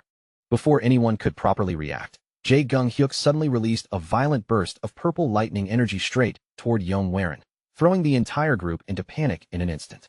With a smug grin on his face, Jae-gung-hyuk casually shut down any thought of escape, saying there was no way he could allow that. As the pressure in the forest continued to rise, Jae-gung-hyuk calmly revealed that he had only come because he had received a rather troublesome request. He then explained that some woman had desperately begged him to kill Yong, making the terrifying situation feel even more suspicious and dangerous. Licking his lips with a twisted grin, Jae-gung-hyuk admitted that he had accepted an enormous payment for the job, and now that his target was standing right in front of him, he saw no reason to leave without finishing it. The moment Yong got a proper look at him, memories rushed back all at once. He realized that the monster standing before him truly was the infamous purple lightning blood demon. Yong remembered that even among the demonic sects, the purple lightning blood demon was notorious. He was a ruthless monster who slaughtered ordinary people whenever something displeased him, someone so vicious that even other villains avoided him out of fear. He also recalled that in his past life, the purple lightning blood demon had wandered across the martial world committing countless atrocities. And now, it seemed that same monster had finally come searching for these two siblings. Yong immediately understood that every enemy he had faced until now was nothing compared to the terrifying monster standing in front of him. Brother Zhang gritted his teeth in frustration, fully aware that no matter what happened, he still had to get Manhwa the medicine before it became too late. As Yong desperately searched for a way out of this hopeless situation, a sinister voice suddenly reacted to his presence, claiming it could sense a familiar energy and recognizing him almost instantly. The sinister voice recognized Yong demonic master the moment it sensed traces of the purple lightning demonic arts around him. Then, with clear mockery, it remarked that even after dying and returning, his abilities were still pathetically weak. The demonic master then seemed to grasp the truth all at once, stating coldly that Yong had already died once before somehow returning to life. He warned Yong to run immediately if he did not want to die like a dog. After all, if Yong died again, the demonic master himself would disappear along with him. Yong fell silent for a brief moment, his expression turning heavy as that warning forced him to face just how terrifying and hopeless the situation truly was. At that moment, Yong suddenly remembered how Brother Zhang had always protected Manhwa in his previous life, standing in front of her no matter how dangerous the situation became. Back in reality, Yong tightened his grip around his weapon, his fingers clenching hard as he made his decision. No matter what stood before him, he could not run away.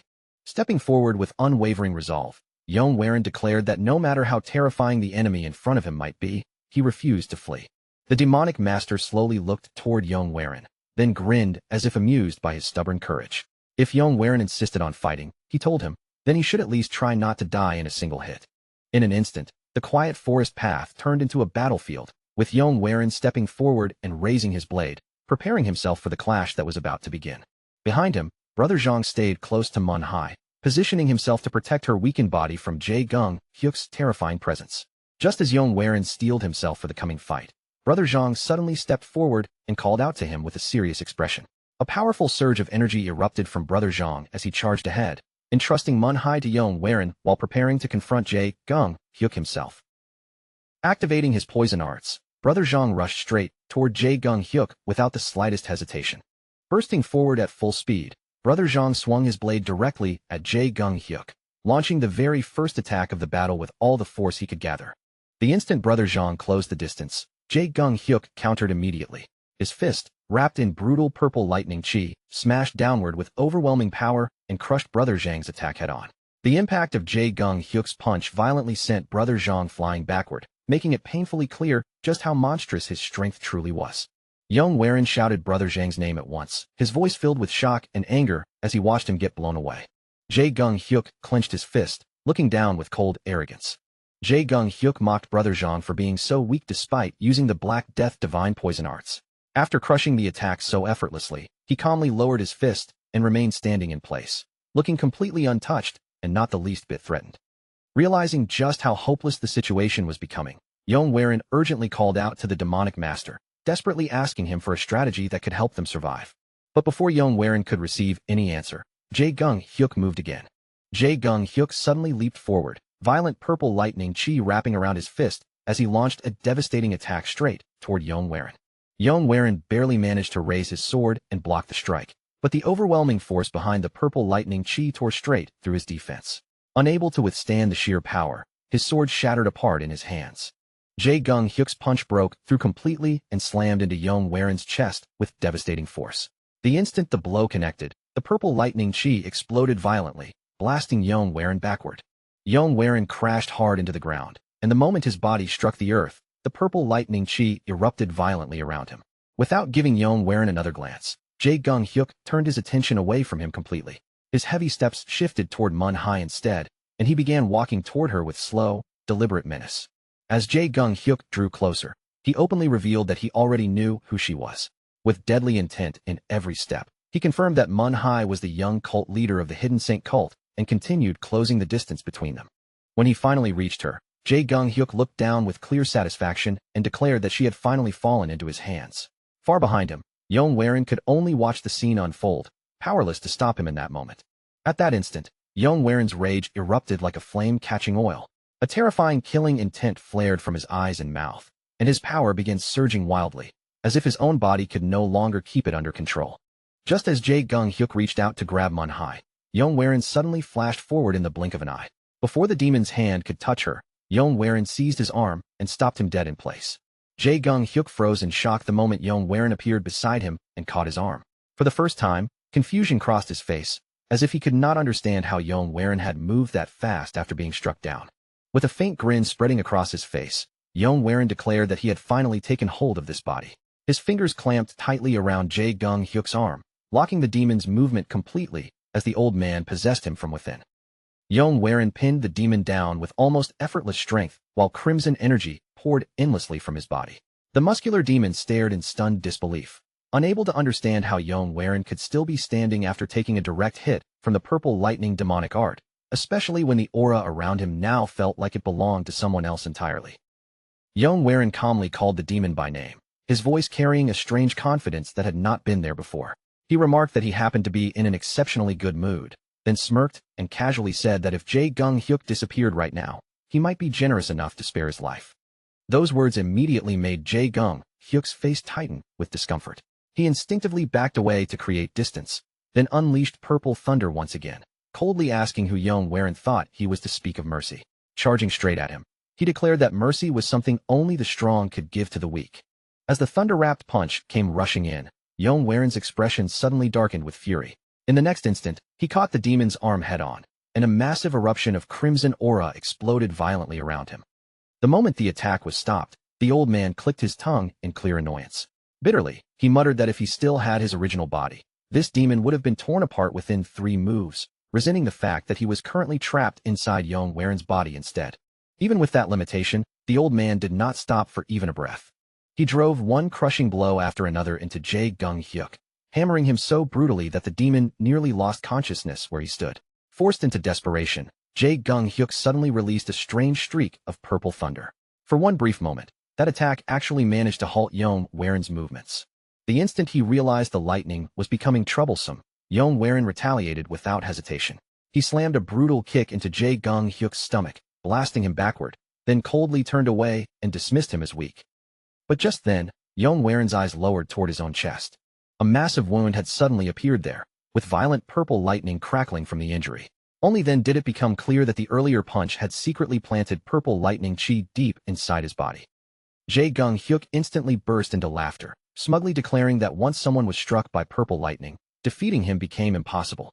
He continued mocking Yong Waren, confidently claiming that the lightning would soon tear his dantian apart completely before he could even keep rambling. But in the next instant, Yong Warin appeared directly behind him, moving so suddenly that Jae Gung-hyuk was left utterly shocked. The old man coldly said it was humiliating that someone like Jae Gung-hyuk had ever been counted among the 4 great demons alongside him. Then, without giving him time to respond, he followed those words with a devastating kick that smashed the demon straight into the ground. Before Jae Gung-hyuk could even recover, Yong Warin stomped down on him and immediately fell into a frenzy of arrogant self-praise.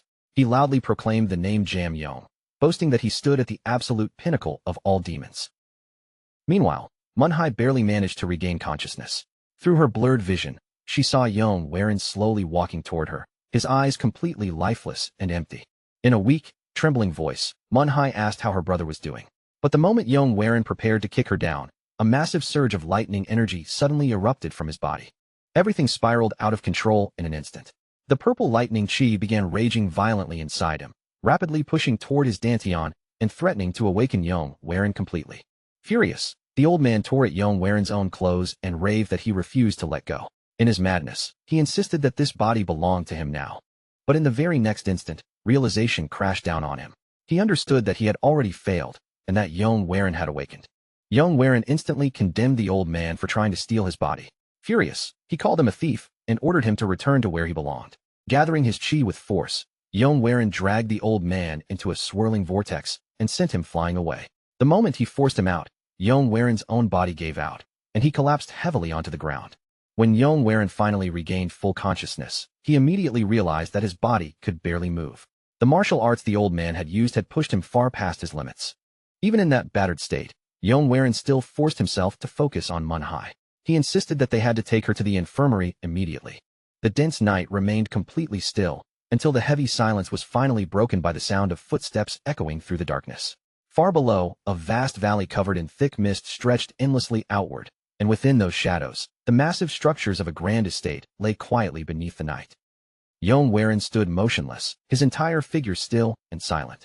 His unwavering gaze stayed fixed on the distant horizon, as if he were staring straight through the darkness ahead. The view suddenly shifted to the top of another person's head as the old man, his face still hidden from sight, bitterly asked whether Yong Warin had truly come all this way just to mock him. Deep inside a shadowy, ethereal forest, Yong Warin sat calmly atop a wide flat stone, his posture flawless, his hands resting peacefully on his lap, and his expression completely undisturbed. In the foreground, the back of the old man's white-haired head faced him. Yong Warin then calmly began explaining the real reason he had come, pointing out the harsh truth without hesitation. Even after the agreement they made earlier, the old man had still tried to seize control of Yong Warin's body by force, and in the end, he had failed. Venom and wounded pride immediately seeped into the old man's voice. He demanded to know whether Yong Warin had dragged this pitiful, trapped manifestation of him into his mental world solely to gloat over his failure. The confrontation sharpened as the focus tightened on Yong Warin's face. His golden green eyes narrowed into a cold, piercing glare, and there was not a trace of sympathy in his expression. Opposite him, the old man's rugged face was finally revealed, every deep line carved with fury. His teeth were bared, and his fierce blue eye burned upward with pure rage. The tension between them grew even heavier, with the old man looming aggressively in the foreground, his body tight as if ready to lash out at any second. Yet Yong Warin remained seated calmly on the stone, showing not even the slightest hint of fear, and quietly explained that the look in his eyes was not mockery at all. It was genuine pity. For a brief moment, the sheer audacity of those words left the old man completely speechless. A heavy silence settled between them. Then the focus returned to Yong Warin's face as he addressed the old man with complete seriousness, every trace of ridicule gone. He recalled the terrifying battle from earlier, mentioning the monstrous enemy Jae Gung-hyuk, a foe so powerful that a single devastating strike had knocked Yong Warin unconscious. Yet despite that overwhelming danger, the old man had crushed him effortlessly, handling that deadly enemy as casually as if he were disciplining a powerless child. After a long, thoughtful pause, Yong Warin finally voiced the contradiction that had troubled him from the very beginning. What kind of existence could possibly inspire fear in someone who possessed such absurd, almost godlike strength? The old man was shown from behind once more, his posture stiffening as a dark, blood-red aura slowly seeped from his body. With a low growl, he dismissed Yong Warin's words and bitterly asked what a naive young man could possibly understand about the burdens he carried. A sharp profile view captured Yong Warin's hardened expression as he continued pressing the question. He wondered aloud what kind of terrifying force could break a man as powerful as the old man. then drove the point even deeper by asking how someone so mighty could become a person unable to keep even his own word. The old man's face twisted with overwhelming fury. His enraged expression filled the entire frame, his breathing heavy and ragged as his teeth ground together violently. Resting one hand lightly but firmly near the hilt of his weapon, Yong began speaking again. He admitted that what he was about to say felt deeply unsettling, because whenever he looked at the old man, there were moments when he could not help feeling that the two of them were fundamentally alike. The background abruptly shifted into a violent crimson landscape. There, the old man appeared much younger, still marked by his signature white hair, walking forward with a cold expression while shadowed warriors slaughtered one another in a brutal battle behind him. Yong quietly concluded that the old man must have lived his entire life trapped in a merciless world where killing was never a choice, but the absolute condition for survival. A sudden close-up captured the old man's widened eye trembling faintly. Yong's words had struck something deep inside him, touching a nerve he had buried for far too long. Yong then compared that life to his own. He explained that he, too, had been born into a proud martial family, yet he lacked the natural talent needed to inherit their martial arts. The scene shifted into a calm, hazy morning, where young Yong sat alone along the grassy edge of a mountain cliff, isolated from the world around him. In that quiet memory, he explained that his repeated failures eventually forced him to abandon the prestigious path of his lineage and live instead as an ordinary merchant. From that point on, Yong reaches the one conclusion neither of them can avoid. Their lives, different as they may seem, have both been dragged beneath the shadow of the same tragedy. With unwavering certainty, he states that neither of them had ever truly been free from it, because the roads waiting ahead had already been carved out by fate long before they tried to resist. The old man's body begins to shake, his fury barely held back as he snaps at Yong and orders him to shut his mouth. But Yong does not flinch, does not lower his gaze, and does not let the warning stop him. He continues calmly, pointing out that even after the old man reached the absolute peak of the demonic path and claimed the legendary title of Heavenly Demon, nothing had truly changed. His expression remains cold and steady as he delivers the final, merciless truth. Even then, the old man still could not escape the blood-soaked road he had spent his entire life walking. The old man erupts instantly, rage bursting out of him like a flame that can no longer be contained. He violently rejects the idea that someone of his stature could ever be compared to Yong, roaring that the very thought is absurd.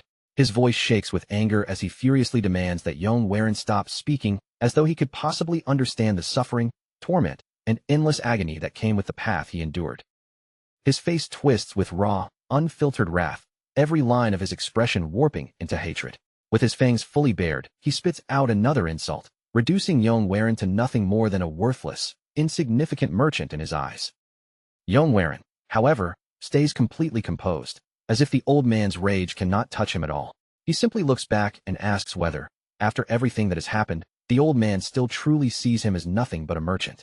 Then, with quiet confidence, he reveals just how far he has come, declaring that he has finally mastered the martial arts that had always remained beyond his reach in his previous life. Then Yong extends one hand outward, the gesture calm and natural, yet carrying the unmistakable weight of command. Behind him, three powerful figures stand in silence, their presence alone making the scene feel heavier. They are not strangers, nor mere spectators, but loyal comrades standing at his back, proof that Yong now has people willing to move under his lead. The image makes one truth impossible to ignore. Yong has already thrown his life into battles against enemies far beyond his own level. The focus briefly drops toward his waist, where his hands rest with calm ease near the sword belt hanging against the flowing blue fabric of his robe, showing the quiet confidence of someone who has survived far more than words can explain. Standing tall within that moment, Yong makes his current position clear without hesitation. He announces himself as the vice-sect leader of the Xiaoyong sect, his voice steady and proud. Then he draws the line between who he was and who he has become, boldly declaring that he is no longer just a merchant, but a true martial artist named Yong. He then turns his words into a warning, stern and heavy with meaning. Yong tells the old man not to return to the same path, the one already stained beyond repair by countless mistakes and regrets. After that, his words reach even deeper, suggesting that perhaps the reason both of them were sent back through time was not to repeat their past lives, but to correct the failures they left behind. The old man is left completely frozen. The rage that had consumed his entire face disappears in an instant, replaced by wide eyes and a slack-jawed look of genuine shock. Yong's realization lands on him with crushing weight, and for the first time, he seems unable to answer. Around them, the mental world begins to fall apart. The figures of Yong Werin and the old man slowly dissolve into a vast white fog, their outlines fading as the strange landscape breaks down piece by piece. The entire ethereal space crumbles into nothingness, until the confrontation within the mind finally comes to an end. A desperate voice suddenly cuts through the fading haze, calling urgently for the vice sect leader. As Yong Werin's blurred vision slowly returns, the shapes in front of him sharpen into familiar faces. Muscular Nam Wook and the woman in red, Woon Young, are leaning close with clear worry in their eyes, carefully checking his condition as if afraid he might slip away again. Still dazed and struggling to gather himself, Yong Werin weakly opens his mouth and asks where he is. The view widens, revealing a spacious traditional room filled with warm light, where Yong Werin is now sitting upright on a bed. The moment his mind clears enough to understand his surroundings, his expression turns serious. He lowers his gaze, urgency returning to his voice as he asks what happened to the monstrous Jae Gung-hyuk. One of his companions quickly explains that by the time they arrived together with Mo Bayong, the terrifying enemy was already dead. Behind Hwang, Woon Young and Nam Wook stand quietly, their posture respectful and composed as they continue reporting what they found at the scene. They also reassure Yong Werin that the other two injured allies were discovered safely there as well. Thankfully, despite everything that had happened, neither of them had suffered any severe wounds. After hearing that, Yong Werin lowers his voice and quietly mutters to himself. Relief mixes with guilt in his expression as he thinks about how often he seems to end up owing another debt to the Jaegal Chongyang sect. While Yong Werin remains seated cross-legged on the bed, someone suddenly asks in disbelief whether he was truly the one who killed the fearsome Jae Gung-hyuk. The question lands so unexpectedly that it immediately catches him off guard. His eyes widen just a little, and a nervous bead of sweat forms along his cheek. He quickly turns his gaze away, scrambling to make the situation sound less direct.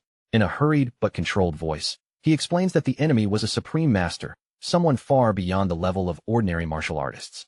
Without missing a beat, Yong Werin smoothly begins constructing a lie. He claims that his memories of the fight are incomplete because he had already lost consciousness during the battle.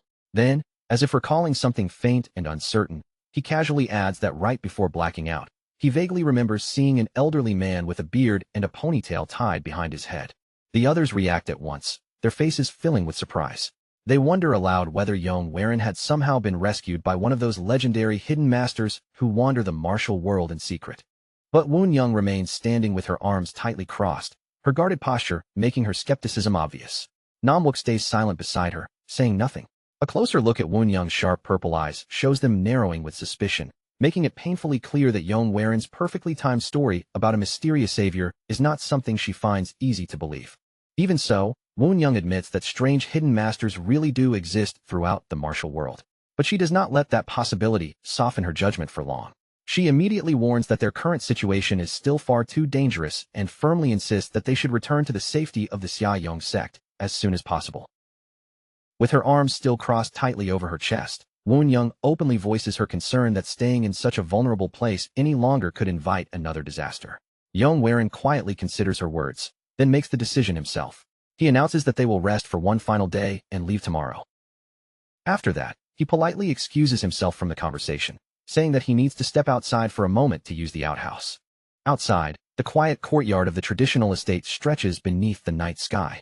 Rows of wooden buildings sit in stillness, softly lit by hanging lanterns that glow against the darkness, making the sleeping village feel even more silent and distant. Not long after, Yong Werin can be seen stumbling weakly through the courtyard. He barely manages to catch himself against a wooden pillar, but in the next instant, his expression twists violently with pain. Clutching tightly at his chest, he struggles to draw breath, his body trembling under the force of an overwhelming heartbeat pounding through him.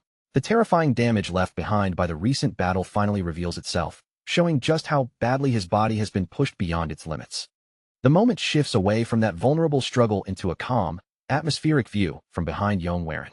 He now sits perfectly still in deep meditation, eyes squeezed shut in complete concentration. Then the darkness around him suddenly erupts, as crackling purple and brilliant blue chi burst violently from his body in a massive wave. The immense spiritual energy surges upward like a blazing inferno, wrapping the air around him in fierce light. The strain carved across Yong Werin's face makes it clear that he is forcing his shattered internal pathways back into order, suppressing the devastating wounds left by that legendary battle through sheer willpower alone. By morning, sunlight spreads over the crowded town square, where Yong Werin and Woon Young stand beside their carriage, quietly watching the townspeople prepare to leave. Before long, Their attention shifts toward a disturbance in the center of the courtyard, where a furious young martial artist is arguing loudly with two officials, while several companions desperately try to hold her back before the confrontation turns into a full fight. Yong notices the tense situation right away, but he has no desire to get dragged into unnecessary trouble. So he deliberately turns his attention elsewhere, acting as though the commotion has nothing to do with him. Beside him, Young continues watching the scene with clear disapproval written across her face. Then, without any warning, the mood around them suddenly changes. Young's eyes widen slightly in surprise, breaking through her usual stoic composure. She turns toward Yong and draws his attention to someone approaching from the edge of the courtyard. When Yong turns back to look, he falls silent the instant he recognizes the newcomer standing before them. A sharp sense of unease spreads through him at once. He tries to cover it with an awkward, strained smile, but Young answers him with a completely unimpressed stare. Realizing the act is useless, Yong drops the facade entirely. His posture stiffens as he cautiously asks why this person has come to him. Stepping fully into the light, a graceful and exceptionally refined woman calmly greets the group. She holds a closed folding fan near her waist, and every part of her presence carries a quiet elegance, as if serenity itself follows her movements. However, as Yong stares at her in stunned disbelief, that seemingly harmless demeanor shifts ever so slightly for just a brief instant. From behind the edge of her now open fan, she sends a sharp, calculating gaze straight toward him. A faint, knowing smirk curves across her face, making it instantly clear that trouble is about to follow whether Yong wants it or not. Beneath an enormous glowing full moon that dominates the dark night sky, a grand multi-tiered oriental palace rises in brilliant light. Countless warm lanterns illuminate its halls and rooftops, while the sharp lines of its architecture cut through the drifting haze, giving the massive walled compound a presence that feels both serene and overwhelming. Inside the palace, clear liquor pours steadily from a dark ceramic jar into a small white cup.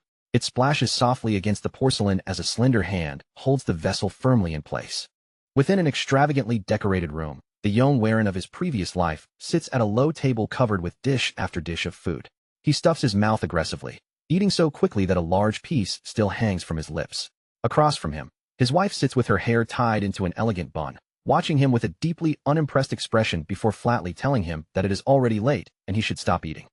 Yong freezes mid-chew, his cheeks puffed out and full.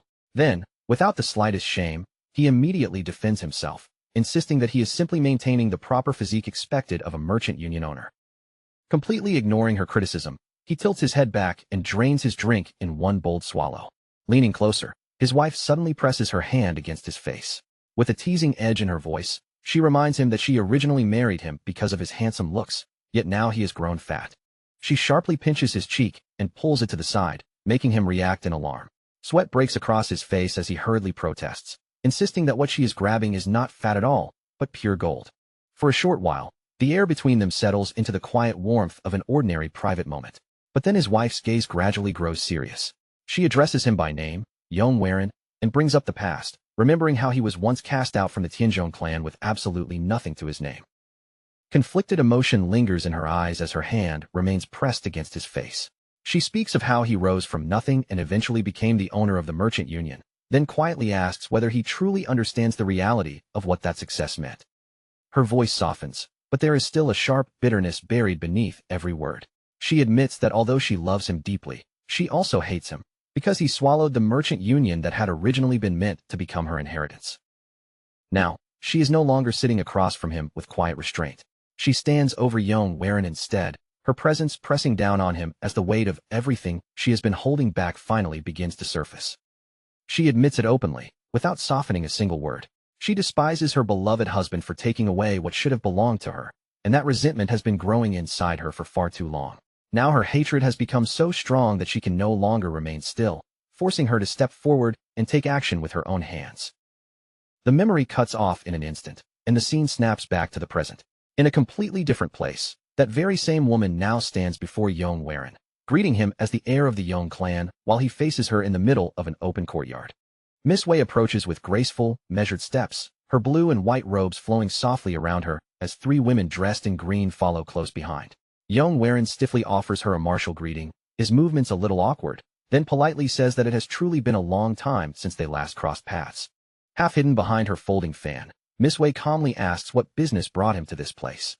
At the same time, she reveals that she has been searching for two dangerous figures, the purple lightning blood demon and the Black Killer Blade. Yong Werin answers her directly, telling her that the demon is already dead. The moment those words leave his mouth, Miss Wei's eyes widen in shock, and the women standing behind her recoil with clear disbelief, as if the news is almost too sudden to accept. Miss Wei immediately presses him, asking whether he was the one who killed the demon. Yong Werin quickly turns his gaze aside, avoiding her eyes, and smoothly slips into a lie, claiming that he knows absolutely nothing about what happened. Just then, one of the women steps forward and addresses him respectfully as Hero Yong. She lifts a dark insignia connected to the Black Killer Blade, presenting it clearly in front of him. Yong Werin denies ever seeing anything like it before, but his eyes betray him almost immediately. His gaze locks onto the ornament, because its shape and feeling are strikingly similar to the one resting right on top of his own head. In that instant, realization strikes Yong Werin like a bolt of lightning. The final missing pieces begin snapping together inside his mind, and the truth he had been circling around suddenly becomes impossible to ignore. As the sun slowly sinks beyond the horizon, a lone horse carriage rolls steadily along the road, moving toward the fading golden light that stretches across the distant sky. Inside the carriage, Yong Werin sits with his arms crossed, his face dark and troubled as his thoughts churn in silence. Across from him, the red-haired Woon Young watches him carefully before quietly asking whether his mood has something to do with that insignia. Yong Werin's mind drifts toward memories he has never managed to erase, even after returning to the past. Those memories pull him back to the Sky Ocean Merchant Union, and to one painful incident in particular that still cuts deep inside him. His expression slowly hardens, and a cold, killing intent gathers in his eyes. He realizes that the insignia is exactly the same as the one worn by the assassin who murdered his father. In a low, quiet voice, Yong Werin begins questioning the truth behind that murder. Was the Black Killer Blade truly the one responsible for his father's death, or had the assassin simply belonged to the same organization? Sensing his emotions beginning to surge, Woon Young warns him to calm himself, reminding him that there are far too many people around them. Yong Werin quickly gathers his composure and apologizes, admitting that he lost control for a brief moment. Miss Wei and Woon Young then bow to him formally, their posture respectful and serious as they ask him to inform them immediately. They explain that if he ever encounters the Black Killer Blade again, he must let them know without delay, because they share a long and complicated history with that person. Once he is seated inside the carriage again, Yong Werin quietly mutters that it is nothing, but his expression remains tense as he comes to one clear conclusion. They must return to the Tianzhong clan as quickly as possible. At that same moment, he remembers the warning that the wife of the Purple Lightning Blood Demon was supposedly somewhere nearby. Just as they begin thinking they may have avoided any real danger, a thunderous crash suddenly erupts from outside, tearing violently through the carriage. The horse rears up in panic as shattered debris scatters in every direction. Through the wreckage, an urgent voice rings out, ordering the young leader to come out immediately. Yong Werin quickly pushes open the carriage door, only to find a scene of complete devastation waiting outside. Bodies lie scattered motionless across the ground, while several Shaolin monks stand amid the destruction beside a woman named Deng Wan. One of the monks furiously accuses Deng Wan, the wife of the Purple Lightning Blood Demon, of massacring innocent people. Deng Wan glares back at them with burning anger in her eyes, demanding to know how they dare accuse her of such a thing. She shouts that if they want to kill her, they are free to try.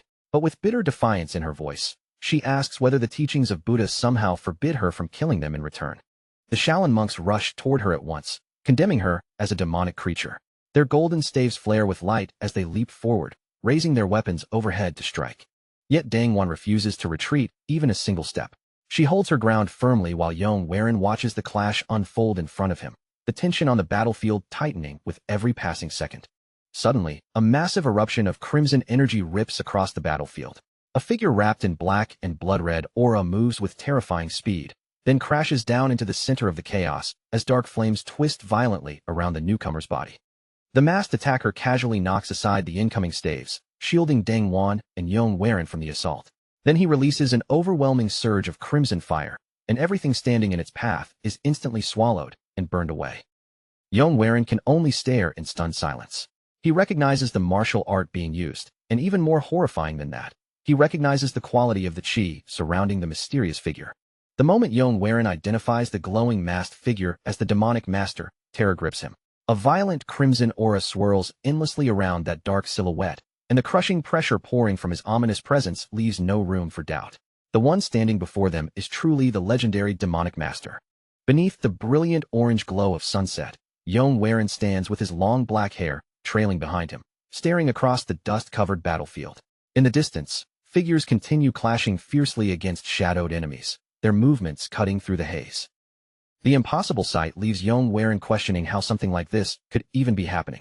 A close profile view reveals the demonic master's face, a rugged man with spiked brown hair, the lower half of his face hidden beneath a thick black mask.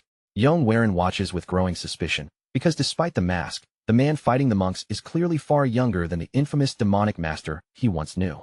And yet, directly behind that younger body, the enormous blood-red silhouette of his older self seems to loom in perfect overlap. The two forms align so completely that Yong Werin begins to suspect the impossible. Since the demonic master regressed in spirit form, perhaps his spirit truly can exist in the same timeline as the physical demonic master from the past. Confusion ripples through the Shaolin ranks, but one monk quickly regains his focus. He furiously warns the others that their opponent is a true martial master and orders everyone to form a defensive formation at once. A broad-shouldered bald monk fixes a fierce glare ahead and presses his palms together in a rigid martial prayer seal. Then he unleashes a thunderous battle cry, grips his long wooden staff, and bursts into a full-speed charge across the barren battlefield, his terrifying acceleration marked by thick, jagged black lines tearing through the air behind him. A massive shockwave of golden energy mixed with spiraling dust suddenly explodes outward in a perfect circular blast. At the center of that violent eruption, Dangwon in purple robes and the younger demonic master dressed in black crouched defensively, bracing themselves against the crushing force. Through the dense orange haze blanketing the battlefield, two Shaolin monks suddenly burst forward, streaking horizontally across the scene at blinding speed with their staffs ready to strike. At the same time, a menacing close-up reveals the younger demonic master's eyes glowing with terrifying crimson light above his black mask, his brow tightening with deadly focus. The assault grows even more intense as three Shaolin monks launch a synchronized attack from the air. Two of them dive straight toward him, their bodies wrapped in blazing, wing-shaped masses of golden energy that amplify the force behind their descending strike. Facing the incoming attack head-on, the younger demonic master violently unleashes his internal power. A massive crimson aura erupts from his entire body as he braces himself to meet the strike directly. The instant he intercepts the diving monks, a gigantic collision of yellow and red energy detonates between the two sides. The crushing impact blasts the two Shaolin attackers backward through the air, sending them flying completely out of control. At the center of the crater, however, the younger demonic master remains standing firmly in place, unmoved by the force that threw his enemies away. Surrounded by a roaring dome of crimson energy, he stands protectively in front, while Dangwon cowers slightly behind him. From above, two more Shaolin monks descend with their staffs raised, shouting accusations as they condemn him as an evil criminal. Without the slightest hesitation, the younger demonic master spins into a devastating high kick. His leg carves a deadly crimson arc through the air before striking both monks in the chest at the exact same moment. The brutal blow sends the two monks flying away in a burst of light, their cries of pain echoing across the battlefield. Dangwon is thrown helplessly backward toward the dusty ground, distress twisting across her face. Behind her, the younger demonic master clicks his tongue in visible frustration as the battle continues spiraling out of control. A tense close-up centers on his chest and hand, where his fingers twitch for just a moment before a sharp sound signals a swift, decisive move.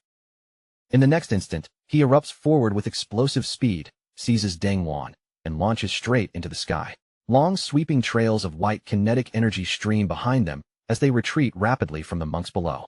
The remaining Shaolin monks are left standing on the ground, furiously pointing upward. One of them urgently shouts for the others not to lose sight of the escaping targets and immediately orders them to give chase. Nearby, Yong Werin stands firmly with his back toward the viewer, silently watching the escape beneath towering vertical streaks of white energy. Only after taking in the scene does he finally turn his attention toward a nearby palanquin. Yong, dressed in red, slides open the palanquin door and leans out with urgency in her voice as she calls for the young leader. Yong Werin stands nearby in spotless purple robes, the intricate round silver medallion on his dark belt catching the eye, while Yong remains just behind his shoulder. Sweat runs down his tense face as he stares at the scene ahead, genuinely confused, and asks why the Shaolin monks have appeared here. Then, bit by bit, the scattered pieces begin coming together in Yong Werin's mind. He realizes that Shaolin must be chasing Dangwon, the wife of the purple lightning blood demon, and that their pursuit is also connected to the demonic master. Yong Werin and Yong stand together on the wooden porch as the focus tightens sharply on Yong Werin's amber eye.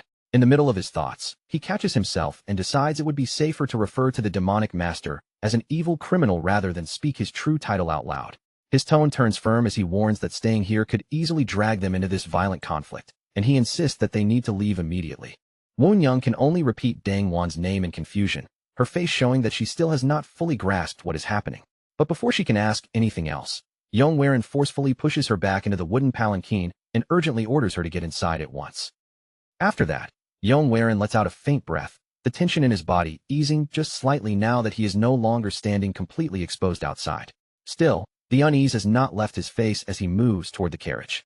From a distance, Yong appears to step calmly into the wooden palanquin, but the air around him suddenly shifts as dark aura-like lines gather around his head. That strange pressure signals a sudden change in the atmosphere, as though an unseen presence has slipped into the space around him. Then a mysterious voice breaks the silence and addresses him simply as child. The unseen speaker continues, saying that it has a request to make of him. At the same time, the view shifts to the forest floor near the parked palanquin, where several people are wrapped tightly in sleeping bags and blankets, lying unconscious on the dirt as they sink into a deep sleep. A wide view reveals the quiet isolation of their makeshift camp, hidden deep within the vast, dark forest. Everyone remains asleep except Yong, who sits upright on his sleeping mat, fully awake and staring silently into the darkness around him. With a black mask now covering the lower half of his face, he suddenly turns his head to the side the moment a faint but rapid movement reaches his senses. Using his martial arts, Yong launches himself high into the night sky, rising far above the dense forest canopy. A sharp, straight trail of kinetic energy slices through the darkness behind him, marking the speed of his sudden departure. As he descends again, the tree trunks blur heavily around him, rushing past in distorted streaks of motion. His eyes scan the forest below with sharp, predatory focus, searching for any trace of movement hidden beneath the shadows. A close-profile view shows his masked face half covered in darkness. As he continues moving, his thoughts shift back to the image of two motionless feet, while inside the mindscape, a distinct ring of red energy begins swirling overhead. Yong now stands directly before the imposing spectral form of the original demonic master. The older man appears with wild white hair, a thick beard, and a body overflowing with powerful crimson aura. Facing that immense presence, Yong remains calm and acknowledges him with a simple response. The demonic master questions whether Yong is truly asking him to chase after his own past self. Yong stays composed and explains that doing so is impossible, because there is no way to predict how that past version would react. He also cannot guarantee that the former demonic master would not betray him the moment an opportunity appeared, and with that reasoning laid out clearly, Yong firmly states that this decision is the only necessary path. Then the demonic master reveals something shocking. In his original past, he never saved Dang Wan at all, and that one revelation completely changes the meaning of the timeline unfolding before them. Yong eyes widen in disbelief, his calm expression finally cracking. Unable to hide his shock, he openly reacts to the impossible truth he has just heard. The demonic master leans closer, stern intensity carved deep into his face, as he orders Yong to listen carefully. He explains that just as Yong has already changed the future through his own actions, the demonic master's future is also being altered continuously because of everything Yong has done. He adds that discovering exactly what has changed will be useful as well. The view tightens on his glowing eyes and deeply furrowed brow, making the weight behind his words feel almost crushing. Then he asks Yong a pointed question, pressing whether he is not curious about his own future too. A close-up captures Yong unwavering eyes as he settles the arrangement. His voice remains steady as he states that once this incident is over, the demonic master will owe him a considerable favor. Yong closes his eyes and releases a faint breath, reluctantly accepting the task placed before him. Behind him, the demonic master stands firm and instructs him to leave alone during the night, explaining that he can sense the direction their targets are heading. He also offers to teach Yong a highly useful martial art that will help him during the mission. The demonic master's stern expression softens slightly, and for once, his words carry genuine sincerity as he thanks Yong for agreeing to help him. After a brief transition, Yong is shown crouched within the dark forest. The night breeze lightly stirs his dark hair as he remains low among the shadows, reflecting on the conversation he just had. Eventually, Yong admits to himself that the demonic master's logic is flawless. If the actions of the demonic master's past self have truly changed, then witnessing that altered state with his own eyes could become extremely valuable for his own plans.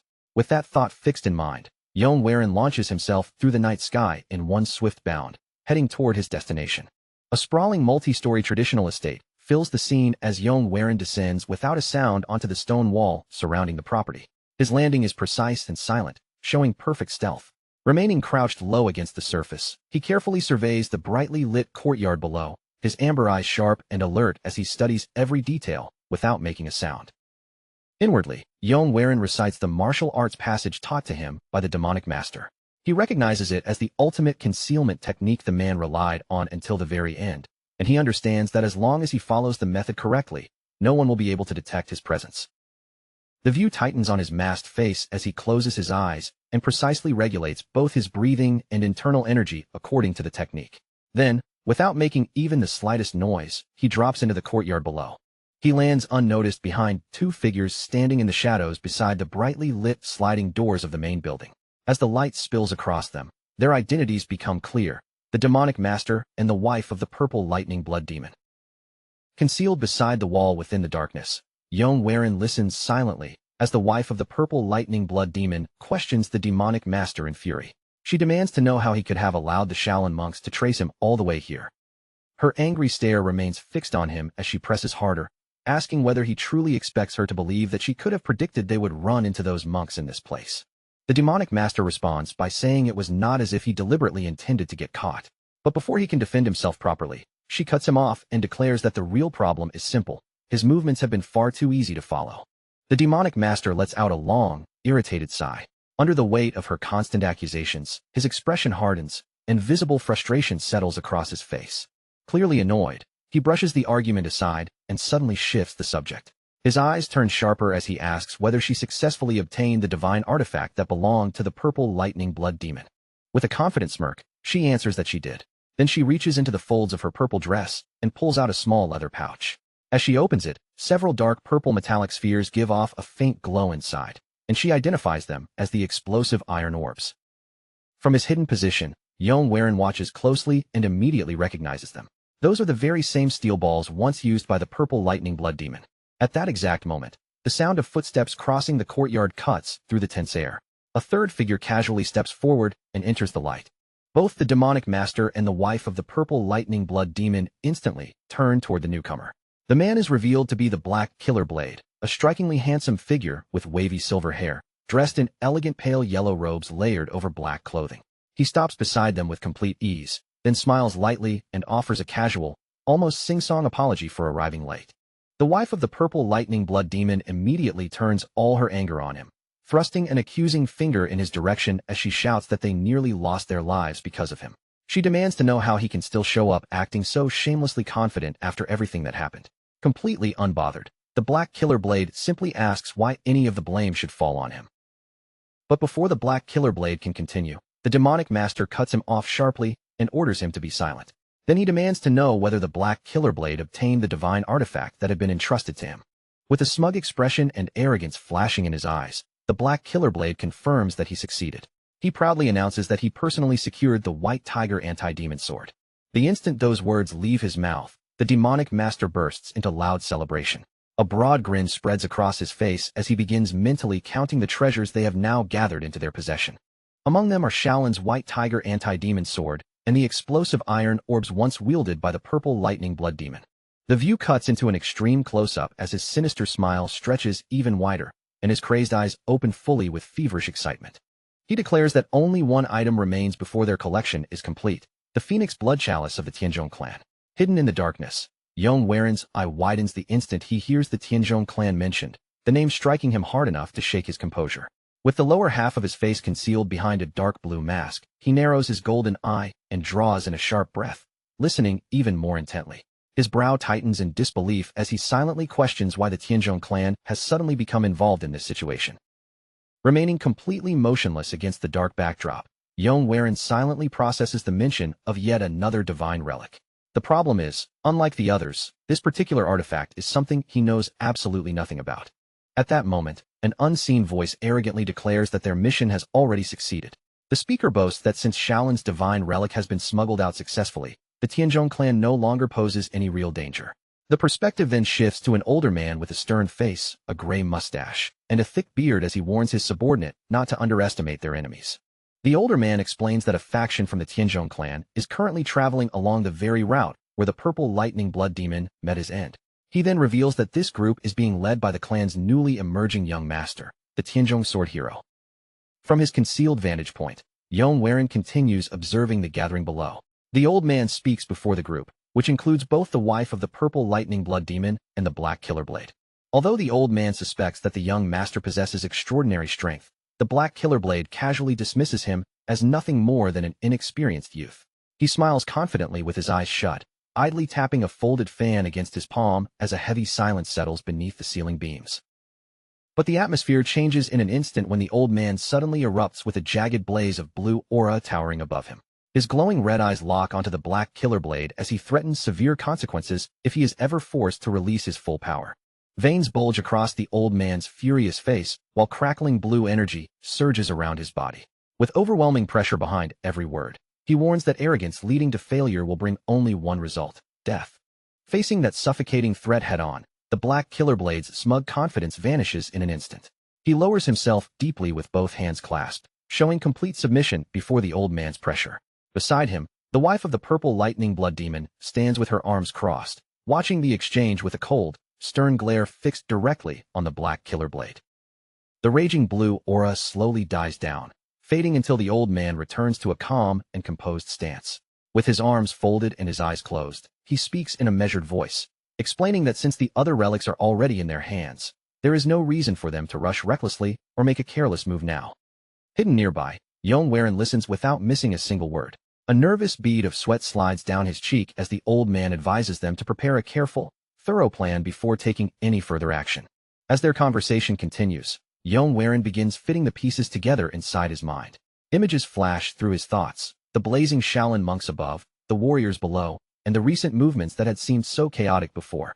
Now he realizes all of it was tied to the search for the relic. He also understands that the three killer heroes must have been chasing the black killer blade for that exact same reason, and from there, one final conclusion lands heavily in his mind. The missing relic is currently in the possession of the Tianzhong clan. The night settles into a deep, silent stillness as Yong stands before the dark forest. Pale moonlight traces the sharp lines of his face, and in that quiet moment, he decides he can no longer afford to waste even a single second. In the very next instant, Yong launches himself into the canopy. His body tears through the darkness like a streak of white light, racing across the night at blinding speed as he heads straight for the Tianzhong clan. The scene shifts into daylight, where a wooden carriage drawn by two horses rolls steadily along a dirt road. Beside it, a golden field stretches under the sun, while distant green mountains rise far across the horizon. Inside the carriage, Yong rests against the wooden wall, his body finally giving in to sleep. Beside him, a red-haired woman sits quietly, watching the scenery pass by through the window. Deep within his subconscious, fragments drift through his dreams: the black killer blade, Yong, the demonic master, and the Tianzhong clan's relic. Each image overlaps with the next, revealing just how exhausted his mind has become. The red-haired woman softly asks whether the young sect leader has been unable to sleep properly. Her voice remains gentle as she tells him he should rest while he still can, since they are already close to their destination. Yong slowly opens his golden eyes and weakly shakes his head, fighting against the exhaustion pressing down on him.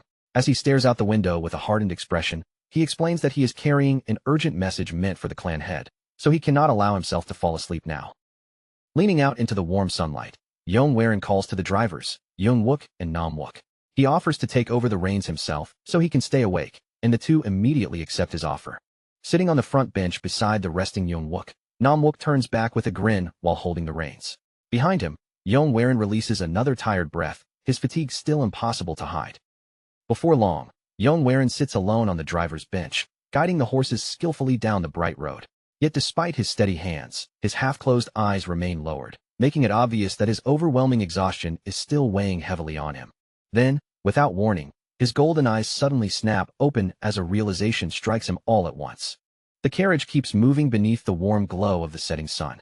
Then the scene cuts abruptly into darkness, leaving only the steady rattle of the carriage wheels echoing through the black.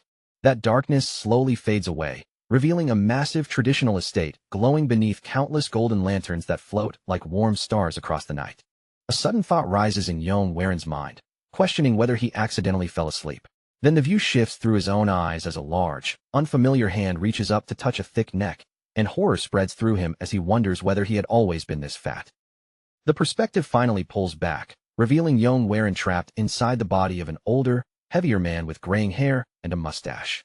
He clutches his own face in complete shock, staring blankly ahead as he realizes something enormous must have happened, even though his memories are still broken and incomplete. Yong lets out a long, heavy sigh, trying to steady himself and calm the panic rising in his chest.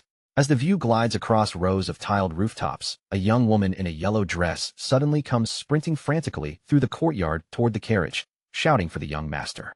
Still frozen in place, the older Yong furrows his brow in confusion as the woman stops in front of him. After a brief moment of hesitation, recognition finally reaches him, and he realizes that she is Yanhua. Yanhua throws her arms down in frustration and immediately scolds him for arriving late on such an important day. But instead of responding to her complaint, Yong remains motionless, staring at her with stunned disbelief before quietly asking how she has been doing. His strange question leaves Yanhua completely confused, but before she can make sense of it, Yong suddenly grabs his forehead as a sharp wave of pain surges through his head. After a tense silence passes, Yanhua presses her palm against his forehead and notes that he does not seem to have a fever, despite the painful groans slipping from him. Then, without wasting another moment, she grabs his hand and forcefully drags him away, insisting that the guests have already started arriving. Yong stumbles awkwardly behind her, panic written all over his face. The sight is almost ridiculous, with the small woman pulling his heavier body across the enormous glowing courtyard of the Sky Ocean Merchant Union, while the shadow of a massive pavilion looms above them. His attention is suddenly drawn to a tall red-haired woman standing proudly with a wooden sword in hand, while two exhausted men remain defeated in front of her. One of the muscular men continues grinning even after losing, while the other bows with respect and praises the red-haired woman for how much stronger she has become. As Yong watches the scene unfold, he is left inwardly stunned when he realizes that the two defeated men are none other than the renowned two rising ghost blades. The victorious red-haired woman then turns toward him, and the moment she casually addresses him as young leader, Yong recognizes who she is. Sweat immediately breaks across his face as he nervously stammers out her name, Mo Yong. With her wooden sword resting loosely at her side, Mo Yong turns fully toward him and offers a light apology for addressing him so casually. She explains that calling him that simply felt natural, since she had personally taught him martial arts. But that gentle explanation lasts only a moment. Her gaze quickly sharpens as she criticizes how poorly conditioned his body has become, bluntly pointing out that his exhaustion makes it obvious he has been neglecting his training. Then she leans closer, her voice firm and authoritative as she demands an explanation. Startled by the pressure, Yong quickly waves both hands in defense and awkwardly stammers that he has only been overwhelmed with work lately. At once, Yanhua steps forward in front of him and proudly defends him, insisting that his workload really has been unbearable. Yanhua then shoves Yong toward the pavilion so he can change his clothes. Mo Yong watches the entire exchange from nearby, clear amusement spreading across her face as she observes the chaos. Beneath a twilight sky glowing with hanging lanterns, Yong stands inside a cluttered room and looks around in complete confusion. He recognizes the union surrounding him, yet somehow he still feels utterly out of place inside it. While Yanhua searches through piles of clothing, she urges him to wear a rust-colored robe because the young master and young lady will soon arrive. Yong quietly fastens the golden sash around his waist, softly thanks her, and then suddenly asks in confusion who exactly is coming. That question sends his thoughts spiraling into panic. Before he can calm himself, the door suddenly flies open, and a smiling young man and woman rush into the room while loudly calling out for their brother. Frozen where he stands, Yong whispers the names Yong Xiaolin and Yong Kejung in stunned disbelief. Yet the panic inside him quickly melts away, replaced by an overwhelming wave of longing he cannot suppress. Yong Xiaolin immediately throws herself into his arms and wraps him in a tight embrace, tearfully saying that she has missed him. Yong gently places a hand against her back, holding her in return as the emotion of the moment settles over him. Watching from the side, Yong Kejung laughs and teasingly mocks Yong Xiaolin for clinging to him so tightly. Then he clears his throat and warmly greets Yong while Yong Xiaolin continues burying her face against his chest. Off to the side, Yanhua proudly announces that the siblings are known as the feared Tianzhong Deadly Duo. Yong quietly repeats the title to himself, softly patting the hair of his innocent-looking younger sister as he tries to reconcile that name with the girl in his arms. Yong Xiaolin then cheerfully reveals that their parents will also be arriving soon for the Moon Playing Festival. Yong Kejung lightly chops the top of her head and scolds her for not using the proper formal titles. Rubbing her head, Yong Xiaolin glares back at him and loudly argues that family members do not need formal titles. But before the sibling quarrel can continue, a dark-haired woman dressed in white and purple suddenly bursts into the room, seizes both of them at once, and drags them back outside so they can continue playing. Yong silently watches the chaotic scene unfold in front of him. Then the woman suddenly calls back over her shoulder in a rush, reminding him not to forget to bring Chongyang as well. That leaves Yong completely bewildered. He slowly questions aloud whether she is referring to the legendary Jaegal Chongyong, and Manhwa confirms it immediately, without the slightest hesitation. Stepping out onto the lantern-lit deck outside, Yong wonders to himself why a shaman would be present in a place like this.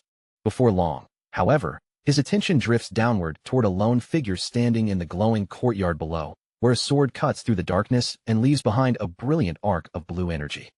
Beneath the moonlight, the swordswoman moves with effortless grace, spinning through the air before landing softly on the ground.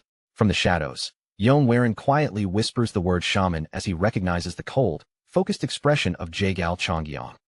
Yong then steps out from the darkness and into the light. Keeping his approach cautious, he offers Jaegal Chongyong a polite greeting and asks what has brought her to the Union.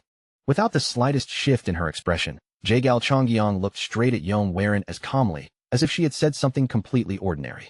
Then, with no hesitation at all, she answered him with a single word, husband. Yong eyes flew wide open in an instant.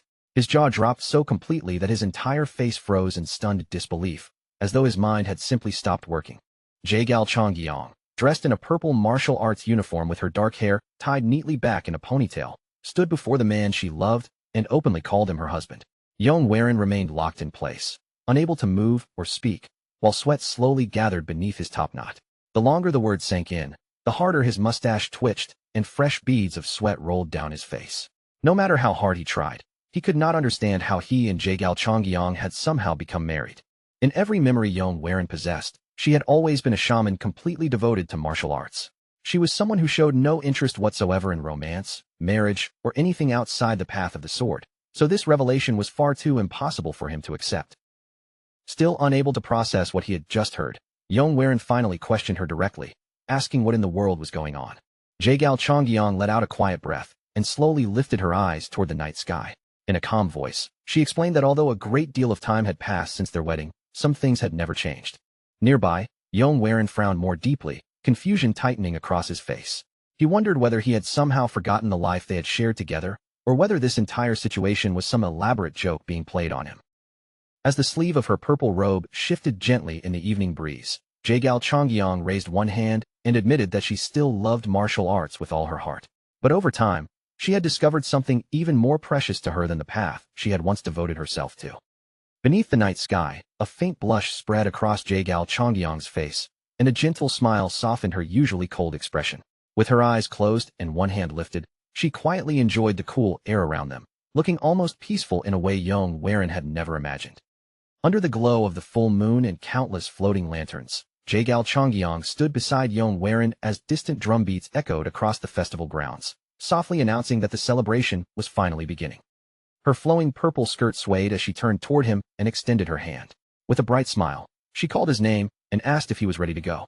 Behind her, the festival lights shimmered like scattered stars, while Yong simply stared at her in silence. Awe and sorrow mixed in his eyes, as if the woman before him was a dream too beautiful and too impossible to accept as real. Slowly, their hands moved toward each other through the lantern-lit air. After a brief hesitation, Yong quietly accepted her outstretched hand. The festival grounds were overflowing with life. Couples wandered beneath glowing lanterns, sparklers flickered along the traditional streets, and hundreds of lanterns drifted upward into the night sky. Below them, children played and families gathered throughout the wide stone courtyard, filling the entire place with warmth and celebration. Yong, the freckled young girl, stared up at the lights with wide, sparkling eyes before loudly exclaiming how beautiful they were. Then she grabbed Yong by the arm and excitedly urged her brother to hurry, racing ahead as her long dark hair streamed behind her. Yong laughed brightly and announced that the fireworks were about to begin. Yong watched her run ahead with a painful smile, quietly wondering when this reality had first started, before the entire scene slowly began fading into white.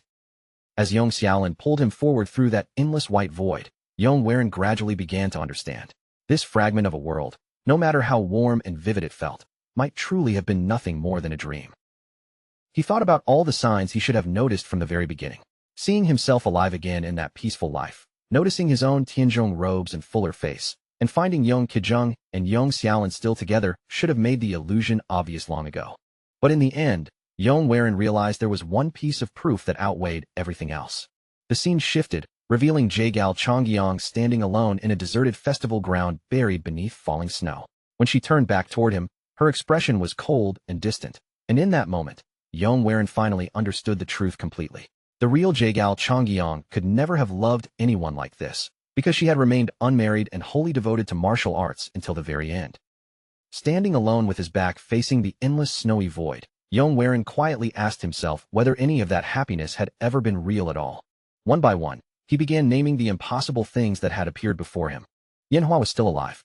The Sky Ocean Merchant Union was flourishing without collapse, and his companions, Yong Kijung and Yong Xiaolin, remained together within the Tianzhong clan. Filled with sorrow, Yong Warin asked the empty void whether a future where everyone could be happy truly did not exist. Then bitterness tightened in his chest as he regretted that if he had cherished those things sooner, maybe he really could have lived such a peaceful life. Tears streamed down Yong Warin's face as he broke down completely, his body trembling while he desperately tried to hold onto the fading vision. In a shattered whisper, he pleaded for the dream not to end, saying he did not want to leave, and calling out for his brother. Suddenly, Yong Xiaolin's voice cut through his grief, excitedly telling him to open his eyes because the main event was beginning. A deafening explosion rang out, and brilliant white fireworks burst across the sky above the dark towers, while lanterns drifted slowly through the glowing night. Seen from behind, Yong Warin silently watched the lights, and beside him, Yong Kijung clasped his hands together with a warm smile as he gazed up at the fireworks overhead. Yong Warin slowly turned his head and saw Jaegal Chongyong standing behind him with a calm, gentle smile. Even with the thunder of fireworks filling the sky around them, the two of them shared a quiet, unspoken moment in silence. From far in the distance, the group looked like tiny figures gathered beside the festival path. Nearby, an old man with a long white beard and an older woman with neatly pinned hair stood watching the younger generation with warm smiles on their faces. Yong Warin's voice trembled as he asked the old man whether he truly was his father. The man turned toward him with a kind yet puzzled expression, and Yong Warin slowly shifted his gaze to the older woman before softly asking whether she was his mother. Desperate to reach them, Yong Warin suddenly broke into a run across the vast, empty plaza. Behind him, Jaegal Chongyong called out his name, her voice echoing again and again through the emptiness. Then his eyes snapped open without warning. A sharp golden eye stared forward, fully awake, as Yong Warin jolted upright with a gasp. He was no longer standing in the middle of a glowing festival. Instead, he was sitting inside a horse carriage, quietly traveling through mountain roads beneath the bright daytime sky. His long dark hair fell loosely around his face while Woon Young sat at the front of the carriage, her red hair flowing behind her as she guided the horses and turned back to look at him.